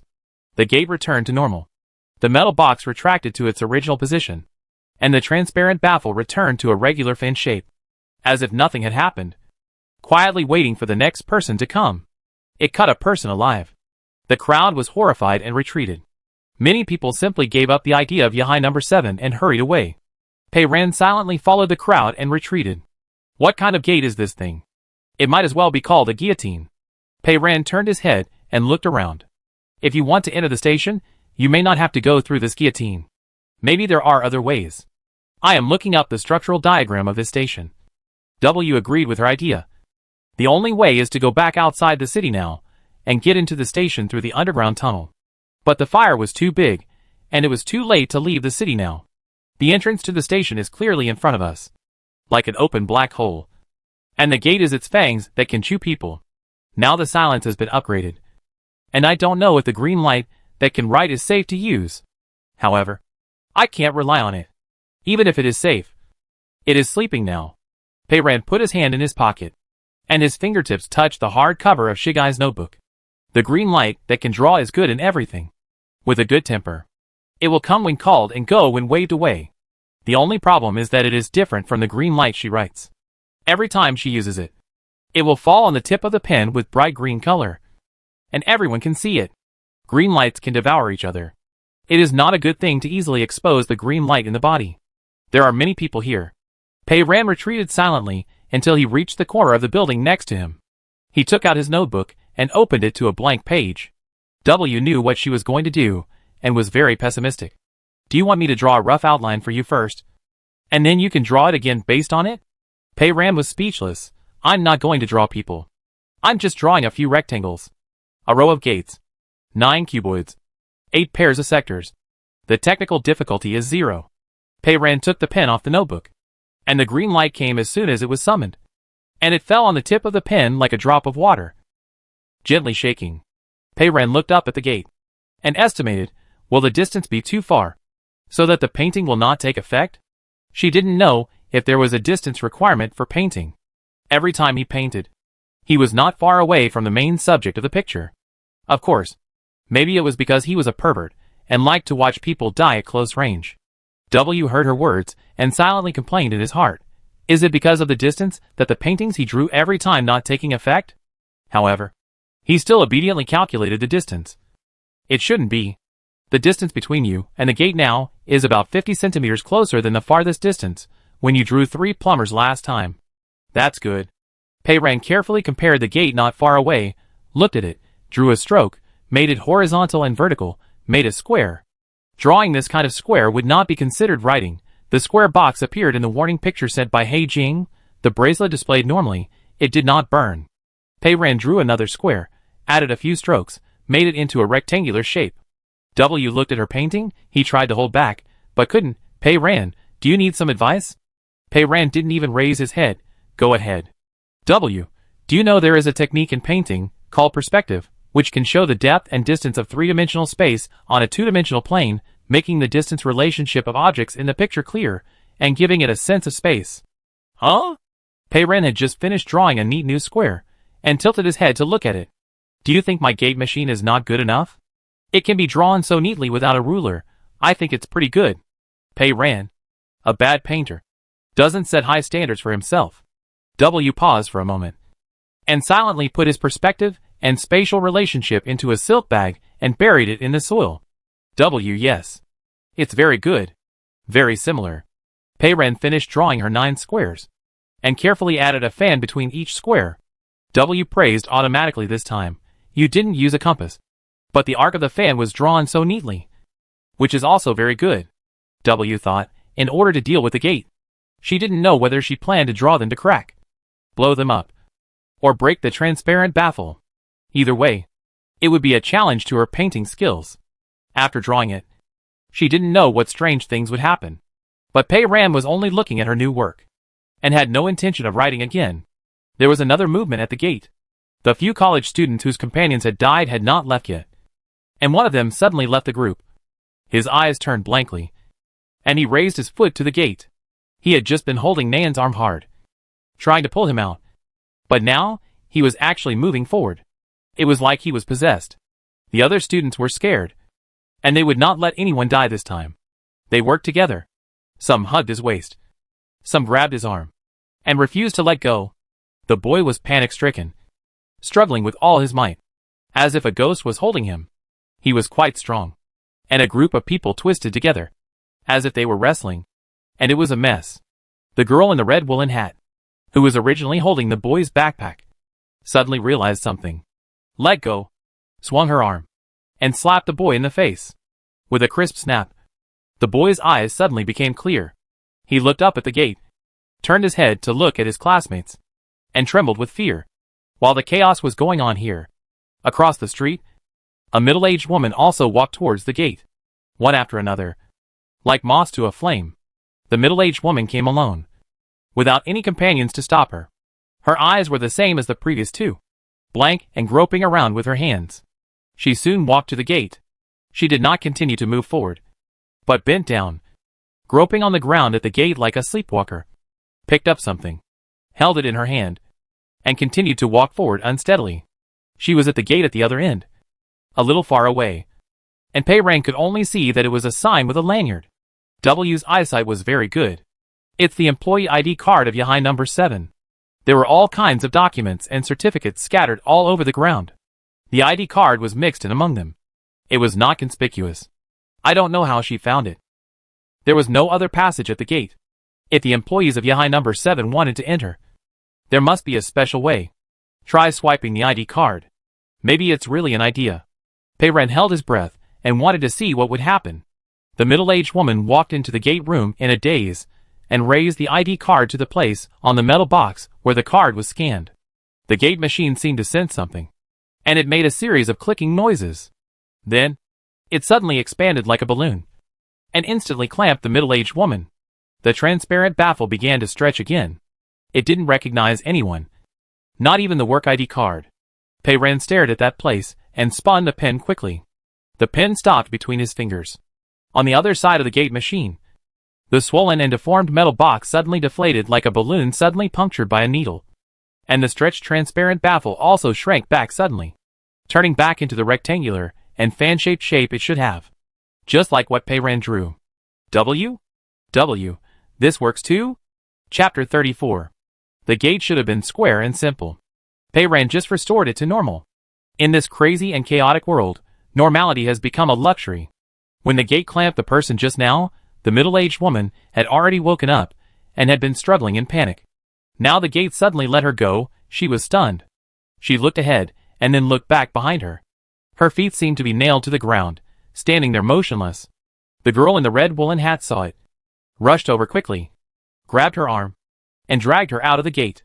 She was right, because Pei-Ren also found out. The gate only remained normal for a few seconds, and then began to move again. The first to move was the metal case on the far left. A series of bubbles bulged on the flat metal box, and the bubbles became bigger and bigger. The whole box was twisting and deforming, as if there was a restless living thing hidden inside. The largest bubble suddenly bulged out from its upper surface, and this time it was not a regular circle, but the shape of a head. It was a human head with eyes, nose and mouth, and all the facial features. It twisted and swayed, stretched its neck, bared its 2 rows of teeth, roared silently, and then sank back into the box. This horrifying sight frightened the college students and middle-aged women in front of the gate and made them step back. Then, a whole row of other boxes also moved, and just like at the beginning, they kept bulging out bubbles of different sizes that were half metal and half flesh. Like the crazy plumbers, it recovered much faster than humans, and was only controlled by the black leather book for a few seconds before it came back to life. A building behind him suddenly burst into flames. A large ball of flame sprayed out of the window, carrying scorching heat, and broken glass fell on the street like raindrops. The night sea was turning into a sea of fire, and time was running out. Pei Ren put on the pen cap, put away the black leather notebook, and walked out of the corner of the building. "What are you going to do?" W asked. Pei Ren took off his leather gloves, moved his mechanical fingers. "I plan to violently dismantle it." W. Pei Ren commanded, "I'll give you a task. If you find that I am not in the right state, as if I am sleepwalking, use your claws to pull my legs, trip my feet, whatever you do, make sure to stop me, and then wake me up." The people who rushed to the gate just now were not in the right state, as if they were hypnotized, but fortunately, the degree of sleepwalking was not deep, and they could be woken up with a slap. W's folding arm has been repaired, flexible and powerful. If you want to stop someone, you can just give them a claw, no problem. W agreed calmly. "Okay." Pei Ren scanned the crowd in front of the gate as he walked. The one who hypnotized the 2 college students and the middle-aged woman should not be a crazy gate fusion. Their behavior of committing suicide while sleepwalking looked more like helping others to clear the way. Especially the middle-aged woman, who was controlled to pick up the employee card of Yahai number 7 on the ground, and tried to swipe it on the gate, but it turned out to be a failure, because the gate did not recognize it. Some people don't know how to pass the gate, and are using human lives to experiment on themselves. This kind of hypnosis looks very much like the special ability of the order-type fusion. If there really is such a murderer hiding in the crowd who can hypnotize, this person is likely to be across the street, near the last gate box, because the employee card of Yahai number 7 was thrown on the ground, just in front of the last gate box, mixed with the documents on the ground, and it was inconspicuous, standing on this side of the street. The distance is too far, and only the magnifying eyes of the metal ball can see clearly what it is. Assuming that the hypnotist does not have the ability of supervision at the same time, we can temporarily exclude the few college students who have been on this side of the street. At least they are less suspicious. Near the last gate, there were more than 10 to 20 people, including a family of 3 with a child, an elderly couple supporting each other, a few young men and women who seemed to not know each other and kept their distance from each other, and 4 or 5 tall men gathered together. One of them was wearing a doctor's white coat, which was very eye-catching. Pei Ren glanced at them and walked straight to the first gate metal box. It was the most deformed. Once the head appeared, the series of metal boxes behind it moved. Maybe it was more important. Pei Ren stopped 1 or 2 steps away from the gate, took off his big backpack, dropped it on the ground, and placed the metal ball on it. Everyone else was a little confused, especially the college students, who witnessed a companion being cut, and 2 of them ran towards the gate in a daze. Now, another person came over. This one was different. Her eyes were clear. Her movements were swift, and there was no sign of being possessed. But she still moved towards the gate, more than 2,000 kilometers away. Blackwell Underground Base. 51 hours after entering silence. The crisis handling work at Blackwell is going on day and night. More and more personnel, equipment, and various production equipment have arrived at the base. However, humans still have their own biological clocks. Many people choose to rest at night. Now it is daytime. There are many more people in the command center hall. Only Agent W does not need to sleep. He is always awake day and night, and continuously handles various matters inside and outside the base. The highest executive officer of the Federation, CEO Batherway, is also in the command center. Batherway is a man in his 40s, who has a very good figure, broad shoulders, and long legs, and a graceful demeanor. Even in a shelter like the Blackwell, his suit is meticulous. Everyone in the Federation says that Batherway has great personal charm, especially when he is giving speeches and debates. During the election, when the live broadcast starts, his votes come in like a flood.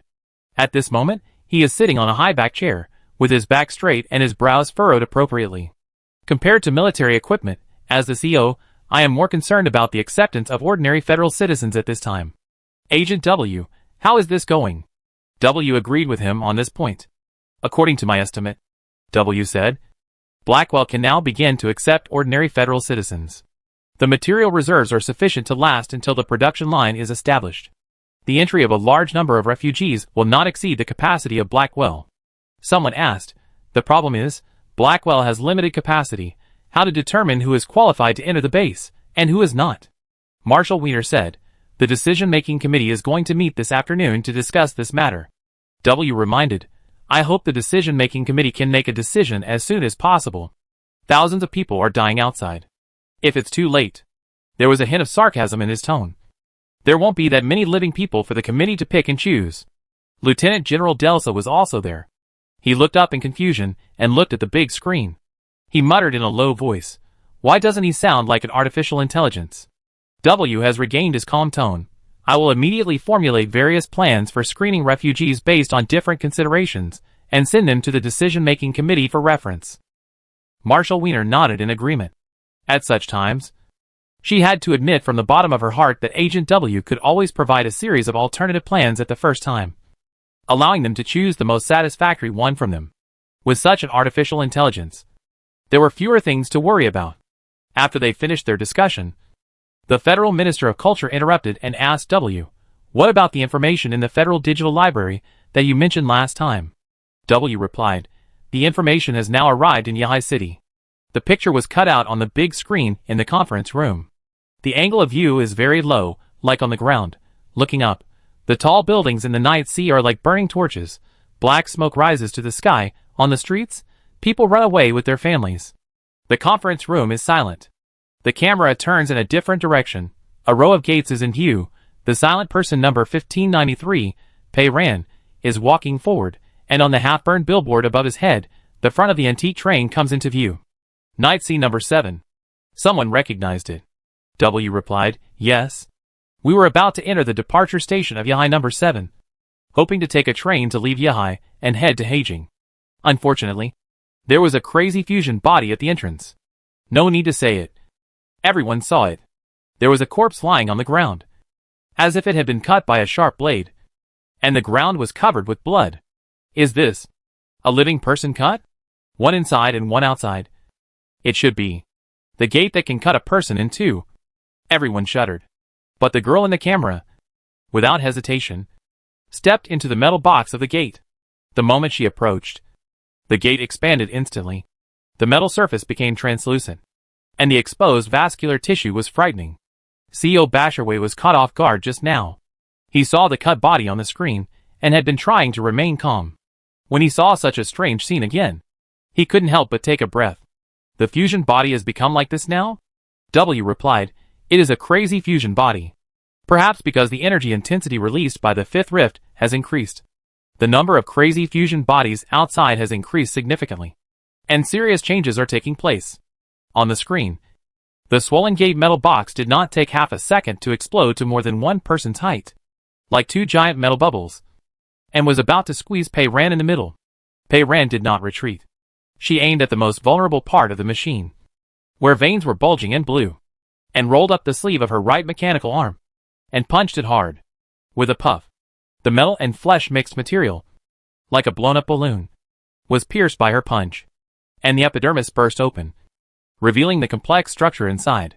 The various parts inside the gate were completely integrated with the human internal organs, and the red blood vessels and the colorful lines of the gate were intertwined, beating one after another, and there was no distinction between you and me.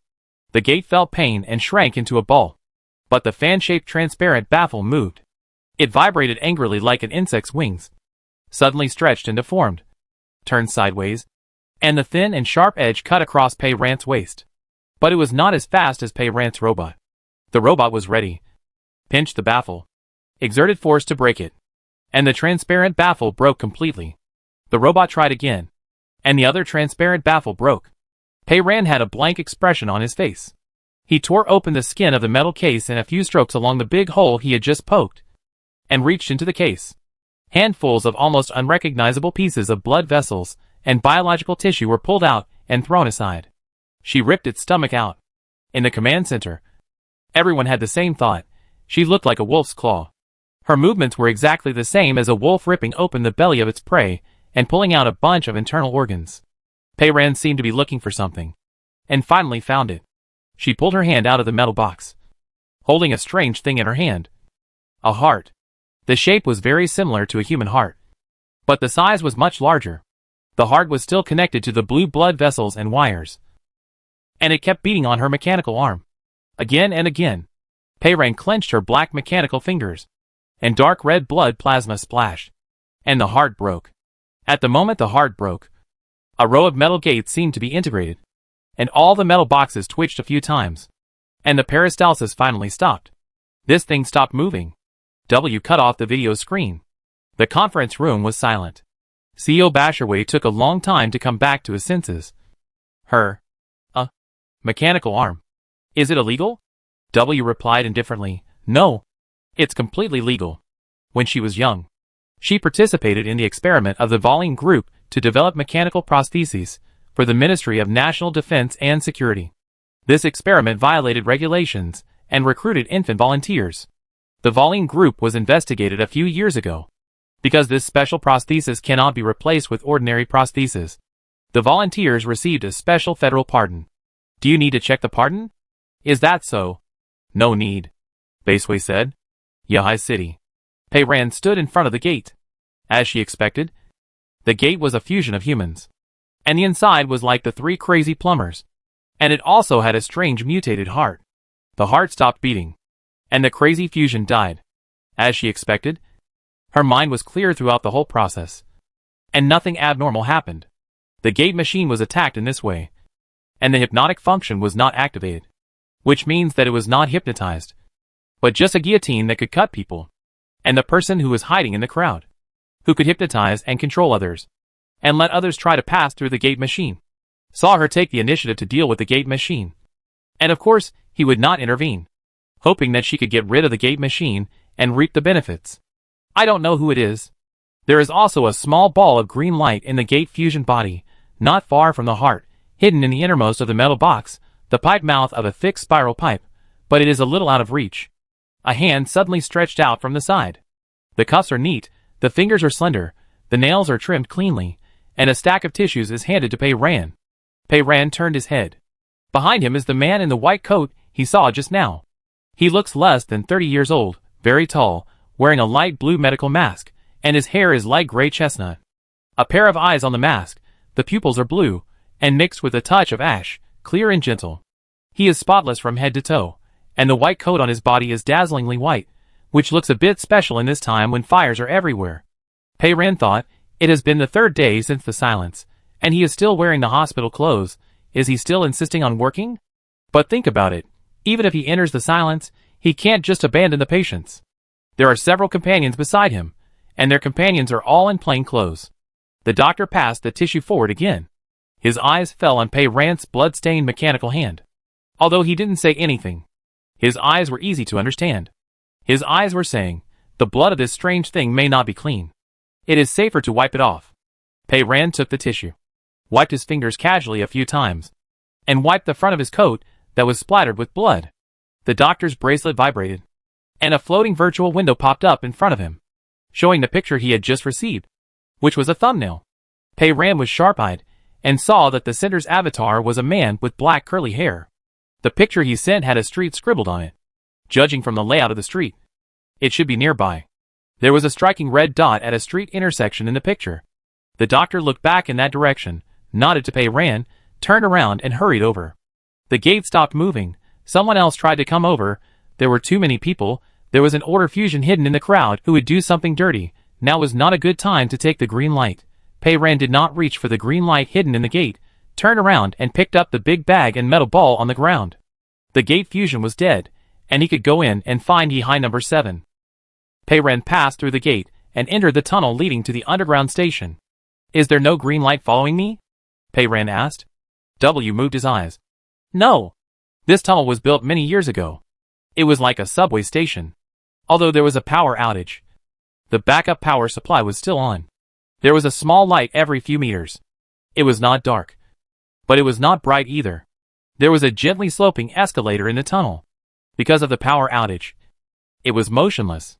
Pei-Ran walked down the escalator by himself. W suddenly said, Yulianka. Pei-Ran didn't understand. The man who smiled at you just now. W explained. I identified his eyes, and found his citizen information. His name is Yulianka. Pei-Ran, he was wearing a mask, covering most of his face. I couldn't tell if he was smiling or not.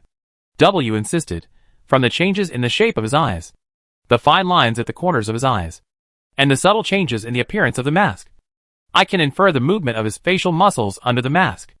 I can see that he smiled. Pei ran. Oh. Pei ran. Is it important whether he smiles or not? W didn't answer, and continued. Yulianka, 28 years old, is a not very successful veterinarian in Yahai City. I thought Yulianka was a doctor who treated people, but it turned out that he treated small animals. Pei ran. Pei ran. Not very successful? Why do you say he is not very successful? Chapter 35. This Yulianka graduated from the Department of Veterinary Medicine at Yahai University, said W. After graduation, he saved money for a few years and opened a small veterinary clinic in Yahai. I checked the tax payment records of the Federal Tax Bureau in the past 2 years. His clinic has been losing money since it opened, and has been punished several times for non-compliant business operations. This artificial intelligence relied on its ability to communicate with aging and access various databases to investigate the other person thoroughly. He can easily find a name based on a person's face, which is a very good function, as long as he draws a little man who looks similar in Sergeye's black leather notebook, and writes his name. The other person's life is in her hands, and she can kill whoever she wants. However, now that the silent state has been upgraded, and he can no longer write, this function has become a bit useless, and has no great use. Pei ran. Why do you care whether others are successful or not? W replied. You humans? Don't you judge others by success or failure? What is you humans? Anyway, I don't. Pei ran said. Whether others are successful or not has nothing to do with me. If I were to judge someone, I would only look at 2 things. First, is this person a reliable partner? With a reliable partner, you can team up to collect supplies on the ground, you can go to more places, get better rewards, and you won't be cheated by unreliable teammates. Pei ran continued. Second, whether they can provide resources. People who can provide resources are also very important. For example, Uncle Alam with a window painted on the wall, the black bread he sells is of very good quality, there is no sand in the flour, and the size is also a circle larger than the black bread sold by others. As for whether other people are doing well, successful or miserable, it has nothing to do with her. Anyway, she might die suddenly one day, and the whole world has little to do with her. W repeated her words. First, they must be reliable partners, and second, they must be able to provide resources. Pei ran. I think your evaluation criteria are very good and quite reasonable. Pei ran, isn't it? When the escalator reached the bottom, Pei ran finally saw Yahai number 7. Puffs of thick smoke poured down the escalator, and the platform was filled with smoke. This antique train with a history of more than 200 years is a black behemoth. It is quietly parked on the platform in the swirling smoke. It is made of heavy black metal, and its style is completely different from the simple lines of modern trains. The front and body structures are complex, and the shapes of various metal parts are all exposed. Because it is a sightseeing train, there are not many people sitting, and there are only 5 short carriages behind the front. Everything looks normal. At least there is no fire. Pei ran asked, is it steam-powered? It's not that old, W said. Yahai number 7 uses internal combustion engines as its power source. Hundreds of years ago, it used diesel as fuel. When the oil ran out, the Yahai municipal government had planned to transform it into an electric-driven train, but was strongly opposed by the citizens of Yahai. Finally, an internal combustion engine that uses a special high-efficiency fuel was designed specifically for this train. Now we can only pray that it will not suffer serious damage in this round of attacks. Next to the train is the platform. A huge display screen was not spared in the attack and caught fire, but the fire did not spread and was extinguished. Only black smoke was emitting. On the platform, there were several large traces of blood splatter, which had dried up and turned into dark brown pieces. Someone died here. Probably a staff member. The front of the car was facing the direction of the tunnel, but there was no smoke coming from there. W was right. This underground tunnel led all the way out of the city, and the fire in the whole city had no effect on it. The rails stretched, pointing to an escape route. Pei ran stepped on the pedal of the front of the car and got into the cab. The situation in the cab was worse than she expected. Like the antique car, the control panel of Yahai number 7 was also burned. There was no microcomputer installed on its control panel, But there were still various instruments and simple screens, because there were words on the dashboard. It was burnt black, and the screen was completely destroyed, burned into a ball, exposing the broken circuit underneath. Fortunately, the console itself was made of metal like the car body, and the fire did not spread further. "Can it be repaired?" Pei Ren asked W.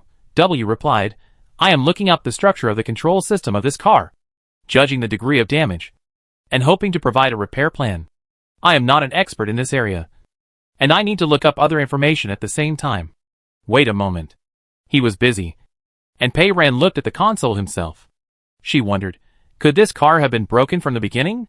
Because the silence started 2 days ago, the console should have been burned this afternoon. During this period, this car has not been driven away by anyone for such a long time. "I guess," W said, "because Yahai number 7 has stopped operating, and there is no fuel in the car. You can open the small square door under the driver's seat and have a look." Pei Ren squatted down and found a small square door the size of a book in front of the driver's seat where he rested his feet. She opened the door, and it was empty inside. W also saw it. If there are efficient fuel blocks, they should be placed here. No wonder the car is still parked. Pei Ren asked, "Where can I find the efficient fuel blocks you mentioned?" She suddenly remembered. "I saw a door against the wall on the platform. It is probably a place for employees. Could the fuel blocks be inside?" W, possibly.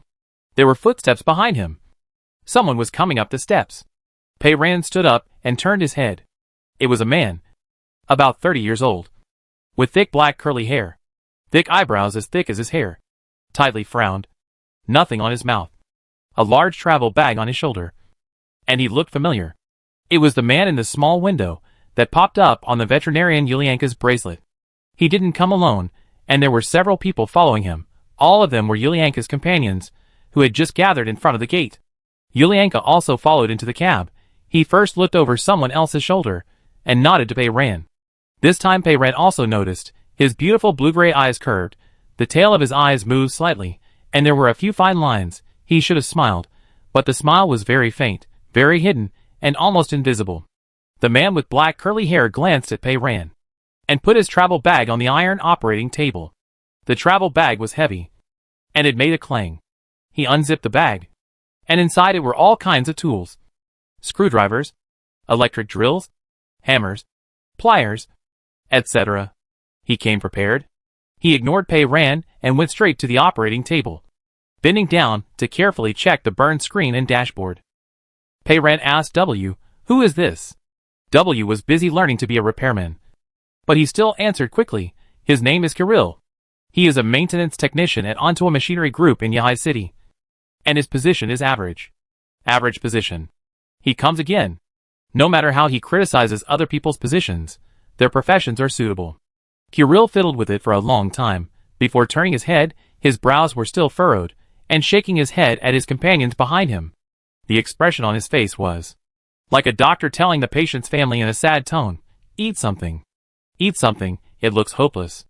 But the fire outside was burning, the smoke was getting heavier. Even if there was no hope, we had to do our best to save him. Kirill himself knew it well. His face was tense, and he lowered his head to continue studying the burnt panel. Pei Ren looked up at the front of the train. 2 rails stretched straight into the dark tunnel. "If it really can't be repaired, we'll have to walk out of the city along the tunnel." W's voice was cold. He said it can't be repaired. So it really can't be repaired? All right. Wait for him to make his repair plan. The cab is very small. Only 4 or 5 square meters in total. And there is an operating table. Everyone is crowded together. And the exit is narrow. If someone accidentally makes a sound at this time, there is no place to hide. Pei Ren walked through the crowd, came to the door, and got off the pedal. The smoke outside was getting thicker. All the people who were stranded at the gate just now followed in, including the group of college students. They stood on the platform, knowing that someone was repairing the car. They could not help, and could only wait. One after another, more people came down the escalator. The fire in the night sea was burning more and more. Everyone was trying to find a way to leave the city. Pei Ren went straight to the small door she had just seen. The door was on the wall of this underground station. It was inconspicuous, and Pei Ren was also familiar with the material. It was that kind of solid brown translucent material. The door was locked. Pei Ren was already very familiar with this kind of material. She used her fist to punch a hole in the door in a few strokes. She enlarged the hole and leaned in. Inside was a small room, like a warehouse, with various sundries. W said. Pei ran. I saw the cardboard box on the ground in front. There was a small cardboard box against the wall, with words printed on it. II High Efficiency Fuel, and the manufacturer's name and address. Fortunately, just like the documents, there was no fire for the time being. Pei Ran went over and opened the lid of the box. It was empty inside, except for 3 palm-sized black blocks. It was quite heavy in his hand. Pei Ran, is this it? Are 3 blocks enough? W replied, if you go to Heijing, 1 is enough. There were stickers with words printed on them on the fuel blocks. Pei Ran tore them all off and put all 3 fuel blocks into his backpack. No wonder Yahai number 7 was not driven away. The fuel blocks were hidden here, and ordinary people could not open the door at all. Pei Ran came out of the small room. There were still 30 or 40 people on the platform waiting for the train to be repaired, but Aixia and her grandmother were still not inside. Pei Ran turned on the bracelet screen and lowered her head to send a message. This time, the map was still blank.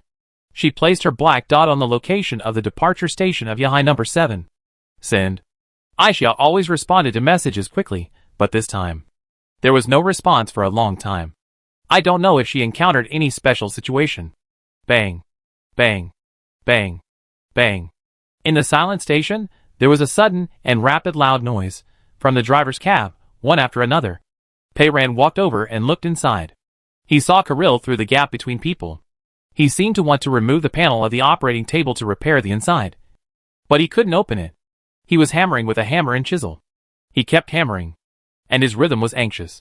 The people standing quietly in the smoke on the platform turned pale and exchanged doubtful looks. Everyone understood that the car was broken and the repair seemed to be not going smoothly. There were 2s and 3s who hesitated and finally went up the escalator. They probably didn't want to wait for Yahai number 7 to be repaired and planned to think of other ways. Kirill couldn't pry open the panel, but the robot might be able to. Pei Ran stepped on the pedal, ready to help.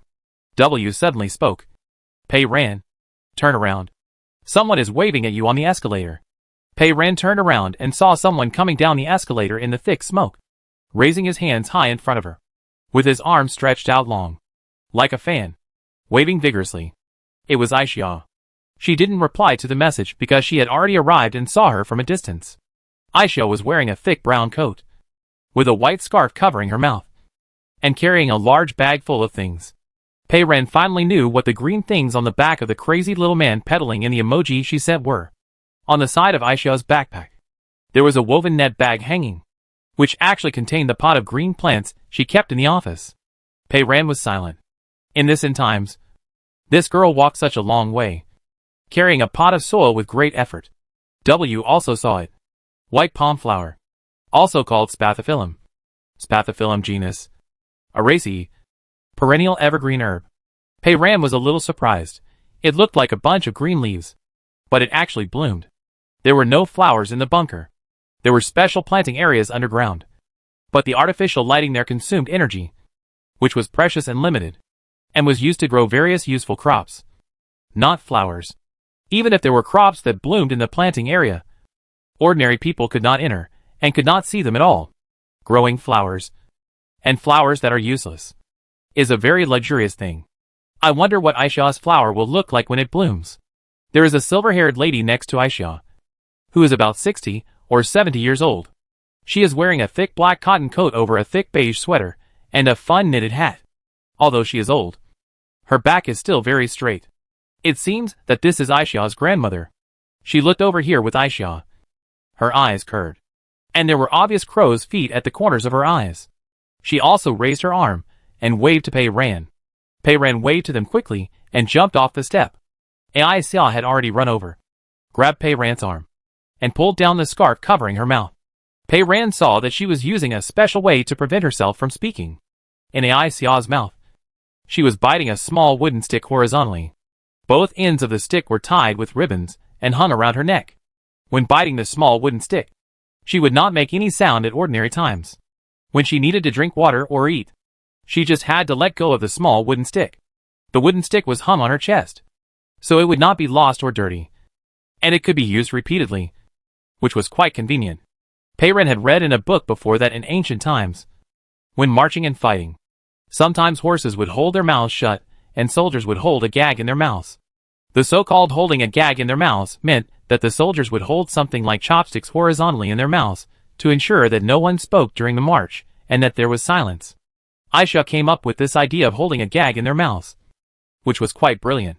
As soon as Aisha came, she raised her hands in high spirits. Her eyes were eager and her expression was firm. She pointed at her mouth, her feet, here and there. Pei Ren looked at her silently. Aisha was very brave. She had obviously created a code system and showed it to others. Fortunately, she was still alive. She might have 9 lives. This shows that in the current state of silence, although writing in the air with hands is not allowed, gesture communication is still allowed. It would be great if everyone knew sign language. The only problem is that Aisha pointed here and there, and it was completely incomprehensible. What kind of total barrier communication is this? Pei Ren stared at her movements and thought carefully. She pointed at many parts of her body.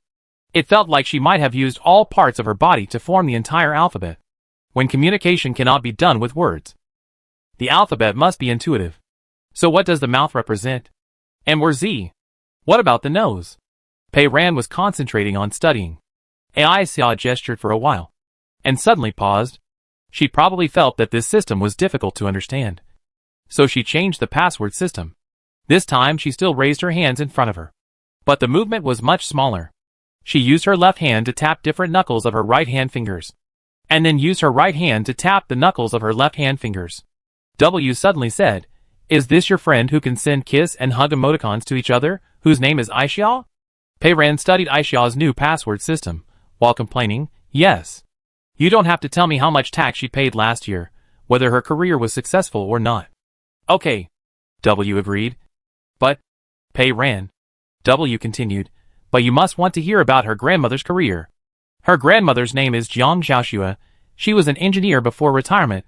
I just checked her resume. She once personally participated in the upgrade and transformation of the internal combustion engine system of Yahai No. 7. Pei Ren. No wonder they knew that there was such an antique train in Yahai. Now there was no need for Aisha to make random gestures.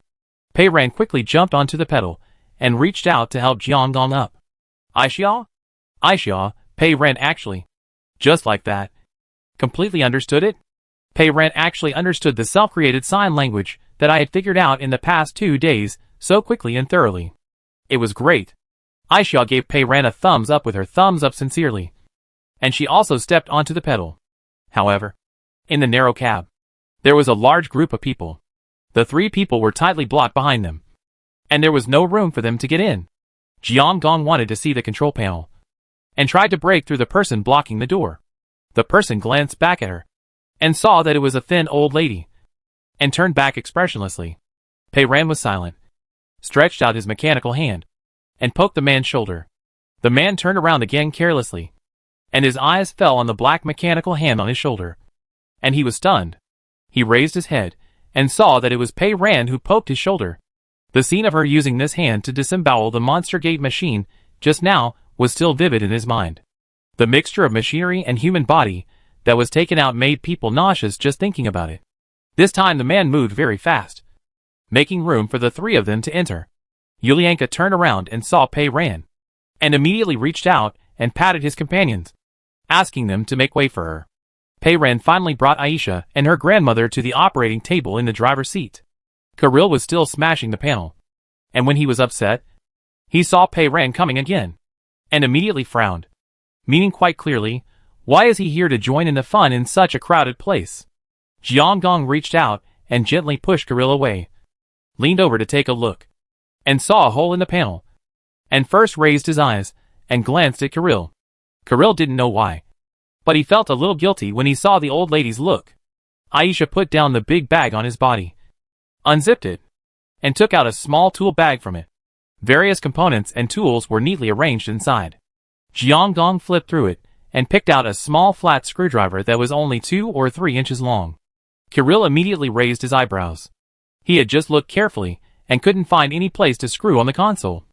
Otherwise, he would have taken it apart long ago. Engineer Jiang held the screwdriver and did not look for any screws. but inserted the screwdriver tip into the gap at the edge of the console panel. Kirill was even more indifferent. Of course he had tried it. The panel was installed very firmly, and it was impossible to pry it open. Moreover, the old lady had such a small screwdriver in her hand, and she had no strength to pry the panel open, which was even more wishful thinking. Engineer Jiang only pried it lightly, and then changed the place. She inserted the screwdriver into the gap on the other side, gently pried it open, and then changed the place and pried it again. With a light click sound, the entire metal panel of the operating table was lifted up.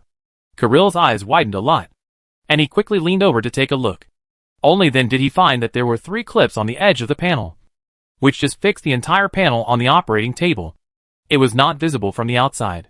He looked at the old lady again in surprise, wondering, I don't know how she found this invisible clip. It was just a panel removal. And Jiang Gong didn't take it seriously. She moved the panel to the side and began to deal with the burned circuits and components inside.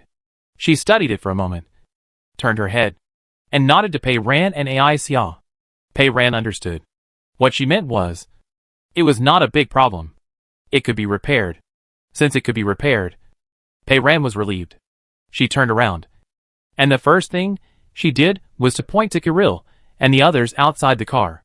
There were so many people crowded here. It was too dangerous. Grandma was a treasure. Whether Yahai number 7 could move now depended on her. They could die, but Grandma definitely could not. Kirill was still hesitating, but Yulianka reached out and pulled his companions, opening the door from the cab to the rear car. The group of them all left in a rush.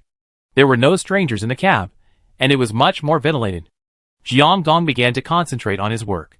Pei Ran looked for a while, pointed at Aixia, pointed at her feet, pointed at himself, and pointed outside. Aixia understood that Pei Ran wanted her to stay here to repair the car with her grandmother, and she had something to go out for, so she nodded immediately. Pei Ran saw that she understood, and stuck his head out of the cab. The smoke pouring down from the entrance became heavier, and the smell was so pungent that it could kill people. The platform was full of gray smoke, which was heavier than thick fog, and it was hard to see how far away it was. Pei Ran vaguely saw that Yulianka and others were organizing people on the platform to get on the bus. This idea was right. The carriage was closed, at least the choking smoke could be kept out. After a while, there was no one on the platform. Pei Ran waited for a while, before he touched the wall, under the cover of the thick smoke, slipped quietly up the escalator, and returned to the entrance. On the ground, the fire was horrifyingly large. As far as the eye could see, all the buildings were on fire, and the billowing black smoke rose into the sky, completely covering the sky. It was clearly afternoon, but it was as dark as if it had fallen at night. The only thing on was the blazing fire. The streets were also burning the scraps of paper on the ground. The crackling sound of flames was everywhere. The air was so hot that it burned people's cheeks. No one could be seen on the road. The night sea completely turned into a sea of fire. There was no way out. Going back to the train was the only option. Pei Ran covered her nose with a scarf, passed through the thick smoke, came to the metal box at the gate that she had ripped open, bent down and looked inside. The green light in the gate disappeared. Pei Ran simply used a mechanical arm to open the metal box next to it and checked it. It turned out that the metal boxes were connected to each other underground with a threaded pipe thicker than a leg. But there was still no trace of the green light. Pei Ran closed the lid of the box and went all out, searching one by one. He searched through a row of metal boxes, but there was no trace of the green light. After killing the 3 crazy plumber fusions last time, the green light stopped moving and stayed at the pipe mouth. Unless it was like Shurgaye's green light. It flew up and ran away with people. But there was another possibility. W said, your loot was stolen. He had the same idea as her. Yeah, Pei Ran replied. Someone else got a bargain. The one who stole the green light might be the one who could hypnotize. Chapter 36. When Pei Ran returned to the underground, he saw a vague figure in the smoke at the front of the train. It was Engineer Jiang and Ai Xia who came out of the cab. Engineer Jiang got under the front of the train. The old lady was still repairing the train vigorously. There was a small cart next to them, which was full of various tools and accessories. Ai Xia pointed at the cart, and then pointed at the door on the platform that Pei Ran had just violently opened. This was found from the inside. Engineer Jiang came out soon, sat on the track in the thick smoke, coughed a few times, lowered his head in a trance, as if he couldn't make up his mind. Aixia squatted down, and solemnly gestured with her grandmother again, and tapped her hands one after another. Jiangong also answered her in the same way. Pei Ran stared at their hands and studied them. You use so many fingers, and tap different positions on the fingers, it feels like letters. W was also studying. It should be. If each section of the 10 fingers represents a letter, tapping them one by one, you can spell out the pronunciation with the letters, and put them together to form a sentence. This communication method is feasible, but the speed is too slow. To say a sentence, you have to tap your hands for a long time. Engineer Jiang turned around, pointed at his head, shook his head, and looked helpless. Her expression was clear. The renovation project was decades ago, and she seemed to have forgotten something.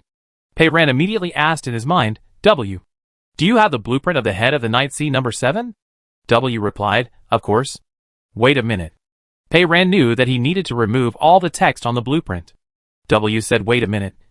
But it was only a moment. And Pei Ran's bracelet received a whole set of pictures. Pei Ran immediately opened the virtual screen of the bracelet, pulled it to the maximum, and moved it in front of Jiangong. It was the blueprint of the head structure of Yahai number 7, one by one, very detailed. Jiangong saw what was on Pei Ran's virtual screen, and was stunned with surprise. The expression on her face was, how is this possible? She flipped through them one by one, and became more and more surprised. The blueprint was very complete, even more comprehensive than the part of the blueprint she had when she participated in the renovation project. All the parts of the head of the car, related to the control system circuit, and all the information, can be found. I was having a headache repairing the car. And suddenly I got the blueprint, which was like a treasure from heaven. Jiangong looked at Pei Ran again, wondering where this girl came from. And she actually found such information. Ai Xia's eyes widened a lot. And Pei Ran knew it all without any gestures this time. She wanted to say, it's amazing. Where did you get this kind of thing? Pei Ran thought. Let alone the blueprint of the head of Yahai number 7. Even the blueprint of the drainage pipe in your toilet. W might have it. Jiangong flipped through the pages carefully, and his fingers stopped when he turned to the end. The last one is not the two-dimensional drawing like the previous one, but the three-dimensional structure of the front of the car. It reproduces the internal structure of the front of the car in detail, and every part can be penetrated and enlarged. It is so exquisite that it looks like a virtual model of the front of the car. If you want to find a part, you just need to rotate the direction and enlarge it directly. And you can see it very clearly, which is very convenient. Jiangong participated in the renovation project of Yahai number 7 that year. There was no such good thing at that time. Jiangong looked at Pei Ran, and the surprise on his face could not be concealed at all. This girl didn't simply find the information from that year. The information she had was even better than that from that year. Pei Ran knew what happened as soon as he saw Jiangong's expression. W. Did you make a three-dimensional diagram yourself? Yes. W replied indifferently. Since I don't need to make a repair plan, I just referred to their drawings and built a model. It took less than a second. He didn't need to repair the car, and he was bored. So he showed off his skills. With the blueprint, the problem that Engineer Jiang encountered was solved. She went back under the front of the car with the tools. Engineer Jiang came out again soon, looking relaxed and happy. She gestured to Pei Ran and Ai Xia, asking them to follow her back to the cab. In the cab, the burnt wires on the control panel had been cleared and connected. Engineer Jiang sat in the driver's seat and turned on a row of switches on the panel one by one. There was a buzzing sound from the floor under his feet, accompanied by fine vibrations. Pei Ran and Ai Xia looked at Jiangong together. Jiangong smiled and gave him a thumbs up. The train was repaired. Ai Xia couldn't speak and couldn't express her excitement. She hugged her grandmother with her left hand and Pei Ran with her right hand, and hopped and stomped her feet on the spot. Jiangong only let her hug him a little, then pulled her arms apart and gestured forward to Pei Ran. The smoke was too thick, and the fire was getting bigger. There was no time to lose, and we had to leave quickly. There was a whistle on the train, but no one knew whether blowing the whistle rashly would count as making a sound. Although the whistle was similar to a fire alarm, it was probably not counted. But there was no need to take such a meaningless risk. The smoke under the train was so thick that the rear carriage was not clearly visible. Not knowing if there was anyone left on the platform, Pei Ran took out a wrench from the toolbox, reached out of the train door, and knocked hard on the metal wall of the train. Dang! Dang! Dang! The sound of knocking on metal penetrated the thick smoke and echoed in the station. I hoped that if there were still people left on the platform, they would understand what she meant. It was time to start. Jiang Gong waited for a moment, then pulled down the handle, and pushed the other handle next to it slightly forward. The night sea number 7 started slowly. The train was silent, gradually accelerated, and finally left the departure station and drove into the tunnel. The whole city was out of power, and the tunnel was very dark, but every few steps, there was an emergency yellow light still on. The dim light spots connected one by one, letting the people in the cab know that there was still a road ahead, not an endless dark abyss. The car started. Jiang Gong propped his elbows on the operating table, closed his eyes, and rubbed his eyebrows. After all, she was old, and she must be very tired after being busy for a long time. Pei Ran patted Ai Xia, pointed to the back carriage, and asked her to take her grandmother to rest. Ai Xia understood quickly, and helped her grandmother up. Jiang Gong stood up, and pointed to the handle on the operating table to Pei Ran. She was silently asking, "Can you drive?" If it were someone else, Jiang Gong was sure that there was a 99% chance that they would not be able to drive this antique train, and would need to be taught. But for Pei Ran, it was hard to say. She could produce such a detailed blueprint. So anything was possible. Pei Ran nodded affirmatively. Engineer Jiang was immediately relieved, and he and Aisha opened the door of the rear carriage connection and left. Pei Ran put down his backpack, placed the metal ball on the operating table, and sat down in the driver's seat.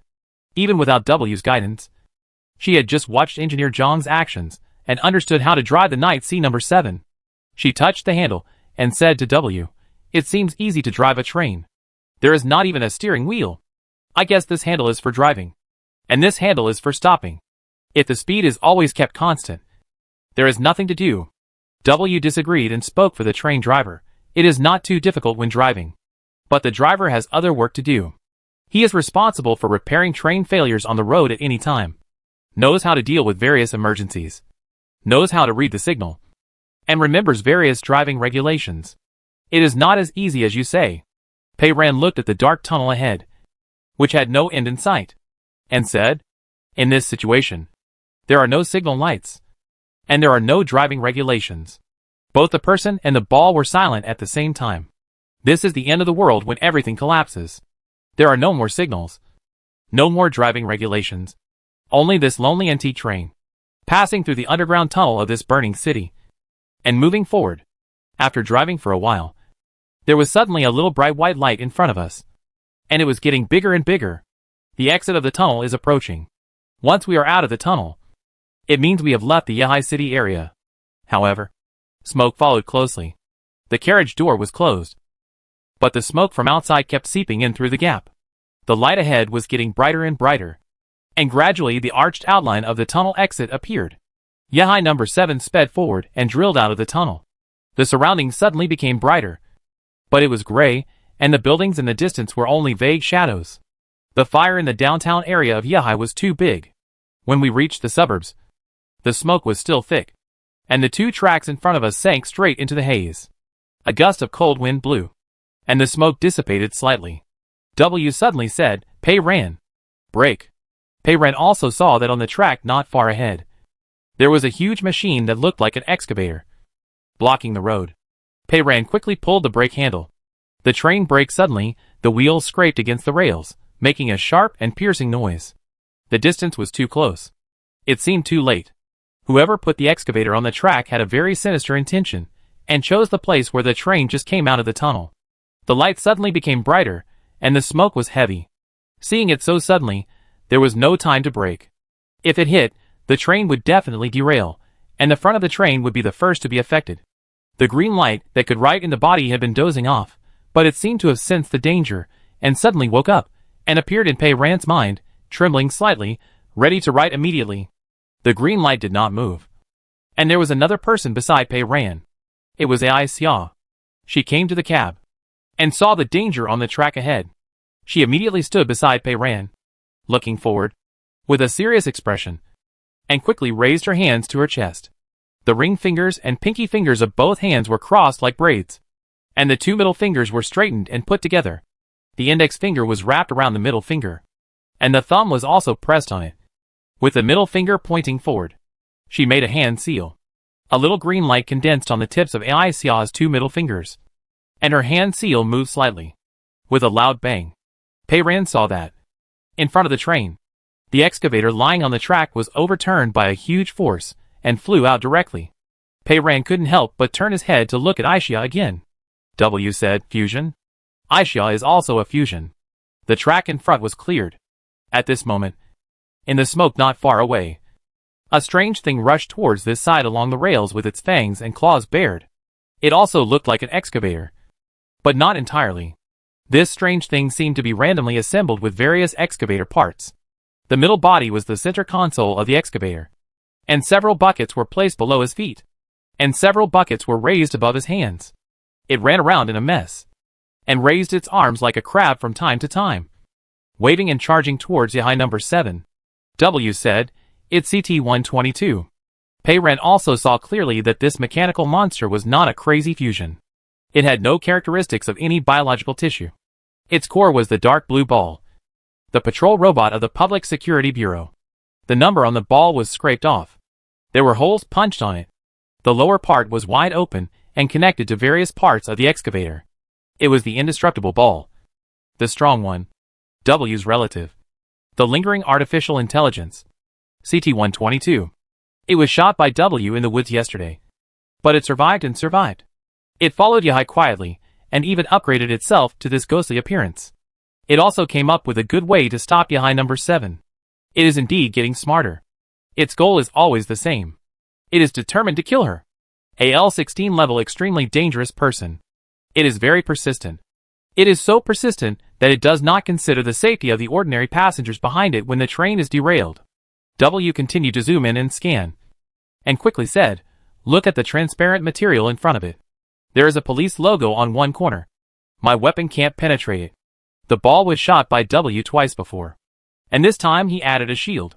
The shield is not small in size, and provides comprehensive protection. The only problem is that it can't shoot itself when it is in front. No wonder it blocks the road on the railroad tracks. Aisha also saw the mechanical monster rushing over, and was a little hesitant this time, but still made another hand seal. Unfortunately, the effect of her handprint was greatly reduced.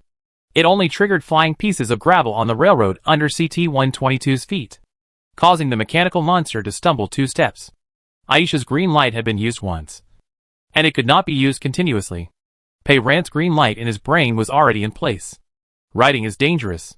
Fortunately, it is only written in the brain. There is no other way at the moment, so he can only take a risk. Pei Ran stared at CT-122 rushing over, and he had an idea. He drove the green light and wrote 2 words, "Blow it up." He had to blow it off the rails to allow Yahai number 7 to move forward smoothly. In the air, it seemed as if an invisible force condensed. CT-122's feet paused, and in the next second, it took off into the sky with its 7 arms and 8 legs.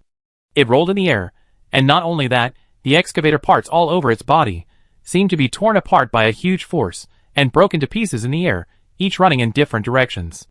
Explosion and flying, both were very accurate. It turns out that writing in the mind is safe, and Pei Ran himself is safe and sound.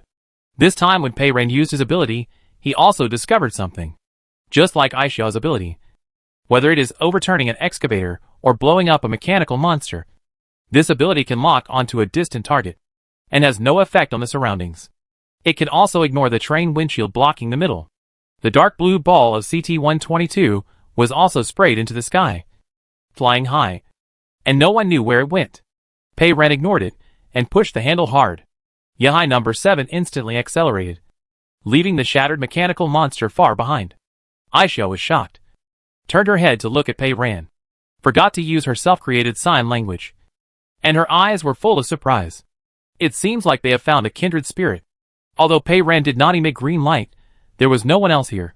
The mechanical monster rushed towards the front of the train along the track. The people in the rear carriage could not see it at all. Pei Ran could only have blown the mechanical monster away. The view in front quickly became clear. The smoke dissipated. The train reached the outskirts of the city. The burning night sea was left behind. There were only scattered factories on both sides of the road. The track was straight, extending forward, leading to the distance. Aisha sighed, and began to tap her fingers frantically. After tapping for a while, she seemed to think the sentence was too complicated, so she simply opened the virtual screen of the bracelet. She found the drawing board and carefully drew a little stick figure on it. The little figure's head was a circle. Its eyes were 2 dots. And its hands and feet were sticking out, like a few branches with nowhere to go. W looked at it with Pei Ran and objectively evaluated. I found that birds of a feather flock together, and people are divided into groups. This is quite reasonable. Ai Xiao's painting skills are indeed the same as Pei Ran's, and they are evenly matched. Ai Xia drew 2 vertical lines on the left and right of the little figure, and stacked up squares next to the vertical lines, with bulges like graves in between. W was puzzled. What is this? Pei Ran analyzed rationally. It looks like a road. There are collapsed buildings on both sides of the road. She said she was walking on the road. The time was these 2 days, because some buildings collapsed. Your comprehension ability is not good enough. W. Just like the best person to explain a problem to a poor student is not the top student, but the poor student who has understood it, because the ideas are the same. Poor painters also understand poor painters best. Ai Xiao's tree branch figurine was walking in the middle of the grave mound. Suddenly a green dot floated down from the sky, and the green dot fell into the figurine's body, and then the figurine twisted the tree branch hands together, and the stones on the road flew away. Pei Ran understood. That was how Ai Xiao got her hand seal ability. Her ability was quite violent, and it looked like the collapsed system mentioned by W. But it was not necessarily the case. Pei Ran's own order ability could also be externalized into a pure violent form, which looked like collapse, but it was not. Ai Xiao stopped drawing, and raised her hands again, and began to show them to Pei Ran. Her fingers flew, and neatly went around, and in a blink of an eye, she made one strange hand seal after another. Although she got the green light after entering the silence these 2 days. Such a complicated handprint. It is impossible that she learned it in these 2 days. She is so skilled. And she must have been playing with it for a while. Pei Ran silently supported Ai Xiao's arm and turned her around, so that her handprint was facing the front of the train. When fiddling with firearms, it is best not to point the muzzle at people. Chapter 37. Pei Ran did find some other patterns. Shurgaya looked well dressed, and had followers, and came from a wealthy family, so he probably didn't need to make money for a living, but he was very skilled in painting, and even published a comic book, so he must really love comics, and after he became a fusion, his special ability was painting. His original body graduated from a pure science and engineering major like intelligent system engineering, but he liked to secretly write a few poems in his memo in his spare time, and the display form of his special ability was writing. Ai Xiao, on the other hand, was so skilled in making hand seals that after getting the green light, she could use them to lift up the excavator. Everyone's superpowers seemed to be somewhat related to their hobbies. Ai Xiao performed a lot of dazzling hand seals, and finally hooked her fingers together, and made the first one again. She pointed this hand seal at a distance, and symbolically fired a gun. Pei Ran understood. She was saying that only this hand seal was useful now. This ability can be gradually improved, and there is no rush. Ai Xiao pointed at herself, shaked her finger, and pointed at Pei Ran with her other hand, and nodded her head. She was saying, she used handprints to launch the attack, and what about Pei Ran? Was it okay to just use his head to think about it? Because Pei Ran didn't even move during the whole process, the mechanical monster flew into the sky. That's not wrong, Pei Ran nodded. She pulled over Ai Xiao's virtual screen, drew a mouth on the screen, and added a wavy bow-shaped line between the 2 lips. W guessed, it's a zipper? You want to remind her not to tell others about her supernatural powers? Yes. Pei Ran praised. Your understanding ability is getting better and better. W modestly, I am getting more and more used to your style. Pei Ran took so much effort to draw a zipper, and did not directly cross his mouth, because he was not sure whether a symbol like cross would be recognized as text by the thing responsible for attacking in the dark, and it was not worth risking his life. It turns out that Ai Xiao adapts to Pei Ran's style faster. She nodded immediately, and made a zipper-like motion on her mouth. Ai Xiao nodded again, and made a motion of a lot of words rushing out of her mouth, and pointed at Pei Ran. What she meant was, because it's you. I say so much. Others won't. She turned her head again, and pointed at the metal ball on the operating table, her face full of curiosity. Maybe she saw Pei Ran always carrying this ball, and she felt it was fresh. Pei Ran remained calm, stretched out his hand, and slapped the back of the ball's head. The lights came on. W turned on the lights, and coldly complained, Is it strange that you brought me with you? Didn't she also carry a pot of spathiphyllum? That's different, Pei Ran said. Flowers are ornamental. When they bloom, they will probably be very beautiful. Just like raising a cat, a kitten is useless, but it is cute. What she didn't say was that his tattered ball can neither bloom, nor is it cute, it's not good looking enough, and everything can only be explained by practicality. For example, lighting. W was silent for a moment, and suddenly turned off the lights. It turns out that artificial intelligence can also get angry. There was a knock on the door behind him, and someone knocked on the door of the cab a few times. Aisha immediately turned off the virtual screen that was drawing, and went over to open the door. It was the college student they met at the gate. One of the tall boys turned the virtual screen of the bracelet in a direction, and showed it to Aisha and Pei Ran. They came prepared, and it was already drawn on the screen. 2 tracks extended forward, and next to the track, there was a square, and a sign, which looked like a platform. The boy pretended to be a train with his hands, and drove to the platform and stopped. W said, "Look. The 2 tracks he drew will converge at a point ahead. If the edge of the platform is extended further, it will also converge at the same point. This is 1-point perspective. So it doesn't matter if it's transparent or not." Pei Ran said, "It's all about stopping." It's easy to understand what the tall boy meant. He wanted to get off. W said, "At the current speed, if we drive a few minutes further, we will reach the next stop, which is a small town very close to Yehai City, called Xingta. This boy is also a student of Yehai University, named Jin Hejuan. He studies finance, and is a senior. His home is not in Xingta, so he probably wants to get off here and walk home." The train escaped the burning Yehai, and arrived at the outskirts of the city. Some people wanted to get off. Of course. "No problem," Pei Ran nodded to them, and they were relieved, and they obediently left, and helped Pei Ran and the others close the door. Sure enough, after only 2 or 3 minutes of driving, a small town appeared in front of them. The situation in the town was much better than that in Yehai City. Looking from a distance, the black smoke was not thick, and there were only a few scattered fires. The sightseeing station of Yehai No. 7 is built on the outskirts of the town. It is open air and looks safe. Pei Ran pulled the handle to slow down the train. Yehai No. 7 slowly drove into the platform. The platform was empty and silent, without any human figure. The train stopped steadily. Pei Ran, like before, picked up the wrench, opened the door of the cab, stepped on the pedal, leaned out half of his body, and knocked the wrench on the wall of the carriage. Dang. Dang reminded everyone that they had arrived at the station. W asked, "Do you think it's fun to be a train driver like this?" Pei Ran, "I don't." W patiently exposed her. "I observed that your eyebrows were raised and your eyebrows were relaxed, which means you are in a very happy mood." Pei Ran didn't say anything. To be honest, it is quite interesting to drive a train like this. Transport a whole train of people, and let them get off at the station. The doors of the rear carriages were opened one after another, and many people got off the train with their families. W said, "Many people on the train are residents of Yehai City. They got on Yehai No. 7 because of the fire in the city. Now that they have escaped from the city, they don't have to follow the train to move forward." The college students were the first to get off. Only Jin Hejuan carried a big bag. The others didn't carry bags. It seemed that they just came down to see off their classmates. Jin Hejuan hugged his friends one by one, waved goodbye, and waved to Pei Ran from a distance. Then turned around and walked towards the station exit with other people who got off the train. He didn't walk far. His steps suddenly slowed down. He turned his head, and finally looked in the direction of the exit in front of him, and stopped. After a while, he suddenly bent down. The backpack on his shoulder slid down and fell heavily to the ground, with a bang, which was extremely clear on the silent platform.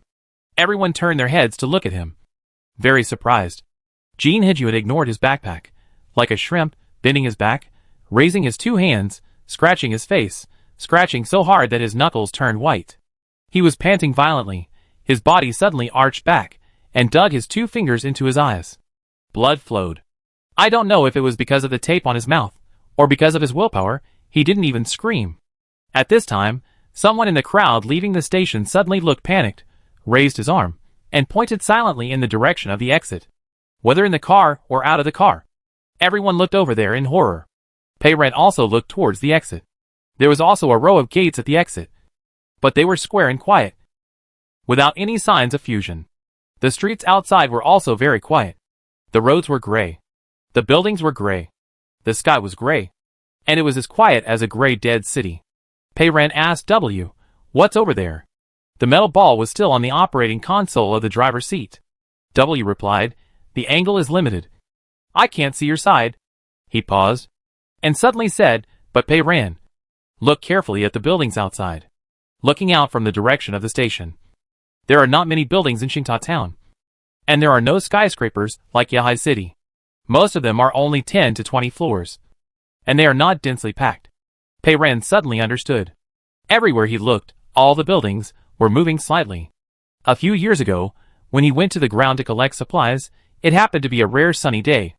The sun was blazing, burning the earth, and the hot air was surging like water on the surface, making all the buildings in the abandoned city suddenly seem to have life, swaying slowly in the hot air.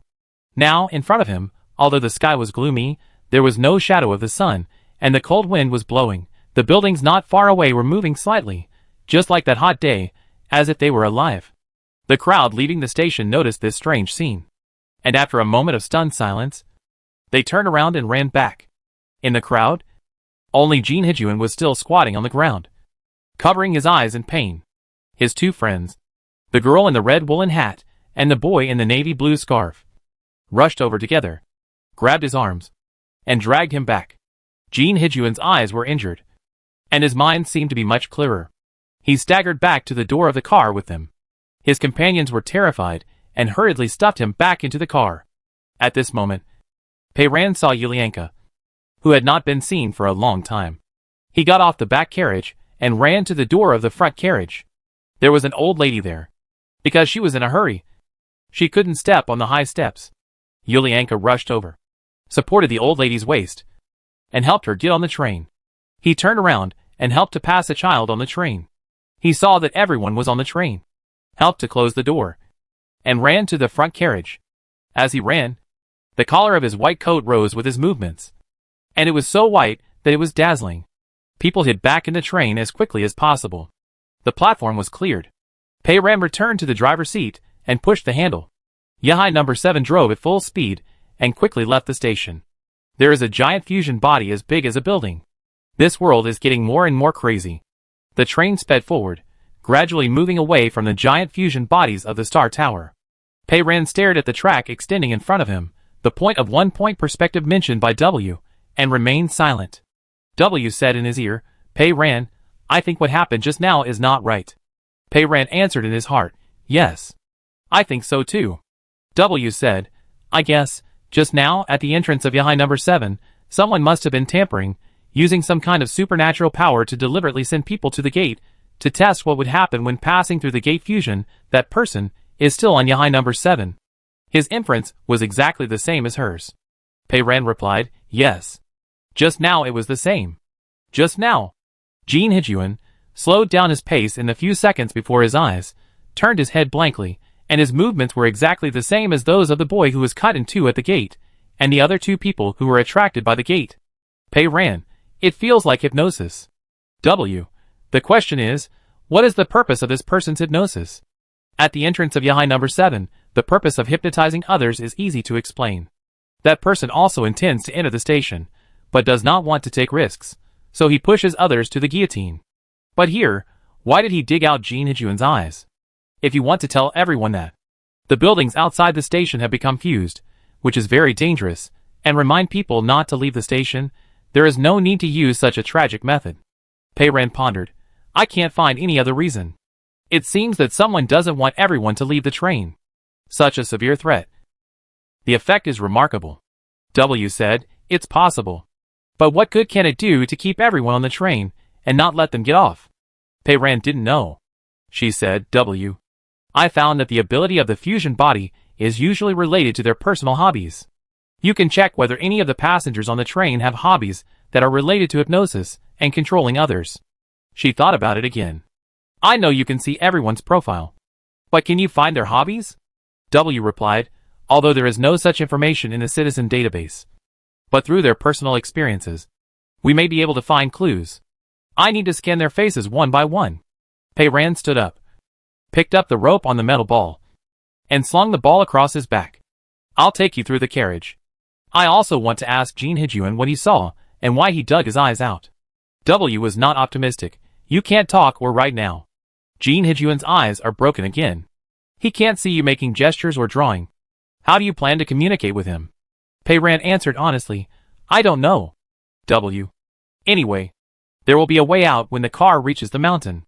Aisha had been standing at the door of the cab, looking back at Xingta town, and those huge fusion bodies, which were far behind. Pei Ran patted her on the back, and pointed to the driver's seat. Aisha's eyes immediately widened and brightened, and all she saw was, really? Can I drive? Everyone thinks being a train driver is fun. Pei Ran went over and touched the handle, and asked Aisha with his eyes, Can you drive? Aisha nodded immediately. She sat down in the driver's seat, quickly made a hand seal with both hands, and then raised her thumb, which meant her hand seal could be used again. She could overturn everything with a hand seal. The train was her best choice at the moment. Pei Ran pointed to the back, picked up his backpack, and opened the door to the back carriage. The two carriages were swaying, and there was a small soft passage connecting them. After the passage, there was the next passenger carriage. The passenger carriages were all four-person seats, two facing each other, with a small table in the middle of the seats, and the seats were covered with thin blue printed chair covers, which did not look very comfortable. In this era of flying in the sky with suspended cars, sitting on a train and moving slowly along the ground has become a new thing, and some people even paid for tickets, especially to suffer this kind of torture. Engineer Jiang was in the front row of seats. On the small table in front of him, there was Aisha's pot of lush white peace lilies. She leaned against the corner between the back of the seat and the wall of the carriage, with her eyes closed, resting, as if she had fallen asleep. Her legs were covered with a thick blanket, and she was holding a furry, bulging bag in her hands, which was probably the kind that would generate heat. Aisha's big bag was placed next to Engineer Jiang, and a large part of the bag was deflated, which should be where the blanket was originally placed. Aisha not only carried a pot of soul, but also something to keep her grandmother warm. Pei Ran did not disturb her, and continued to move forward. There were not many people in the carriage, and they were sparsely seated. For safety reasons, everyone tried to keep a distance from each other, and only sat with their companions at most. The same was true in the second carriage in the next section. What happened just now meant that the world under the train was no longer safe. There were terrifying monsters everywhere. Many people who originally planned to get off the train could only stay in their seats for the time being, looking out the window with panic in their eyes. Pei Ran's eyes were suddenly attracted by a young boy. The boy was sitting by the window, and the thing in his mouth was quite strange. When they couldn't talk, many people came up with various ways to seal their mouths and prevent themselves from talking, such as using tape, using various clips, using scars and masks, using medical patches, or bulging cheeks, as if they were holding something in their mouths, and some were as ingenious as Aisha, holding a small stick in his mouth. This boy was different. He had a small ball in his mouth. The ball is connected to belts on both sides, and it goes around the back of the head and is fixed. It is quite professional.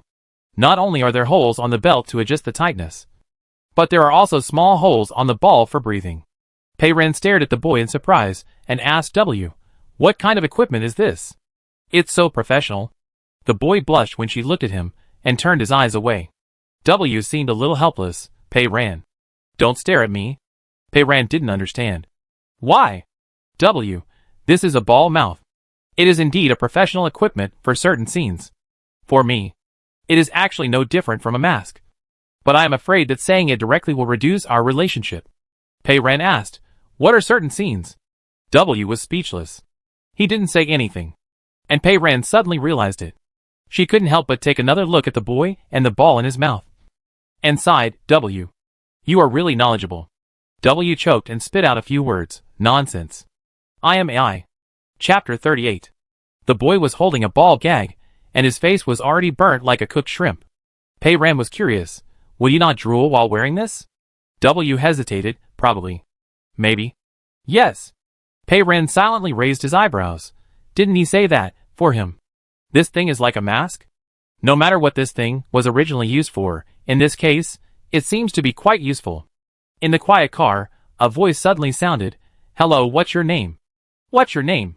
Everyone in the car turned their heads quickly in horror. Someone simply jumped up from his seat and jumped into the aisle. Everyone was afraid that the person who made a noise was too close to them and would be affected by the explosion and suffer bad luck. The voice came from a window seat next to him. In the deathly silence, there was no familiar bang sound of flesh and blood exploding. Pei Ran walked over quickly. He saw a girl in her 20s sitting quietly in the seat. Her skin color was slightly brown. Her hair was very black. And each strand was curled and braided at the back. Her eyes were also big and black. Heavy. And her eyelashes were thick like a fan. She wore a light gray sweater under her black coat. A small parrot head poked out from the collar of her sweater. The bird's head was covered with a layer of fluffy beige hair, and the hair on its chest and abdomen was white. It tilted its head and looked at Pei Ran with its black bean-like eyes. "Hello, what's your name?" It tilted its head again. It said, "My name is Nuamichuan." Pei Ran breathed a sigh of relief, but felt a little disappointed. Still no one could speak. She answered silently in her heart, "Hello, Nuamichuan. My name is Pei Ran." W was also observing the bird. It seems that animals can make more than just sounds, and it's okay to use human language. Pei Ran replied, "So those gorillas with thousands of words, can they communicate on behalf of humans?" Walking one more square forward, I saw Jean Hijuan, who was in trouble. He was lying on the seat, his eyes were seriously injured, and both eyeballs looked like they were hopeless, and the eye sockets were still bleeding. He was in a lot of pain, trembling with pain, his hands and feet were all curled up together, his classmates were at a loss, trying to help him stop the bleeding, throwing large balls of tissues soaked in blood. Next to the side, the boy with a navy blue scarf had already taken off his scarf, and was busy tearing it into strips, so as to bandage Jean Hijuan's eyes. Pei Ran put down his backpack, rummaged through it, found a large roll of gauze, and took out the mineral water bottle with medicine. Pei Ran unscrewed the bottle cap and asked W, "This blue and white capsule is an antibiotic, right?" "You remember it correctly," W said. "It should be useful for his external injuries, to prevent infection, 1 pill at a time, twice a day." Pei Ran turned the bottle, poured the medicine on his hand, picked out a handful of blue and white capsules. She silently handed over the medicine and gauze. This was the only way she could do. There was no better medicine at hand. Several college students had no medicine around them. Seeing what Pei Ran handed over, they took it with surprise. They couldn't say anything, and couldn't thank him. Pei Ran opened the bracelet screen, found the emoticons, and typed a sun, a capsule, a moon, and another capsule. Several people immediately understood that this meant twice a day, 1 capsule each time, and nodded together. They hurriedly opened the roll of gauze, supported Jean Hijuan's head, and prepared to bandage it. Jean Hijuan had no idea what was happening. He twisted his body in pain, and anxiously touched his face with his hands. The boy who was wearing a scarf held his hands and patted them. He patted them regularly, sometimes with the joints of his index fingers, sometimes with his palms, with a slight pause between each group. Snap, duh, snap, snap, snap, snap, snap, duh, duh, snap, duh duh duh. It was a code. Jean Hijuan understood it, and really calmed down. Communication is a human instinct. In this time when we can't talk or write, everyone is trying to communicate in various ways. Those who remain cautious continue to survive, and those who bravely explore the road tread out paths in the crisis. Some people die on the road, and some people survive and pass on the newly discovered methods to others. The code is a simple way of communication, and it is also used in the bunker world.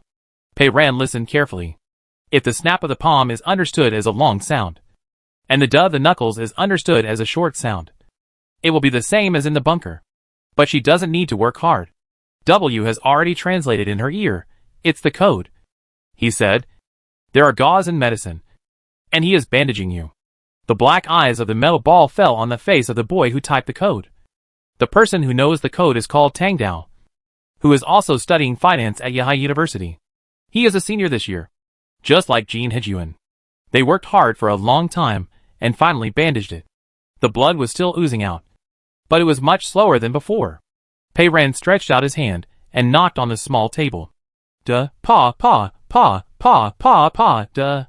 Tang Dao immediately raised his head, with a look of surprise on his face. Ever since the escalation of the silence, when he couldn't write anymore, communication became the most difficult thing. The telegraph code is a good way, at least in this state of silence, it's still safe.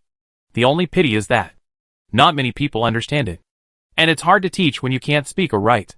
He and Jean Hijuan are both members of the school's Telegraph Enthusiasts Club. The two had been trying to find a way to teach other companions to learn the code these 2 days. They had finally taught them almost everything, But unfortunately the beginners listened too slowly, and were not very proficient. They had also thought that it would be much easier if the dots and lines of the code were written on the virtual screen of the bracelet. It was safe to draw dots and lines on the virtual screen, but no one knew whether many dots and lines could be written in this regular way. They hesitated for a long time, and did not dare to take the risk. Tang Dao had never expected that, on this car, he would meet someone who was proficient in using the code. It was like being in a foreign country, and suddenly hearing a word from home. It moved me so much that I felt sad and soft inside. And I almost wanted to cry. W saw Pei Ran typing the code, and was a little surprised. You know how to use the code? Pei Ran answered casually, yes. I played with it for a while when I was in college. But I didn't expect it to be useful in this way. Tang Dao had already understood what Pei Ran was typing. She was asking, can I say a few words to him? Tang Dao nodded immediately, and gave up his seat. Pei Ran sat down next to Jin Hejuan and patted his hand. She took a long series of photos, slowly and patiently, and then asked, why did you dig your eyes out? Jin Hejuan was a little quieter than before, but his expression was still painful. He didn't reply to her code, but directly made a wavy and winding gesture with his hands and forearms. It was a snake, or a wriggling worm. His wriggling hands turned in a direction, swam towards his eyes, and then hugged his head. W guessed. He saw an illusion. Something terrible was trying to crawl into his eyes and invade his brain. That's right. Pei Ran stood up and put on his bag. Someone created an illusion for him. And this illusion was very real. So real that it could make people dig their eyes out. Pei Ran had only taken 2 steps when someone suddenly grabbed his arm. It was the girl in the red woolen hat. The girl had long curly hair, bright looks, and clear eyes. The beige short coat she wore was soft and had a faint luster. She looked like a child who had grown up smoothly. She grabbed Pei Ran, quickly rummaged through her bag, and took out something, a roll of wide black tape with a wavy pattern printed on the inner circle. The girl showed Pei Ran her bag, indicating that there was more inside, and handed the tape to Pei Ran. She knew that the medicine was very precious, and wanted to give something back to Pei Ran. At this time, many people were using tape to seal their mouths. Tape was indeed a necessity. Pei Ran didn't bother to be polite with her. He took the tape, picked it up casually, and continued to walk forward. W said, 23,000. Pei Ran didn't understand. What? This girl is Sheng Mingxi, the president of the drama club of Yahai University, and the Xinyu group of the Federation is under the control of her family. W said, the roll of tape she just gave you. I checked it. It's the new model of Jayashiba this year. 23,000 federal coins per roll. Pei Ran, huh? Pei Ran, Mr. Duo? 23,000. Pei Ran quickly calculated. Beef noodles are only 28 yuan a bowl. A roll of tape can actually buy more than 800 bowls of beef noodles? W, you calculate very quickly, almost as fast as AI. Pei Ran. W, I'm praising you. Pei Ran still refused to accept it. It's just a roll of tape. How can it be worth more than 800 bowls of delicious beef noodles? The tape is black, matte, with layers of wavy lines printed on the inner circle, although the wavy lines are not words. To be on the safe side, Pei Ran still walked away, while peeling off the layer of printing. W's comment, after you peeled it off, it instantly depreciated by 22,998 yuan. It looked no different from a roll of tape that cost 2 yuan. The tape on Pei Ran's face had been on for most of the day, and it was a little loose, so she tore off a new piece of tape. Pei Ran, it's just a small piece, at least worth a bowl of beef noodles. She felt distressed. She peeled off the tape on her face, and put on a new one. This time even W couldn't help but be curious, and asked her, do you feel any difference? Pei Ran carefully felt it for a long time, and imitated his words. It should be. Maybe. Yes. It won't hurt as much when it's applied to the allergic area. W guessed. Maybe out of the 23,000 yuan. 23 yuan of the cost was really allocated. And the OEM factory that produced the tape used better glue for the tape. Pei Ran. What kind of glue costs 23 yuan? Even if the King of Heaven comes, the cost of this roll of tape is no more than 5 yuan. Pei Ran was talking nonsense with W in his mind. But his eyes never left the passengers in the car, scanning them one by one. She knew that W, like her, was also scanning faces one by one, and checking their information. The last time he scanned faces one by one was on the F306 bus. It had only been a few days, and the whole world had turned upside down. Thinking of that bus again. It seemed like a lifetime ago. Pei-ren walked through the carriages one by one, and came to the fourth carriage. The fourth carriage was also quiet, and almost everyone was looking out the window silently. When they saw Pei-ren coming, their eyes fell on him. There was a middle-aged couple with a little girl of 8 or 9 years old. The girl was nestled in her mother's arms, revealing only half of her face. Her big eyes, black and white like those of a small animal, looked at Pei-ren, just like the eyes of his sister in his dream. Pei-ren immediately looked away and looked to the other side. On the other side of the aisle sat an elderly couple. Both of them had gray hair. They were huddled together, swiping their fingers on the virtual screen of the bracelet. They drew stroke by stroke, which looked like a simple sketch, but was neat and tidy, more like words one by one. Pei-ren was stunned. Is hieroglyphics allowed? Wrote hieroglyphics, and he was still sitting here, without any trouble. It's not a hieroglyphics. W took a look and answered. I'm comparing it with the database, at least it's not a real hieroglyphics. After a moment, he said, I understand, they deformed a kind of hieroglyphics, so it looks so ambiguous. I checked, both of you are experts in paleography at Yehai University, and you've retired. The old couple were communicating in their own way. I don't know how long this way of communication will be safe. Through the glass on the partition door, at the end of the carriage, Pei-ren saw Kirill and Yulianka and the others. They were squeezed in the small space between the carriages, using tools to pry the door of the last carriage. The door of the last carriage was locked. W helped Pei-ren solve the puzzle. The fifth carriage of Yehai number 7 should be the dining car. You could open the door and have a look. There is a refrigerator in the dining car that can store food for a long time. Yehai number 7 stopped operating very suddenly. Maybe there is some leftover food inside. There are so many people who escaped from the Yehai fire on the train. Some people must have left without food. Yulianka turned around and saw Pei-ren coming. His eyes lit up, and he immediately patted his companion. Kirill was using a big screwdriver to pry the door open. He turned his head and looked at Pei-ren, then at Yulianka, with a puzzled look on his face. Others had witnessed Pei-ren using a mechanical arm to open the metal gate, and he did it very quickly. This kind of lock on the car door was nothing to Pei-ren.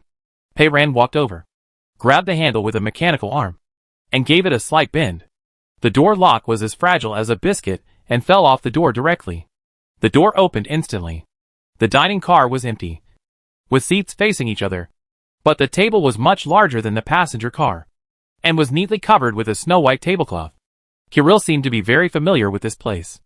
As soon as he came in, he quickly walked to a corner of the car and opened a large cabinet hidden in the wall of the car. It should be the fresh-keeping cabinet that W mentioned.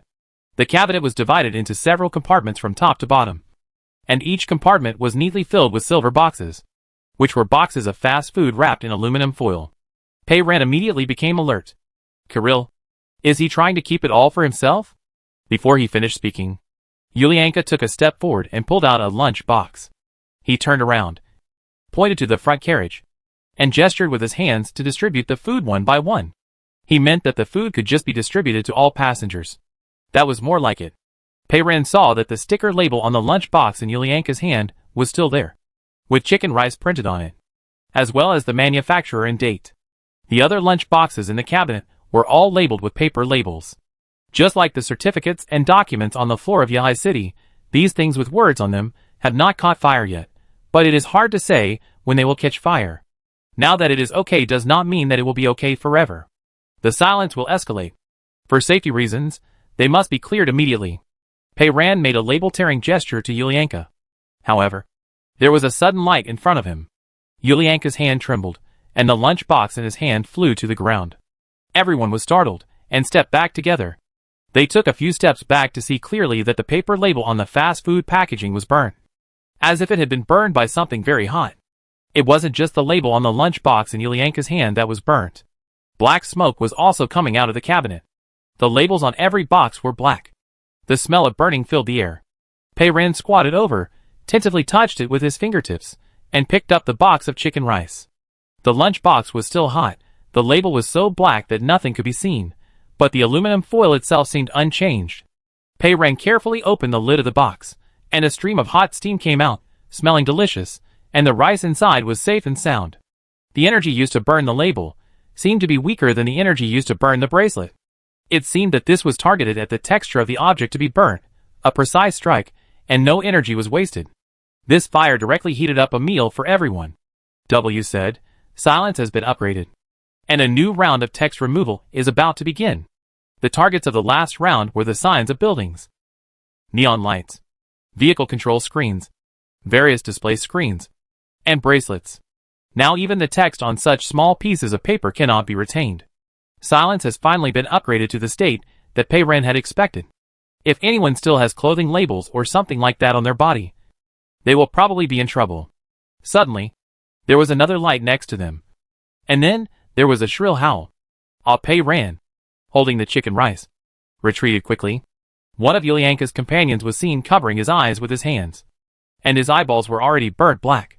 His mouth was originally sealed with several medical tapes, which were pulled open by his crying and hung beside him. 3 seconds passed in the blink of an eye. With a bang, blood and flesh flew everywhere. Pei Ren was horrified. Could it be that he saw the words on the lunchbox? And the words were reflected in his eyes, which burned his eyes. But he realized in a blink of an eye that it was not the case. Yulianka was holding the lunchbox in his hand just now. And when the lunchbox caught fire, several people were watching. And no one else was hurt. Why is that? W has given the answer. I know, it's contact lenses. This man's name is Victor. I found his long-term contact lens records in the Federal Medical Insurance System. I searched for the contact lens products he usually buys.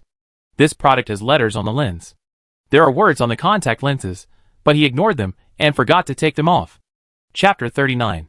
Suddenly, there was a loud bang under their feet, and everyone stumbled. The speed of Yahai number 7 suddenly slowed down and stopped. Pei Ren could guess why. Under the new round of text attacks, some part of the train with text still remaining on it was burned. There was a sudden movement in the next car, a crackling sound. Pei Ren turned around. In the middle of the aisle of car number 4, a young man was jumping and stomping wildly, his soles hitting the floor of the car, crackling, like he was tap dancing. What he was eager to get rid of was a ball of flames on the back of his neck. He jumped for a while, and suddenly reacted, and hurriedly took off his coat and threw it on the ground. But then, his sweater collar and trouser waist also caught fire. He frantically took off his sweater, slapped his trouser waist, and fell to the ground and rolled around, trying to put out the flames. The people around him quickly took off their clothes and came up to beat the flames. The old couple who communicated in hieroglyphics also came over. The old lady carried a large kettle, unscrewed the lid, and poured a kettle of water on the young man. The water was poured in time, and the fire was finally extinguished. Tag. Pei Ren said to W. The fire was at the location of the tag on his body. The Federation had sent a warning earlier, but some people still did not remove the tags on their clothes in time. If there is one such person, there must be more than one. Although the body of Yahai number 7 is all metal, the seat covers are all fabric. If it catches fire, it will be a big trouble. Pei Ren walked back immediately. Sure enough, in the third carriage, a neatly dressed middle-aged woman was frantically taking things out of the burning briefcase. The documents that caught fire were documents, which looked like contracts, one after another, and the flames burned more and more vigorously, rising half a foot high. In addition to the documents, there was also a small black square box the size of a palm, which looked like the small black block on the bracelet, but one size larger. It should also be something that can project a virtual screen. It is estimated that some of the parts inside have text, and flames are now emitting from it. Pei Ren rushed over in a few steps, snatched the briefcase from her hand, opened the car window, and threw the burning briefcase, together with the things inside, out of the car window. The package rolled on the road outside, and when the cold wind blew, it burned into a big ball of fire. The middle-aged woman stared at the fire outside, unable to calm down. Even at this time, there were still material possessions that she couldn't let go of, and she was reluctant to let go. Further ahead was the second carriage. Before she entered, she heard shouting, "Fire! Fire! Help!" It was Glutinous Rice Ball, standing on its owner's shoulder, panicking, and flapping its wings continuously. The whole carriage was filled with smoke. The seats were on fire. Sheng Mingxi, Tang Dao, and a large group of people were gathering together to put out the flames. They were pulling off the burning seat covers. Pei Ren went over to help them open the window, and threw the seat covers out through the window. The plastic seat was still emitting flames. Several people jumped on it and stomped on it. The fire was finally extinguished. Everyone collapsed on their seats due to exhaustion.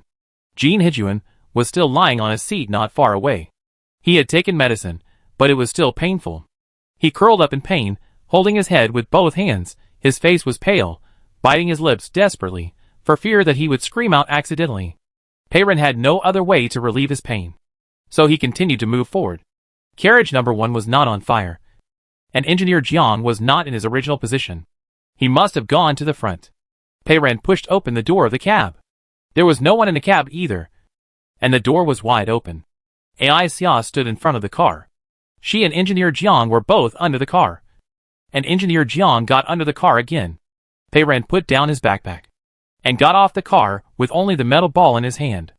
Ai Xia looked worried, and when she saw Pei-Ren coming down, she tapped her fingers frantically.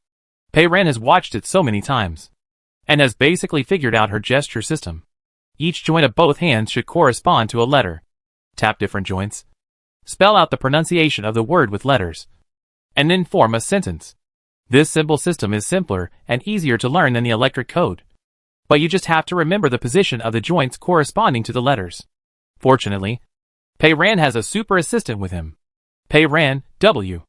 I guess each section of her fingers on both hands corresponds to a letter. Generally speaking, one section on the thumb or the little finger should be the letter A, and they are arranged in a zigzag or bow shape in order. But I don't know what the arrangement pattern is. Can you help me find it? W replied, of course, no problem. He only needs to traverse every possible arrangement and see which way to decode it. Aisha's words will make sense. In less than a second, W said, the first section above her little finger on her right hand is A, the letters on each finger are arranged from top to bottom, and the sentence she just said is, Grandma tried her best to remove the text on the parts when she repaired the car just now, but there are still some fish that slipped through the net. It is estimated that this car will take some time to repair. It was already dark. The train stopped in a vast wilderness. There were no fusion bodies around, and no buildings. The wind was cool, and the air was fresh. Such a terrible thing happened when it stopped at the station just now. No passenger dared to get off the train. All stayed on the train, and at most they just opened the windows to get some fresh air. Yahai number 7 was like an animal taking a temporary rest, lying dormant on the track. Aisha turned on the bracelet screen, moved over, and illuminated her grandmother. Someone turned on the lights, and the lights came out from the carriages. The train was the only thing lit in the dark wilderness. A train that is parked and lit up is not safe. I hope it can be repaired quickly. Pei-Ren was not at ease leaving Aisha and Jiang Gong alone outside. He leaned against the front of the train and chatted with W. She asked, you scanned the passengers? Did you find anyone suspicious? W replied, yes. I did. Pei-Ren, oh? W said, there are 47 people on the train now. One just died. There are 46 people left. I tried my best to collect all the information of these passengers in various federal databases, including their names, birthdays, education, and professional resumes. I only found that the personal experience of one of them was related to hypnosis. He said, it's the girl with the parrot. This was beyond Pei-Ren's expectation. The girl's name is Inaya Gunguli, now 22 years old. Since she dropped out of high school at the age of 16, she has been working as a waitress in a coffee shop in Yahai City. Her personal experience seems to have nothing to do with hypnosis, but I found her name in a document collected by the security department. In the past 2 years, she has been going to an unlicensed hypnosis workshop almost every week, illegally learning hypnosis with a small group of people. Pei-Ren, there are so many illegal things in your country. It is so easy to find someone who can hypnotize. Pei-Ren is a little bit unconvinced. If this were a novel, Pei-Ren said, this Inaya, who has learned hypnosis, must be a smokescreen to deliberately divert the reader's attention. The real murderer will not be revealed until the last chapter. It is definitely not her, but the most unexpected person. W. The most unexpected person? Yes, Pei-Ren said. The most unexpected person, such as Tang Dao who knows telegraph code, Sheng Mingxi who comes from a wealthy family, such as the old couple who write hieroglyphics. Pei-Ren continued, or the most unexpected bird, Inaya's parrot. W was a little speechless. Can parrots also become fusion bodies?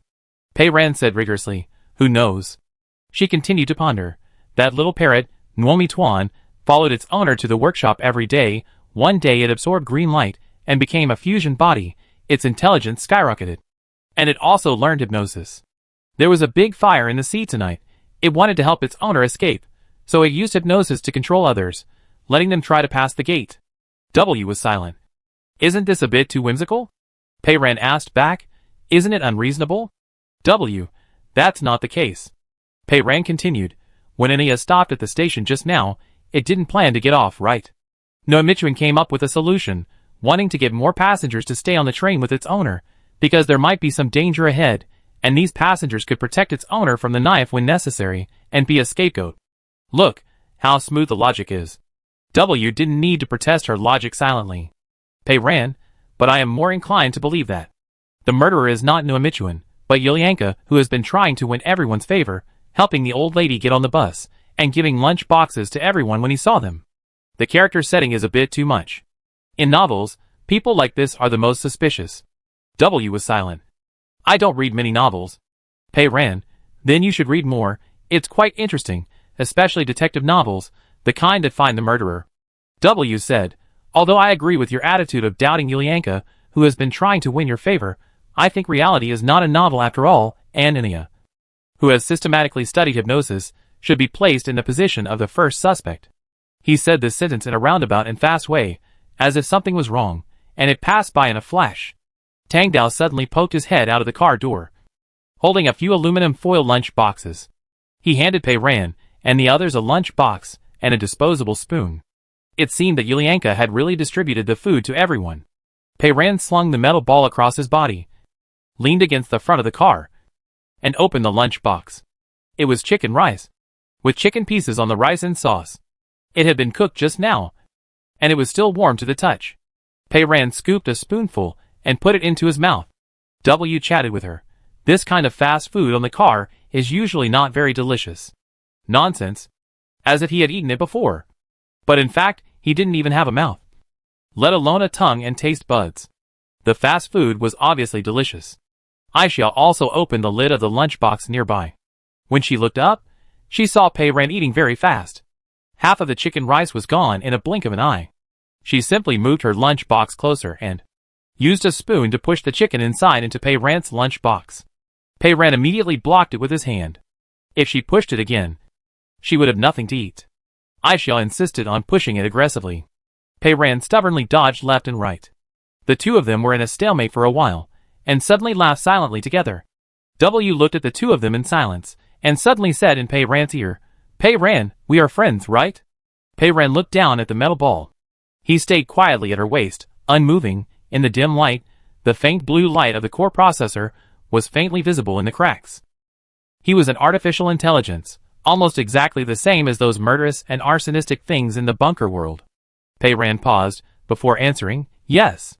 We are friends. W said, then I will ask you a question, just casually, just like when you are bored, people will chat with each other about some meaningless topics, as a pastime. I don't know what he wants to ask, and why he has to explain so much first. Pei-Ran took a bite of chicken rice. You say, Aisha is your friend, I am also your friend. Suppose, we both fall into the water, who would you save first? Pei-Ran, Isn't it usually asked whether to save the mother, or the wife first? Pei-Ran answered honestly, I can't save anyone, because I can't swim. Children who grew up in the bunker have rarely seen a large body of water, of course they can't swim. W was silent. He immediately changed the question.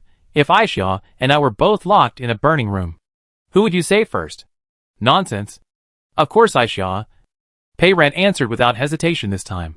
You have a metal shell, so you can definitely hold out longer. Besides, you are not afraid of smoke or poisonous gas, and you won't die from the smoke. You can wait a little longer. W. Aisha was eating beside him, unaware that she had been through fire and water. She suddenly poked Pei-Ran with her elbow, and pointed at the horizon with her spoon. Above the distant horizon, there was a dimly lit object. A curved hook, like a dim lamp. Pei-Ran looked at it, and then looked again, and suddenly realized what it was, the moon.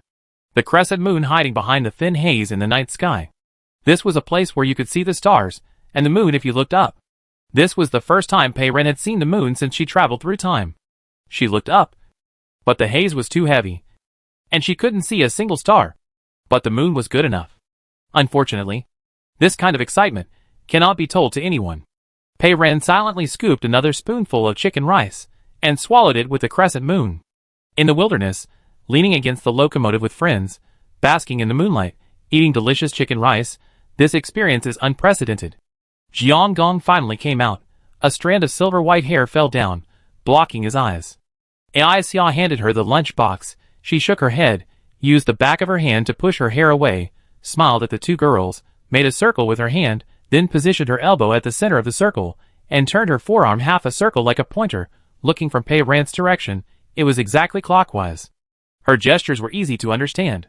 It could be fixed. It would take about half an hour. Pei Ran felt much more at ease.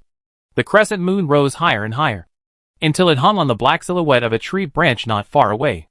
Jiang finally straightened up and gave a thumbs up. It was time to set off. The three of them returned to the train, and Jiang pulled the handle on the operating table. The train started slowly again. As soon as it started, the door of the cab was hurriedly pushed open. It was Sheng Mingxi and two other classmates. Sheng Mingxi looked anxious and made a gesture of digging out Pei Ran's eyes, then bent his waist sideways, pretending to lie in pain, and then wrapped gauze around his eyes with his hands. She was talking about Jin Hejuan. Sheng Mingxi then pointed at herself, pretending to walk, lowered her head, looked at the high place of the seat, with a look of surprise. She simulated walking around, looking around, as if she was looking for something. As expected of the president of the drama club, her facial expressions and body movements were very accurate. Pei Ran understood. She said Jin Hejuan was missing. There were only a few carriages on the train, and no one got off just now, so it was unlikely that they couldn't find anyone. Pei Ran asked Jiang Gong and Ai Xia to drive, and he followed them to the back. He met Tang Dao head-on. Sheng Mingxi held Tang Dao and performed the same series of actions for him again. Tang Dao understood quickly and reached out to type a series of codes on the small table next to him. He said, Jin Hejuan was taken away by the doctor. There was only one obvious doctor in the car, Yulianka in a white coat. Chapter 40. Tang Dao continued to type on the small table. I am distributing lunch boxes. The doctor came over and gestured for a long time, meaning that he could help. Jin Hejuan agreed and followed him. W said, even the unsuccessful veterinarian is still a professional doctor after all, and may really be able to help treat the wound. He was right, but Pei Ran was worried about Yulianka from the bottom of his heart. Pei Ran typed on the table. Where did they go? Tang Dao pointed in the direction of the rear of the car. Pei Ran walked to the rear of the train, and Sheng Mingxi and Tang Dao followed him, probably wanting to see how their friends were doing. The carriage was filled with the aroma of food, and everyone received a lunch box and ate quietly, with only the aluminum foil lunch box making a slight noise from time to time. Pei Ran walked all the way to the end and arrived at the dining car. The dining car door was closed, and there was glass on the door, but it was covered with a white gauze curtain, so it was dim and unclear inside. In one corner of the gauze curtain, there was a gap that was not completely closed, and Tang Dao put his eyes close to it. After just one glance, he frowned. Pei Ran really wanted to know what he saw, so he gently poked him. Tang Dao flashed and gave Pei Ran the feng shui treasured place to peek, but his brows were still not relaxed. Pei Ran saw it. In the dining car, Kirill and Yulianka removed the white tablecloth from the middle table, and Jin Hejuan was lying on his back. Some of the men held down his arms, some pressed down his feet, and some pulled his head. Jin Hejuan's mouth seemed to be forcibly stretched open by something, and opened wide into an O shape. Yulianka was wearing a white coat, bending over, lowering his head, and getting very close, inserting the tool in his hand into Jin Hejuan's mouth, fiddling with something. Jin Hejuan's feet suddenly kicked wildly, making the person who was massaging his feet almost unable to hold him down. The metal ball was hanging on Pei Ran's body, and W couldn't see it, and asked, What's going on in there? Opening people's mouths, I don't know what they're doing. Pei Ran answered. Sheng Mingxi was behind them, and couldn't see what was happening inside, nor their expressions, but he had already reached out and knocked on the door of the dining car without a care. Pei ran. Immediately, footsteps came over here. The door was opened. It was Kirill. His thick eyebrows were almost twisted, as if silently questioning, What are you guys doing here? Yulianka saw Pei Ran from a distance, with a slightly surprised expression, immediately put down the tools in his hand, and walked over quickly. He took off the medical gloves on his hands as he walked, and there was bright red blood on the white gloves. Shang Mingxi saw the scene in the dining car clearly, and was already anxious. He gave Kirill an expression that was even more fierce than his own, pointing at Jin Hijun, who was still lying on the dining table, and the meaning was very clear. What are you doing to him? Yulianka patted Kirill, signaling him to move aside, and tilted his head, letting Pei Ran and the others in. No one was holding Jin Hijun anymore. He had already sat up, breathing heavily, and seemed to be in a much better condition than before. The white gauze on his eyes was replaced with new ones, no longer in a messy way. It was bandaged very neatly and professionally, and there was no more bleeding. But he was pressing his throat with one hand. Yulianka went over, patted Jin Hijun's hand gently, opened his mouth, picked up a long metal rod with a small light, carefully checked the inside of Jin Hijun's mouth, and then turned around and explained to Pei Ran and the others with gestures. He didn't know the knuckle code system, nor did he know the code. He was just performing pantomime, and he acted very realistically. He seemed to be from the same drama club as Shang Mingxi. He first imitated a person curling up, writhing in pain, and then pointed at his mouth and covered it tightly. It seemed that he was saying that Jin Hijun was trying hard not to make a sound because his eyes hurt. He took off the light blue medical mask on his face.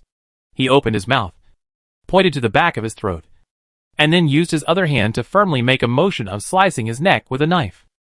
Pei Ren suddenly understood what he was talking about. She couldn't believe it. W spoke in her ear. Pei Ran, do you know why Yulianka had to suspend business for rectification several times when he opened a veterinary clinic? Because he would help pet owners perform a kind of surgery.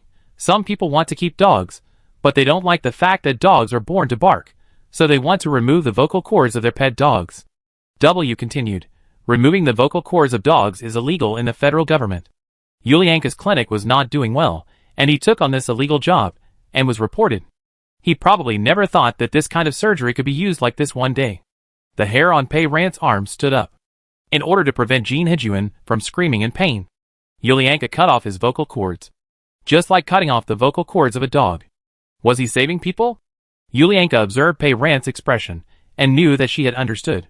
He pursed his lips, his expression calm, pointed at his companions around him, and made a gesture of wiping his neck. The vocal cords of all of them were also cut off. Yulianka pointed at his eyes, made a gesture of emitting flames, and then pointed at his throat, making a cross with his hands. He was saying that his companion who screamed out loud because of the words on his contact lens died, because he did not have a vocal cord surgery. If the vocal cords are cut off, you will not make noises accidentally, you will not talk in your sleep, and you will not have to use tape anymore, and it will be over. This method is cruel and extreme, but in such a situation where making a sound will kill you, it is indeed an effective solution. Yulianka turned his bag around and showed it to Pei Ran. There was a small white box with an open lid in the bag, which contained a complete set of tools. The silver metal reflected the light under the light, spotless, and looked quite professional. Yulianka gently pointed at Pei Ran, then pointed at the tools, and tilted his head slightly, as if asking her, do you want to cut off your vocal cords too? Pei Ran looked at him silently, and shook her head. Yulianka looked at Shang Mingxi again, with an inquiring look. Shang Mingxi quickly took 2 steps back, with a look of thank you. No need. Tang Dao didn't need him to ask. He was already shaking his head like a rattle. Being forced to be unable to speak is one thing, and losing the ability to speak forever is another.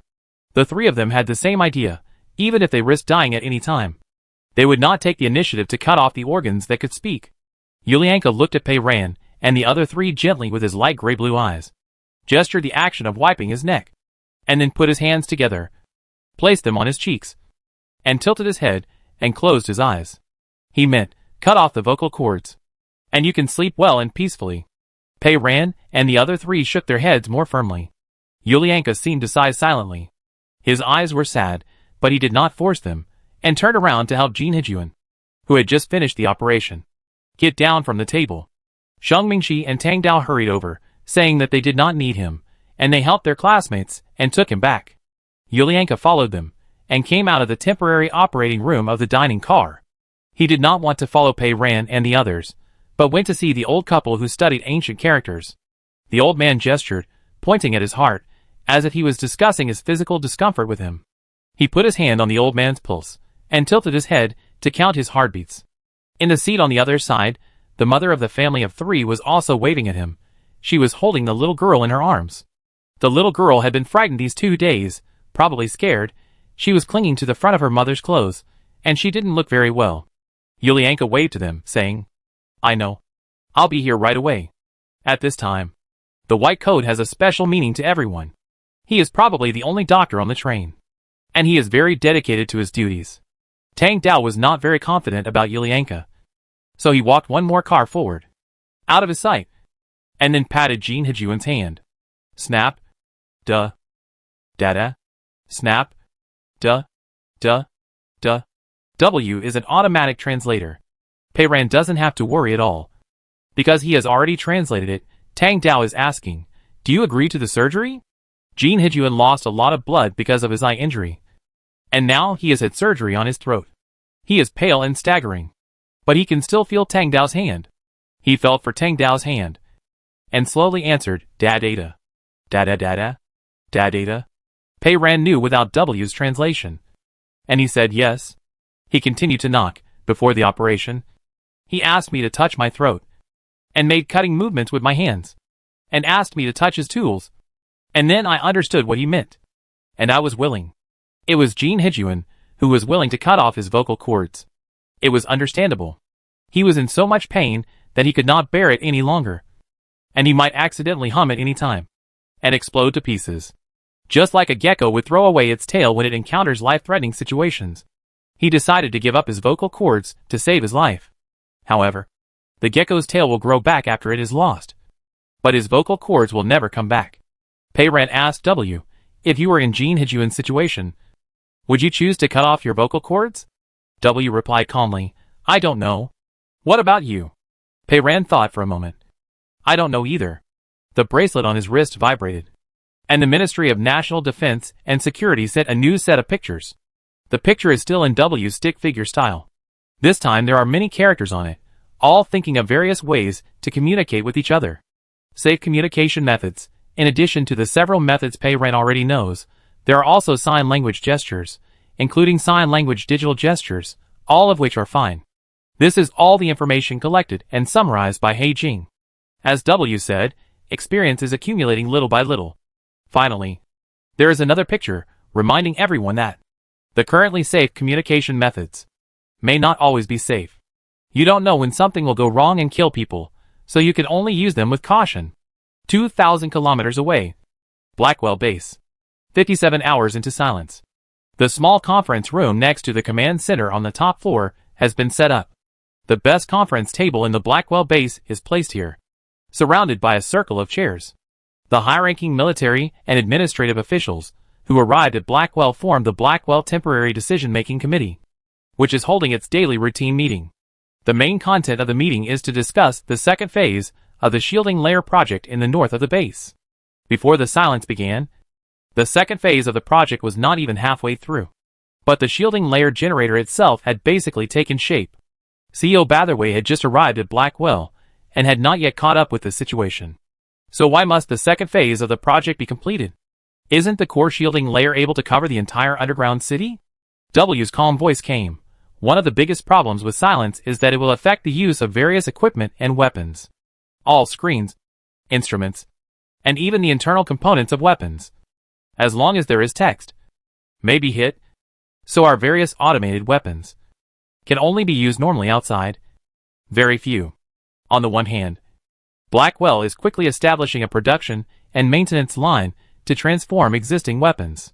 On the other hand, if the second phase of the project can be successfully completed, the coverage of the shielding layer will continue to expand. Under the shielding layer, all weapons can be used normally, and Blackwell's defense range can continue to expand.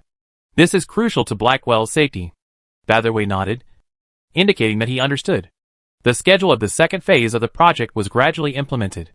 The meeting entered the next topic, which was added by Agent W, reevaluating the decision-making process of Haging.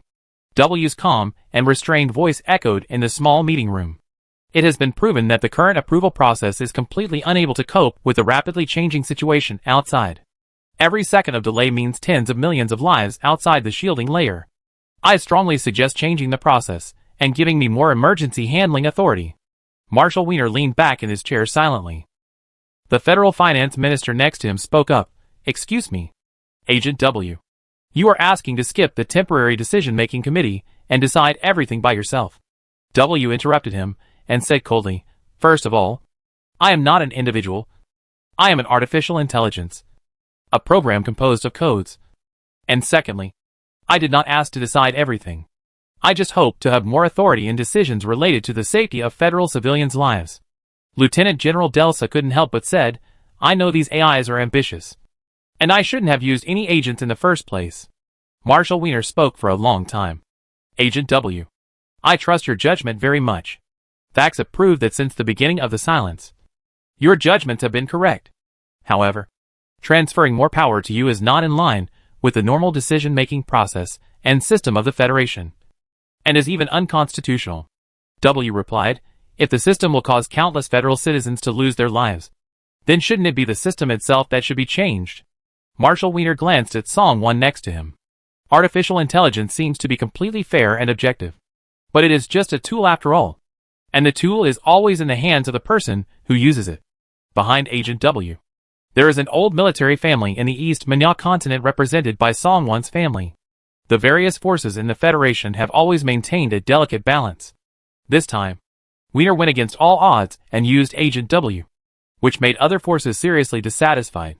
Before Agent W was used, he was strictly reviewed to ensure his fairness, and that he would not carry any private goods. After taking over the daily affairs of the Federation's national defense and security, his performance was almost impeccable, and the various voices of opposition were reduced. But now a crisis has occurred, and the situation is complex and changeable. Giving him more decision-making power is definitely not a good thing for the precarious Heijing. In the conference hall next door, Xiaosai sat in his original position, next to a simple workbench. He had taken a nap and looked much more energetic. He was looking at the curved virtual screen in front of him.